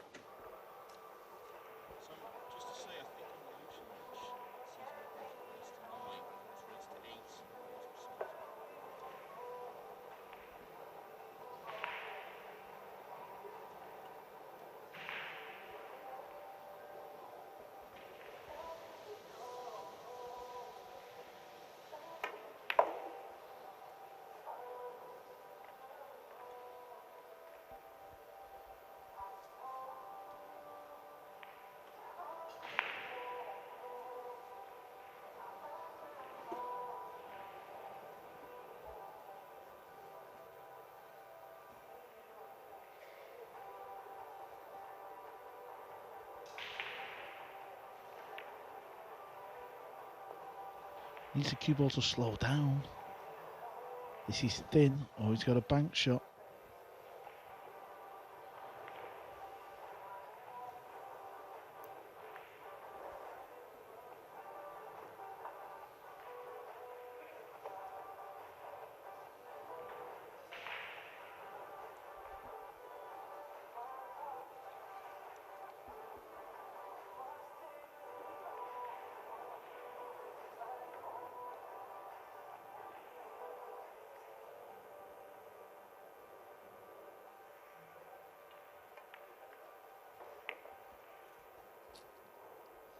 Nothing ever seems to come easy to you when you're 5-0 down, does it?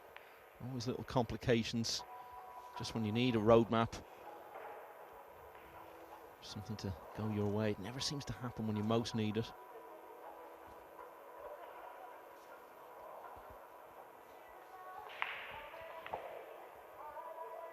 And this isn't really the sort of shot you want to be facing when you're in that position and your confidence has taken a few blows during the match already. Yeah, it's shown there, and now he's hoping that 7 does him a little bit of a favour, and it hasn't really.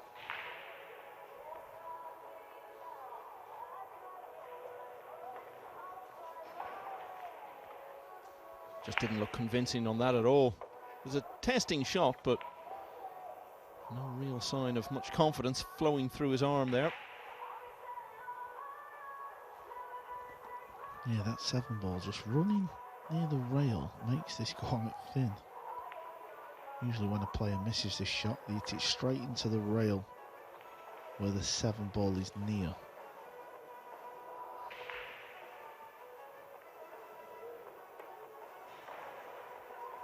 Well, what a pot that is. Where's the cue ball going to end up? Well, he's got some sort of shot. All depends on if he can avoid hitting the 9, or even if the cue ball runs into the 9, where's it going to hit?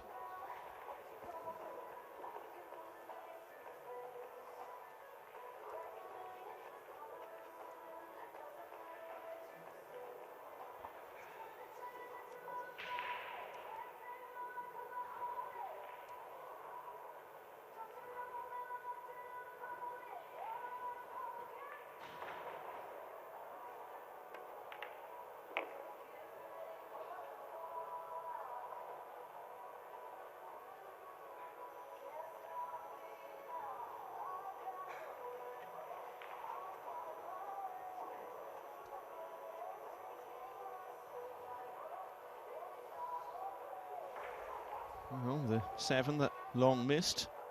It's a bit of a tester. As we said, it showed perhaps a lack of confidence and spirit with the way the match has gone for him. This is a similar test, going in the other direction.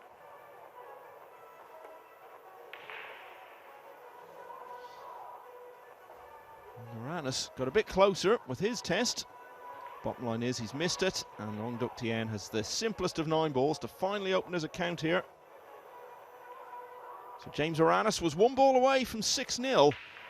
The whitewash now averted. Is that going to be the start of the long road back?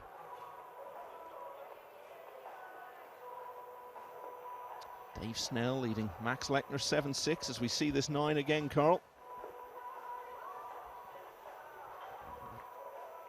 Well, he's going to need some help if he's going to turn this match around. I'm just looking at the table where Max Lechner is playing Snell. Snell's at the table. He's Got a tricky 6 ball. There's just 4 balls left on the table. What a huge win that would be. Yeah, and it would be a good win as well for Hubert Lepotko of Poland if he could beat Alexander Kazakis, and he's got a decent chance to do so because he's now leading that one 6-5. Nikos Economopoulos on the hill, 8-2 up on Davy Pierre Giovanni, and Janiuski on the hill as well at 8-7 against Sharik Saeed. Gary Wilson going along really well, leading Thomas Kaplan, a fine opponent from Poland, by 5 racks to 2 now. 5-1 here to Aranis.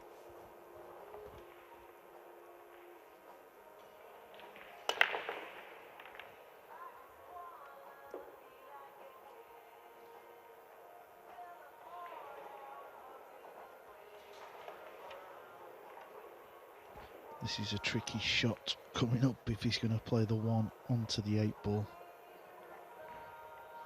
Just because of the sheer distance he's got. The 8's not even over the pocket. Well, I won't fancy that one bit.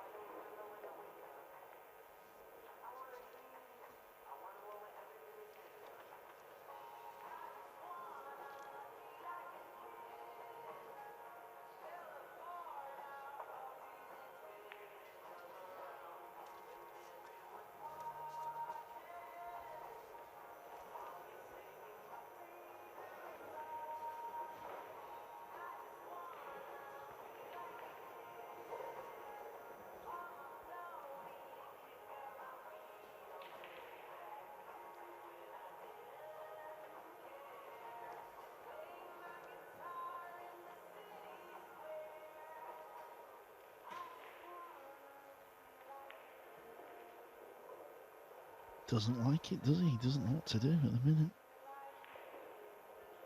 Well, you can't take the combo on, that's for sure. Got to think of something else. Can obviously play a push as well.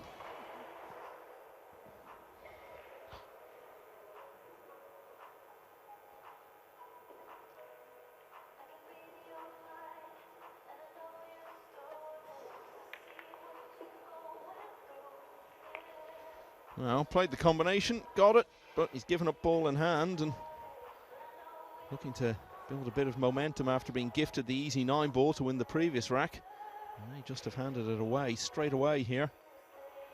Yeah, this was never the shot. I mean, he's done well to make the 8, but just so low percentage. It's only a fleeting glimpse, but I think we saw Carlo Biado there, former US Open champion, just sitting next to the table, watching his fellow Philippines player.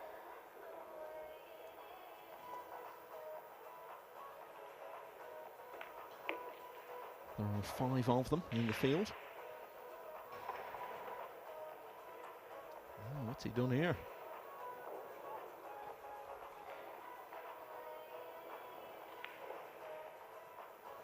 Well, Dave Snell was speaking about his match against Max Lechner. He had a glorious chance to go 8-6 up. I stood up and watched it. He missed the 9 ball. Lechner's got a tricky one up the rail to tie the match up.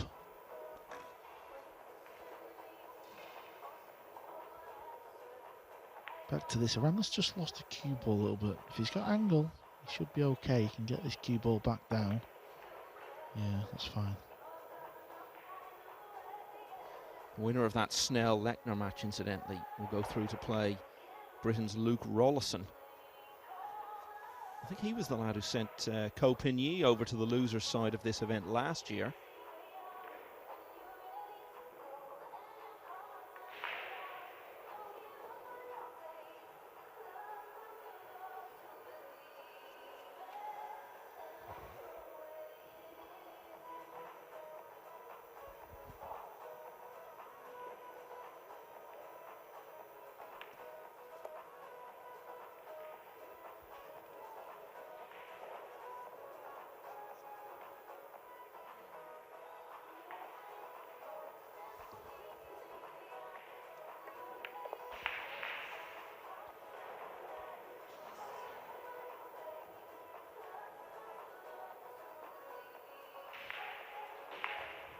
What would be interesting, Michael, is, you know, we've seen some of the snooker players entering. It'd be interesting if we could see them two draw each other at some point of the event. What two? Oh, two of the snooker players. Yeah, like let's say Jack played Gary. Yeah. Wilson, the only one of the three still going on the winner's side.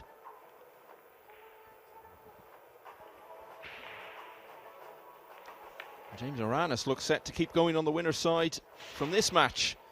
Long Duc Tien took on a combination that was perhaps ill-advised, made the pot, went in off, gave up cue ball in hand, and James Aranis is 5 clear once again at 6-1.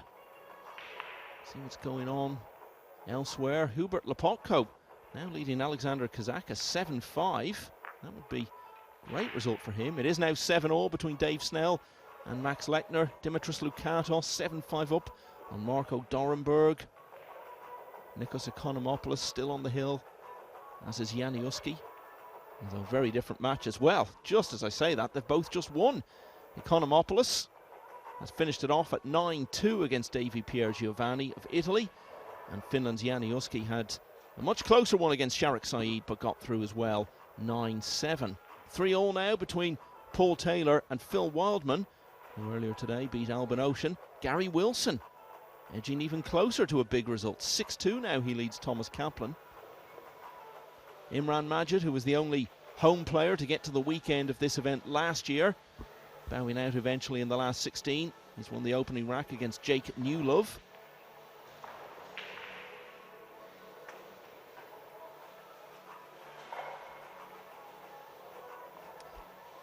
And from the loser's side, Darren Appleton, 3-0 now leading against Robin Cripps. Alban Ocean 4-0, well 5-0 now in front of Graham Hamilton in the last few moments.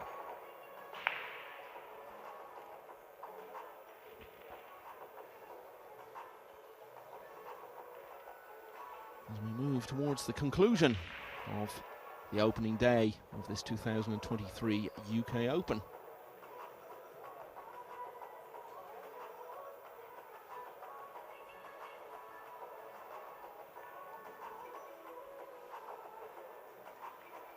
I remember chatting to Gary Wilson a few months back at one of the snooker events, and he was already saying he was definitely going to come and play in this again and was really looking forward to it. And knowing Gary and the determined sort of character he is, he'll have put in a good bit of work, I would suspect, over the last few weeks. Now that the snooker season is over. Fine one it was for him as well.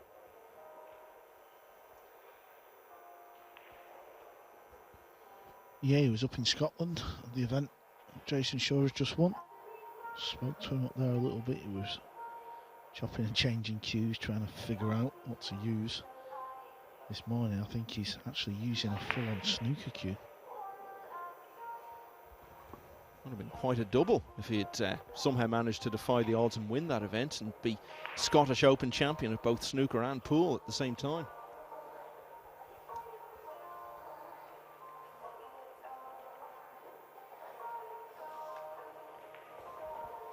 So, back to the main table here. James Aranis, very much in control, having restored his 5-rack lead at 6-1.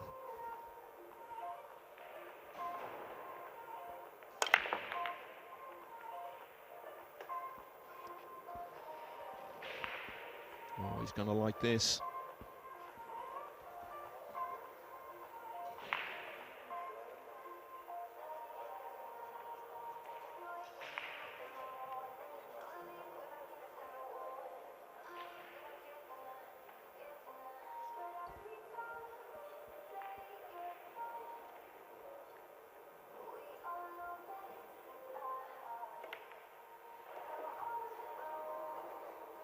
Pink 4 to the purple 5. If the 5 doesn't pass that 9 ball, that's going to be a tricky shot. Looks like it'll be the biggest shot of this rack for James. Overall, I think he's played quite a steady match up to now. Yeah, definitely. He was only one ball away from winning the only rack that he did lose in this match so far. He will be at the World Cup of Pool, playing with Johan Chua for the Philippines in Spain.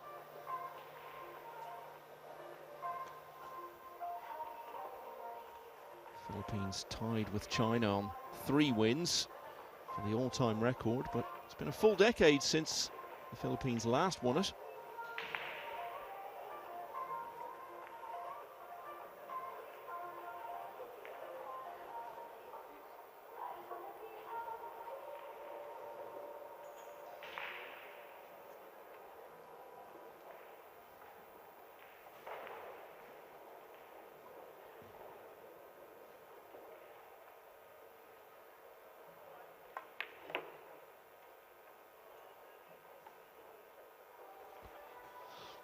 Doesn't look too clever, that. Trying to play for the bank shot. Now the cue ball's coming away towards the 9-ball, that direction. That means he would be cutting the purple 5 back, so that's a little bit harder to judge now. Might have to change his mind.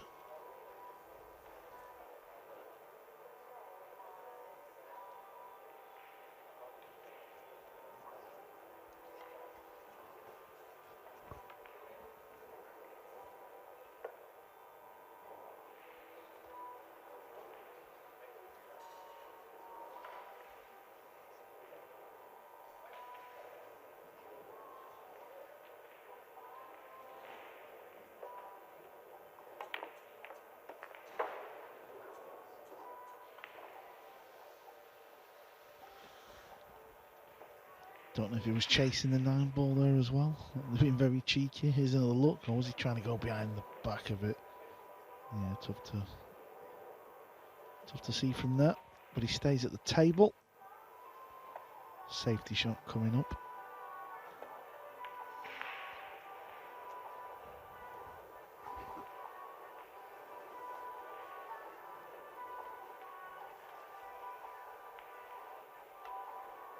On the opening day last year, we saw Francisco Sanchez Ruiz lose his opening match, go over to the one-loss side and ended up in the UK Open final. Alban Ocean with designs on doing something similar after his surprise defeat earlier today. And he's making a good start. He leads Graham Hamilton 6-0 and just needs 2 more to get through to the next round of the loser's side.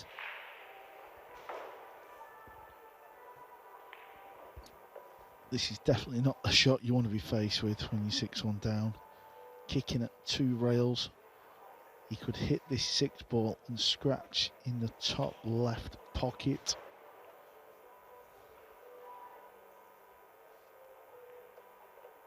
Very difficult to kick this and get safe. Feel if he's going to get safe, he needs a little bit of luck.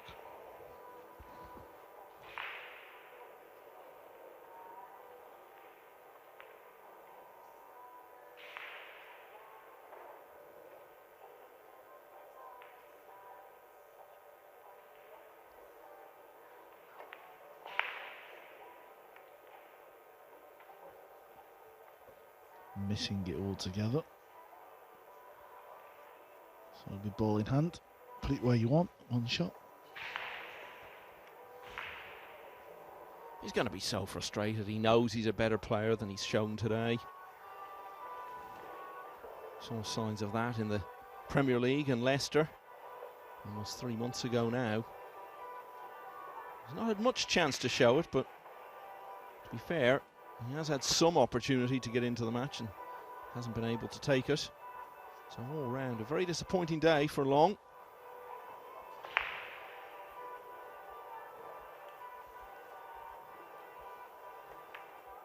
Beat the capable Dutch player Rico Dix earlier today and would have sent him into this match feeling good.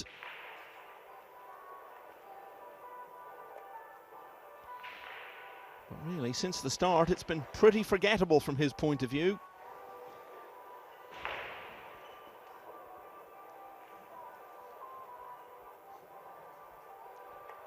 And the finish line is very much on the horizon now for James Arenas. He leads 7-1.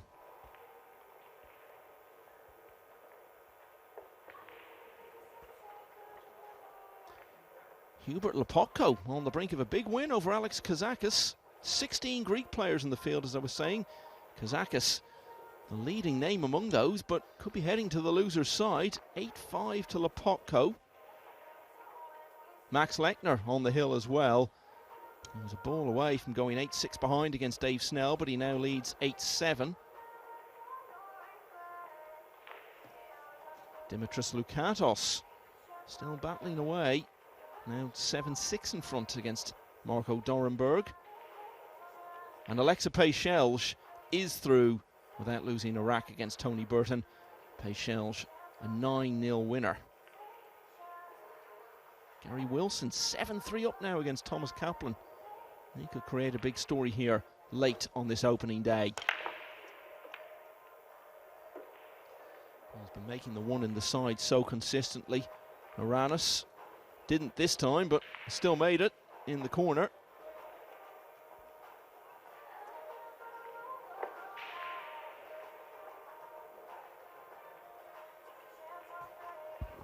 Yeah, that does come up now and again. Hits that point, sort of arcs round the other point and hugs the rail to go in the corner pocket.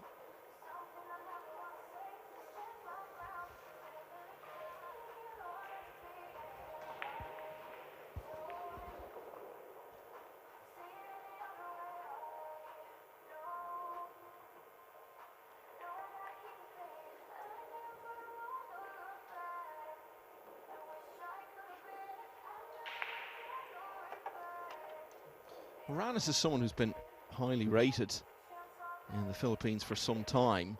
Do you feel at the age of 31, Carl, that he should have achieved more by now, or has he got to about the level he might have thought he'd be? Well, I suppose it's very tricky, isn't it? Because over the last few years, what events has he been showing up to? What events has he been allowed to go to? It's all felt a bit mixed match, isn't it? And this is what we're trying to achieve on the World Nineball Tour. Trying to put a calendar of events together where the players, show up to these, try and move up the ranking so we can see them more. We want to see these players not just show up on the tour, but we want to see them playing each other a lot so we can create some stories. And I think if I look at James, I just think back to the Masters and just think what a great week he had there.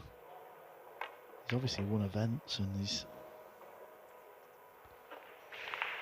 definitely one of the top young players from the Philippines that we've got.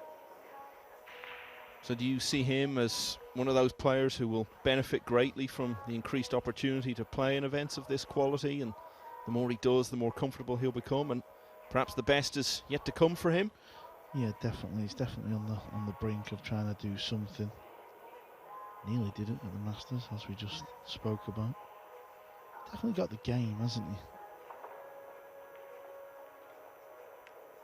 Seems to have all the shots.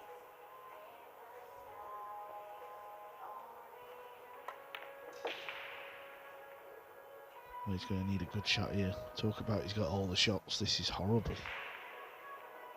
We have to try and bank it into the top right corner. Or he could play safe. Could he go forward and send the pink off 1, 2, 3, 4 rails? Laying it up on the bottom rail. That's what he's played. Oh, just caught the jaw. That's what he tried though. It was close.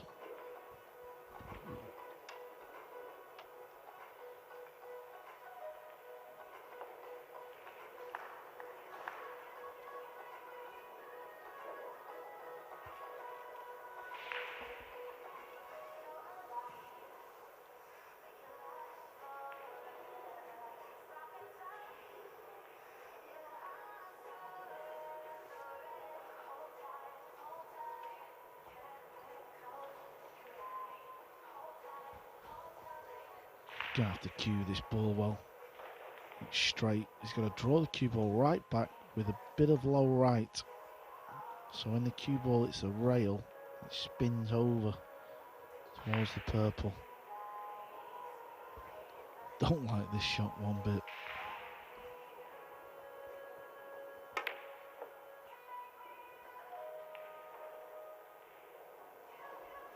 Kind of sums up the way it's gone for him for a lot of this match. He comes to the table with a clear chance of a pot, but he's not been thrown anything easy to get him off and running. Even with that very first shot, he had to come with a good positional stroke. Always seems to be the case when it's been a day of real struggle for you.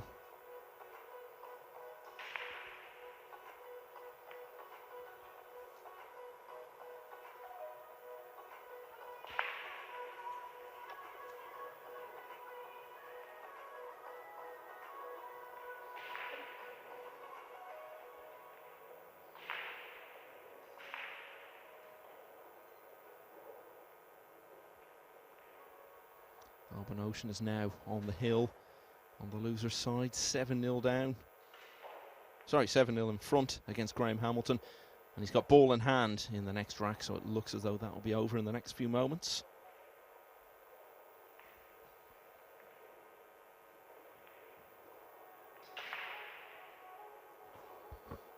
Yeah, the issue he's got here is if he was going to play off the rail and kick, it looks like the 4 may hit the 9, which would mean it would stay down the bottom end of the table.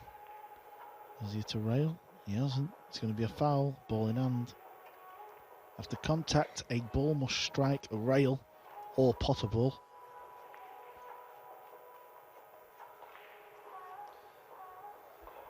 You never entirely give up, of course, but he's starting to look like a player who almost just wants to get this over with and get out of there. You got to fight that though and keep battling for every rack. You may not have any more opportunity to battle for this rack. Moranis should arrive on the hill in the next few moments. Alban Ocean has now potted the winning 9-ball to beat Graham Hamilton, 8-0. I've got to suggest he's unlikely to have had a more straightforward win than that in his entire career.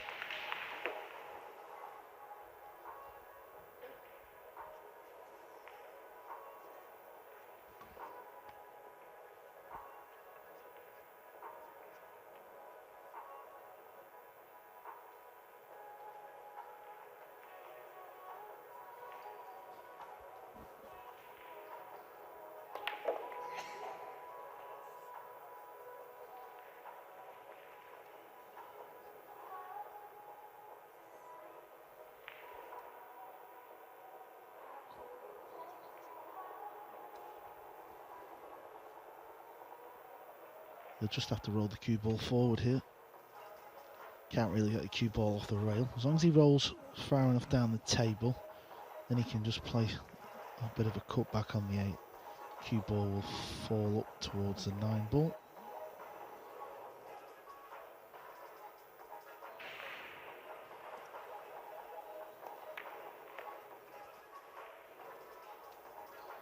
He's going to be delighted with this, isn't he? Because he's come here looking to build on what he achieved in Brentwood a few weeks ago and coming up against a tough opponent in his second match, and it looks as though he's going to beat him comfortably and be through to winner's qualification.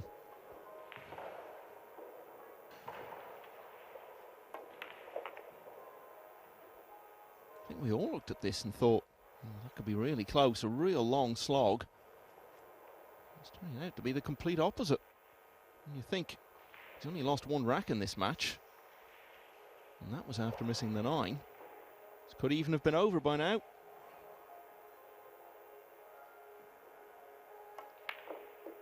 It's likely to be soon. The 9 wriggles in, and James Aranis gets to the hill at the remarkable score of 8-1. Are you still keeping an eye on that Lechner-Snell match, Carl? Anything to report? Yeah, Lechner has just played an 8-9 carom and won the match. So that was a good effort from Dave Snell. Lechner wins 9-7. A little bit of a scare, but he's through. Yeah, looked for some time as though it may be the second instance today of a big-name Austrian losing to, I'll say respectfully, obscure British player. But Lechner finishing strongly and winning 9-7. What's the latest with Kazakis match? I know he was losing. Yeah, we're going to have a look at that one as well. He's 8-6 down to Hubert Lepotko of Poland. So that could be a big story if Lepotko can just get one more there. Dimitris Lukatos, 7-6 in front against Marco Dorenberg.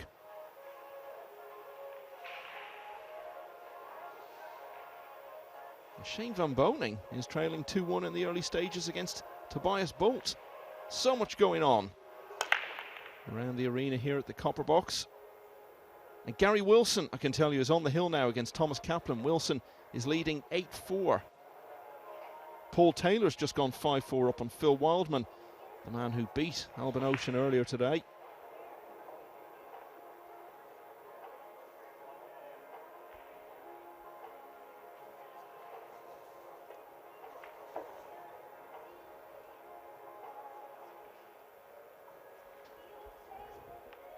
So it looks as though James Oranis is going to go through to play Fedor Gorst, but given the performances he turned in against equally big name players at the World Masters, he'll have nothing to fear from that.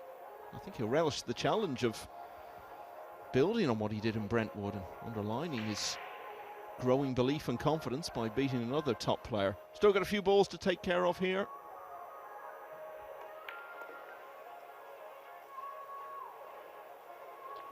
Yeah, that will be an interesting encounter.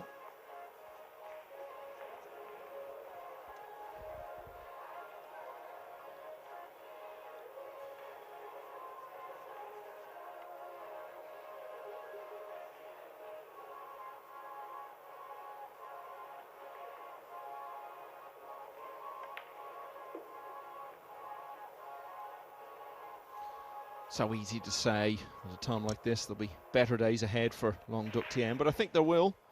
It's part of the Vietnamese contingent that's been making a name for itself in recent months on the international stage.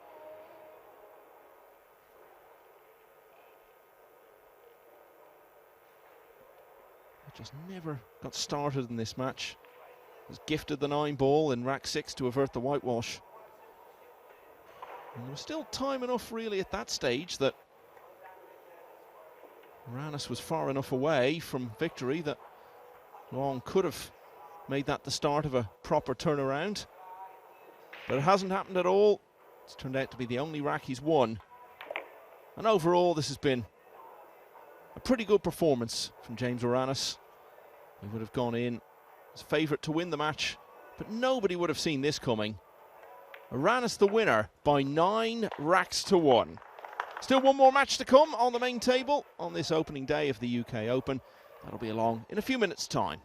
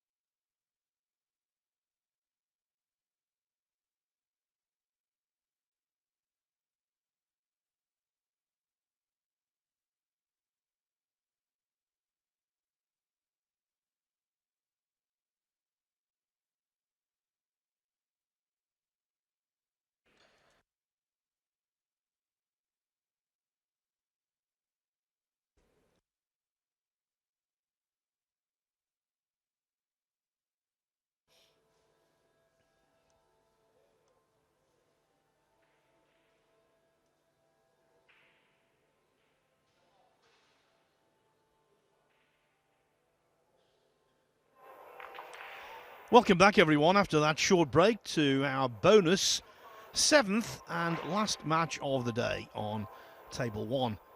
It's going to be Chris Melling in action, so that should be some fun.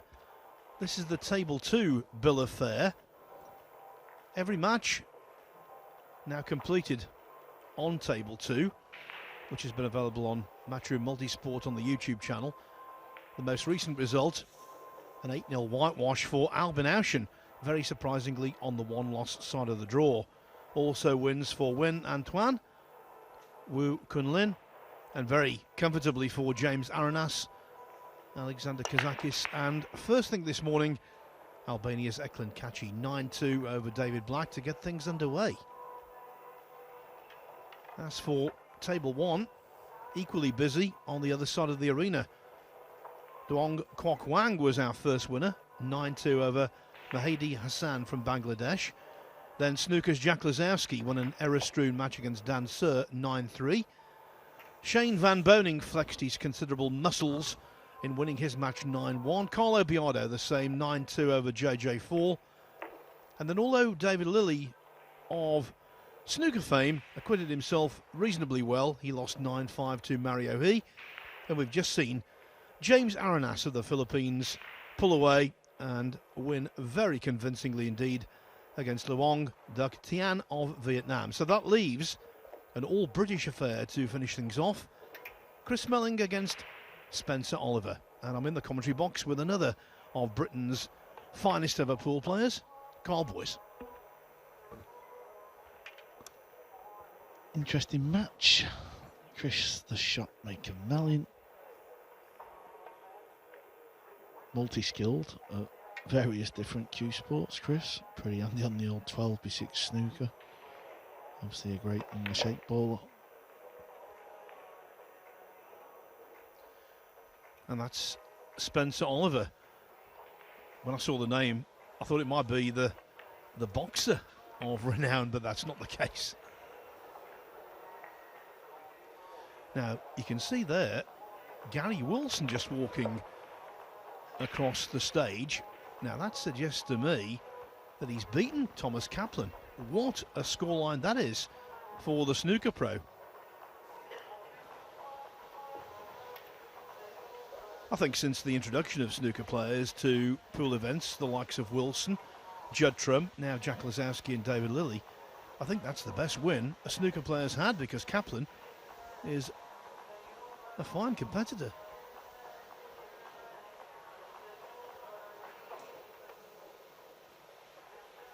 Yeah, can confirm Wilson winning that match 9-6. And here is Gary doing his interview. Big smile on his face. If Aloysius Yap comes through his match in winners round 1, they will play each other in the next round, and that should be very intriguing. Yap going nicely so far. 2-0 up on Simone Zappi of Italy. So the prelims are out of the way. It is time to lag.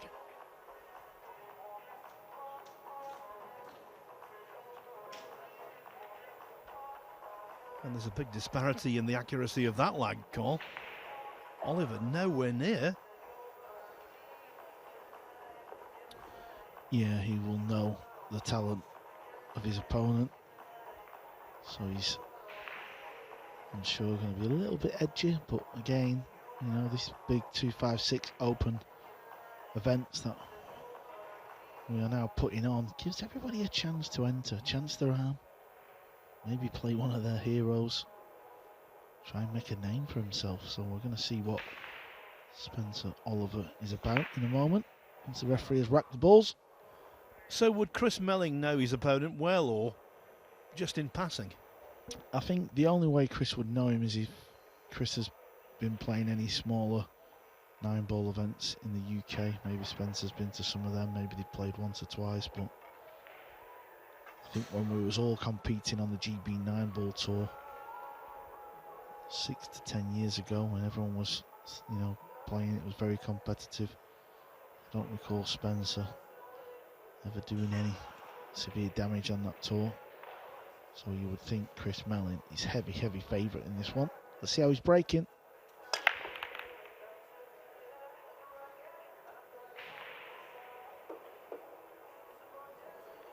Well, at the last gasp, a couple went in. I think Melling has got an awful lot to play for here. It's a massive tournament in its own right, but if he were to go deep, he might have a chance of representing GB in the forthcoming World Cup of Pool in Spain. Yeah, teams have been announced for the World Cup of Pool, which is just a few weeks away. Always a fantastic tournament, fantastic spectacle, but Team GB is yet to be announced. Cleverly knocking in the 2 off the 7. Clearly Jason Shaw is going to be one member of that partnership. It's just a matter of who will provide companionship.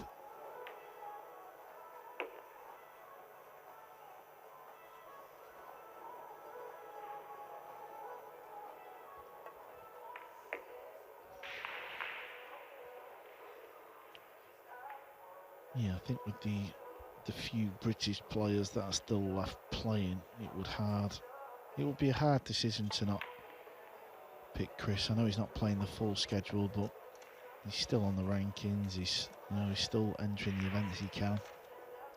Unable to play the Spanish Open because of a wedding. Not his own, but he's got to attend one. Oh, well, if he's picking weddings over majors, I mean, it's not going to stand him in good stead, Phil. I'll tell you what, though, the way he's taken the balls here suggests he's hitting the white nicely. So 44-year-old Chris Melling very quickly takes the opening rack from Spencer Oliver. This after Melling won his first match today, 9-1 against David Dean. So let's give you some scores of the matches going on right now. Marco Dorenberg and Dimitris Lukotis, they've just gone hill-hill. The winner of that match will play Mario He in the next round. Adam Smith, he leads Moritz Neuhausen 3-0. Talal Al-Blushli, he's 5-3 up on Christian Sadea. Sullivan Clark from New Zealand, who's travelled furthest to be here, he's 3-3 with Georgiev of Bulgaria. And Paul Taylor 7-5 up on Phil Wildman, who caused the upset of the day by beating Albin Aushin in his opening contest.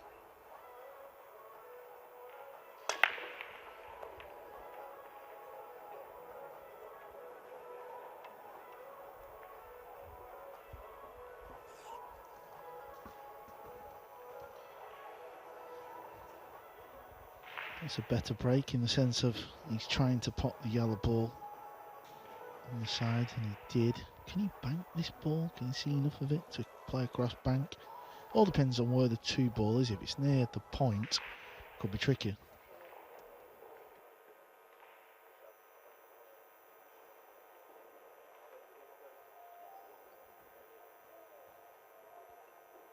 Not for Chris, playing a push out. Always have to call the push. If there's no referee, you've got to say it to your opponent. Over the years, we've seen a few players being pulled up on a foul because they've not declared the push. Skylar Woodward being top of my list.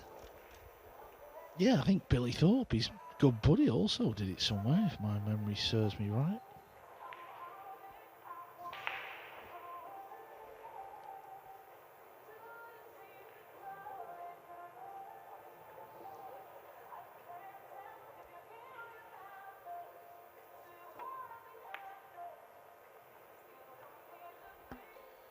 Three balls to hide behind.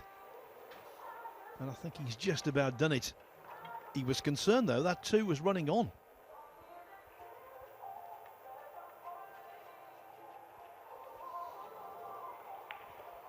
Yeah, it was actually a good effort, really. If Chris just has to jump over the edge of the line, this is very easy. Wow, take a look at this again if we see the replay. This is insane. I think the 2 ball stayed over the pocket and then the cue ball kept going and knocked it in again.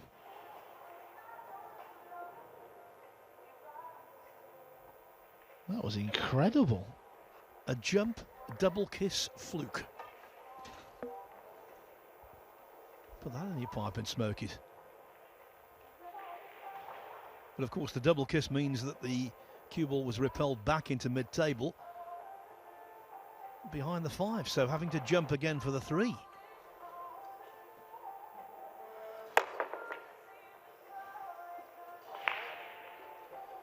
And Chris, you can't keep going to the well.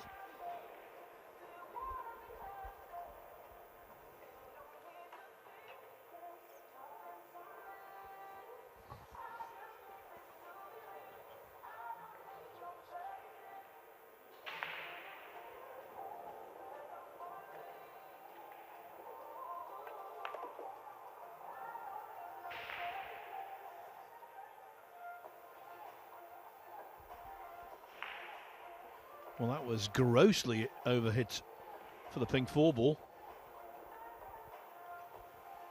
Yeah, I wouldn't blame him for locking Chris up behind the 9 here. Cue ball needs to slow down. Oh, that is a poor one. You cannot leave anybody straight in.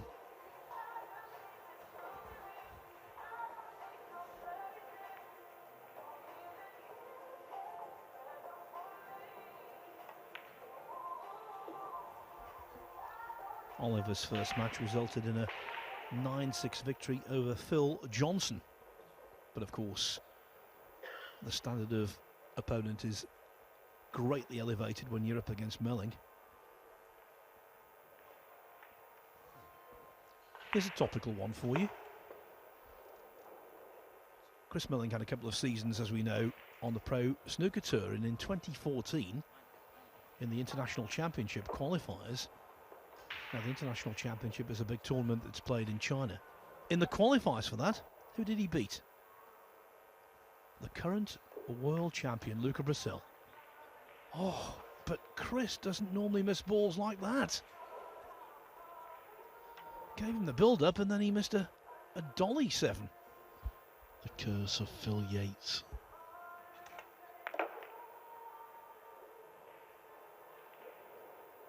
That's okay. I think he was playing for the 8 in the right and centre pocket. So into the corner we go.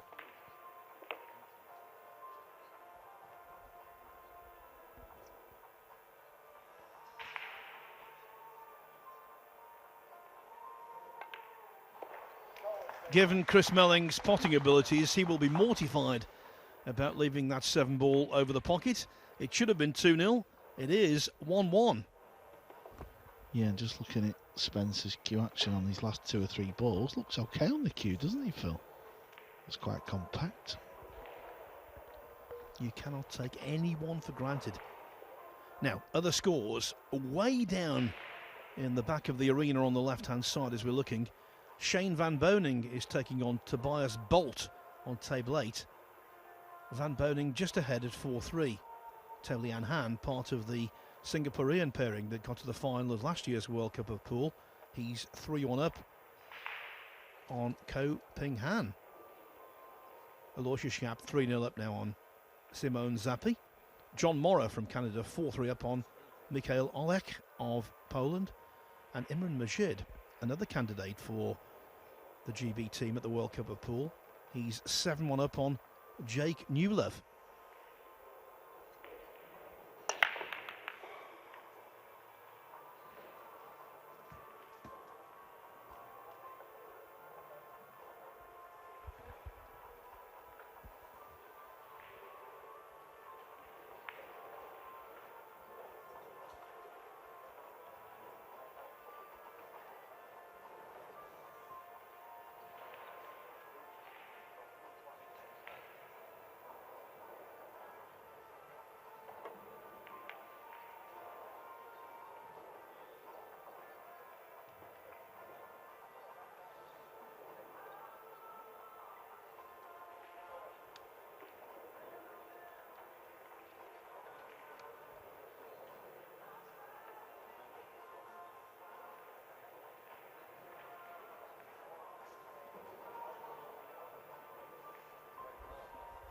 can tell you on table 12, Dimitris Lukatos beat Marco Dorenberg 9-8. So Lukatos will take on Mario He next.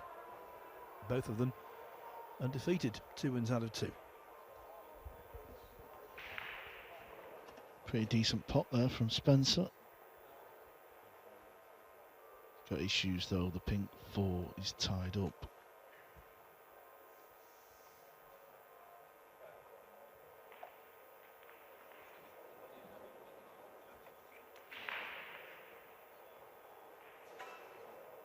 Just having a quick look to see if he can make a 2-9. Very dangerous.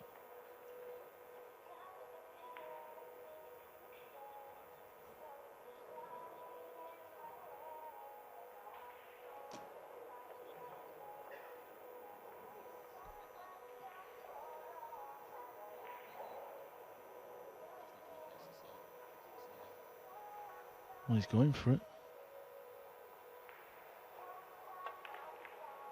Well, why not? What a shot he's played there, by the way. That is cheeky. No one in the world of pool could have played that any better. Right into the centre of the pocket. And Spencer Oliver leads, as a consequence, 2-1. Well done indeed.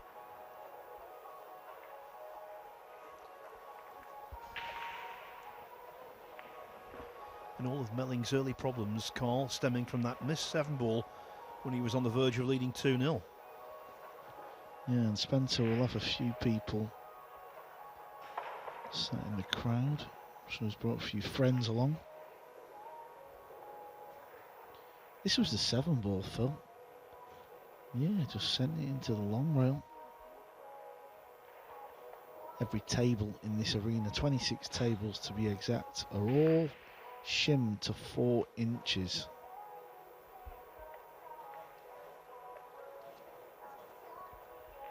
Still played big enough for, you know, the game of pool, but you can't take anything for complete granted. Let's see what Spencer's break is about.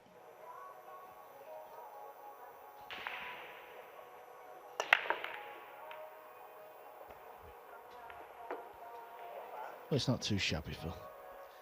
If he does that every time, he could be champion.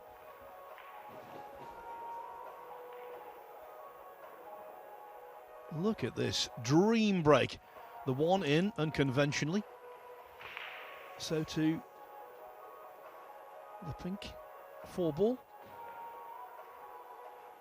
Perfect on the 2. 3 open. 7 in as well.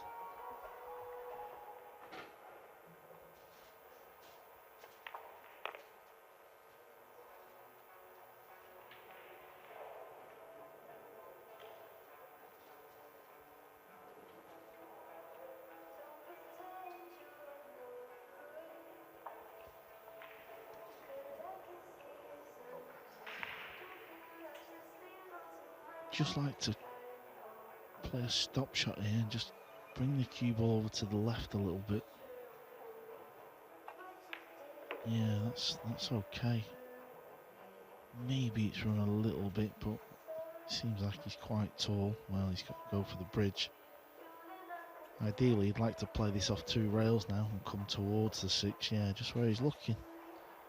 Did you notice the nickname on the back of the shirt? Afro-tastic. Yeah, there it is. It's quite funny. Again, just setting up to with the bridge. He looks okay. He's a decent little cueist, this Spencer. Where have you been hiding? Yeah, the beauty of going off 2 rails there. Now he's not going to crash into the 8-ball. Yeah, he can just pull back, maybe glance it a little bit. The only thing about what you just said I disagree with, Carl. He's not little. He's decent, and he's a good cueist, but he's not little. No, that angle of the camera there just told me everything I need to know about the way this man cues the ball. Very compact, stands okay. And it's this 9-ball for all of a sudden 3-1 lead. How quickly things can change around in 9-ball pool. We see it all the time. That overcut 7-ball when we least expected it And all of a sudden the momentum has gone from Chris Melling, and it's over the other side of the arena, or the other side of the table, with Spencer Oliver, the outsider, leading 3-1. Yeah, and what about this one? Phil Wildman in the opening round beat Albin Ocean. Philip Wildman now trails Paul Taylor from Great Britain 8-6. How many times do we see that? We see a big second favourite in a match beat a top player, and then the very next match they lose. Better news emerging from table 8 for Shane van Boening, who made a slow start against Tobias Bolt. Now though, van Boening leading 5-3.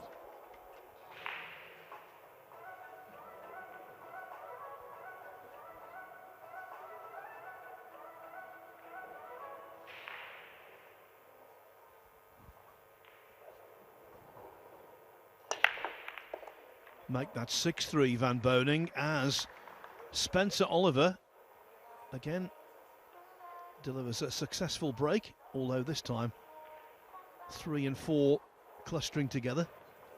That's not in his favour. Neither is the end position of 2 in relation to 9.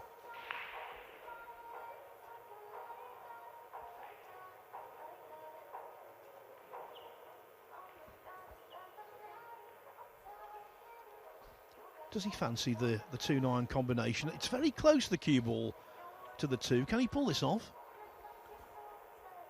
Well, he's already pulled one off that I thought wasn't pretty. He's probably just looking at where the cue ball's going as well, so if he does take it on, you've got to be careful you don't hit the 3 and the 4 with your cue. No, he's playing safe. Didn't quite get the cue ball where he wanted, so that's a mistake.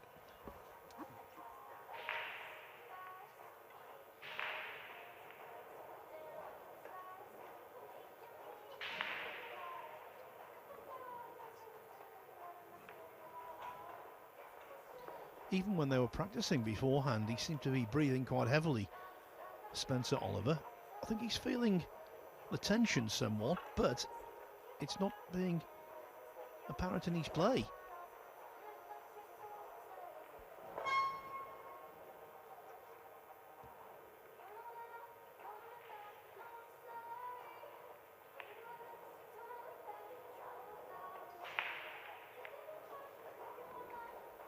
Another nice thin clip. If anything, it's the better known player, Chris Melling, the much better known player, who's struggling. I think he'll take this in the corner. Oh, is that the first sign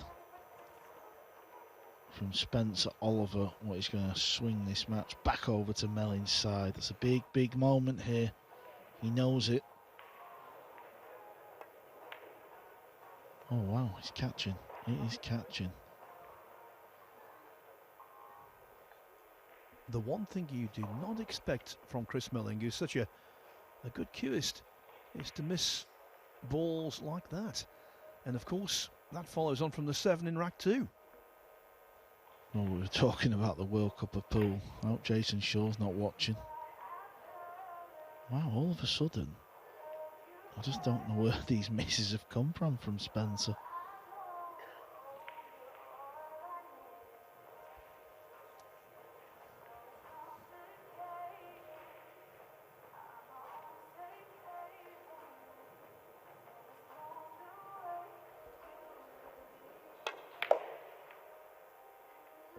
Look at the easy cue power there. Okay, he drew it back into the 6. But that was deep screw on the white. But Melling, by his standards, all at sea. I think it's been a really strange opening day. We haven't seen brilliant pool from many. We've seen an awful lot of mistakes on this table, actually, but it's made it all the more captivating in many respects. You don't know what's coming next. Yeah, and this is really difficult if he's taking this on. This is so thin.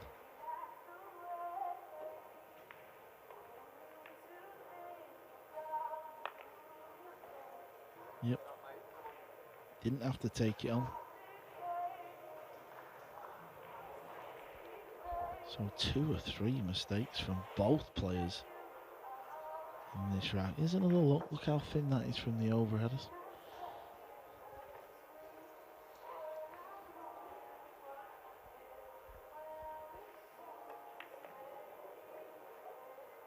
Look at the cue ball here, Phil. Look at the cue ball. This is the problem when you're trying to mix cue sports. You're never going to master one of them. You almost become a bit of...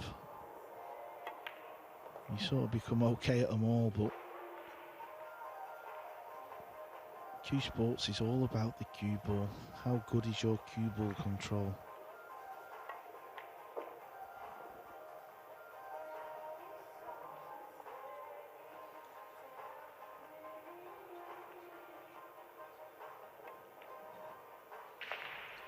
Now that was better from Melling. Okay, he had to pot a really good 6, and in the end, a tricky 9. But he got them in, and now he trails by just a single rack at 3-2.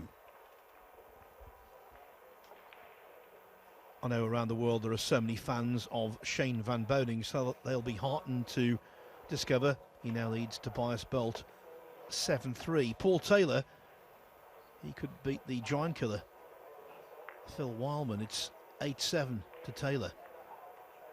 Sullivan Clark from down there in New Zealand, 5-3 adrift of Georgiev of Bulgaria. Talal Alblushi, who beat Darren Appleton in the previous round, is 7-4 up on Christian Sadea. Adam Smith 3-2 up on Moritz Neuhausen. And the 2 Singaporeans going well. Tolian Han and Aloysius Schaap both 4-1 up against Ko Ping Han and Simon Zappi respectively.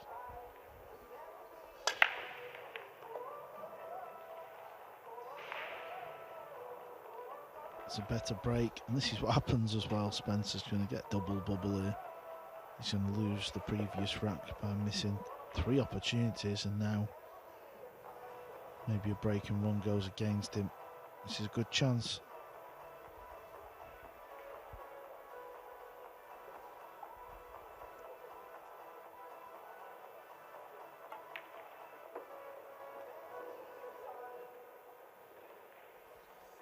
I always say this when he plays, and I always think beforehand, I'm not going to say it again. But I can't resist, he's such a stylish cueist, Melling. When he's in the groove, it seems impossible he could miss. But of course, we've already witnessed a couple of unexpected mistakes.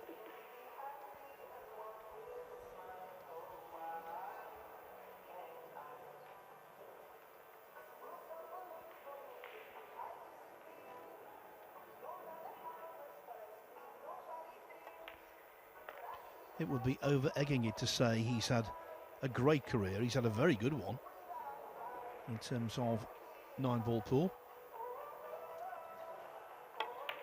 Been on 2 winning Mosconi Cup teams just over a decade ago. In 2012, he was the MVP. And he has won big titles in 9-ball. Well, I'll tell you what, Phil. But he's not won anything there, Carl. Listen, the amount of stick he's given me over the years for the 8-ball I missed in the Masters. Boy, I'm going to get some fun out of this one, Phil. I cannot believe he's just missed that 8-ball. Well, that was easier than the one you missed.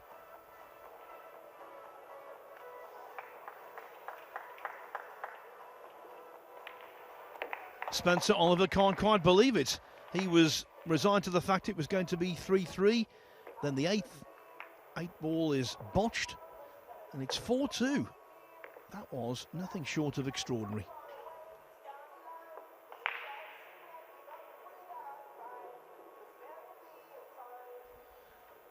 Well, if you didn't see it twice, you wouldn't believe it. Carl Boy's asking Matchroom to get that out on social media as quickly as possible to multiply the hurt on poor old Chris Melling. I'm trying to get Chris's attention. He has given me some stick since I missed that 8-ball. That was insane. How was Chris Melling, one of Q Sport's greatest ever cueists, missed that ball? every time I seem to big him up, either by talking about his cue action or his accomplishments, he misses a simple ball. It was the 7 in rack 2, it was the 8 in rack 6.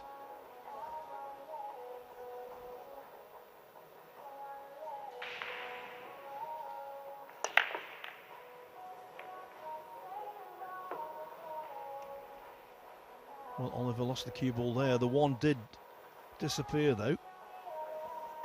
Trouble is, the 2 is blocked by the 7.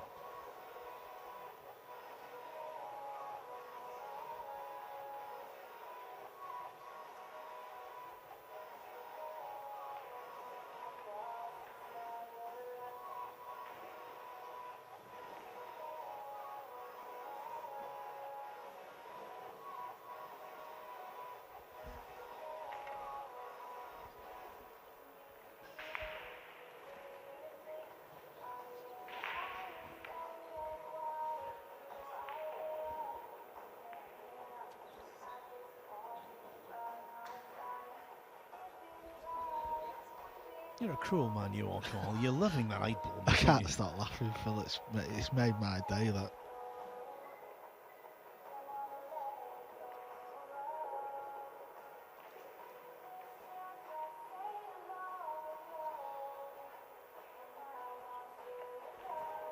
By special request of Carl Boys, I think we're going to see the 8 ball again. Here goes. Still can't believe it. Well, I'm going to do a poll later. Whose was the worst, mine or Chris's? Well, I'll vote for his actually, because he was right behind it, and the positional play was very straightforward. A bolt out of the blue. Wow, look at that. I mean, how's he managed to get that safe?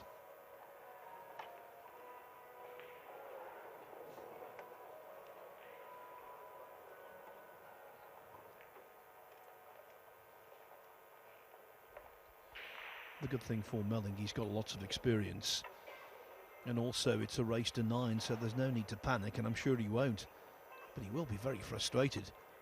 Could well be 4-2 the other way, this match. Should be, at least.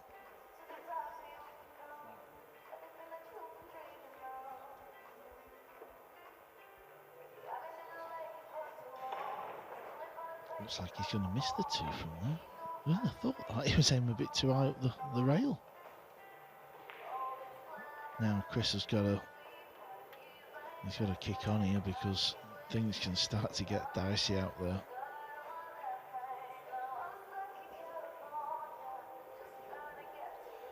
Yes, when it comes to that missed 8 ball, Melling will laugh about it if he wins. Well, he's going for the kill straight away. In goes the 2, on for the 3-9 combo. No issue there. So quickly, Melling is back within 1 at 4-3. Shane van Boening on the hill against Tobias Bolt at 8-3. Tobias Bongers, who's done a lot of practice with Joshua Filler, our defending champion. He's 2-0 up on Babkin Melkonian. John Morrow now doubling up on Mikhail Olek of Poland, 6-3. Aloysius Schaap 4-2 up on Simon Zappi. And Tolian Han, the veteran from Singapore, 4-2 up on Ko Ping Han. They're the matches on the winner's side going on right now.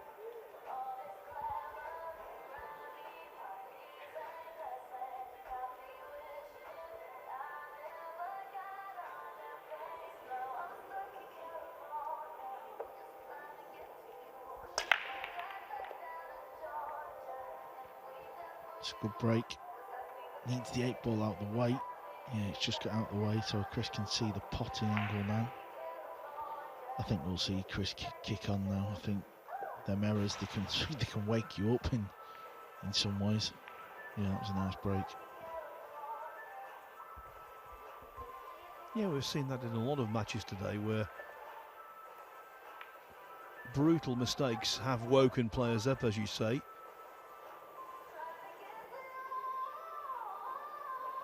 But we've witnessed such unusual pool on day one of the UK Open. I am taking nothing for granted.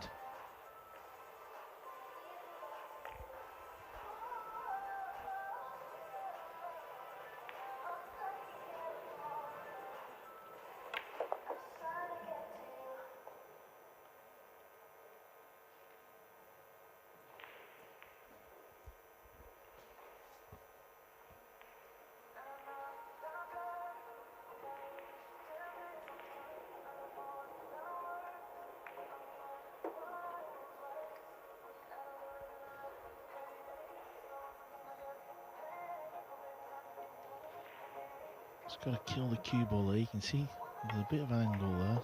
Yeah, nicely done.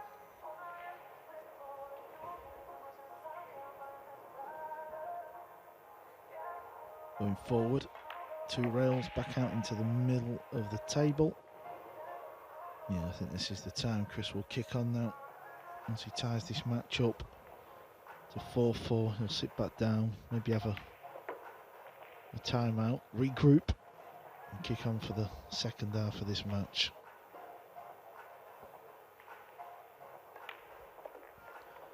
The missed 8-ball was a stinger, but rather than become negative and concerned about the future of the match, Chris Melling went to work and he's won the next couple of racks nicely. It is 4-4. Normally, by the way, we give you the information as to who the winner will play in the next round. Well, we can't do that with this match because it's right at the bottom half of the matches that are played today. The segment that comes in tomorrow, that will provide the winner's next opponent. Hard to say who will come through out of the 4 players in that little section of the draw, but I think the favourite would be Estonia's Dennis Grabber. That would be a cracking contest. Grabber against Melling. By the way, Gary Wilson, all congratulations to him, the Scottish Open snooker champion, beating Thomas Kaplan 9-6. Wilson's next opponent could be Aloysius Yap, who's 4-2 upon Simon Zappi.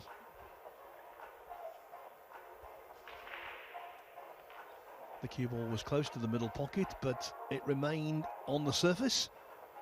And now things looking good for Melling.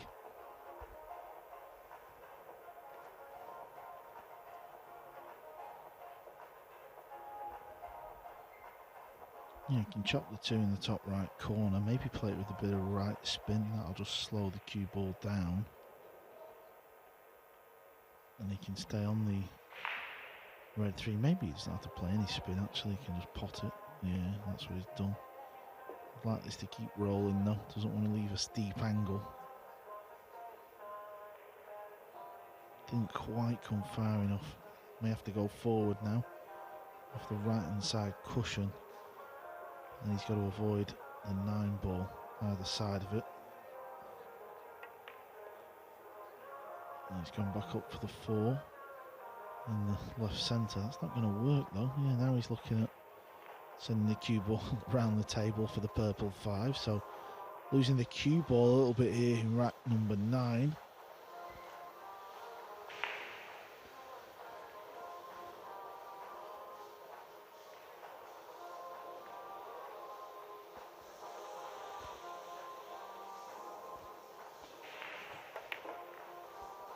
How's the pace? How's the pace? It's a good line. Could have just done with finding that 3rd rail.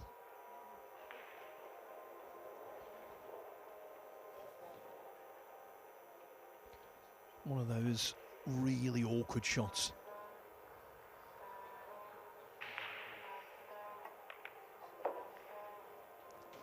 But the 8 went in. The 5 remains on. Clever that was, clever.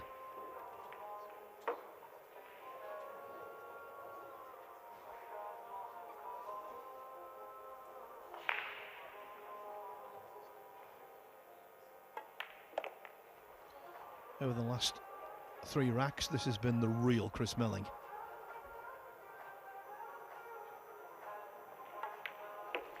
The man who won the China Open in 2011, the Derby City Classic Nineball in 2018. He takes the lead for the first time since 1-0. Chris Melling is 5-4 up on Spencer Oliver.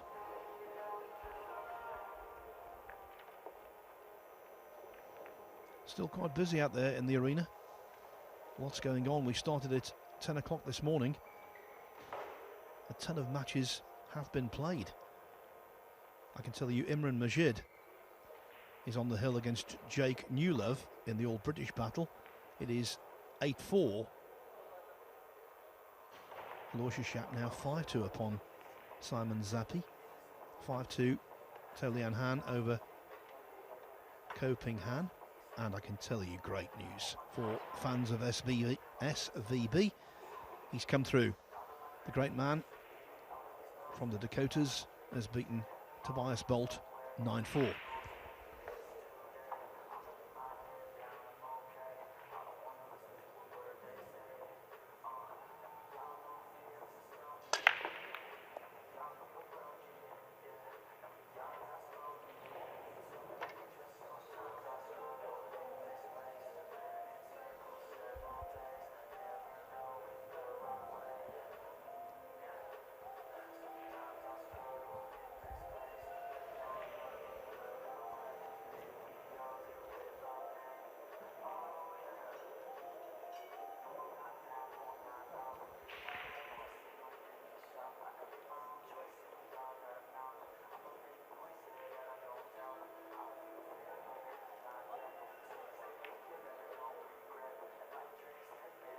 Yeah, that was better, a lot better. He stayed down. He knew it wasn't going to go in the centre. This is more like it.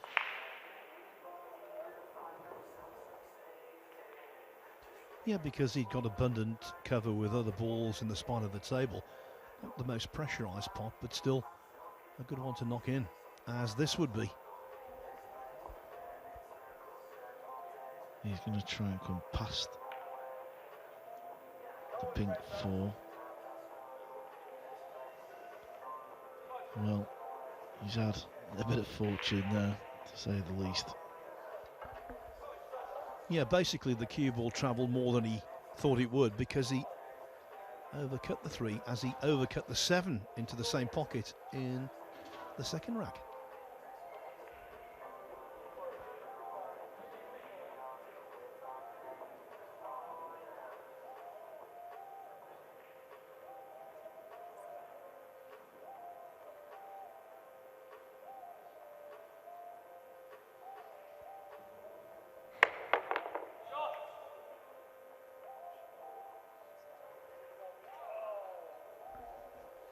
Fortune for Melling, nothing but bad fortune for Oliver, sticking the 3 right over the bag.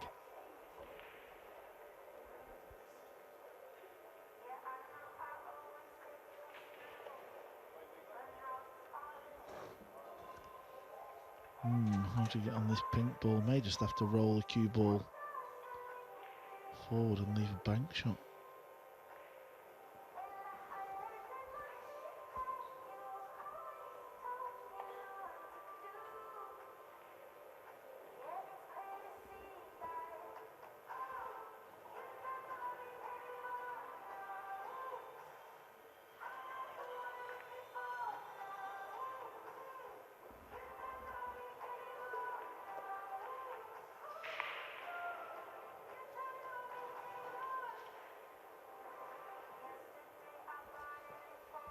He obviously didn't mean to hit the left side of the 8.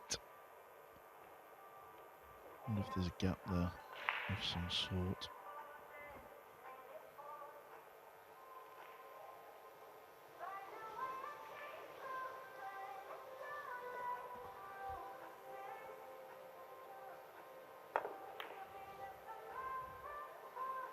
Well, there was a gap, so he's took advantage of that little roll. Spencer is in trouble.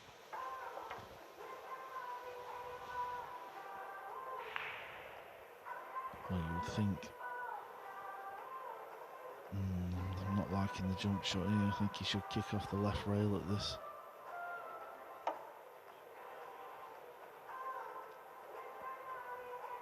A lot of players seem to just grab the jump cue straight away these days. They don't really have a proper look at the options.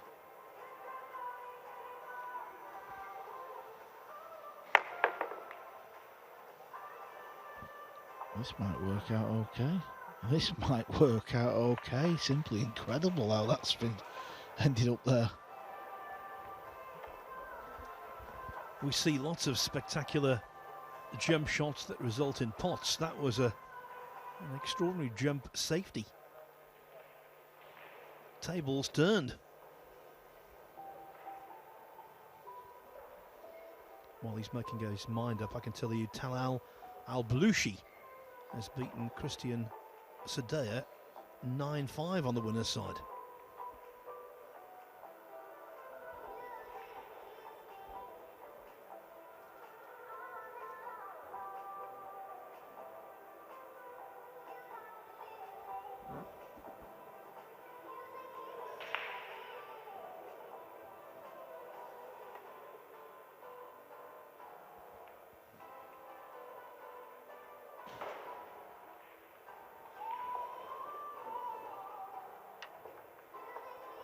Yeah, not bad that. Played it that way, knowing that if he hit the edge of the ball, it would keep him alive in this rack.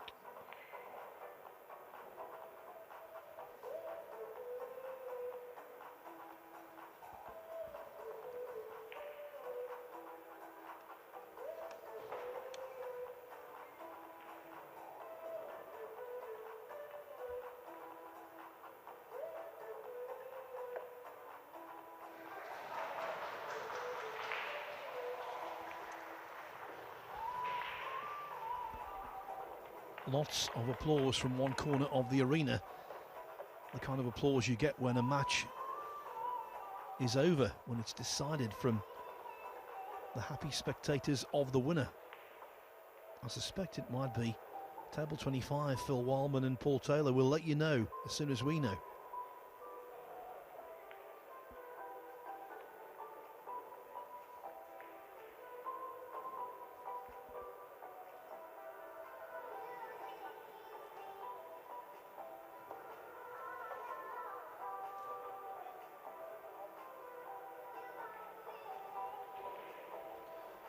What a day for Phil Wildman. The scalp of Albin Aushin earlier, and now he survives a hill finish to beat Paul Taylor 9-8. But I don't think after that Spencer Oliver is going to survive this rack. Ball in hand for Chris Melling, everything open. Should be easy peasy. Yeah, he decided to go one rail. I think 2 rails would have been a better option for Spencer there.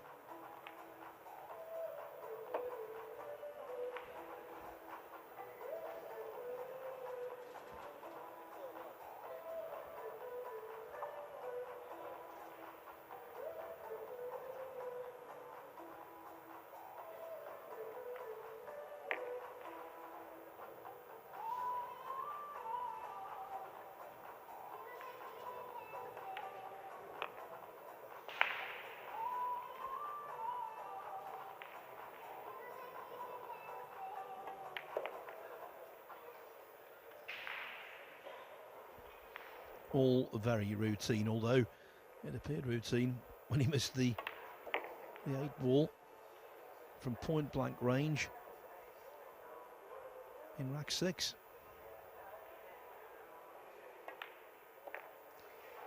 Chris Melling has now won 4 racks in succession. He was 4-2 down. He now leads Spencer Oliver 6-4.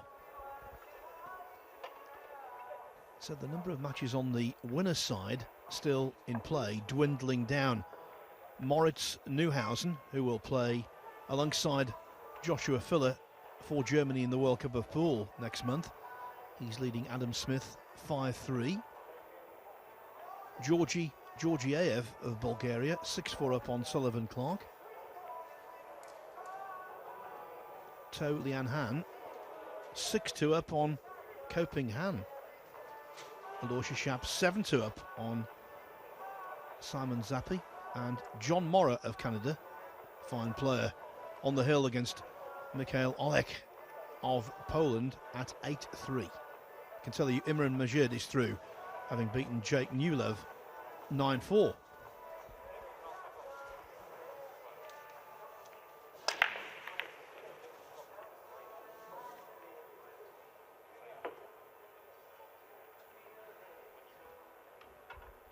Again called the cue ball of Chris Melling, flirting with a scratch to the middle, but staying on the table. Yeah, and the one's found the corner pocket, so he stays at the table. Two ball doesn't have a pocket.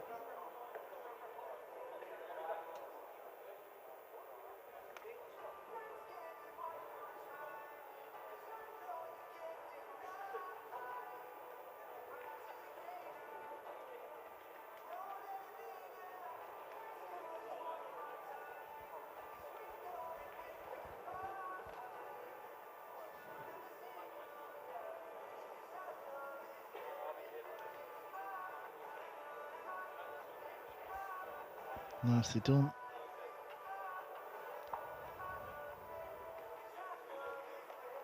Yeah, he's choosing to go one rail again. This would guarantee the hit, I suppose.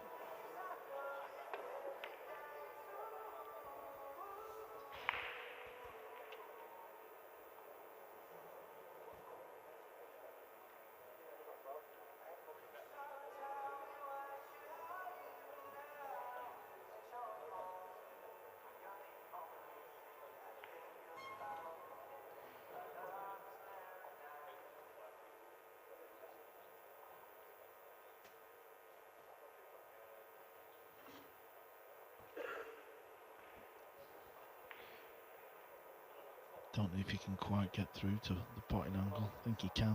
Can sort of tell the way he's building up for the shot.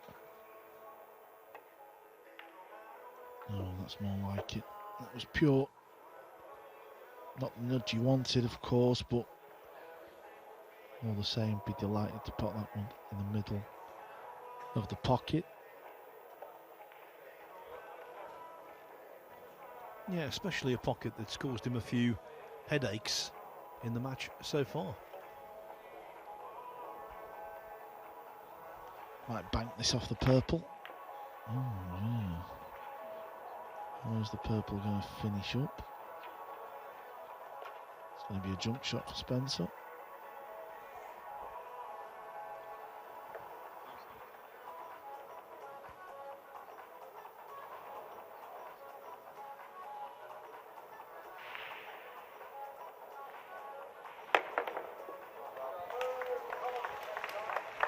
Pretty easy jump shot. Still got to play it, of course. Now, can he get on the purple for 5? He's got support in the crowd. He's from the London area, and you might have heard a few "come on Spencers" when the ball went in.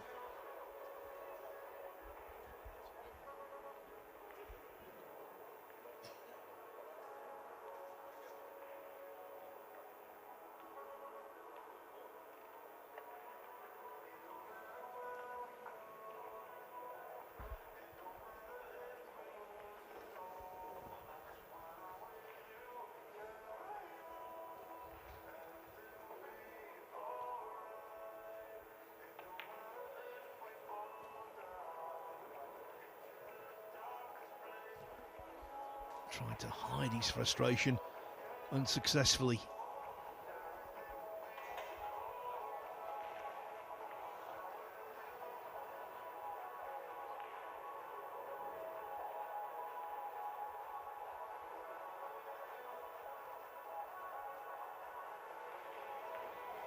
Yeah, this is where the game's tricky, because what do you do here?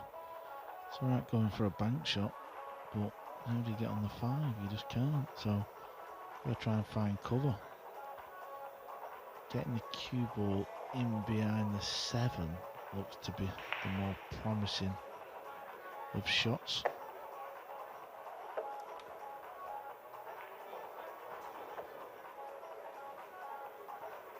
As long as Chris leaves distance, he can leave the 4 in the top end of the table. If you get a good cue ball. No, this is not exactly how He wanted this, he hit the 4-ball far too thick. But the fact that the cue ball's found the bottom rail is of course going to make this positional shot hard for Spencer.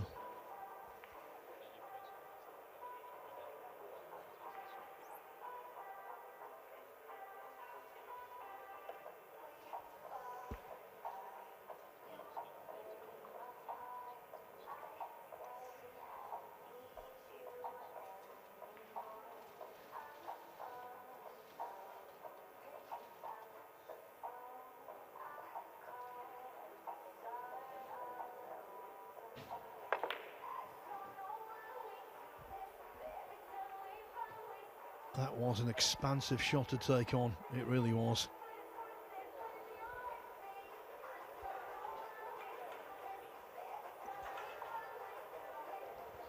Yeah, when he had the lead, Spencer, 3-1 I think it was, he putted a few decent balls and he looked quite good on the cue, but since that rack where they both missed 3 or 4 balls each, he's really struggling now.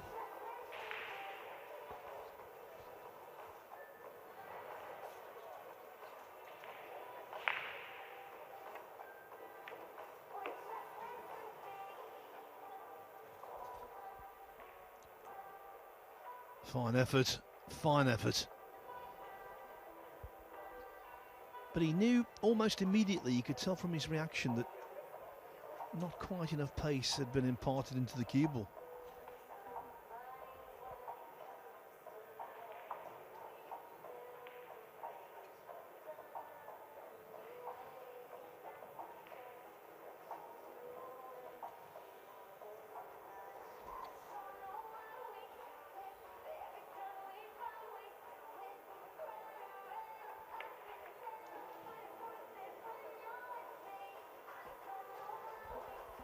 One problem solved, another created.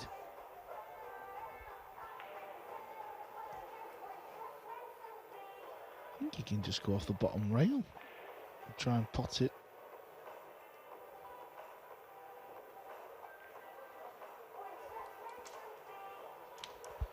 Yeah, kind of that shot. I don't know what we were looking at when he was holding the cue up, maybe some kind of mad jump shot. This seems to be the more obvious route. Big favourite to make this ball.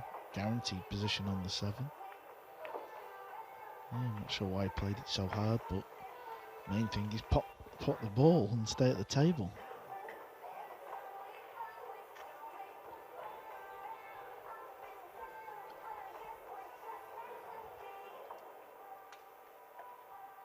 Yeah, he's going bottom right. Don't know, top left would be the shot and go below the 9. Might hit this thick and miss it. Oh no, he's controlled it well. So that rack is going to be over.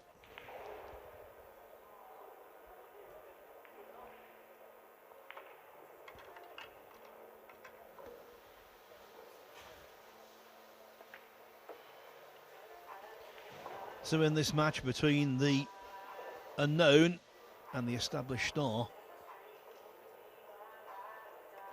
daylight is developing. As we've said before, Spencer Oliver was threatening to cause an upset when he led 4-2. Since then, 5 consecutive racks for Chris Melling have put the former China Open and WCD Classic champion in command. 7-4, 2 racks away from progress. Also in that situation, Tolian Han, who's in his 50s, the Singaporean, going nicely against Ko Ping Han. Aloysius Shap on the hill against Simon Zappi at 8-3. So too John Morra against Mikhail Olek. It's 8-4 now, it was 8-3 to the Canadian. Georgiev 6-5 up on Sullivan Clark. And another tightly contested affair sees Moritz Neuhausen 5-4 up on Adam Smith. One of the score to give you from the winner's side. Tobias Bongers 4-1 up on Babkin Melkonyan.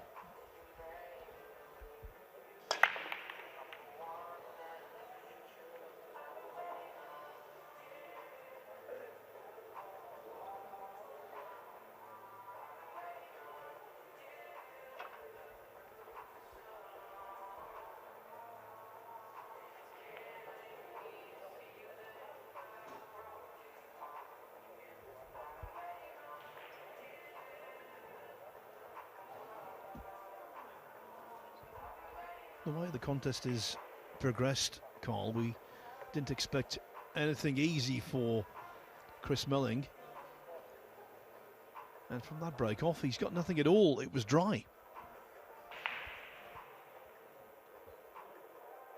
Yeah, this is very thin now, potting this ball in the side. Hard to control the cue ball.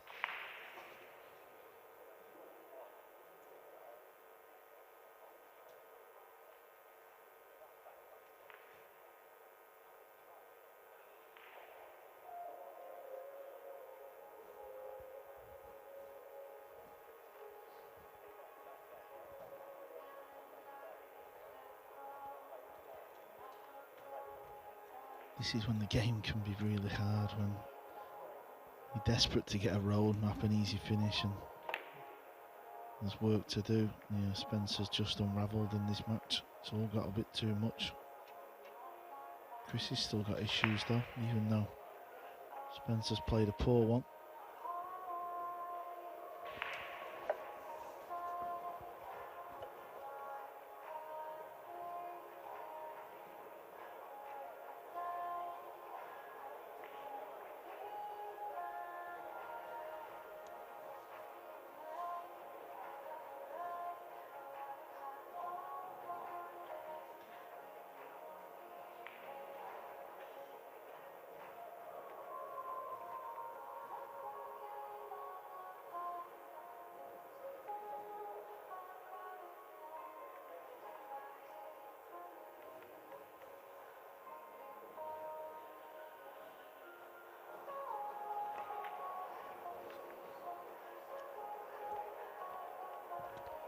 No value in anything attacking, plenty of value in that.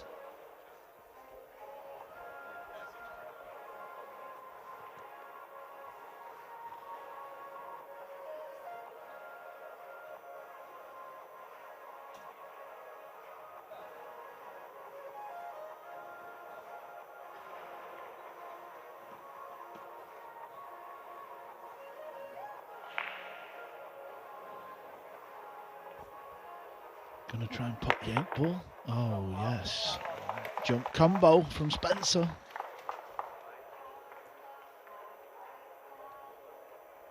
That was a nifty shot, it really was.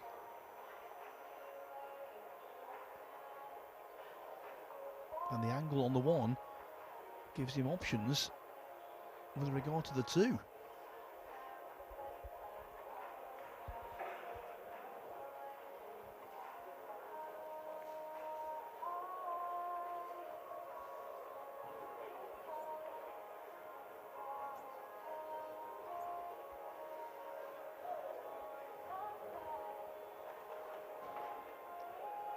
Still got the issue with the pink and the purple ball.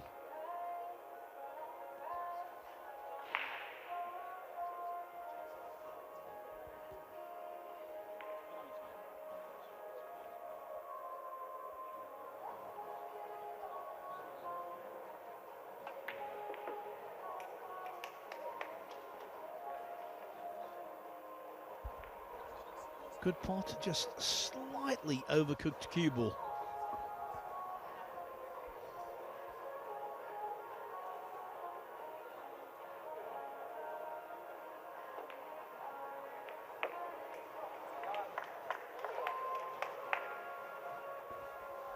Well, that was a great effort.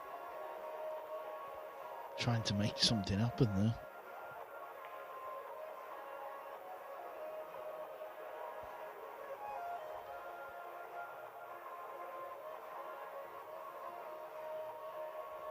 I don't think it'll go in the side pocket. Maybe it's a bit thin to go down the long rail. I don't know if the cross bank is on. It's just landed in that little awkward spot.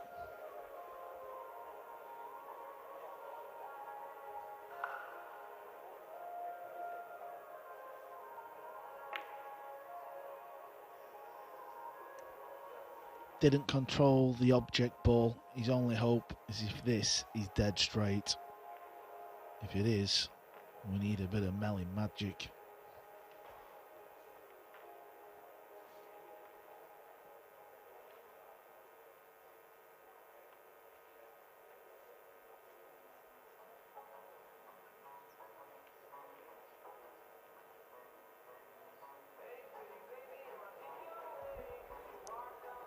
just off straight.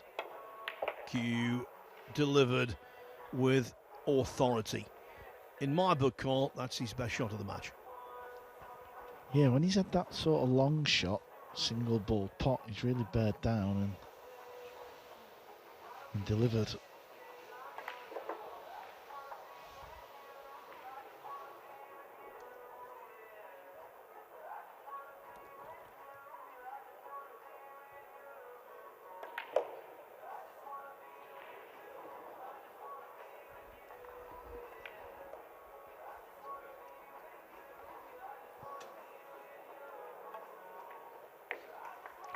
Chris in control, and Melling arrives on the hill.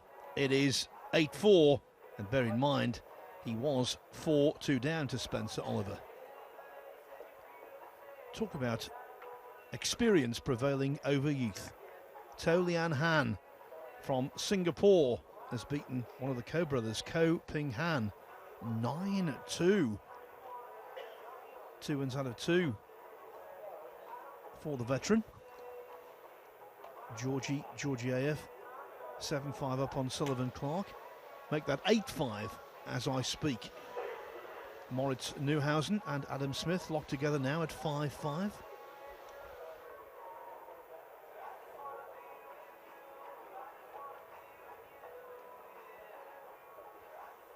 John Morra has yet to kill off his match against Mikhail Oleg. It's 8-5 to Morra there.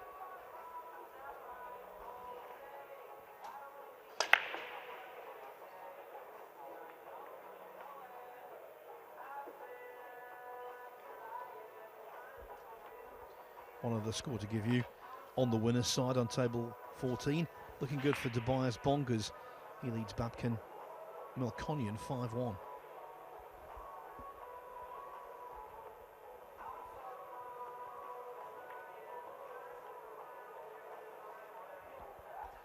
Well, that wasn't Melling's best. He wanted the cue ball a lot closer to the 7 than that.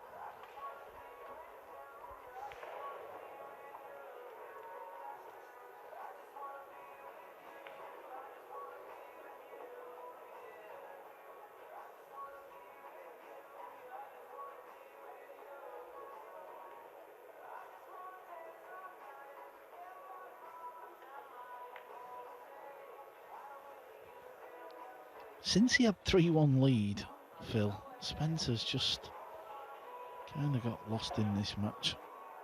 Maybe it was a little bit like we was. Maybe he was shocked at some of the balls Chris were missing.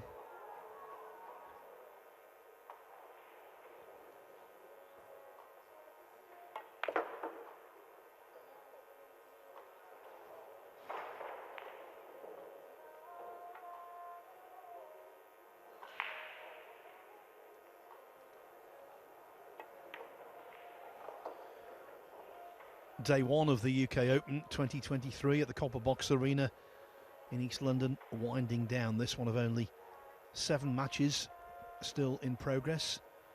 5 on the winner's side, 2 on the loser's side.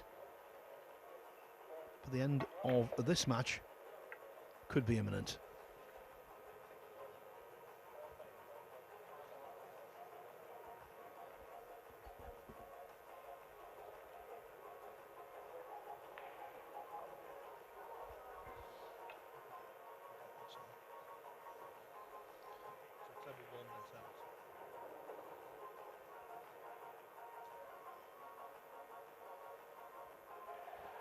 Just going to get the cue ball back over because he's got to get from this green ball to the brown 7. Not quite out of the wood yet, is he? He needed to try and land straight just to draw back.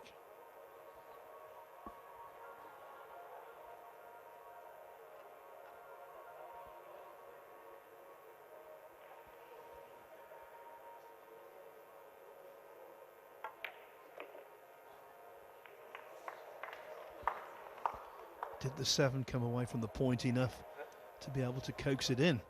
Don't believe it has done.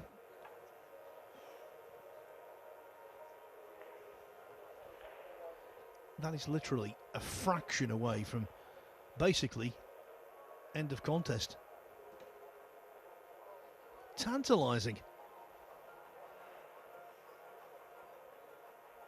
one more roll, and it would have been in the pocket by now. So would the 8, and probably the 9.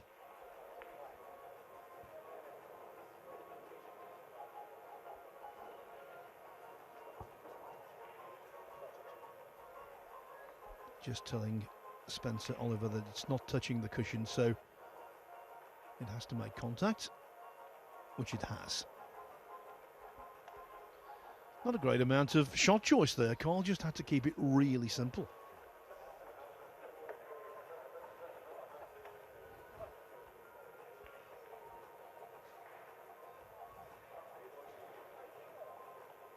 Yeah, I wonder if he's going to be tempted off skimming off the edge really thin. I'm just getting the cue ball down the bottom left of the table somewhere.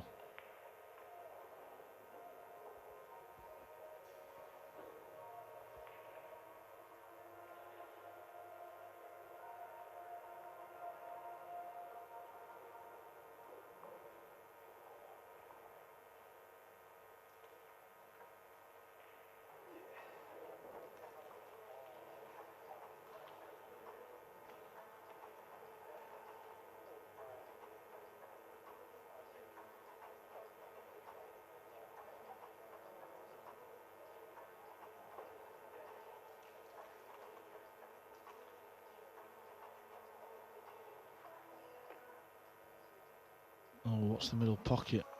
What's the middle pocket? Oliver might have done Melling's job for him.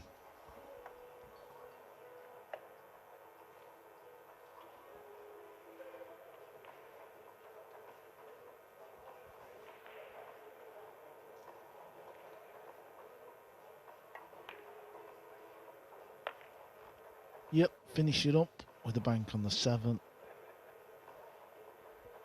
Let's roll this cue ball through a little bit. Just makes the 9 easier.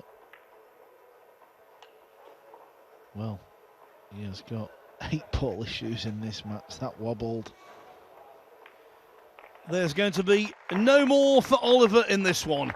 No twists at the end. It is a victory for Chris Melling. He wins 7 consecutive racks after missing that so simple 8 ball to fall 4-2 down. No more loss from there.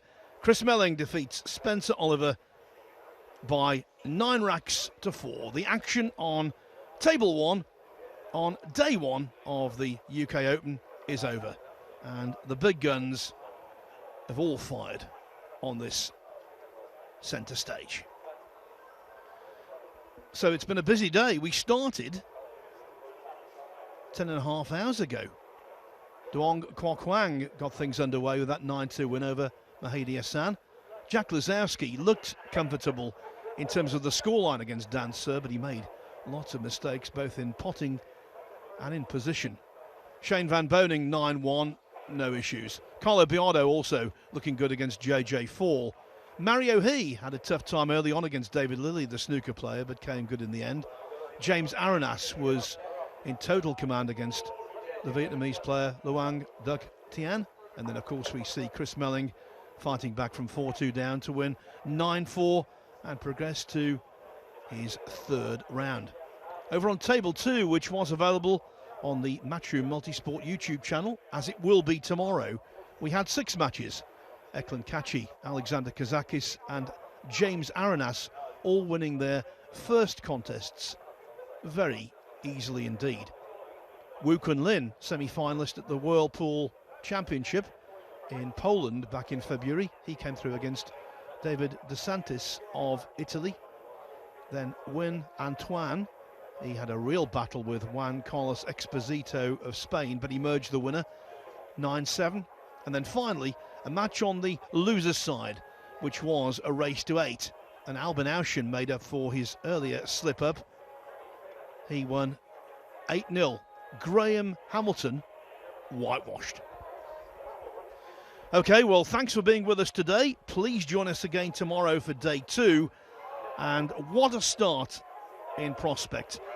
Bright and early tomorrow morning at 10 o'clock, it will be the first appearance in the tournament of our defending champion, Joshua the Killer Filler. He's up against Jaspal Bamotra of India. Looking forward to that, and looking forward to your company on day 2 of the UK Open from the Copper Box Arena. Until then, it's bye-bye.